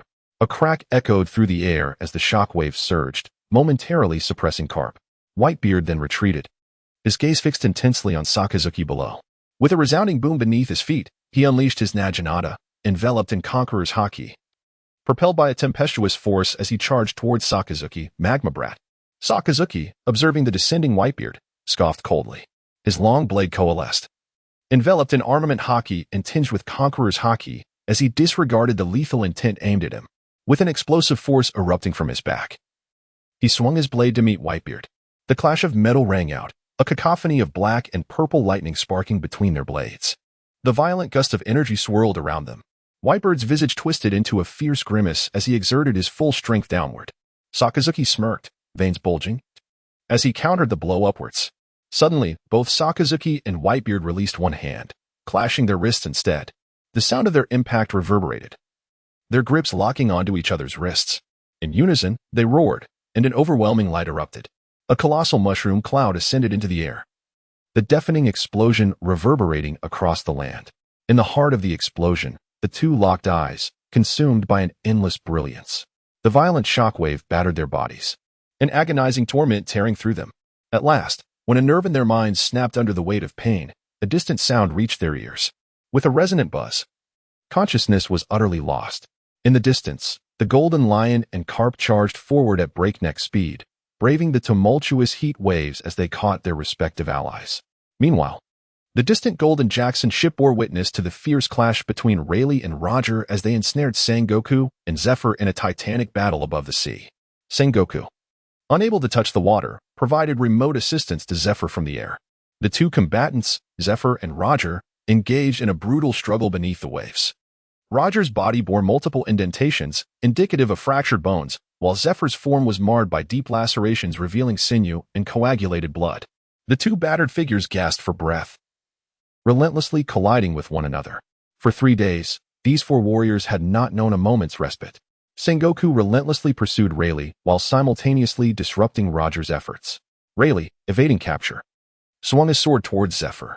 The clash of steel echoed as their energy surged, and Roger and Zephyr utilized a free hand to unleash their hockey against each other's chests. A series of cracking sounds reverberated as both were sent hurtling backward into the sea, creating a colossal splash that soared dozens of meters into the air. Rising and wiping the blood from their lips, the two charged forward once more with unrestrained fury. In the sky, Sengoku's expression hardened as Charlotte Linlin approached from behind. She stood atop Zeus, with Prometheus ablaze above her head, giving her the appearance of a divine being. In her grasp, Napoleon was similarly engulfed in flames, slicing through the air toward Sengoku with a fiery onslaught, flames of the Blade Mother. Sengoku's body radiated golden light as he struck at Charlotte Linlin with a powerful palm. An explosion of blinding light erupted, intertwining with the crimson flames. A series of blasts ensued, causing both to retreat slightly. Charlotte Linlin glanced at Roger in the water and chuckled. "Oh dear, Roger, you truly look disheveled." The two below clashed once more, separating with a clang. Upon witnessing Charlotte Linlin's arrival, Roger's demeanor grew grave. "No time for idle chatter. We must reach Whitebeard." The recent explosion had diminished Whitebeard's presence rapidly. Charlotte Linlin grinned as she summoned Prometheus and hurled it towards Zephyr. She then ascended, darting toward the golden line. A streak of golden light shot towards Prometheus. Sengoku's shockwave collided with it, resulting in a resounding explosion and a small mushroom cloud rising into the sky. After the blast, Prometheus reformed, quaking at the sight of the menacing Sengoku, who transformed into a comet of flames in pursuit of Charlotte Linlin. On Carp's warship, several piercing sounds erupted as shells detonated around the vessel. Explosive projectiles struck the ship, ravaging its deck. Surrounded by the fleet of golden lions, Carp's ship sought a path to break free. At that moment, a lookout shouted, "Major Keen, enemy vessels from the big MOM pirates ahead."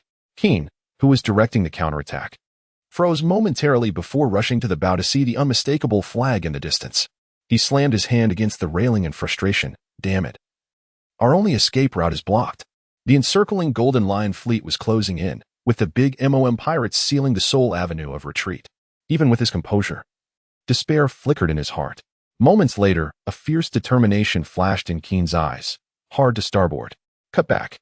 The crew and helmsman were taken aback but promptly executed the command. On the ocean's surface, the warship executed a perfect circle, retreating with urgency. Silence enveloped the ship, save for the sounds of ammunition being loaded. A figure wearing a horned helmet aboard the big MOM ship brandished a massive sword and remarked, "I was hoping for a little more fun, but they've turned tail." His tone dripped with mockery. Beside him, a figure draped in a scarf wielding a trident scanned the horizon. "There will be battle, Cracker. We are nearly upon them." He gazed toward the ship's stern, as if peering through the fabric of space, spotting the approaching formidable naval fleet.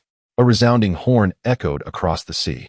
In the distance, the massive fleet from the Marine headquarters could be seen, a small black dot shrouded in smoke charging forward. It pressed onward toward the densely packed Golden Lion fleet, seemingly oblivious to the peril ahead, relentlessly forging ahead. At this moment, all aboard the headquarters fleet felt an exhilarating surge of adrenaline, their eyes ablaze with fervor.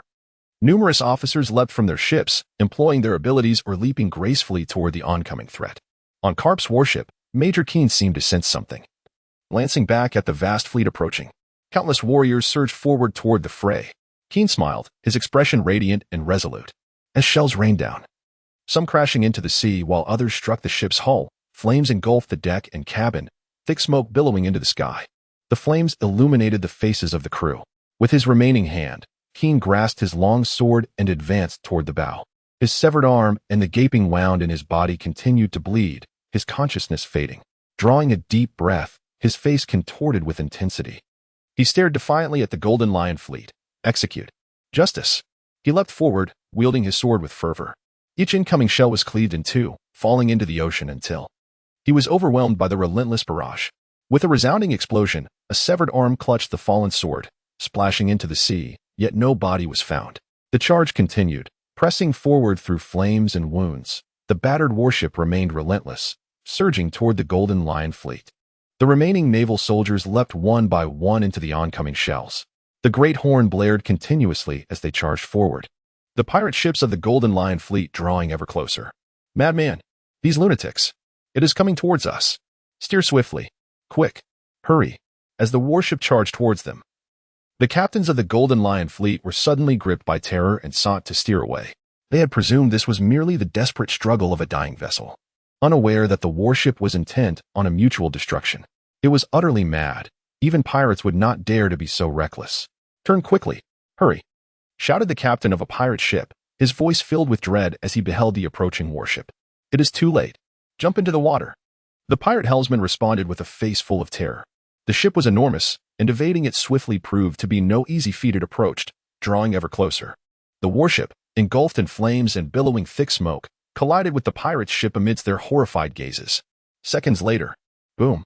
The deafening sound of the impact suddenly erupted. The Navy vessel struck with unyielding determination.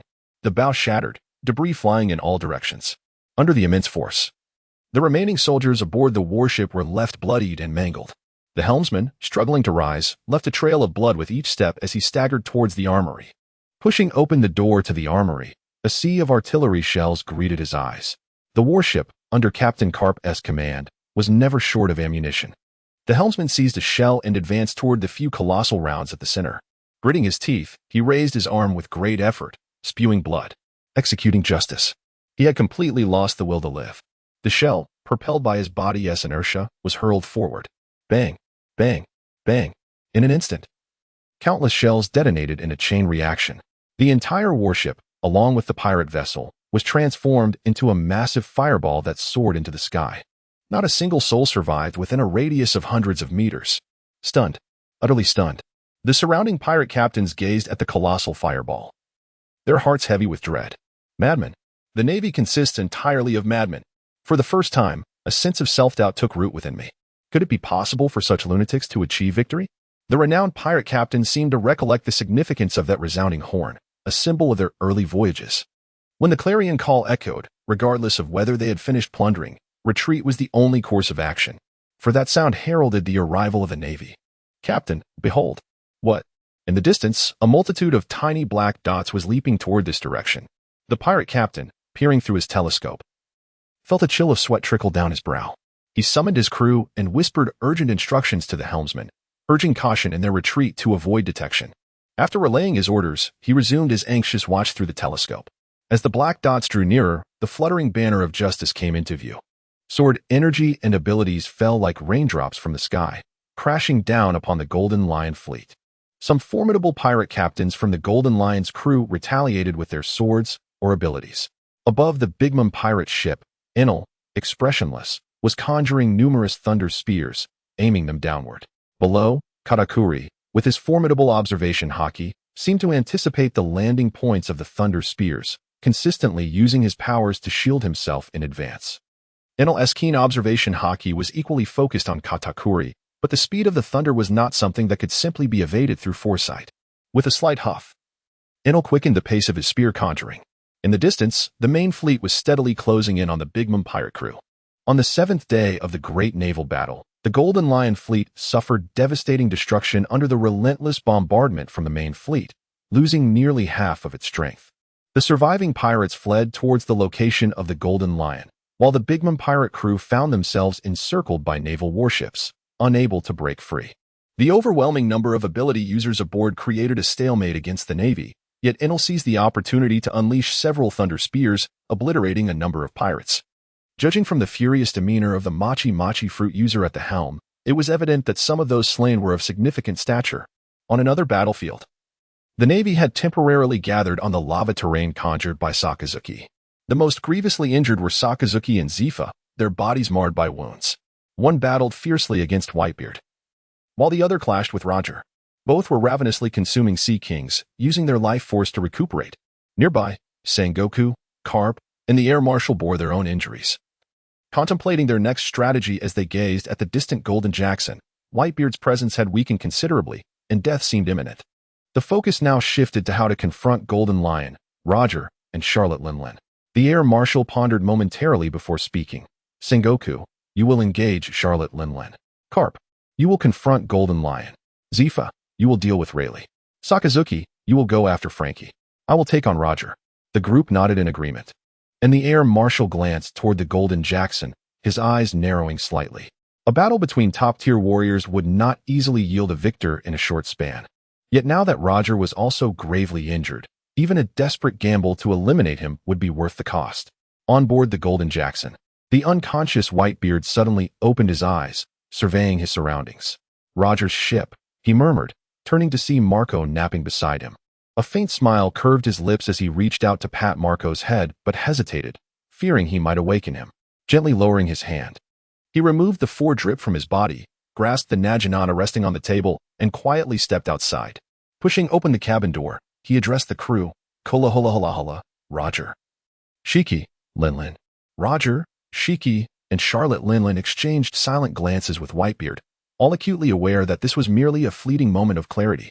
Roger, momentarily silent, was the first to speak. Newgate. Whitebeard broke into a broad grin, his hearty laughter echoing. Kola hola hola hola. Do not mind me, Roger. My journey ends here. Nevertheless, he expressed with sincere regret, I truly apologize for involving you all. His gaze swept across the crowd, as if to engrave the faces of these cherished friends in his memory. A palpable silence enveloped the ship. At that moment, a voice emerged from behind Whitebeard, filled with a quivering sorrow. Dad. Marco, having awoken at some point, rushed forward and collided with Whitebeard's chest, bursting into tears. Whitebeard's immense arms enveloped Marco, his large hand gently stroking the boy's head. With a tender gaze fixed upon the child in his embrace, he seemed to reminisce about family. He then turned to Roger and spoke. Roger, I entrust this child, Marco, to your care from now on. With tear-stained eyes, Marco looked up at Whitebeard, murmuring, Dad. Whitebeard patted Marco's head and set him down. Turning to the others, he beamed brightly. My friends, I shall take my leave first. With that, he thrust his Naginata into the deck with a resounding thud and made his way to the bow of the ship. Roger, Shiki, and Lingling silently closed their eyes, unable to bear the sight. Newgate. Whitebeard stepped to the bow of the ship, casting a glance at the 5 figures upon the lava-strewn land in the distance. A smile gracing his lips. The Navy. Drawing a deep breath, his body flushed crimson, muscles swelling with power. Steam rose from his entire form as he harnessed his abilities. Raising his hands above his head in a downward motion, it felt as though an unseen force resisted his descent, pulling his arms down with great difficulty. A roar of fury erupted from Whitebeard, his visage contorted in rage, muscles straining to contain the explosive energy within. He grasped his waist, and with the activation of his power, his hands moved from overhead to his waist, freezing his form in place. The vibrant hue of his body began to fade, the steam dissipating slowly, leaving him lifeless, with corners of his mouth curling in a crescent shape. His gaze remained fixed on the horizon. At the very moment of Whitebeard's demise, an overwhelming sense of impending doom enveloped the entire sea, particularly affecting the Navy, driven by primal instincts of fear. With a thunderous roar, reminiscent of ancient times, the heavens and earth seemed to invert, the ocean darkened the sky, and storm clouds gathered at ground level. Enormous islands, unknown in origin, were uprooted and hurled downwards. This was no illusion. It was the cataclysmic aftermath of Whitebeard's awakening strike.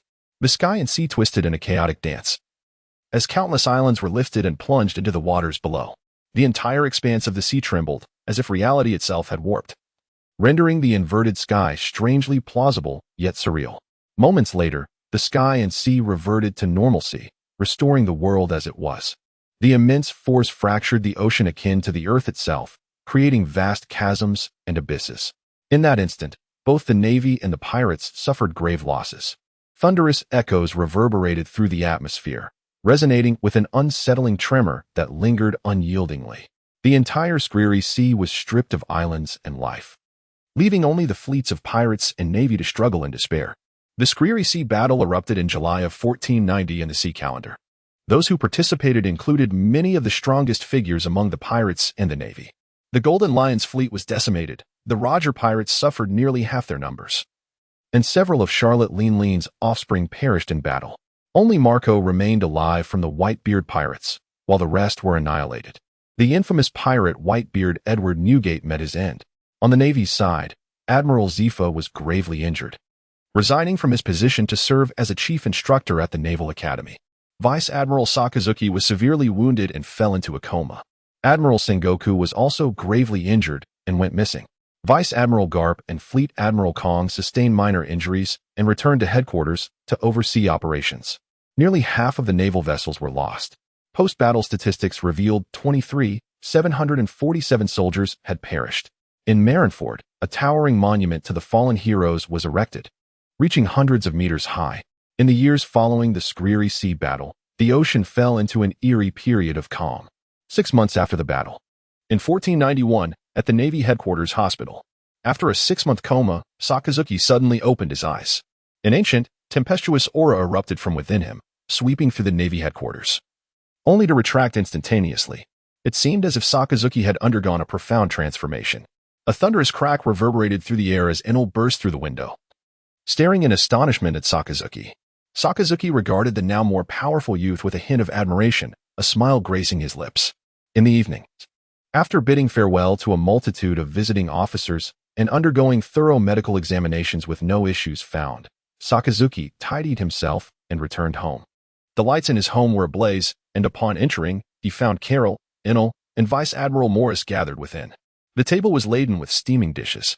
In this atmosphere, Sakazuki felt a momentary daze before quickly regaining his composure, a smile on his face as he approached the dining table. After the meal, Sakazuki inquired about the events of the past 6 months. Carol collected her thoughts and began. The Screery Sea battle resulted in over 20,000 casualties due to personnel shortages. We initiated recruitment earlier this year, along with the elite class. Admiral Zifa, having sustained severe injuries in his battle with Roger, has been left with lasting damage. Coupled with the daily need to care for his child, he has resigned from his admiral position and transferred to the academy as chief instructor. Admiral Sengoku has gone missing since the Screery Sea battle, but recent news suggests a possible sighting. Vice Admiral Garp has set sail to search for him. Those are the major developments on our side. Sakazuki nodded. And what of the pirates? Carol continued. The pirates have been notably subdued lately. With Whitebeard's death and the Golden Lion's fleet nearly obliterated, pirates worldwide have become more restrained over the past 6 months. The whereabouts of the Roger pirates remain unknown, while the Flying Sky pirates and the Big Mom pirates are licking their wounds and regrouping. The number of nations applying to join the world government has increased significantly this year, with several smaller countries even pleading in the newspapers to be considered as member states.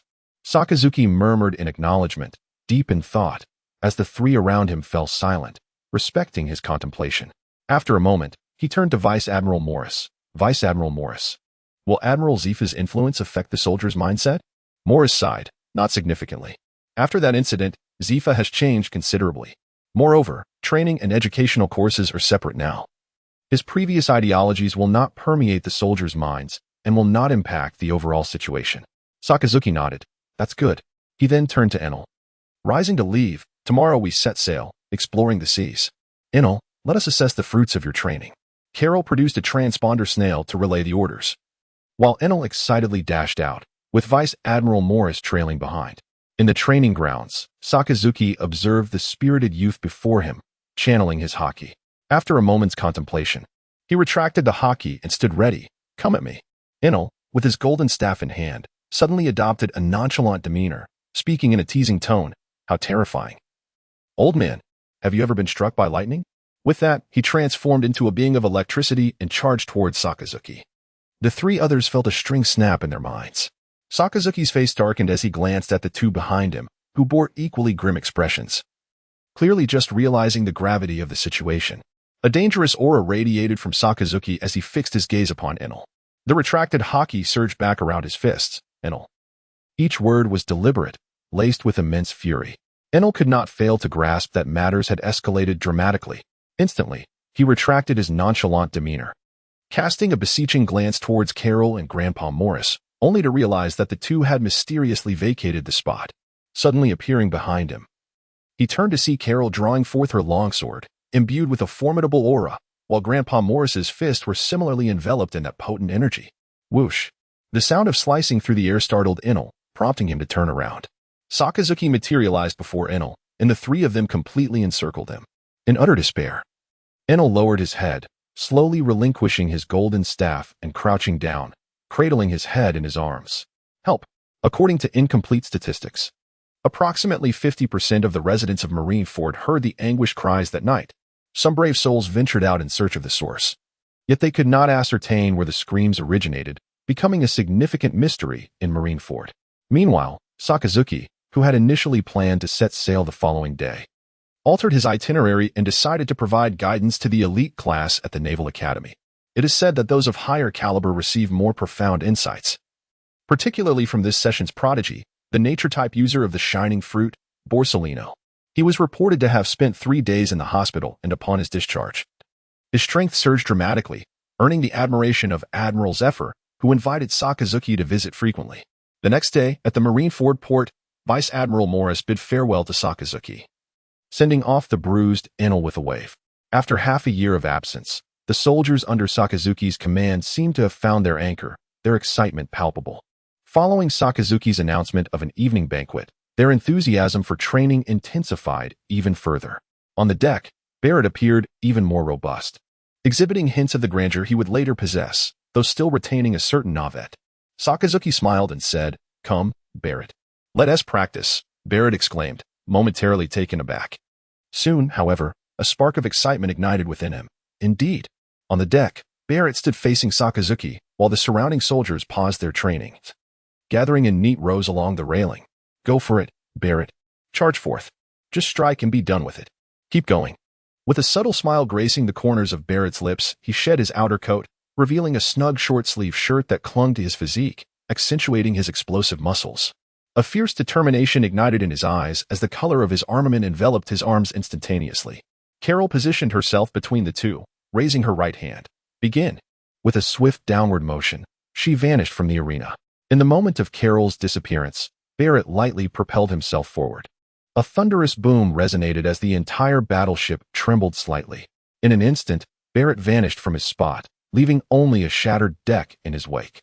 A sharp crack echoed at Sakazuki's location as the elusive Barrett materialized before him, the gust of wind generated by his arrival causing Sakazuki's cape of justice to billow behind him. Extending his left hand, Sakazuki deftly seized Barrett's approaching fist, impressive strength. However, Barrett's gaze sharpened as an overwhelming force gripped his right fist, rendering it immobile. With his left hand clenched into a fist, he thrust his middle finger forward, executing a half-circle strike aimed directly at Sakazuki's temple. Yet again, Sakazuki caught Barrett's wrist with his right hand. A whoosh of air sliced through the space below as Barrett's knee, adorned with the armament color, targeted Sakazuki's vulnerable spot. Sakazuki effortlessly lifted his left knee to intercept while simultaneously exerting force in a circular motion. Barrett was sent spiraling backward, his admiration for Sakazuki undiminished. Each of his moves was concise and incisive, aimed directly at vital points, embodying a pursuit of lethal precision. Coupled with his innate talent, he was indeed a flawless warrior. Barrett spun several times before landing on the deck, his body slightly crouched. In a flash, he transformed into a predatory leopard, charging towards Sakazuki. His arms sliced through the air, complemented by knee strikes, each aimed at Sakazuki's crucial points. His maneuvers were compact yet swift, striving for a decisive blow. He sought to catch Sakazuki off guard. Sakazuki, however, retreated steadily in the face of Barrett's relentless assault. His arms and knees seemed to anticipate each of Barrett's attacks, continually blocking them with precision. As Barrett's efforts bore no fruit, he shifted his strategy, concentrating his attacks on a singular point, each strike faster than the last. His assaults became increasingly rapid, the rhythm distinct, and his explosive power intensified. The soldiers observing applauded Barrett, cheering him on to maintain his momentum. Charge forward. That's exactly it. Oh, as Sakazuki was about to retreat against the cabin wall, Barrett unleashed a punch. In the instant Sakazuki raised his hand, the punch aimed at his throat suddenly transformed into a thrust directed at his heart. Executed with seamless fluidity, as if this maneuver was always intended to be performed this way. Suddenly, Sakazuki lifted his left knee, crashing it into Barrett. Taken aback, Barrett realized his consecutive strikes had flowed too effortlessly, leaving him no time to alter his defense. Steeling himself, he raised his right knee, cloaked in haki, to counter. Simultaneously, the muscles in his right arm surged, quickening the thrust aimed at Sakazuki's heart. Clang!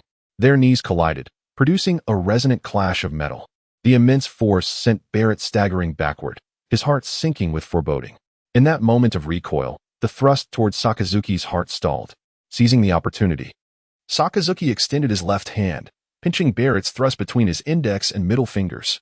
A sudden whoosh echoed from below as Sakazuki's right leg struck, resembling a whip as it lashed toward Barrett's left side. Barrett raised his left fist to retaliate, but just as he struck, he lost his balance slightly. A chilling realization dawning upon him, such imbalance could be fatal on the battlefield. Resolute, he committed to the blow, but unexpectedly, the whip-like leg retracted. Barrett's complete loss of balance caused his pupils to constrict as Sakazuki's leg straightened, delivering a powerful kick to his abdomen. Whoosh! A blur swept past as Barrett crashed against the railing, tumbling onto the deck. Contemplating his next move, he instinctively assumed an offensive stance, vanishing in an instant. Twisting his waist for leverage, he lashed out at Sakazuki. Crack! Crack! The sounds of fists and feet colliding echoed incessantly. Under Sakazuki's onslaught, Barrett unleashed his full power. Relishing the first time in his life, he fought so freely. His breath grew steadier, his vigor amplifying with each clash. The intense exchanges of blows ignited the soldiers' adrenaline, prompting them to abandon restraint and seek opponents. The warship erupted into chaos. Observing the scene, Carroll chuckled lightly, shaking his head, and instructed the cook to prepare additional meat for the night. Ding, ding, ding echoed for a moment. Barrett was sent flying once more. Rising to wipe the trickle of blood from his mouth, he turned to Sakazuki and declared, "Admiral Sakazuki, be wary. I possess a technique that I cannot control. It emerged spontaneously on the battlefield. Please observe." Intrigued, Sakazuki nodded. "Feel free to proceed." Barrett glanced at his comrades, and then at the formidable Sakazuki, feeling a surge of confidence as he ceased to hesitate. With a solemn nod, he affirmed, "Yes." He then closed his eyes, summoning a certain power within himself. The soldiers engaged in their vigorous sparring suddenly felt a chilling aura sweep through. Barrett abruptly opened his eyes, his appearance transformed drastically. His eyes glowed with a mindless crimson.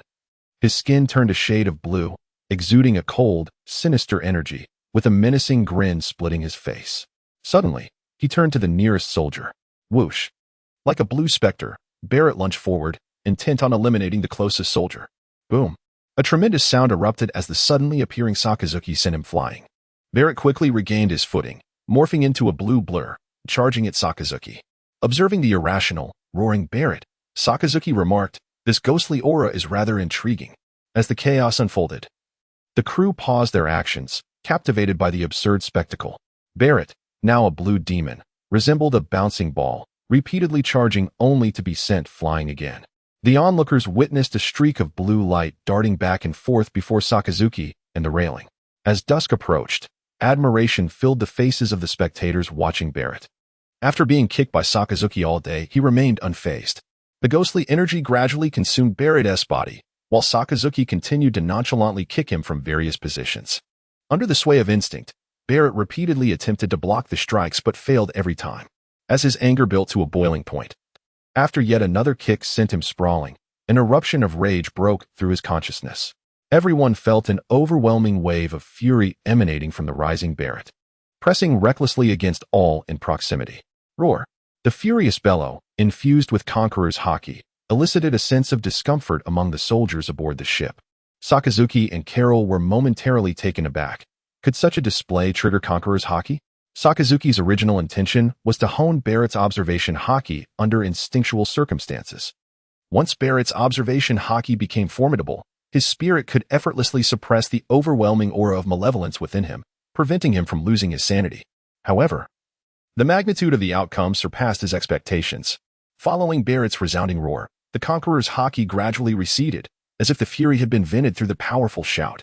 Barrett's crimson eyes turned towards Sakazuki, and his cruel smile slowly faded. He raised his hands, examining his skin. This was Barrett's first encounter with such a state. Previously, he would completely lose consciousness, only to awaken surrounded by lifeless bodies. Admiral Sakazuki, this Barrett looked at Sakazuki with a hint of confusion. Sakazuki chuckled softly. You activated Conqueror's haki instinctively, effectively suppressing that aura of malevolence. Barrett was familiar with the 3 types of haki, yet had never heard of this malevolent aura. He inquired, Malevolent aura? Sakazuki nodded. Indeed, the malevolent aura. Its origins and how to cultivate it remain a mystery. You must explore it on your own. The only certainty is that this aura can merge with the 3 types of haki. Your current state is quite an admirable form, as it seems to be what your body instinctively deems most effective. Thus, you transformed into this state upon losing your sanity. Barrett nodded, somewhat understanding, as he gazed at his hands. Indeed, it felt as though his physical strength had surged several levels. Suddenly, he wondered if this state would frighten his comrades. He abruptly lifted his head, only to find his companion staring at him with wide, starry eyes. Sakazuki's voice echoed from a distance, Gather your things. We are preparing for a feast. The surrounding soldiers erupted in excitement, shouting, Oh! They then swarmed around Barrett in a flurry. Stunning Barrett. Wow. Those crimson eyes. Absolutely fantastic. Wow. On the second deck, Sakazuki and Carol observed the excited soldiers encircling Barrett, who was engulfed in an eerie aura. Sakazuki stroked his chin and suddenly proposed. What about forming a strike team? Carol was momentarily taken aback, glancing at Barrett. A strike team, you say? Sakazuki nodded affirmatively. Indeed, Barrett is akin to a sharp blade. Once he matures, he will possess the ability to swiftly change the tide in both covert assassinations and warfare. Carol also nodded in agreement. Absolutely, Barrett's talent is extraordinary. He is undoubtedly the next Vice Admiral Karp. Sakazuki, recalling the power of the multiplication fruit, chuckled softly, realizing that one Karp would not suffice. Turning to Carol, he said, Later, let us find an opportunity to select candidates. The requirements are simply swift and physically capable soldiers. Let us temporarily choose 15. Having spoken, he turned and strode back to the cabin. Carol surveyed the soldiers below and nodded. Suddenly remembering something, he called out, What about the name? Sakazuki's figure faded from sight, his voice echoing with the name, Roaring Strike Team. In the Bakamoya Kingdom. Located in the first half of the Grand Line, specifically in the CDC on Mechanism Island, an extraordinary land where geniuses are born. Often referred to as the Kingdom of the Future.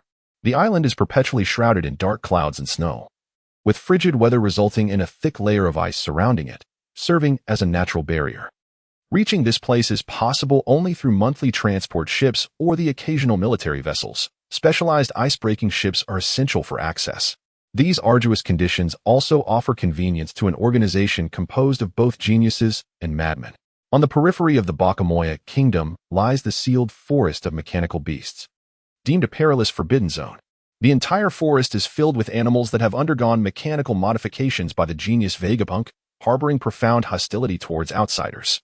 Deep within this forest, surrounded by its menacing trees, stands a colossal complex of steel structures. This is where the genius Vegapunk conducts his daily life and research. What remains unknown to the public is that this figure, regarded as the beacon of hope for the kingdom, is simultaneously part of an organization that delves into forbidden studies. The leader of MADS. The name MADS signifies madness, founded by Dr. Vegapunk. It subtly attracted brilliant scientists from around the globe to collaboratively delve into projects deemed forbidden by world governments. The organization's members included the future king of the Germa Kingdom, Vinsmoke Judge, and one of the prominent figures of the Beast Pirates, Plague Queen, as well as the notoriously ruthless scientist, Caesar Clown. This assembly of geniuses and lunatics dedicated themselves to the study of weaponry, biology, lineage, and devil fruits, everything within the world's grasp. They aspired to touch the divine realm through science and had even made preliminary breakthroughs towards what they referred to as the blueprint of life, a lineage factor. One fateful night, 2 figures, one large and one small, emerged at the periphery of the sealed mechanical animal forest, 13 kilometers from its edge. They gazed down at the dark, Silent village below, their faces adorned with manic smiles. These figures were the young queen and the 8-year-old Caesar clown, obsessed with researching bacteria and microorganisms. They had descended into madness following groundbreaking advancements achieved by the team led by Vegapunk and Vinsmoke Judge. Being hailed as geniuses, they found it intolerable that their research yielded no progress. This was compounded by the inherently malicious nature of both Queen and Caesar. No longer satisfied with animal experiments, the duo frequently sneaked out to hunt the villagers nearby. The island, perpetually cloaked in snow and ice, often saw disappearances, which the populace attributed to unfortunate souls buried beneath the relentless blizzards. However, upon learning from Vegapunk about the lineage factor known as the blueprint of life, their inner madness could no longer be contained. Craving more subjects, they demanded human lives, leading to the grim scene that unfolded. In a single night, 2/3 of the village's population vanished without a trace. The remaining villagers, oblivious to their fate, reported the disappearances to the kingdom and the navy. The deranged duo had entirely disregarded the consequences of their actions, akin to Orochimaru's frenzied abductions in Konoha for human experimentation. Given the technologically advanced nature of their nation and the vast number of missing persons, it was impossible not to draw connections to human experimentation. Initially, the kingdom dispatched personnel to investigate, but they uncovered nothing. Simultaneously, the Balcomayan Naval Division relayed the information to their headquarters. The headquarters, equally alarmed by the possibility of human experimentation, promptly informed the government. After days of investigation, the CP organization of the world government finally unearthed the existence of this illicit research group, MADS, alongside Vegapunk's theory on lineage factors. In the sanctified land of Mariehua, within the vast expanse of a pristine white hall located in a towering castle complex, an elder of the 5 elders dropped a paper onto the table, exclaiming in disbelief at the audacity of someone reaching into such realms. The burly elder, who had participated in the Battle of God Valley, pondered whether they should eliminate this threat. Another elder, clad in a bathrobe and cradling a cursed blade, countered that exterminating such talent would be a waste. It would be more beneficial for the government to harness such potential. The remaining 2 elders nodded in agreement, thus sealing the fate of the scientist who had advanced technology by 5 centuries with mere words. Outside the sealed mechanical animal forest, a square block of snow suddenly shifted upward. A member of the CP organization in dark attire lifted the cover of a pit and peered through a telescope into the forest. The multitude of moving red dots within sent chills down his spine. Suddenly, one of the red dots seemed to gaze back at him, prompting him to hastily lower the cover and retreat into the pit. He turned to his 2 remaining companions, expressing concern over their leader's prolonged absence for over an hour without any communication. One of the members, wrapped in bandages, recalled the terrifying mechanical beasts and took a deep breath, suggesting they wait for orders. The anxious scout voiced a worry about potential repercussions if they failed to act. The bandaged member retorted, suggesting he should investigate. The scout, recalling the modified creatures capable of launching missile lasers from their bodies, shuddered and offered a nervous smile, remaining silent. The bandaged member cast a disdainful glance at him when suddenly, the phone bug began to ring, causing all 3 to tense up, fearing the worst. With trembling hands, the bandaged member answered the phone bug, initially apprehensive, but soon elated as he received the message. Once he hung up, he exhaled a sigh of relief and turned to the scout, instructing him to head to the nearby town to assist the soldiers from the naval division and to ensure that no one escaped this cursed forest. Awaiting assistance. In the depths of the sealed mechanical animal forest lies the Vegapunk laboratory. Within the vast steel edifice, researchers scurry about in a frantic haste, gathering various instruments and data with utmost urgency. Vegapunk directs a group in the organization of crucial documentation, observing Quinn and Caesar in the distance, similarly commanding their own teams. He cannot help but roar, "Fools, have your brains been devoured by bacteria? What are those microorganisms hanging around your necks? Conducting human experiments is one thing, but capturing so many individuals in one location is utterly unacceptable. Just let it be. It's not finished yet. Are you all fools? I am unable to assist with that." The 2 individuals directing the researchers were publicly berated, their pride severely wounded. Unable to refute the accusations, they swallowed their indignation, acknowledging that this time, the fault lay with them. Quinn managed to maintain some composure, but the younger Caesar, despite his prodigious talent, was inherently cruel, arrogant, insidious, and cunning. His jealousy towards Vegapunk intensified into a seething resentment, sowing the seeds for future conflicts between the 2 as they served the government. After enduring the scolding for a considerable time, Vegapunk regained some semblance of rationality, suppressing his fury, and refrained from wasting further time. Joining the effort to tidy up the materials. At the perimeter of the sealed mechanical animal forest, the Royal Guard and the soldiers from the Balcamore Navy branch had arrived. Strategically positioned to monitor the surroundings diligently, the telephone bug of the Naval Branch Chief remained active, providing real-time updates. Due to the involvement of government taboos, the connection led directly to the Air Marshal. The voice of the Air Marshal resonated. Titus, maintain strict surveillance on the movements of the illegal research organization MADS. We must not allow a single individual to escape. Sakazuki is en route. Before his arrival, we must intercept the members of MADS, even if it costs us our lives. Upon hearing Sakazuki's name, Branch Chief Titus felt a surge of reassurance.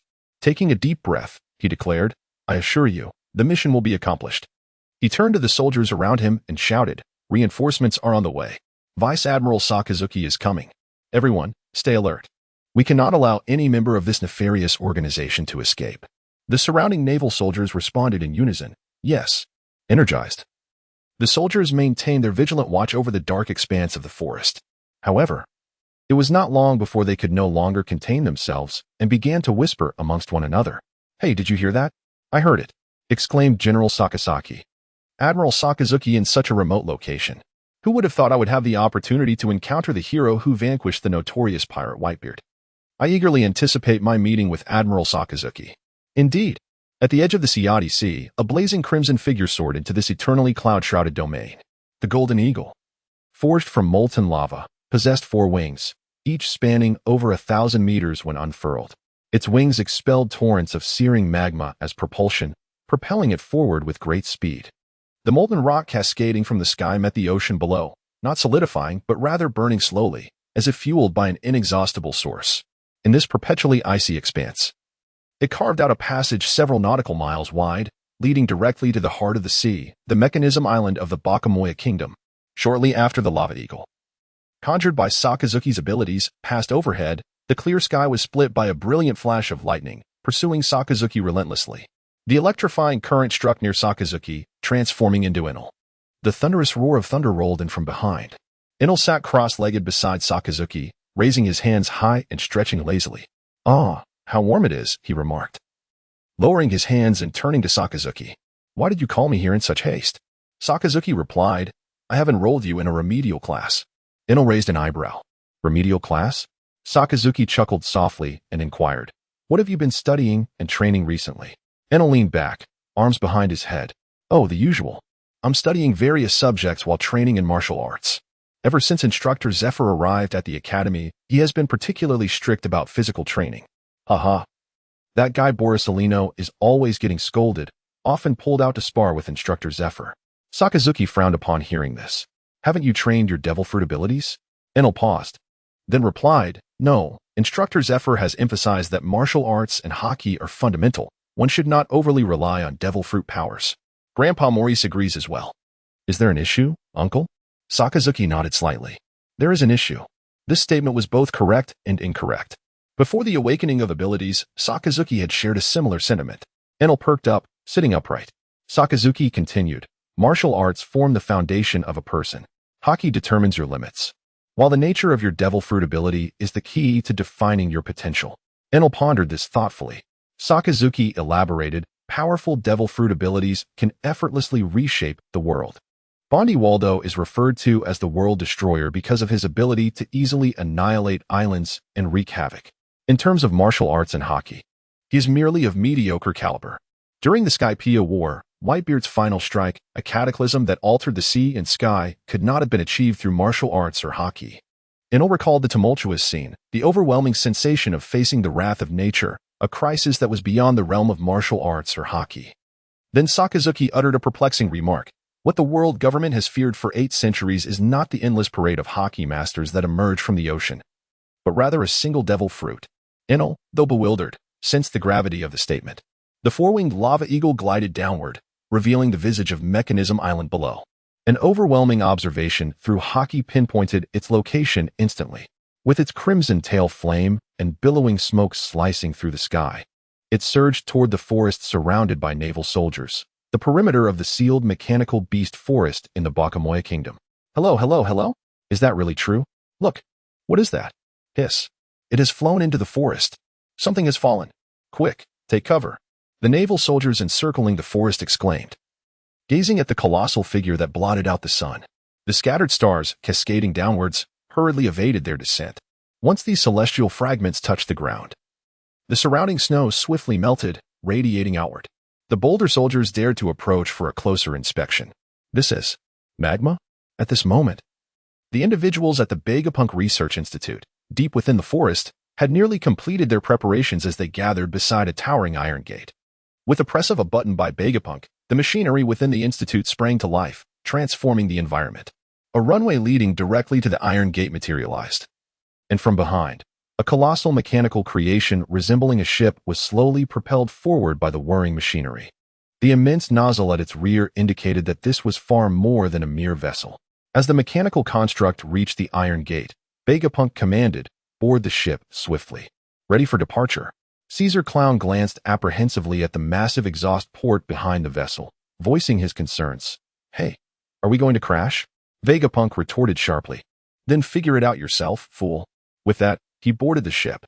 Caesar clenched his fists, casting a furious glance at Vegapunk's retreating figure before following suit. As everyone completed their boarding, Vegapunk instructed them to secure themselves to nearby fixtures. Taking a deep breath, he pressed the ignition button, then placed his hand on the enormous red button. The ship's rear exhaust port began to glow a fiery red, emanating intense heat, growing increasingly crimson. The colossal metal doors gradually opened, revealing a tense moment for all as they awaited their escape. Vegapunk, with his hand still poised over the launch button, felt a surge of anxiety. Just then, a voice, cold and indifferent, resonated from outside the half-open doors.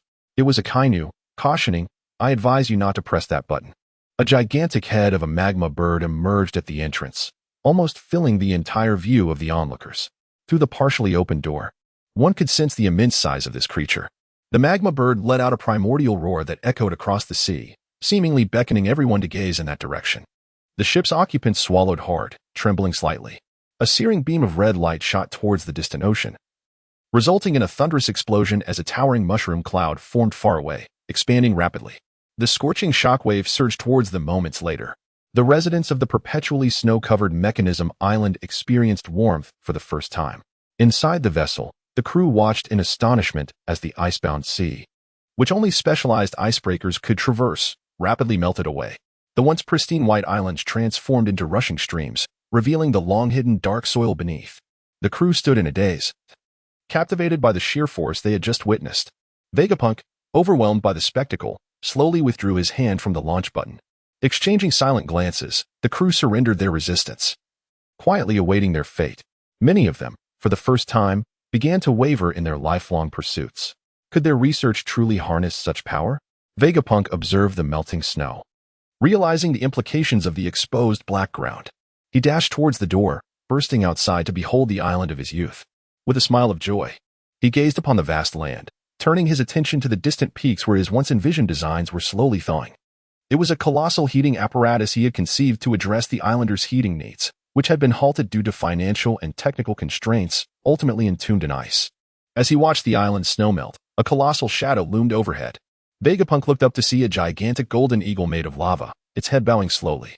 Enel, perched atop, stared vacantly at the distant sea.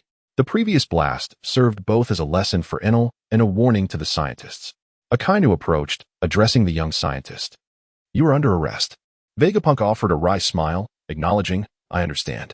Before he could inquire about Akainu's name, the latter replied, "Akainu." Vegapunk extended his hand, introducing himself. Vegapunk. Their hands clasped, and Vegapunk led Akainu through the doorway, opening the hatch for the researchers to disembark and stand in formation. Akainu scanned the crowd, recognizing several familiar figures, including Queen Caesar and others. He turned to Vegapunk, asking, "Are they all here?" Vegapunk replied, "Some are still outside collecting materials, but I had previously instructed them not to return." Akainu inquired about personnel records, to which Vegapunk affirmed, "Yes." He then stepped inside the cabin to retrieve several documents. Handing them to Akainu, the latter skimmed through, noting, "Vinsmoke, Judge." He collected the stack of files and addressed Vegapunk. "Do you have a control device?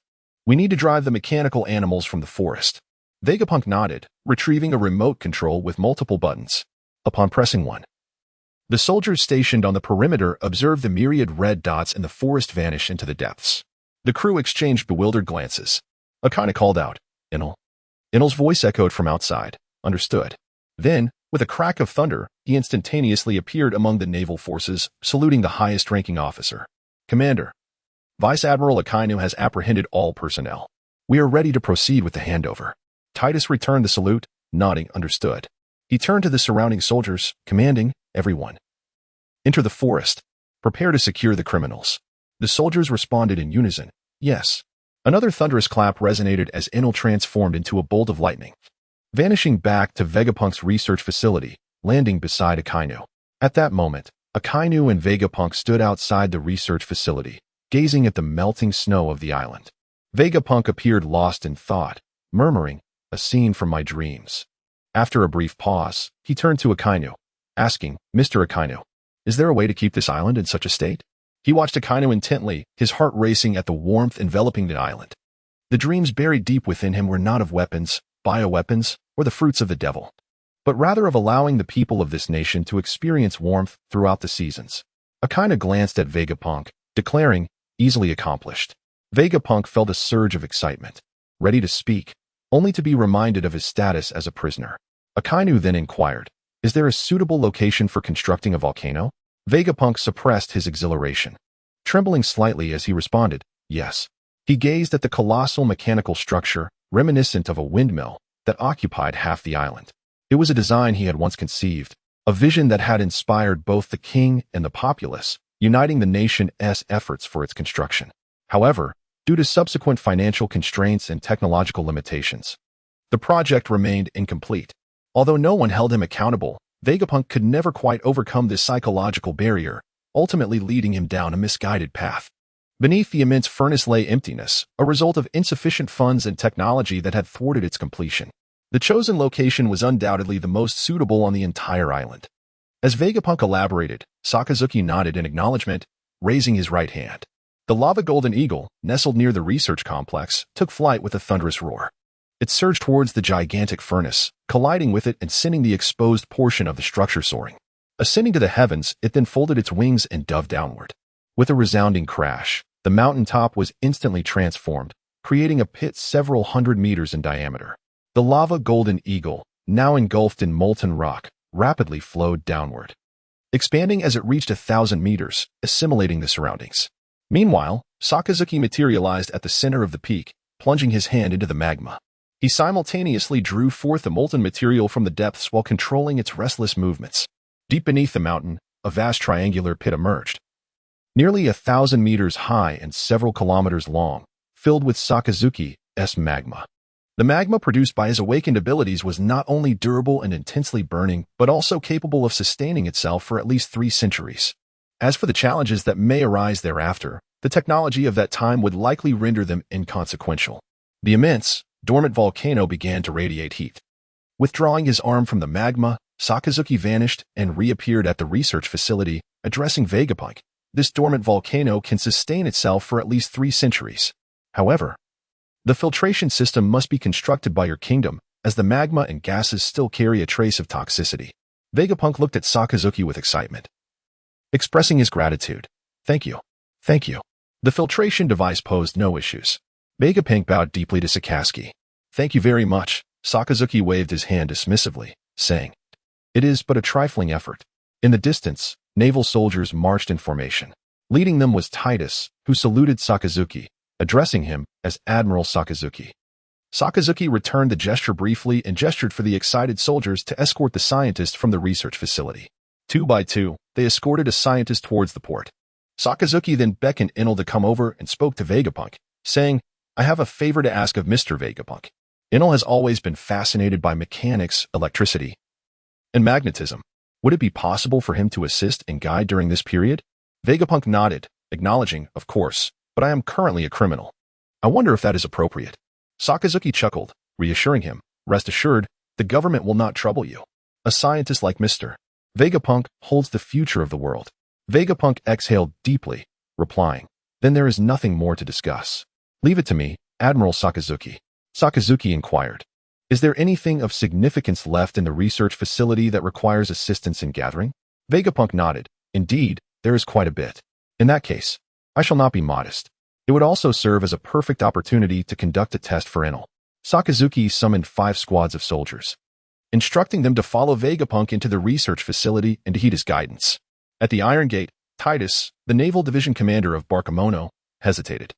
Only after watching everyone disappear did he voice his concern. Admiral Sakazuki, might this not be unwise? Sakazuki shook his head. No worries, it is my command. On the warship that night, under Sakazuki's supervision, the vessel sailed slowly out of the port of Mechanism Island, heading along the broad sea route towards the Shambadi archipelago. In a makeshift room, Sakazuki was perusing a newspaper when he heard the sound of a doorknob turning. Enel entered, his face alight with excitement, exclaiming, "Uncle, Dr. Vegapunk is incredible." Sakazuki set down the newspaper, remarking, "Is it true that you have been conquered in just half a day?" Enel, slightly embarrassed, nodded. Indeed. His blueprints and designs are remarkable. Utterly. Too advanced. It is at least 2 or 3 centuries ahead of contemporary technology. Moreover, some of the aircraft designs appear to be significantly superior to the current standards. Sakazuki remarked, "Then let us diligently learn from Mr. Vegapunk. We are still quite far from the Shambodi Islands, over a month's journey, indeed." Speaking of which, as he arrived late, it was not merely this matter that weighed on his mind. It was then that Ainalu recalled the troubling events of the day. After a brief silence, he spoke, "Uncle, I witnessed those subjected to human experimentation." Sakazuki regarded Ainalu and asked, "What of it?" Ainalu appeared somewhat disheartened. It was truly horrific. He opened his mouth, yet struggled to articulate the brutality of that laboratory. Sakazuki interjected, "So you wish to inquire why those scientists are not executed?" In Ainalu's brief life, the most dreadful experience had been the murder of Admiral Zephyr by those pirates. Yet, the cruel experiments conducted by these deranged scientists were even more appalling. Ainalu found himself momentarily lost in thought. Why was it that execution was not the course of action, but rather their return?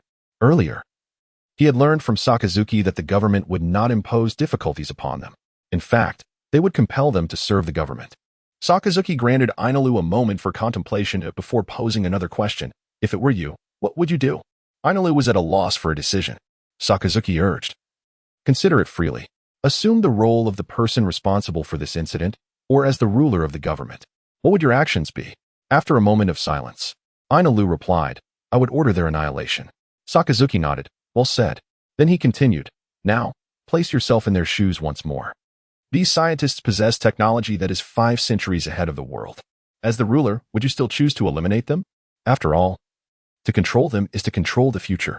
What would your choice be?" Ainalu struggled to find words, unable to respond. Sakazuki pressed on, "Let us delve deeper. These scientists possess the most brilliant minds in the world. If you were to harness their capabilities, they could develop high-yield crops, cold and drought-resistant plants, enabling impoverished nations to achieve self-sufficiency. They could engineer powerful weapons, allowing even ordinary citizens to vanquish pirates. They could create convenient tools, facilitating seamless communication across the seas. What would you decide?" Ainalu fell into a profound silence, unable to utter the word execution insincerely. Given these circumstances, it was evidently advantageous for both the government and the populace. To sacrifice the future for the sake of a few lives seemed profoundly unjust. Sakazuki observed Ainalu's silence and remarked, "There is no absolute fairness in this world. The value of individuals is not equal. If a general capable of intimidating enemy nations were executed by the king for the death of a few civilians, and in turn, the enemy vanquished this nation, resulting in countless deaths and displacements, would that outcome be fair? The concept of fairness is contingent upon inherent value. Our responsibility is to choose the most optimal outcome. The deceased cannot be resurrected. Those who live must forge ahead into the future. To sacrifice the future of the living for the sake of the dead would be a grievous error." After pondering for a moment, Ainalu sighed and lowered his head. "Very well, I concede." Sakazuki shook his head. "This is merely the tip of the iceberg. Once we reach Subjugation archipelago, you shall witness the darkness and inequality of this world. Perfection is unattainable. Sunlight cannot reach every corner of the earth. Where there is light, shadows will inevitably follow. Our task is to strive for fairness and await the right moment." Suddenly, Ainalu's observation haki flared, prompting Sakazuki to raise an eyebrow. Ainalu approached and whispered, "Uncle, are you planning a rebellion?" Sakazuki looked at Inalu's anxious yet excited demeanor, shook his head, and chuckled. Where did you hear such a term? Rebellion? The sound is quite unpleasant. Sakazuki's voice resonated softly. It should be called usurp. Hey. Sakazuki chuckled as he ruffled Inel's hair. It's still early. Go back and get some rest. Make sure to learn well from Dr. Vegapunk during this time. Enel nodded, okay, and then returned to his room. Sakazuki shook his head and picked up the unfinished newspaper. Time flew by, and before they knew it, a month and a half of their voyage had come to an end. At the Subjugation archipelago, Sakazuki and Enel disembarked, observing the handover to the government officials. Enel felt a twinge of reluctance as he bid farewell to Vegapunk. Over the past month, Enel had spent more than 18 hours a day with Vegapunk. Whether it was due to Enel's exceptional intelligence or the nature of scientists, their exchanges were so engrossing that they often lost track of time. Vegapunk, noticing Enel's melancholy, reassured him. It's all right, Enel. We will have the chance to meet again. He then turned to Sakazuki. Thank you, Mr. Sakazuki, for taking care of him over this past month. Sakazuki nodded, offering a reassuring glance. Vegapunk smiled and waved goodbye to the two before being escorted to another warship. As they watched Vegapunk disappear aboard the naval vessel, Sakazuki held several bounty notices, all pertaining to the pirates currently residing in the Subjugation archipelago. After perusing them briefly, he tucked them away and turned to Enel. Let us go. I'll show you the darkness. Enel, feeling despondent, replied with a quiet and followed Sakazuki into the distance. At this moment, both Sakazuki and Enel had changed out of their navy uniforms, cloaked to conceal their figures and faces. The Subjugation archipelago, a necessary passage into the new world, was a gathering place for nearly every profession in the world.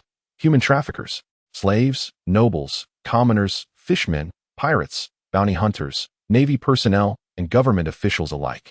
Here, the colossal red trees numbered from 1 to 29 delineated the lawless territory. As Sakazuki concluded his introduction to Enel, they arrived at their destination. We're here, he signaled for Enel to follow. On the facade of a vast circular building were inscribed 5 large characters, Human Auction House. Once inside, as they settled into their seats, Enel gazed around with curiosity. A diverse array of individuals filled the room. Some appeared to be high-ranking nobles, others notorious pirates from the bounty posters, and some young people clenched their fists in anger as they stared at the stage. Enel's heightened observation haki allowed him to perceive the myriad of human conditions within this small auction house.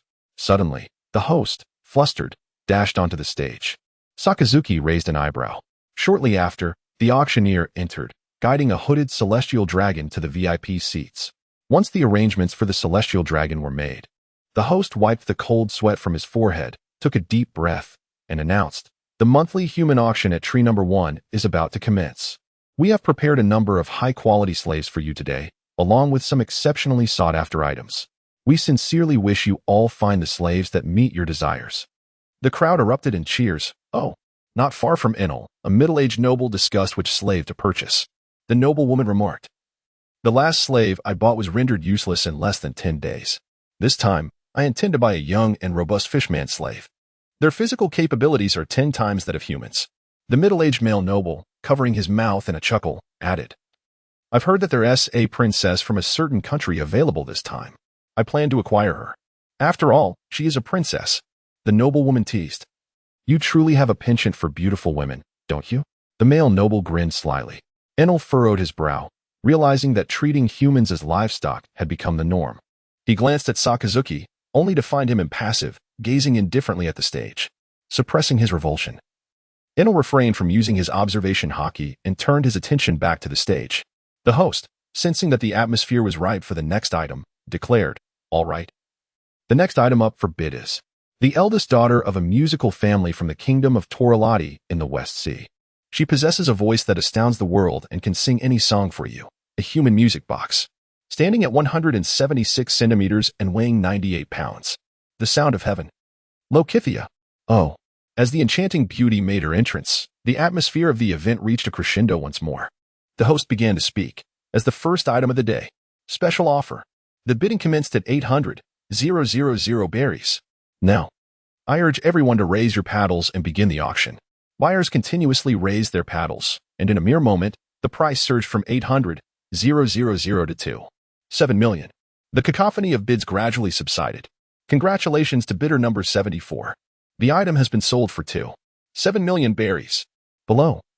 The dazed nobleman clutching paddle number 74 gazed up, grinning vacantly, unaware that drool was escaping his lips. The impact on Enel's worldview was unimaginable. Enraged, he felt an urge to rise and obliterate this place, to annihilate this sordid auction house. However, he was forcibly restrained by Sakazuki's firm hand. Do not allow your fury to cloud your judgment. This is merely the beginning. Sakazuki's voice, devoid of emotion, resonated. Enel looked at Sakazuki's indifferent expression and felt an unfamiliarity for the first time. He began to reflect on where he had gone awry. Once Sakazuki lifted his hand from Enel's shoulder, the latter gradually calmed down. He suppressed his anger and stared blankly at the auction hall until it concluded. In the evening, the two walked along the road, having purchased not a single slave. Sakazuki led Enel to their next destination while simultaneously inquiring, "Have you discerned where you went wrong?" Enel's voice was somewhat detached. "I have come to understand." Sakazuki halted and turned to Enel. "Where did you err?" Enel shut his eyes. "The error lies in my profound weakness." Sakazuki shook his head. "You still do not comprehend." With a quiet sigh, he continued, "As a marine, neglecting the broader picture and allowing a glimpse of darkness to provoke rash actions is your gravest mistake. You have failed to consider the consequences. While you could save dozens of slaves by destroying the auction house, what comes next? Most wanted. Being pursued. You are the wielder of the natural system, Thunderfruit. If you wish to flee, no one can ensnare you. Yet, what of your life? You were destined to become an admiral in the Navy. Your future held the promise of saving countless lives upon the sea. Your research could have bridged the gap in communication among people across the oceans. You would have emerged as a celebrated figure of the sea. Your name immortalized in the annals of future scientific textbooks. Yet, all was unraveled over the fate of mere dozens of slaves, leading you to become a fugitive. Decades later, as your life draws to a close, you reminisce about your existence. You will lament every decision made in haste. Once, you briefly possessed all that others envied, only to see it obliterated by your own impulsiveness. And even when Admiral Morris's life reaches its end, you find yourself unable to attend his funeral. Instead, you stand alone behind the clouds, gazing toward the island where the funeral is held. Silent tears flow. "Enough!" Enel exclaimed, his eyes blazing with fury. Sakazuki's words laid bare the harsh reality. Some forms of justice cannot be enacted. "Keep up." The indifferent voice resonated. Enel's mind echoed with Sakazuki's words as he trailed the figure ahead. Sakazuki's next destination was the Navy branch in the Sabaody archipelago. By the time Sakazuki and Enel reached the expansive Navy branch at the colossal tree numbered 66, the full moon had ascended to the sky, marking the deep hours of night. Enel had regained his composure and inquired of the halted Sakazuki, "Aren't we going inside?" Sakazuki replied, "We will, but not through this entrance." With that, he grasped Enel's shoulder, and with a swift step, their figures vanished as they entered the base from a concealed corner. Standing atop the highest and largest building of the branch, Sakazuki turned to Enel and instructed, "Use your observation haki to perceive everything here." Enel nodded in compliance. Inside the hall of the building's mid-level, the Navy branch was unexpectedly bustling at this late hour. A group of soldiers was busy moving boxes, piling them high enough to nearly fill half the hall. Many boxes were dripping with blood, yet the soldiers appeared unfazed, as if such sights were commonplace. Once the soldiers had finished their task, aside from the two sentinels at the base's entrance, they all congregated in the hall. The branch chief, Demora, grinned mischievously and said, "Let the reports commence." "Indeed." The clerk beside him then picked up a notebook. "This week, we have collected protection fees amounting to 17 million berries. From various pirate crews, we have plundered wealth in gold, totaling 24 million berries. The capture of slaves and the sale of pirates to traffickers yielded a profit of 32 million berries." Report concluded. Chief Demora addressed the soldiers below, saying, "As per tradition, Ross shall distribute the protection fee to everyone." Oh, the soldiers cheered, for although the origins of this money were dubious, the prevailing circumstances had transformed everyone into conspirators. In a world where the Navy could earn a few coins and the pursuit of justice yielded scant rewards, Minister Demiraz provided them with a sum equivalent to 2 months' salary in just 1 week. With narrowed eyes, Demiraz surveyed the group of Navy soldiers who had been thoroughly duped. All right, quiet down," he commanded. "Ross, distribute the protection fees and deliver the remaining funds to my residence. I wish to allocate them with precision." The sound was neither too loud nor too soft, yet it ensured that all the naval soldiers within the hall could hear it. Demora then turned to leave. with no one noticing the slight curl of his lips. This group of fools, ha ha ha. Little did the proud Demora know. Two individuals with exceptionally sharp observation abilities were stationed atop the building, taking in everything. Once Demora had departed, Enel forcefully uttered two words, "Boring pest." Sakazuki's indifferent voice echoed, "Demora, the Rear Admiral of the Navy headquarters. He has been stationed at the Sabaody Archipelago branch for 3 years. Since his appointment, the jurisdiction and surrounding areas of the Navy have been thoroughly cleansed. However, he is greedy, cunning, and utterly devoid of principles. From the perspective of those in power, how shall he be dealt with?" After a prolonged silence, Enel replied with difficulty, "Neglect him." Sakazuki confirmed, "Precisely. Neglect. The archipelago of the Bahamas serves as the gateway to the New World, in a world teeming with both formidable pirates and relentless bounty hunters.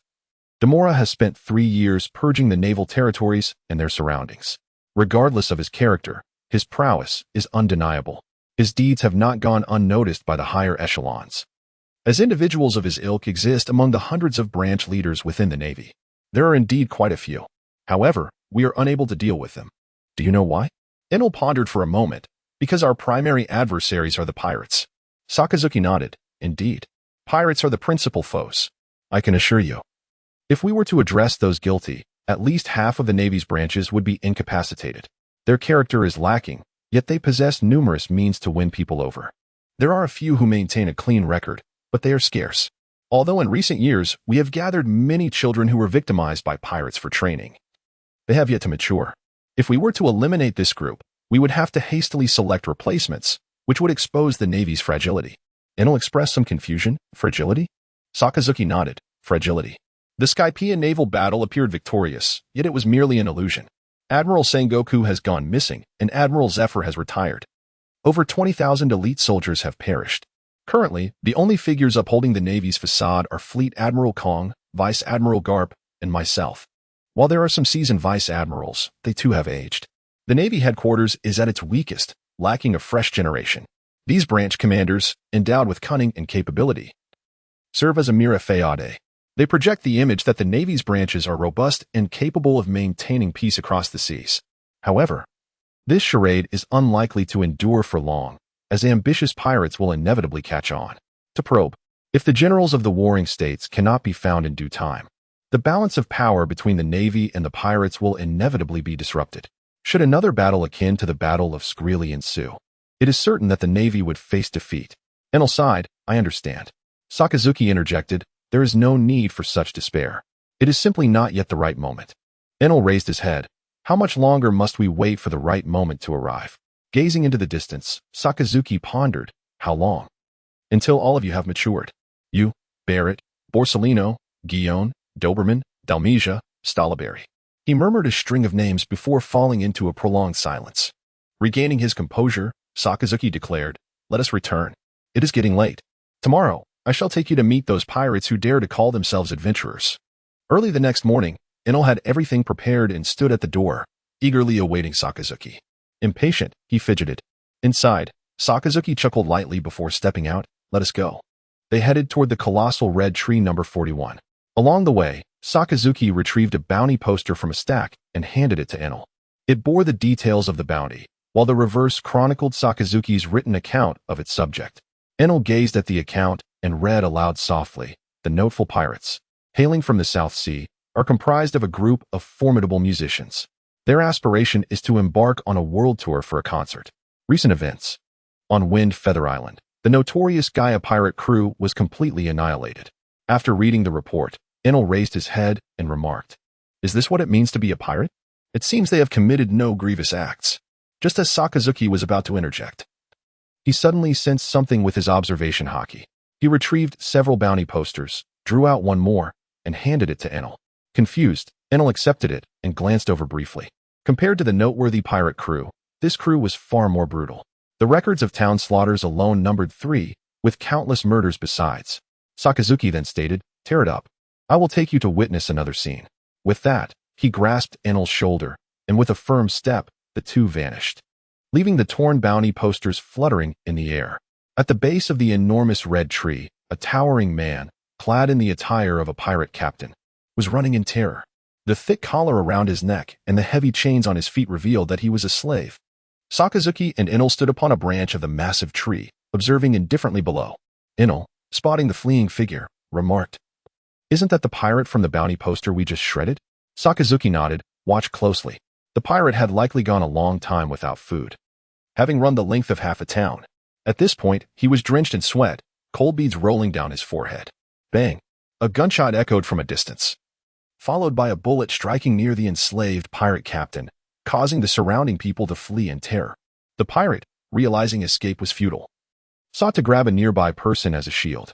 Suddenly, a swift sound pierced the air as a figure clad in black appeared.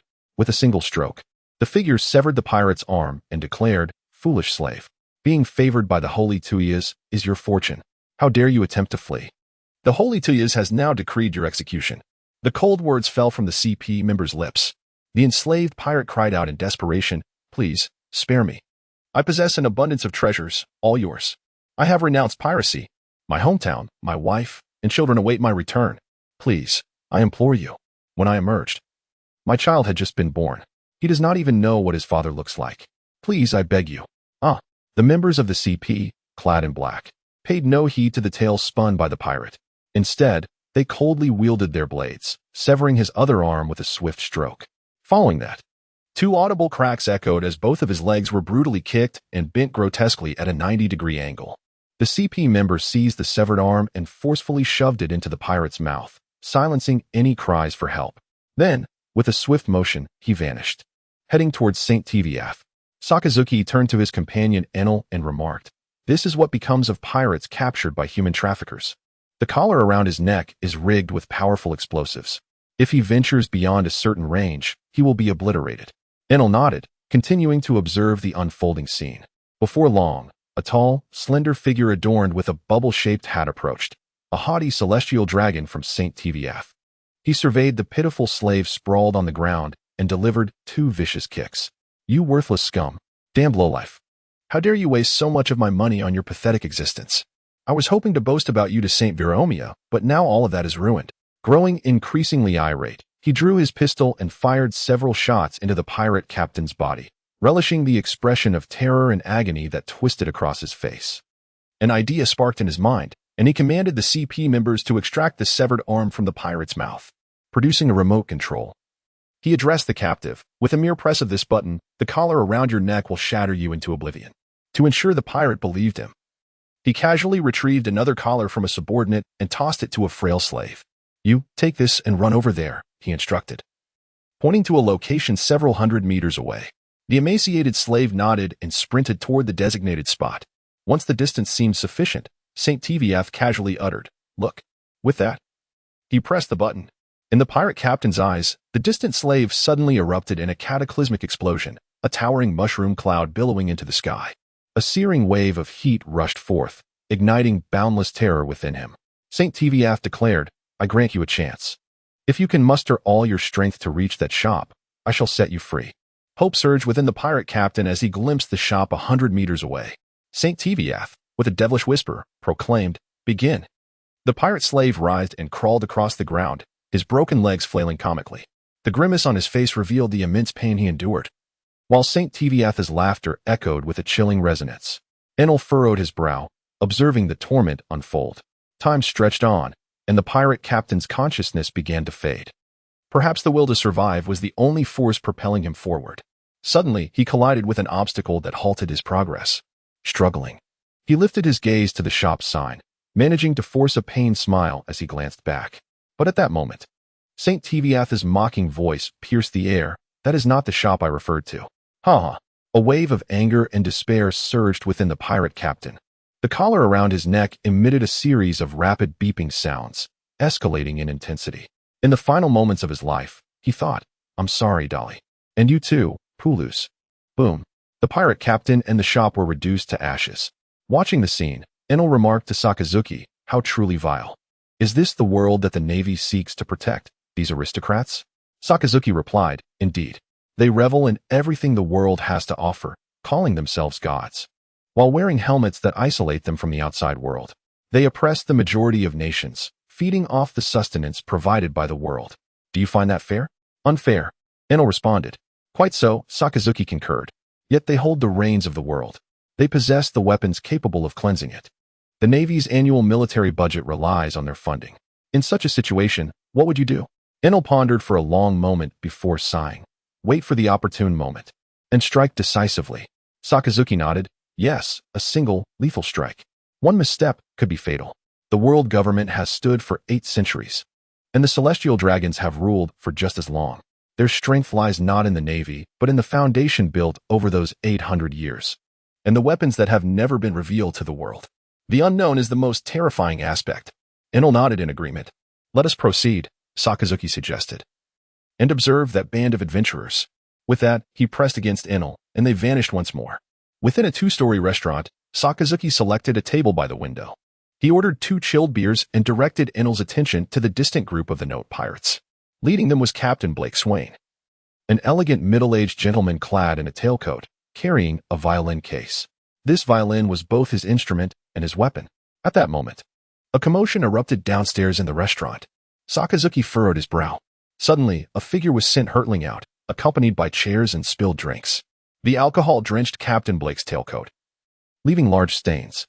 For a brief moment, the members of the Note Pirates were taken aback, but then they erupted into laughter. Looks like the captain is quite popular. You just landed, and already someone else buying you a drink. Blake shook his head with a wry smile, wiping himself off. He did not display anger. Instead, his gentlemanly demeanor endeared him to those around him. What a warm-hearted man, the onlookers thought.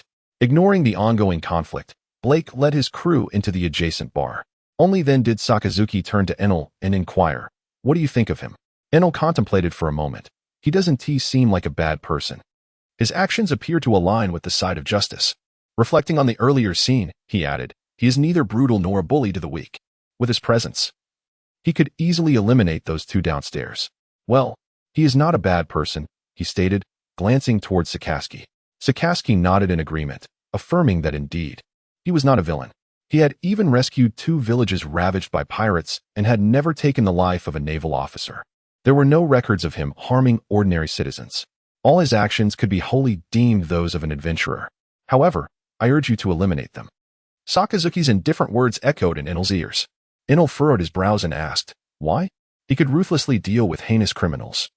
But when it came to adventurers who could be deemed good, it was a different matter.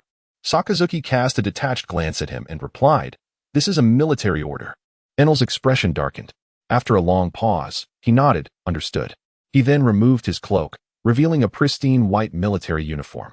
Thunder rumbled ominously in the vicinity, leaving those nearby dazed and disoriented.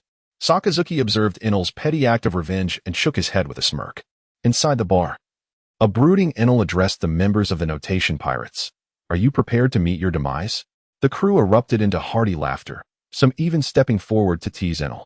Clenching his fists, Enel found it hard to summon the intent to kill these adventurers.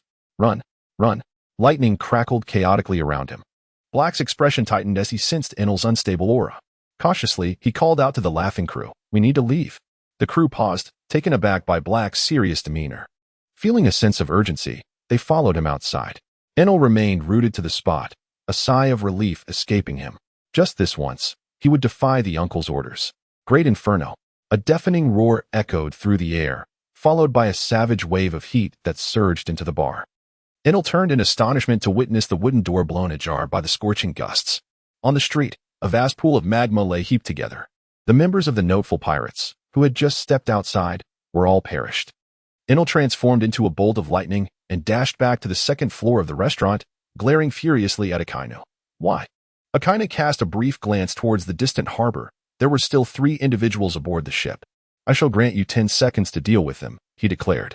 Enel bellowed defiantly, I will not go. Rising from his seat, Akainu pointed his index finger at the Noteful Pirate's vessel. With a swift whoosh, a molten magma projectile surged forth, hurtling towards the pirate ship. Enel, enveloped in electricity, pursued it at lightning speed, effortlessly positioning himself before the molten spear in an attempt to intercept. However, the magma projectile was far beyond Enel's current capacity to withstand. The molten spear collided with him, sending Enel crashing into the pirate ship. Boom. A massive explosion of magma erupted, instantly engulfing the vessel. As the lava slowly descended, a gigantic molten hand hurled Enel out. Akainu.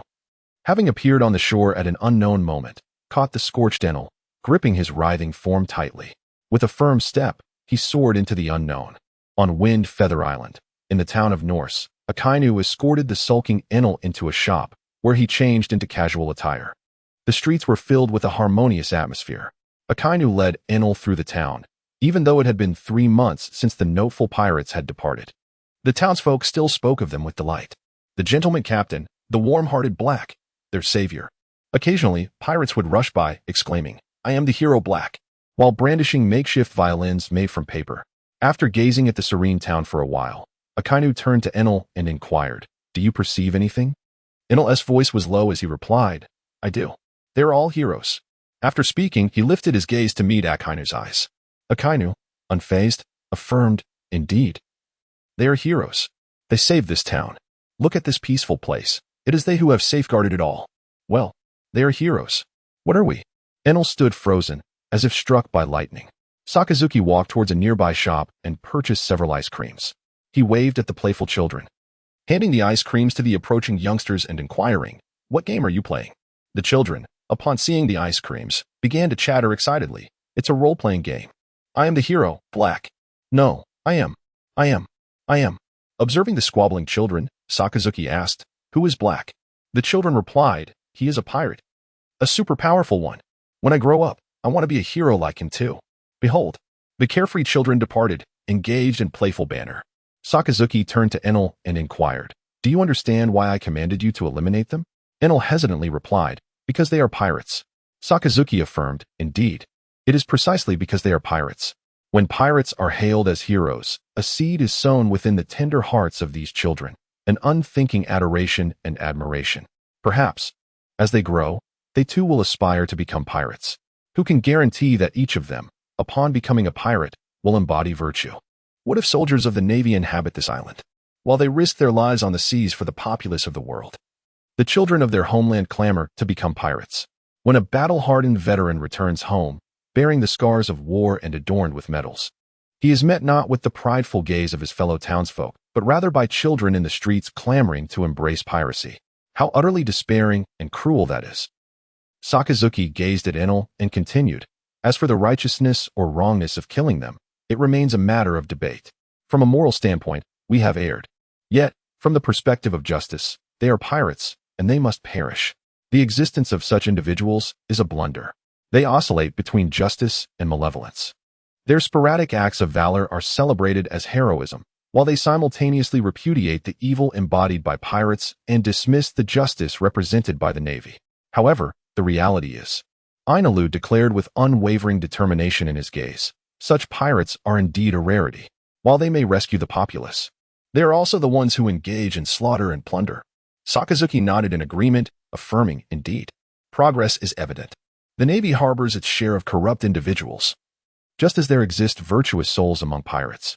Yet, can we truly negate the righteousness of the Navy solely based on these facts? Can we dismiss the malevolence of pirates for the same reasons? Each year, the number of innocent civilians slaughtered by pirates far exceeds that of the town's residents. Similarly, the soldiers who perish in their valiant efforts to protect these civilians outnumber the townsfolk many times over. Individuals like Black, despite being pirates, may perform commendable deeds. Yet such actions can easily distort the notions of justice and evil. This distortion is unforgivable to the fallen Navy soldiers and the civilians who have suffered at the hands of pirates." Enel nodded in agreement. Sakazuki continued, "In the past few days, I have shown you much to impart this truth. There exists no absolute light or darkness. Those who aspire to great achievements must not act impulsively. Darkness dwells within the Navy, just as light can be found among pirates. However, there are times when choices must be made, even if a future island suffers devastation and plunder due to the absence of the Note's pirates. Those pirates must face their fate. They are hailed as heroes despite being pirates, and their legacy permeates this island, influencing the next generation. If we were to spare them simply because they have not committed evil deeds, then the pirates of these seas would never be eradicated." Sakazuki gazed into the distant sky. "The path toward enlightenment is fraught with thorns. We must not allow fear of sacrifice or compassion to hinder our progress. Countless souls have fallen in the twilight of light. In the Battle of God Valley, the soldiers of the Four Seas branch suffered immense losses. In the Skeggy Sea battle, the G4 branch was decimated, with over 20,000 soldiers from the main fleet perishing. The monument erected in the main square is not merely a list of names. It represents vibrant lives lost. Yet, these are merely a fraction of the sacrifices made. The number of fallen soldiers and civilians is far too great to quantify. We bear the weight of the world's future. We must choose and endure all that comes with it. Will you choose the path of compassion leading to slow demise? Or will you opt for a decisive counterattack? In an instant, Enel appeared to have matured significantly. A decisive counterattack. Sakazuki nodded in approval. Indeed, a decisive counterattack. This path entails substantial bloodshed and sacrifice among civilians, soldiers, family, and friends. Yet, there can be no turning back. If you glance back at those fallen in pools of blood, compassion will overwhelm you, revealing your weakness and leading to failure. Throughout history, transformation has been inextricably linked to bloodshed and sacrifice. What will ultimately end this chaotic era is not words, but rather the sword. Our current task is to amass strength. When the day comes to strike with lethal precision, we shall reshape the world with thunderous force, casting the refuse into the abyss. The world we create will undoubtedly be imperfect, for where there is light, there shall also be darkness. Yet, it will certainly be an improvement over the present. Enel nodded solemnly. The two gazed at the setting sun for a long while. Suddenly, Sakazuki chuckled softly. Let us depart. The lesson had concluded. Beneath the sunset, their shadows stretched infinitely as they walked away. Days later, on Polini Island, a military vessel slowly entered the harbor. A wave of observation haki swept across the island from the ship. Garp aboard the warship eagerly leaped out, exclaiming, "Ha ha ha. We have found it. Admiral Sengoku." The voice resonated across the island as Garp swiftly maneuvered through the air.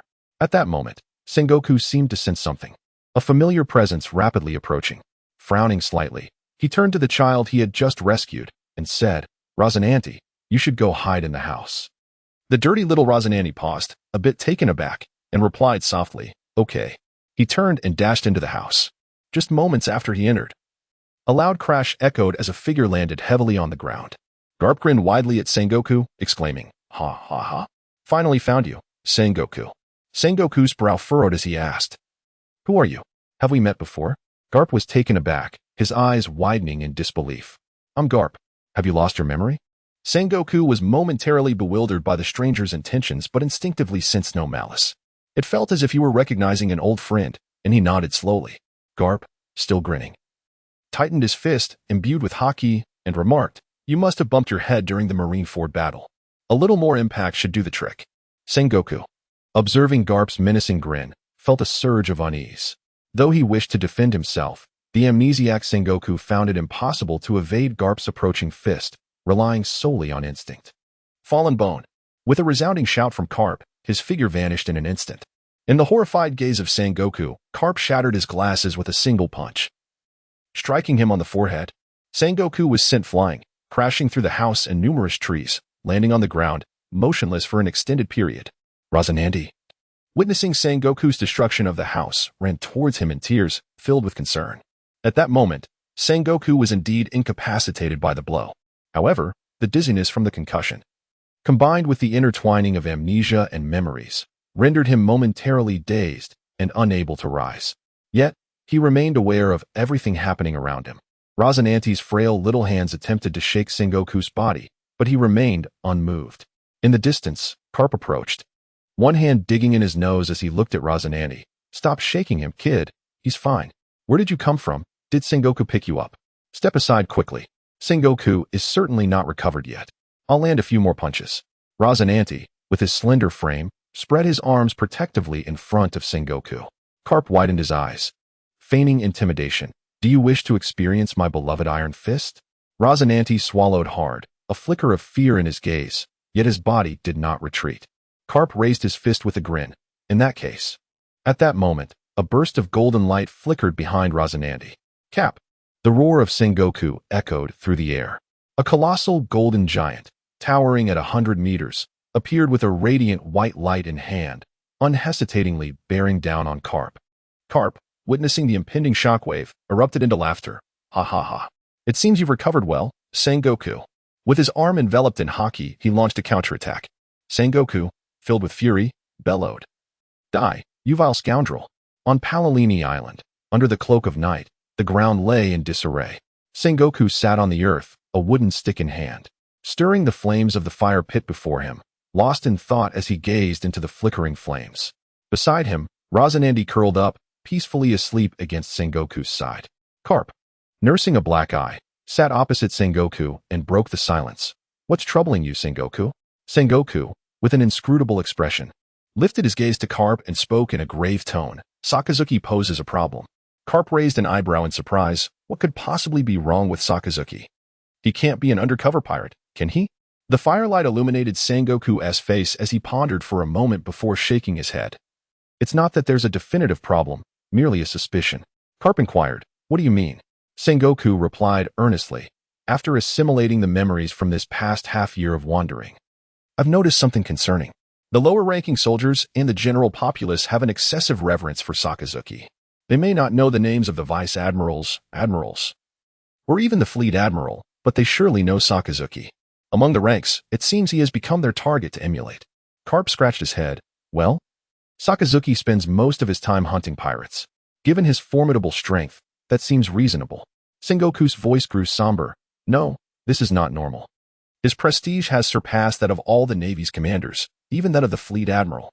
If the fleet admiral and Sakazuki issued commands simultaneously, I fear that many of the lower-ranking soldiers might follow Sakazuki's orders instead of the fleet admiral's.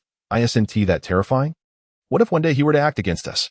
Carp fell silent, the gravity of the situation sinking in. If that were the case, it would indeed be quite frightening.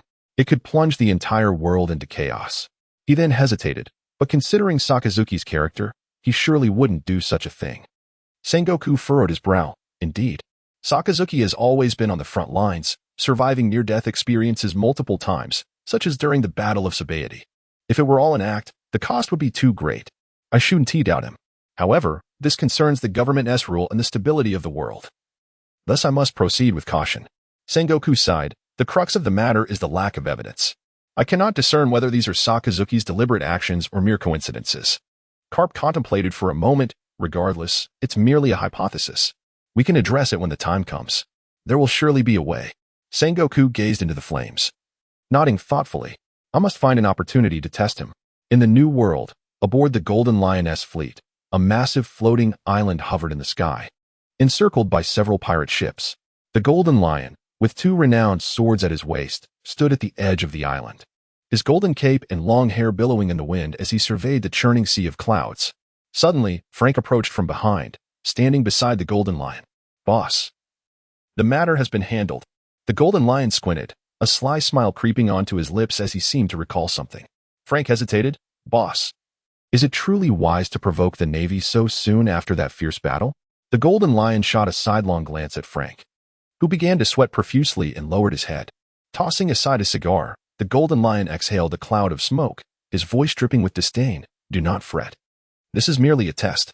That old fool, Kong, deceived us. The latest news indicates that Sengoku has been missing for several months. Carp is scouring the world for him. Currently, the Navy's only FAA is that old man Kong and that magma brat. As he spoke, the Golden Lion's conqueror's haki erupted. A scowl on his face. Damn it. If only the news had reached us sooner. That magma brat has been unconscious for over half a year. This was the perfect opportunity to obliterate the Navy. Only Kong remains to uphold the entire Navy headquarters. The surge of haki reflected his inner turmoil. What a divine opportunity. Damn it. After a moment, the Golden Lion took a deep breath. Let us probe their reactions first and prepare for battle at any moment. Frank, steeling himself, replied, yes. At Navy headquarters, Marine Ford, alarms blared urgently. All soldiers sprang into a state of readiness, and high-ranking officers hurriedly made their way to the conference hall. Simultaneously, communications officers began dialing into the transponder snails. Officers stationed outside raced back to headquarters. Aboard Sakazuki's warship, he hung up the transponder snail and summoned Barrett, gripping his shoulder as his power surged, propelling them toward headquarters. Meanwhile, Carol remained at the helm of the ship, steering towards Marineford. In Marineford, a fiery streak tore through the sky, landing directly atop the fortress walls. Sakazuki released Barrett and led him toward the conference hall, where discussions were already underway. Entering through the back door, Sakazuki nodded at Fleet Admiral Kong, then took a seat at the edge. He turned to the nearby Vice Admiral Grossa. What is the reason for this meeting? Grossa clicked his tongue. The pirate captain under the Golden Lion has attacked the G3 base in the New World. While casualties were minimal, the gates were breached. This is a disgrace to our navy. Sakazaki nodded slightly, indicating his understanding as he gazed at the projection on the grand screen ahead. The trial had begun at the Navy headquarters in Marineford. The atmosphere in the conference hall was charged with certainty regarding military action. However, the extent of this action sparked a heated debate between two factions. The Doves argued that while engagement in battle was permissible, it was imperative to maintain a faade. Otherwise, the exposure of the headquarters' fragility would incite the pirates to revel, leading to dire consequences. Conversely, the Hawks contended that a fierce battle was essential. If a single strike failed to inflict damage, then a subsequent assault was warranted. Should they succeed in vanquishing the Golden Lion once more, the pirates would surely be subdued after the fall of two prominent figures. Both factions held steadfast to their positions, causing Marshal Kong some distress, as both arguments bore merit. The question remained, should they engage or fight to the death? Just then, the Marshal's aide entered, conveying some information that caused a spark of realization in Kong's eyes. After a brief moment of contemplation, he pondered the implications. Bang! He slapped the table. Enough. Silence. This time, 5 warships would set sail as a symbolic warning to the Golden Lion, under the command of Sakazuki. Sakazuki, step outside with me, he said, before striding out. Sakazuki raised an eyebrow and followed him.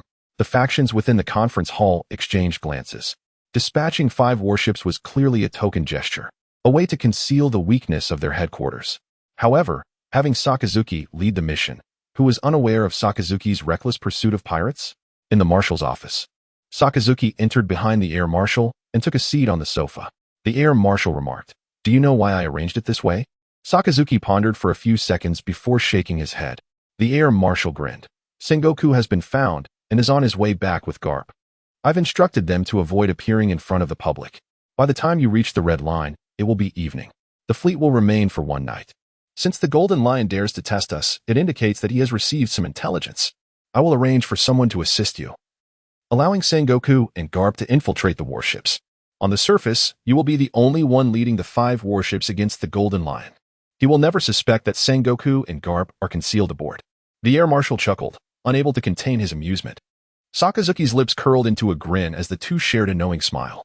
In the New World, aboard the Golden Lion's fleet, a massive floating island soared through the low skies, surrounded by several pirate ships, all heading towards the Red Line. Within the grand palace of the floating island, the Golden Lion occupied the central seat.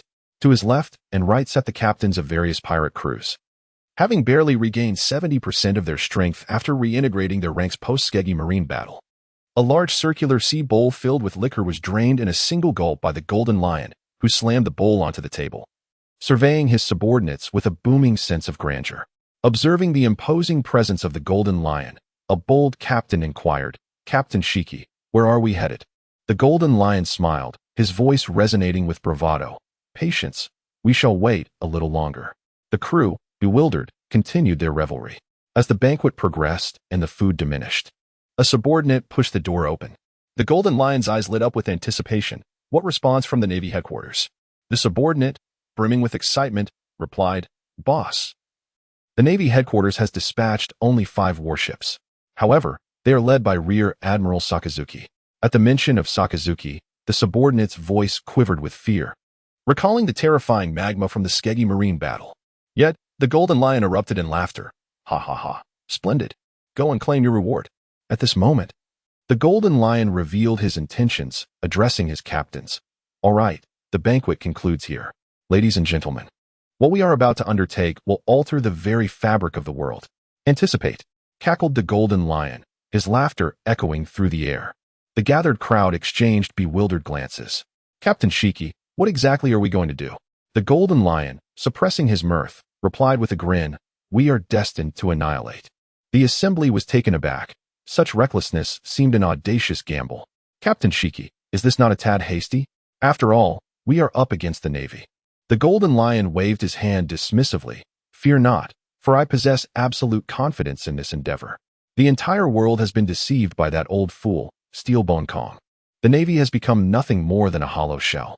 Sengoku has vanished, Zephyr has retreated into obscurity, and even Garp's whereabouts are unknown. The only formidable force they possess is that old man Steelbone Kong and that magma brat, Sakazuki. Whitebeard's assault on the Navy's branch instigated the Battle of Scry Sea. In contrast, my strike against the Navy's branch only elicited 5 warships and that little brat Sakazuki. Does this not reveal the truth? The Navy is not but an empty vessel. Once we shatter this facade, chaos will ensue across the world, and we shall seize the opportunity to conquer it. His laughter filled the air once more, resonating with a thrilling promise. The eyes of his crew gradually lit up. One could not deny the Golden Lion's ability to incite fervor. In the New World, within the Rana Sea, close to the Red Line, lay a vast expanse of ocean devoid of islands, just an endless sea. Hidden amidst the thick clouds was the Golden Lion's fleet. Several lookouts peered through their telescopes, scanning the waters below. The Golden Lion stood at the edge of a floating island, enraptured by the view. At that moment, one of his subordinates inquired, "Captain Shiki, we have been waiting here for half a day. Who are we waiting for?" The Golden Lion squinted. "This is the crucial passage to the next island. We shall ambush that magma brat here, then cross the Red Line to obliterate the Navy's headquarters." The thought of the towering magma giant sent a chill down his subordinate's spine. "Captain, Sakazuki will be a formidable opponent, won't he?" The Golden Lion let out a cold snort. "I have conducted my research. The reason that Magma Imp was so troublesome last time was due to its connection to the magma at the Earth's core, providing an unending source of power. Here, however, it is boundless and devoid of islands. Its combat capability is significantly diminished. From our elevated position, all we need to do is to destroy its warships, leaving it with no place to land. It is merely a fish on the chopping block." Pausing, the Golden Lion broke into a cold smile. In the distance, 5 small black dots emerged on the horizon, the silhouettes of 5 warships advancing in a fan shape. Sakazuki stood at the bow of one of the ships, arms crossed over his chest, appearing to gaze at the vast ocean ahead. In truth, he was reflecting on the peculiarities of Sengoku from the previous night. Although Sengoku had revealed nothing, it seemed that Carp had taken an unusual interest in him. With Carp's intellect, it was likely that Sengoku had mentioned something. There is something amiss with these two. Sakazuki's eyes narrowed as he pondered this. At that moment, sensing something, he lifted his gaze towards the distant sky. The Golden Lion. The magnificent Golden Lion in the sky observed the fleet below as it abruptly shifted formations, grinning broadly. "Found you, have you? Prepare yourselves, my little ones." The surrounding subordinates seized their weapons, eager for battle. Oh! With a swift motion of his right hand, several small islands plunged downwards towards the warships. Subsequently, the colossal floating island and the pirate vessels nearby also began their descent.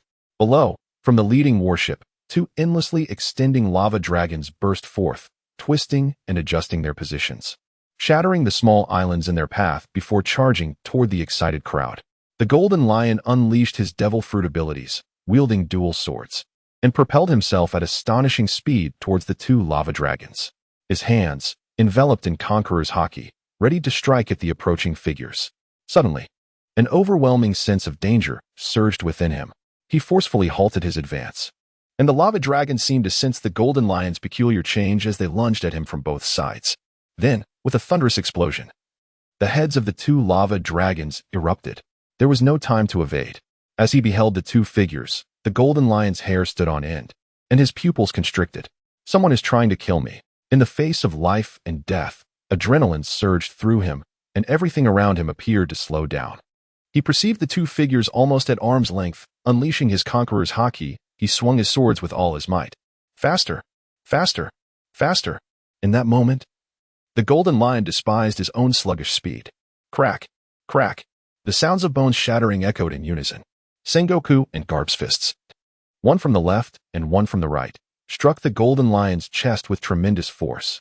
The colossal impact radiated outward, accompanied by a series of bone-cracking sounds, fracturing his ribcage entirely.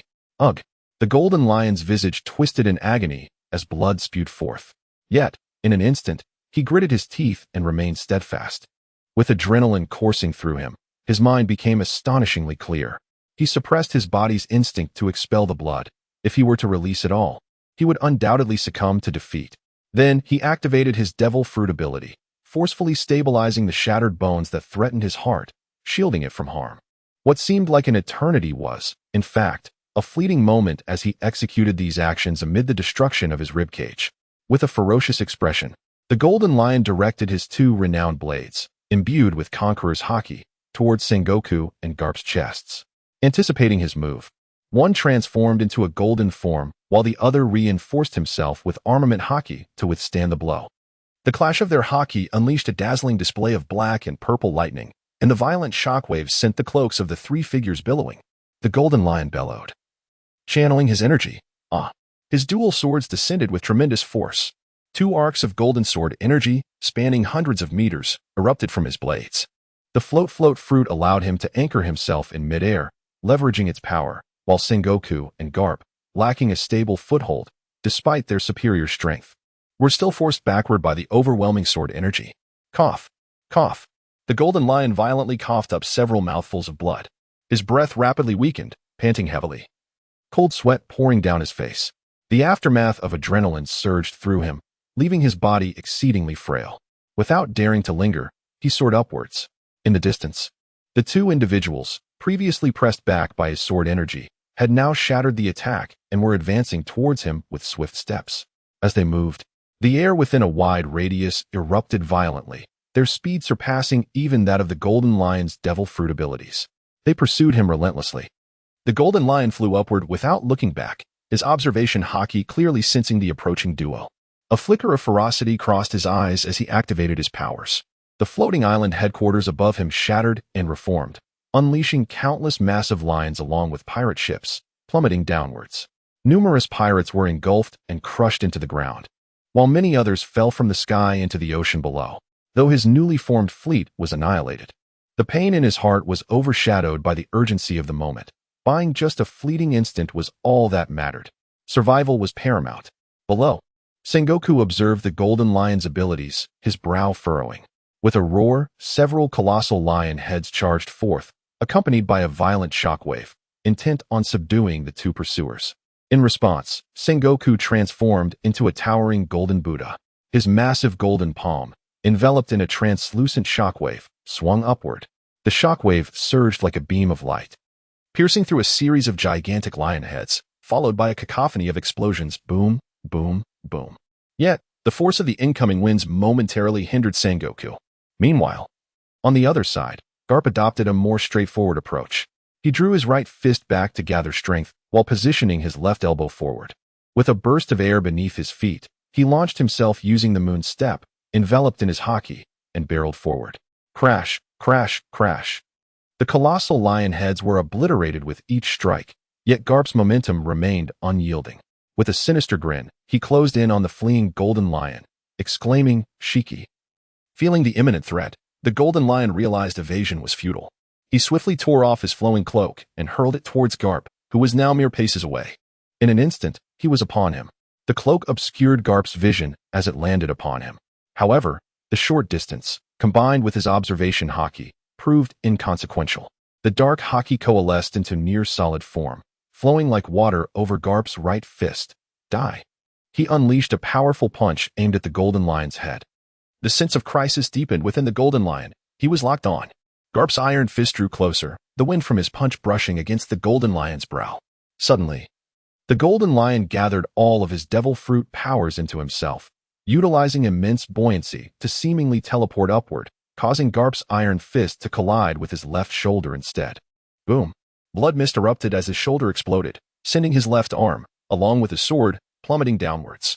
Ignoring his severed arm, the golden lion accelerated backward, propelled by the impact, while his right hand slammed downwards. The cloak covering Garp erupted with tremendous force, propelling him downwards like a meteor. By the time Garp tore away the golden lion's cloak, the latter had vanished from sight. All of this transpired in the blink of an eye, leaving no time for reaction. Even the crew of the Golden Lion's fleet had yet to comprehend the situation when the ships and fragments of islands, stripped of their captain's powers, began their descent. Help me. Damn it. What is happening? Where is Shiki? What has transpired? Plummeting from thousands of meters in free fall is an experience no one desires. Except for a select few formidable pirates who can tread the air with their strength or escape using their devil fruit abilities, the rest are undoubtedly facing certain doom. The sky has cleared, leaving only a handful of survivors. Yet, joy eludes them, for they are greeted by a towering golden Buddha standing 100 meters high. Alongside the hero Garp, who has relentlessly pursued Roger across the globe. Cold sweat trickles down the brows of the onlookers. As someone swallows hard, a voice suddenly cries out, "Run!" Instantly, Everyone scatters in all directions. Sengoku's massive Buddha-like visage remains expressionless, while a translucent shockwave has mysteriously formed in his hands. Meanwhile, Carp, with his arms enveloped in armed haki, grins menacingly at the pirates. Boom. The air beneath him explodes, and he seems to teleport towards the pirates. The fleet at sea aligns in a straight formation. Akina stands at the bow of the central warship, observing the descending island and the pirates. A smirk graces his lips as he joins his hands together and claps. Clap. Descending from the heavens, the thousand-armed one transformed into magma, expanding wildly in all directions. It surged towards the remaining warships, coalescing into a colossal lava giant seated atop 5 vessels.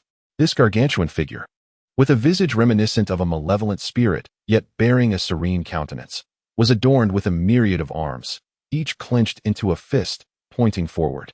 Standing atop the head of the lava giant, Admiral Sakazuki crossed his arms, his deep voice resonating, compassionate azura, as his words faded. The arms of the lava giant erupted in a fierce blaze, detaching from its form only to regenerate anew. An endless plume of black smoke and waves of heat propelled the molten appendages skyward, resembling a barrage of rocket missiles, blanketing the heavens. An unrelenting storm of fire rained down upon the descending pirates and their ships. In the year 1491 of the Sea Circle, the Golden Lion launched an assault on the Navy's G3 branch. The Navy dispatched 5 warships, led by Vice Admiral Sakazuki, to engage in battle in the Rana Sea. The Golden Lion's fleet was annihilated, and the Golden Lion himself escaped with a severed limb. The Navy headquarters suffered no casualties, causing a stir throughout the world. The name Sakazuki echoed across the seas. At Marine headquarters in Marineford, ships slowly entered the harbor, greeted by the eager gaze of countless soldiers. As the news of the Golden Lion's defeat spread, numerous photographs were transmitted back, circulating the seas within a day. This was the reason for the soldiers' congregation at the port. Admiral Akina stood atop the fortress, a smile gracing his lips as he observed the scene below. There would be successors. Beside him stood Garp and Sengoku. Garp, indulging in a donut, erupted in laughter. Ha ha ha. It seems that Sakazuki has quite the popularity. Sengoku narrowed his eyes slightly and nodded. He had been involved in every aspect of the incident, which could be described as a series of fortuitous events. Akainu's orders, his skirmishes with Garp, the credit Sakazuki received, and the government's proclamations, all intertwined. In this event, aside from commanding a few warships, Sakazuki had little control over the unfolding circumstances. Yet, the outcome seemed to favor him, bestowing upon him immense renown. This was disconcerting. Possessing the wisdom of the great Buddha, he pondered extensively during this time. Conspiracy theories, rebellion theories, and more. However, upon reflection, he realized that Sakazuki had done nothing extraordinary. It was merely a case of him fighting blindly for an audience of the oblivious. It was only natural for him to feel unsettled. Observing Sakazuki, now surrounded by admirers, Sengoku momentarily set aside his doubts, allowing a hint of a smile to surface. After all, Sakazuki had successfully dismantled both the Whitebeard and Golden Lion pirate crews. Although the Golden Lion had escaped, the blow dealt to piracy was substantial, promising a more tranquil world. The admiral granted the soldiers a day of leave to celebrate, not solely for jubilation but also to bolster Sakazuki's public image. Speeches and interviews would dominate the headlines of the seas for an extended period. Upon returning home after fulfilling his social obligations, Sakazuki found it was already evening. He entered his abode, casually tossing his justice cloak onto the sofa, and collapsed onto the cushions, surrendering himself to the comfort of the seat. With a deep sigh, Sakazuki released a breath he had been holding. This was more exhausting than a fierce battle. Throughout the day, the incessant chatter of the crowd echoed in his ears. And now he was still haunted by phantom sounds. The sound of a doorknob turning broke the silence as Einelur burst into the room, transforming into a bolt of lightning as he entered. He materialized on the small sofa beside Sakazuki, plummeting from midair and sinking into the cushions. His excitement palpable as he gazed at Sakazuki. Incredible. Uncle, there were so many people today. He gestured animatedly, attempting to convey the vastness of the crowd. Everyone at the academy has been discussing your achievements all day. He chuckled proudly, taking delight in the envious glances cast his way by classmates. Feeling rather elevated by the attention, Sakazuki shook his head, offering a wry smile as he pushed himself up and stood, turning to acknowledge the approaching figure, General Morris. Morris approached, chuckling as he pressed Sakazuki back onto the sofa. You've had a long day. You should rest. How does it feel to be a hero? Sakazuki covered his face, responding with a resigned tone. It's too noisy. My ears are still buzzing. General Morris erupted in laughter. That's perfectly normal. The Navy requires new heroes to inspire our warriors and the public alike. The last one hailed as a hero was that fellow, Garp. However, his carefree and irresponsible demeanor has earned him some criticism from the higher-ups in the Holy Land in recent years. This opportunity is perfect for establishing you as the new naval hero. I have faith you will excel. It's also a chance to position you as a benchmark for the Navy, to celebrate your deeds and propagate your will. The impact on the upcoming generation of the Navy over the next few years is immeasurable. He couldn't help but laugh heartily, proclaiming how fate seemed to be on their side, as enemies presented their heads and allies offered support. Sakazuki joined in the laughter. Indeed, the future of the Navy. After a brief moment of mirth, General Morris recalled his purpose for coming. He called out toward the door, and shortly after, a group of soldiers entered, carrying steaming dishes which they placed on the table. Come, let us eat quickly. There is a banquet to attend shortly. Sakazuki, once again covering his face, asked, a banquet? Morris replied with a grin, yes, to promote you as the new hero. Admiral Kong has invited numerous officials from the Holy Land to showcase the strength of the Navy's future. It's essential to be well-fed and energized for the occasion. Just the other generals alone constitute half of the attendees. We must impress them, Morris added with a knowing glance. Upon hearing this, Sakazuki felt compelled to inquire further. He approached the dining table, but why invite so many leaders from the other two military branches? Morris explained, to flex our muscles. Not only does the Navy have its next generation, but the other branches do as well, albeit with less renown. Moreover, it's also a preparation for competing for the position of Commander-in-Chief. Sakazuki pondered this. The Commander-in-Chief, you say? Morris nodded, reflecting, indeed, the Commander-in-Chief. Recently, the current one suffered a hidden injury, close to losing my life. Fortunately, timely intervention saved me. It is said that at that moment in the hospital, I had expressed my desire to retire to Lord 5 Elder Stars. Once this information leaked, the leaders of the other two armies swiftly showcased their strength. Our Navy found itself constrained. However, our primary objective this time was not to flex our muscles. With a tone of schadenfreude, I chuckled. Observing the malevolent grin of Vice Admiral Morris, I recalled that Marshal Kong would assume his position only after a decade or two. Seizing the pivotal moment in Morris's speech, I remarked, close to losing my life. But now all is well, isn't it? Morris replied with a smile, indeed. Those fools believed that the organ failure of that esteemed commander was terminal. They thought to seize the initiative and create a spectacle. But recall those scientists we apprehended last time? Understanding dawned upon me. Goodness, artificial organs. What a stroke of misfortune. If the leader had perished, it might have been easier to explain. The crucial point is that he did not. I could not help but burst into laughter, ha. After dining, the corners of our mouths still curled upwards, primarily due to the sheer ha. With a joyful heart, we set off towards the banquet hall for the evening. The following day, on the Grand Line at Manai Island, Sakazuki's warship slowly sailed into the harbor. Under the temporary command of Carol, the returning fleet docked for supplies. Carol clapped her hands, addressing the crew, all right? Everyone take half a day to rest and to disembark for supplies. The soldiers responded with excitement. Oh,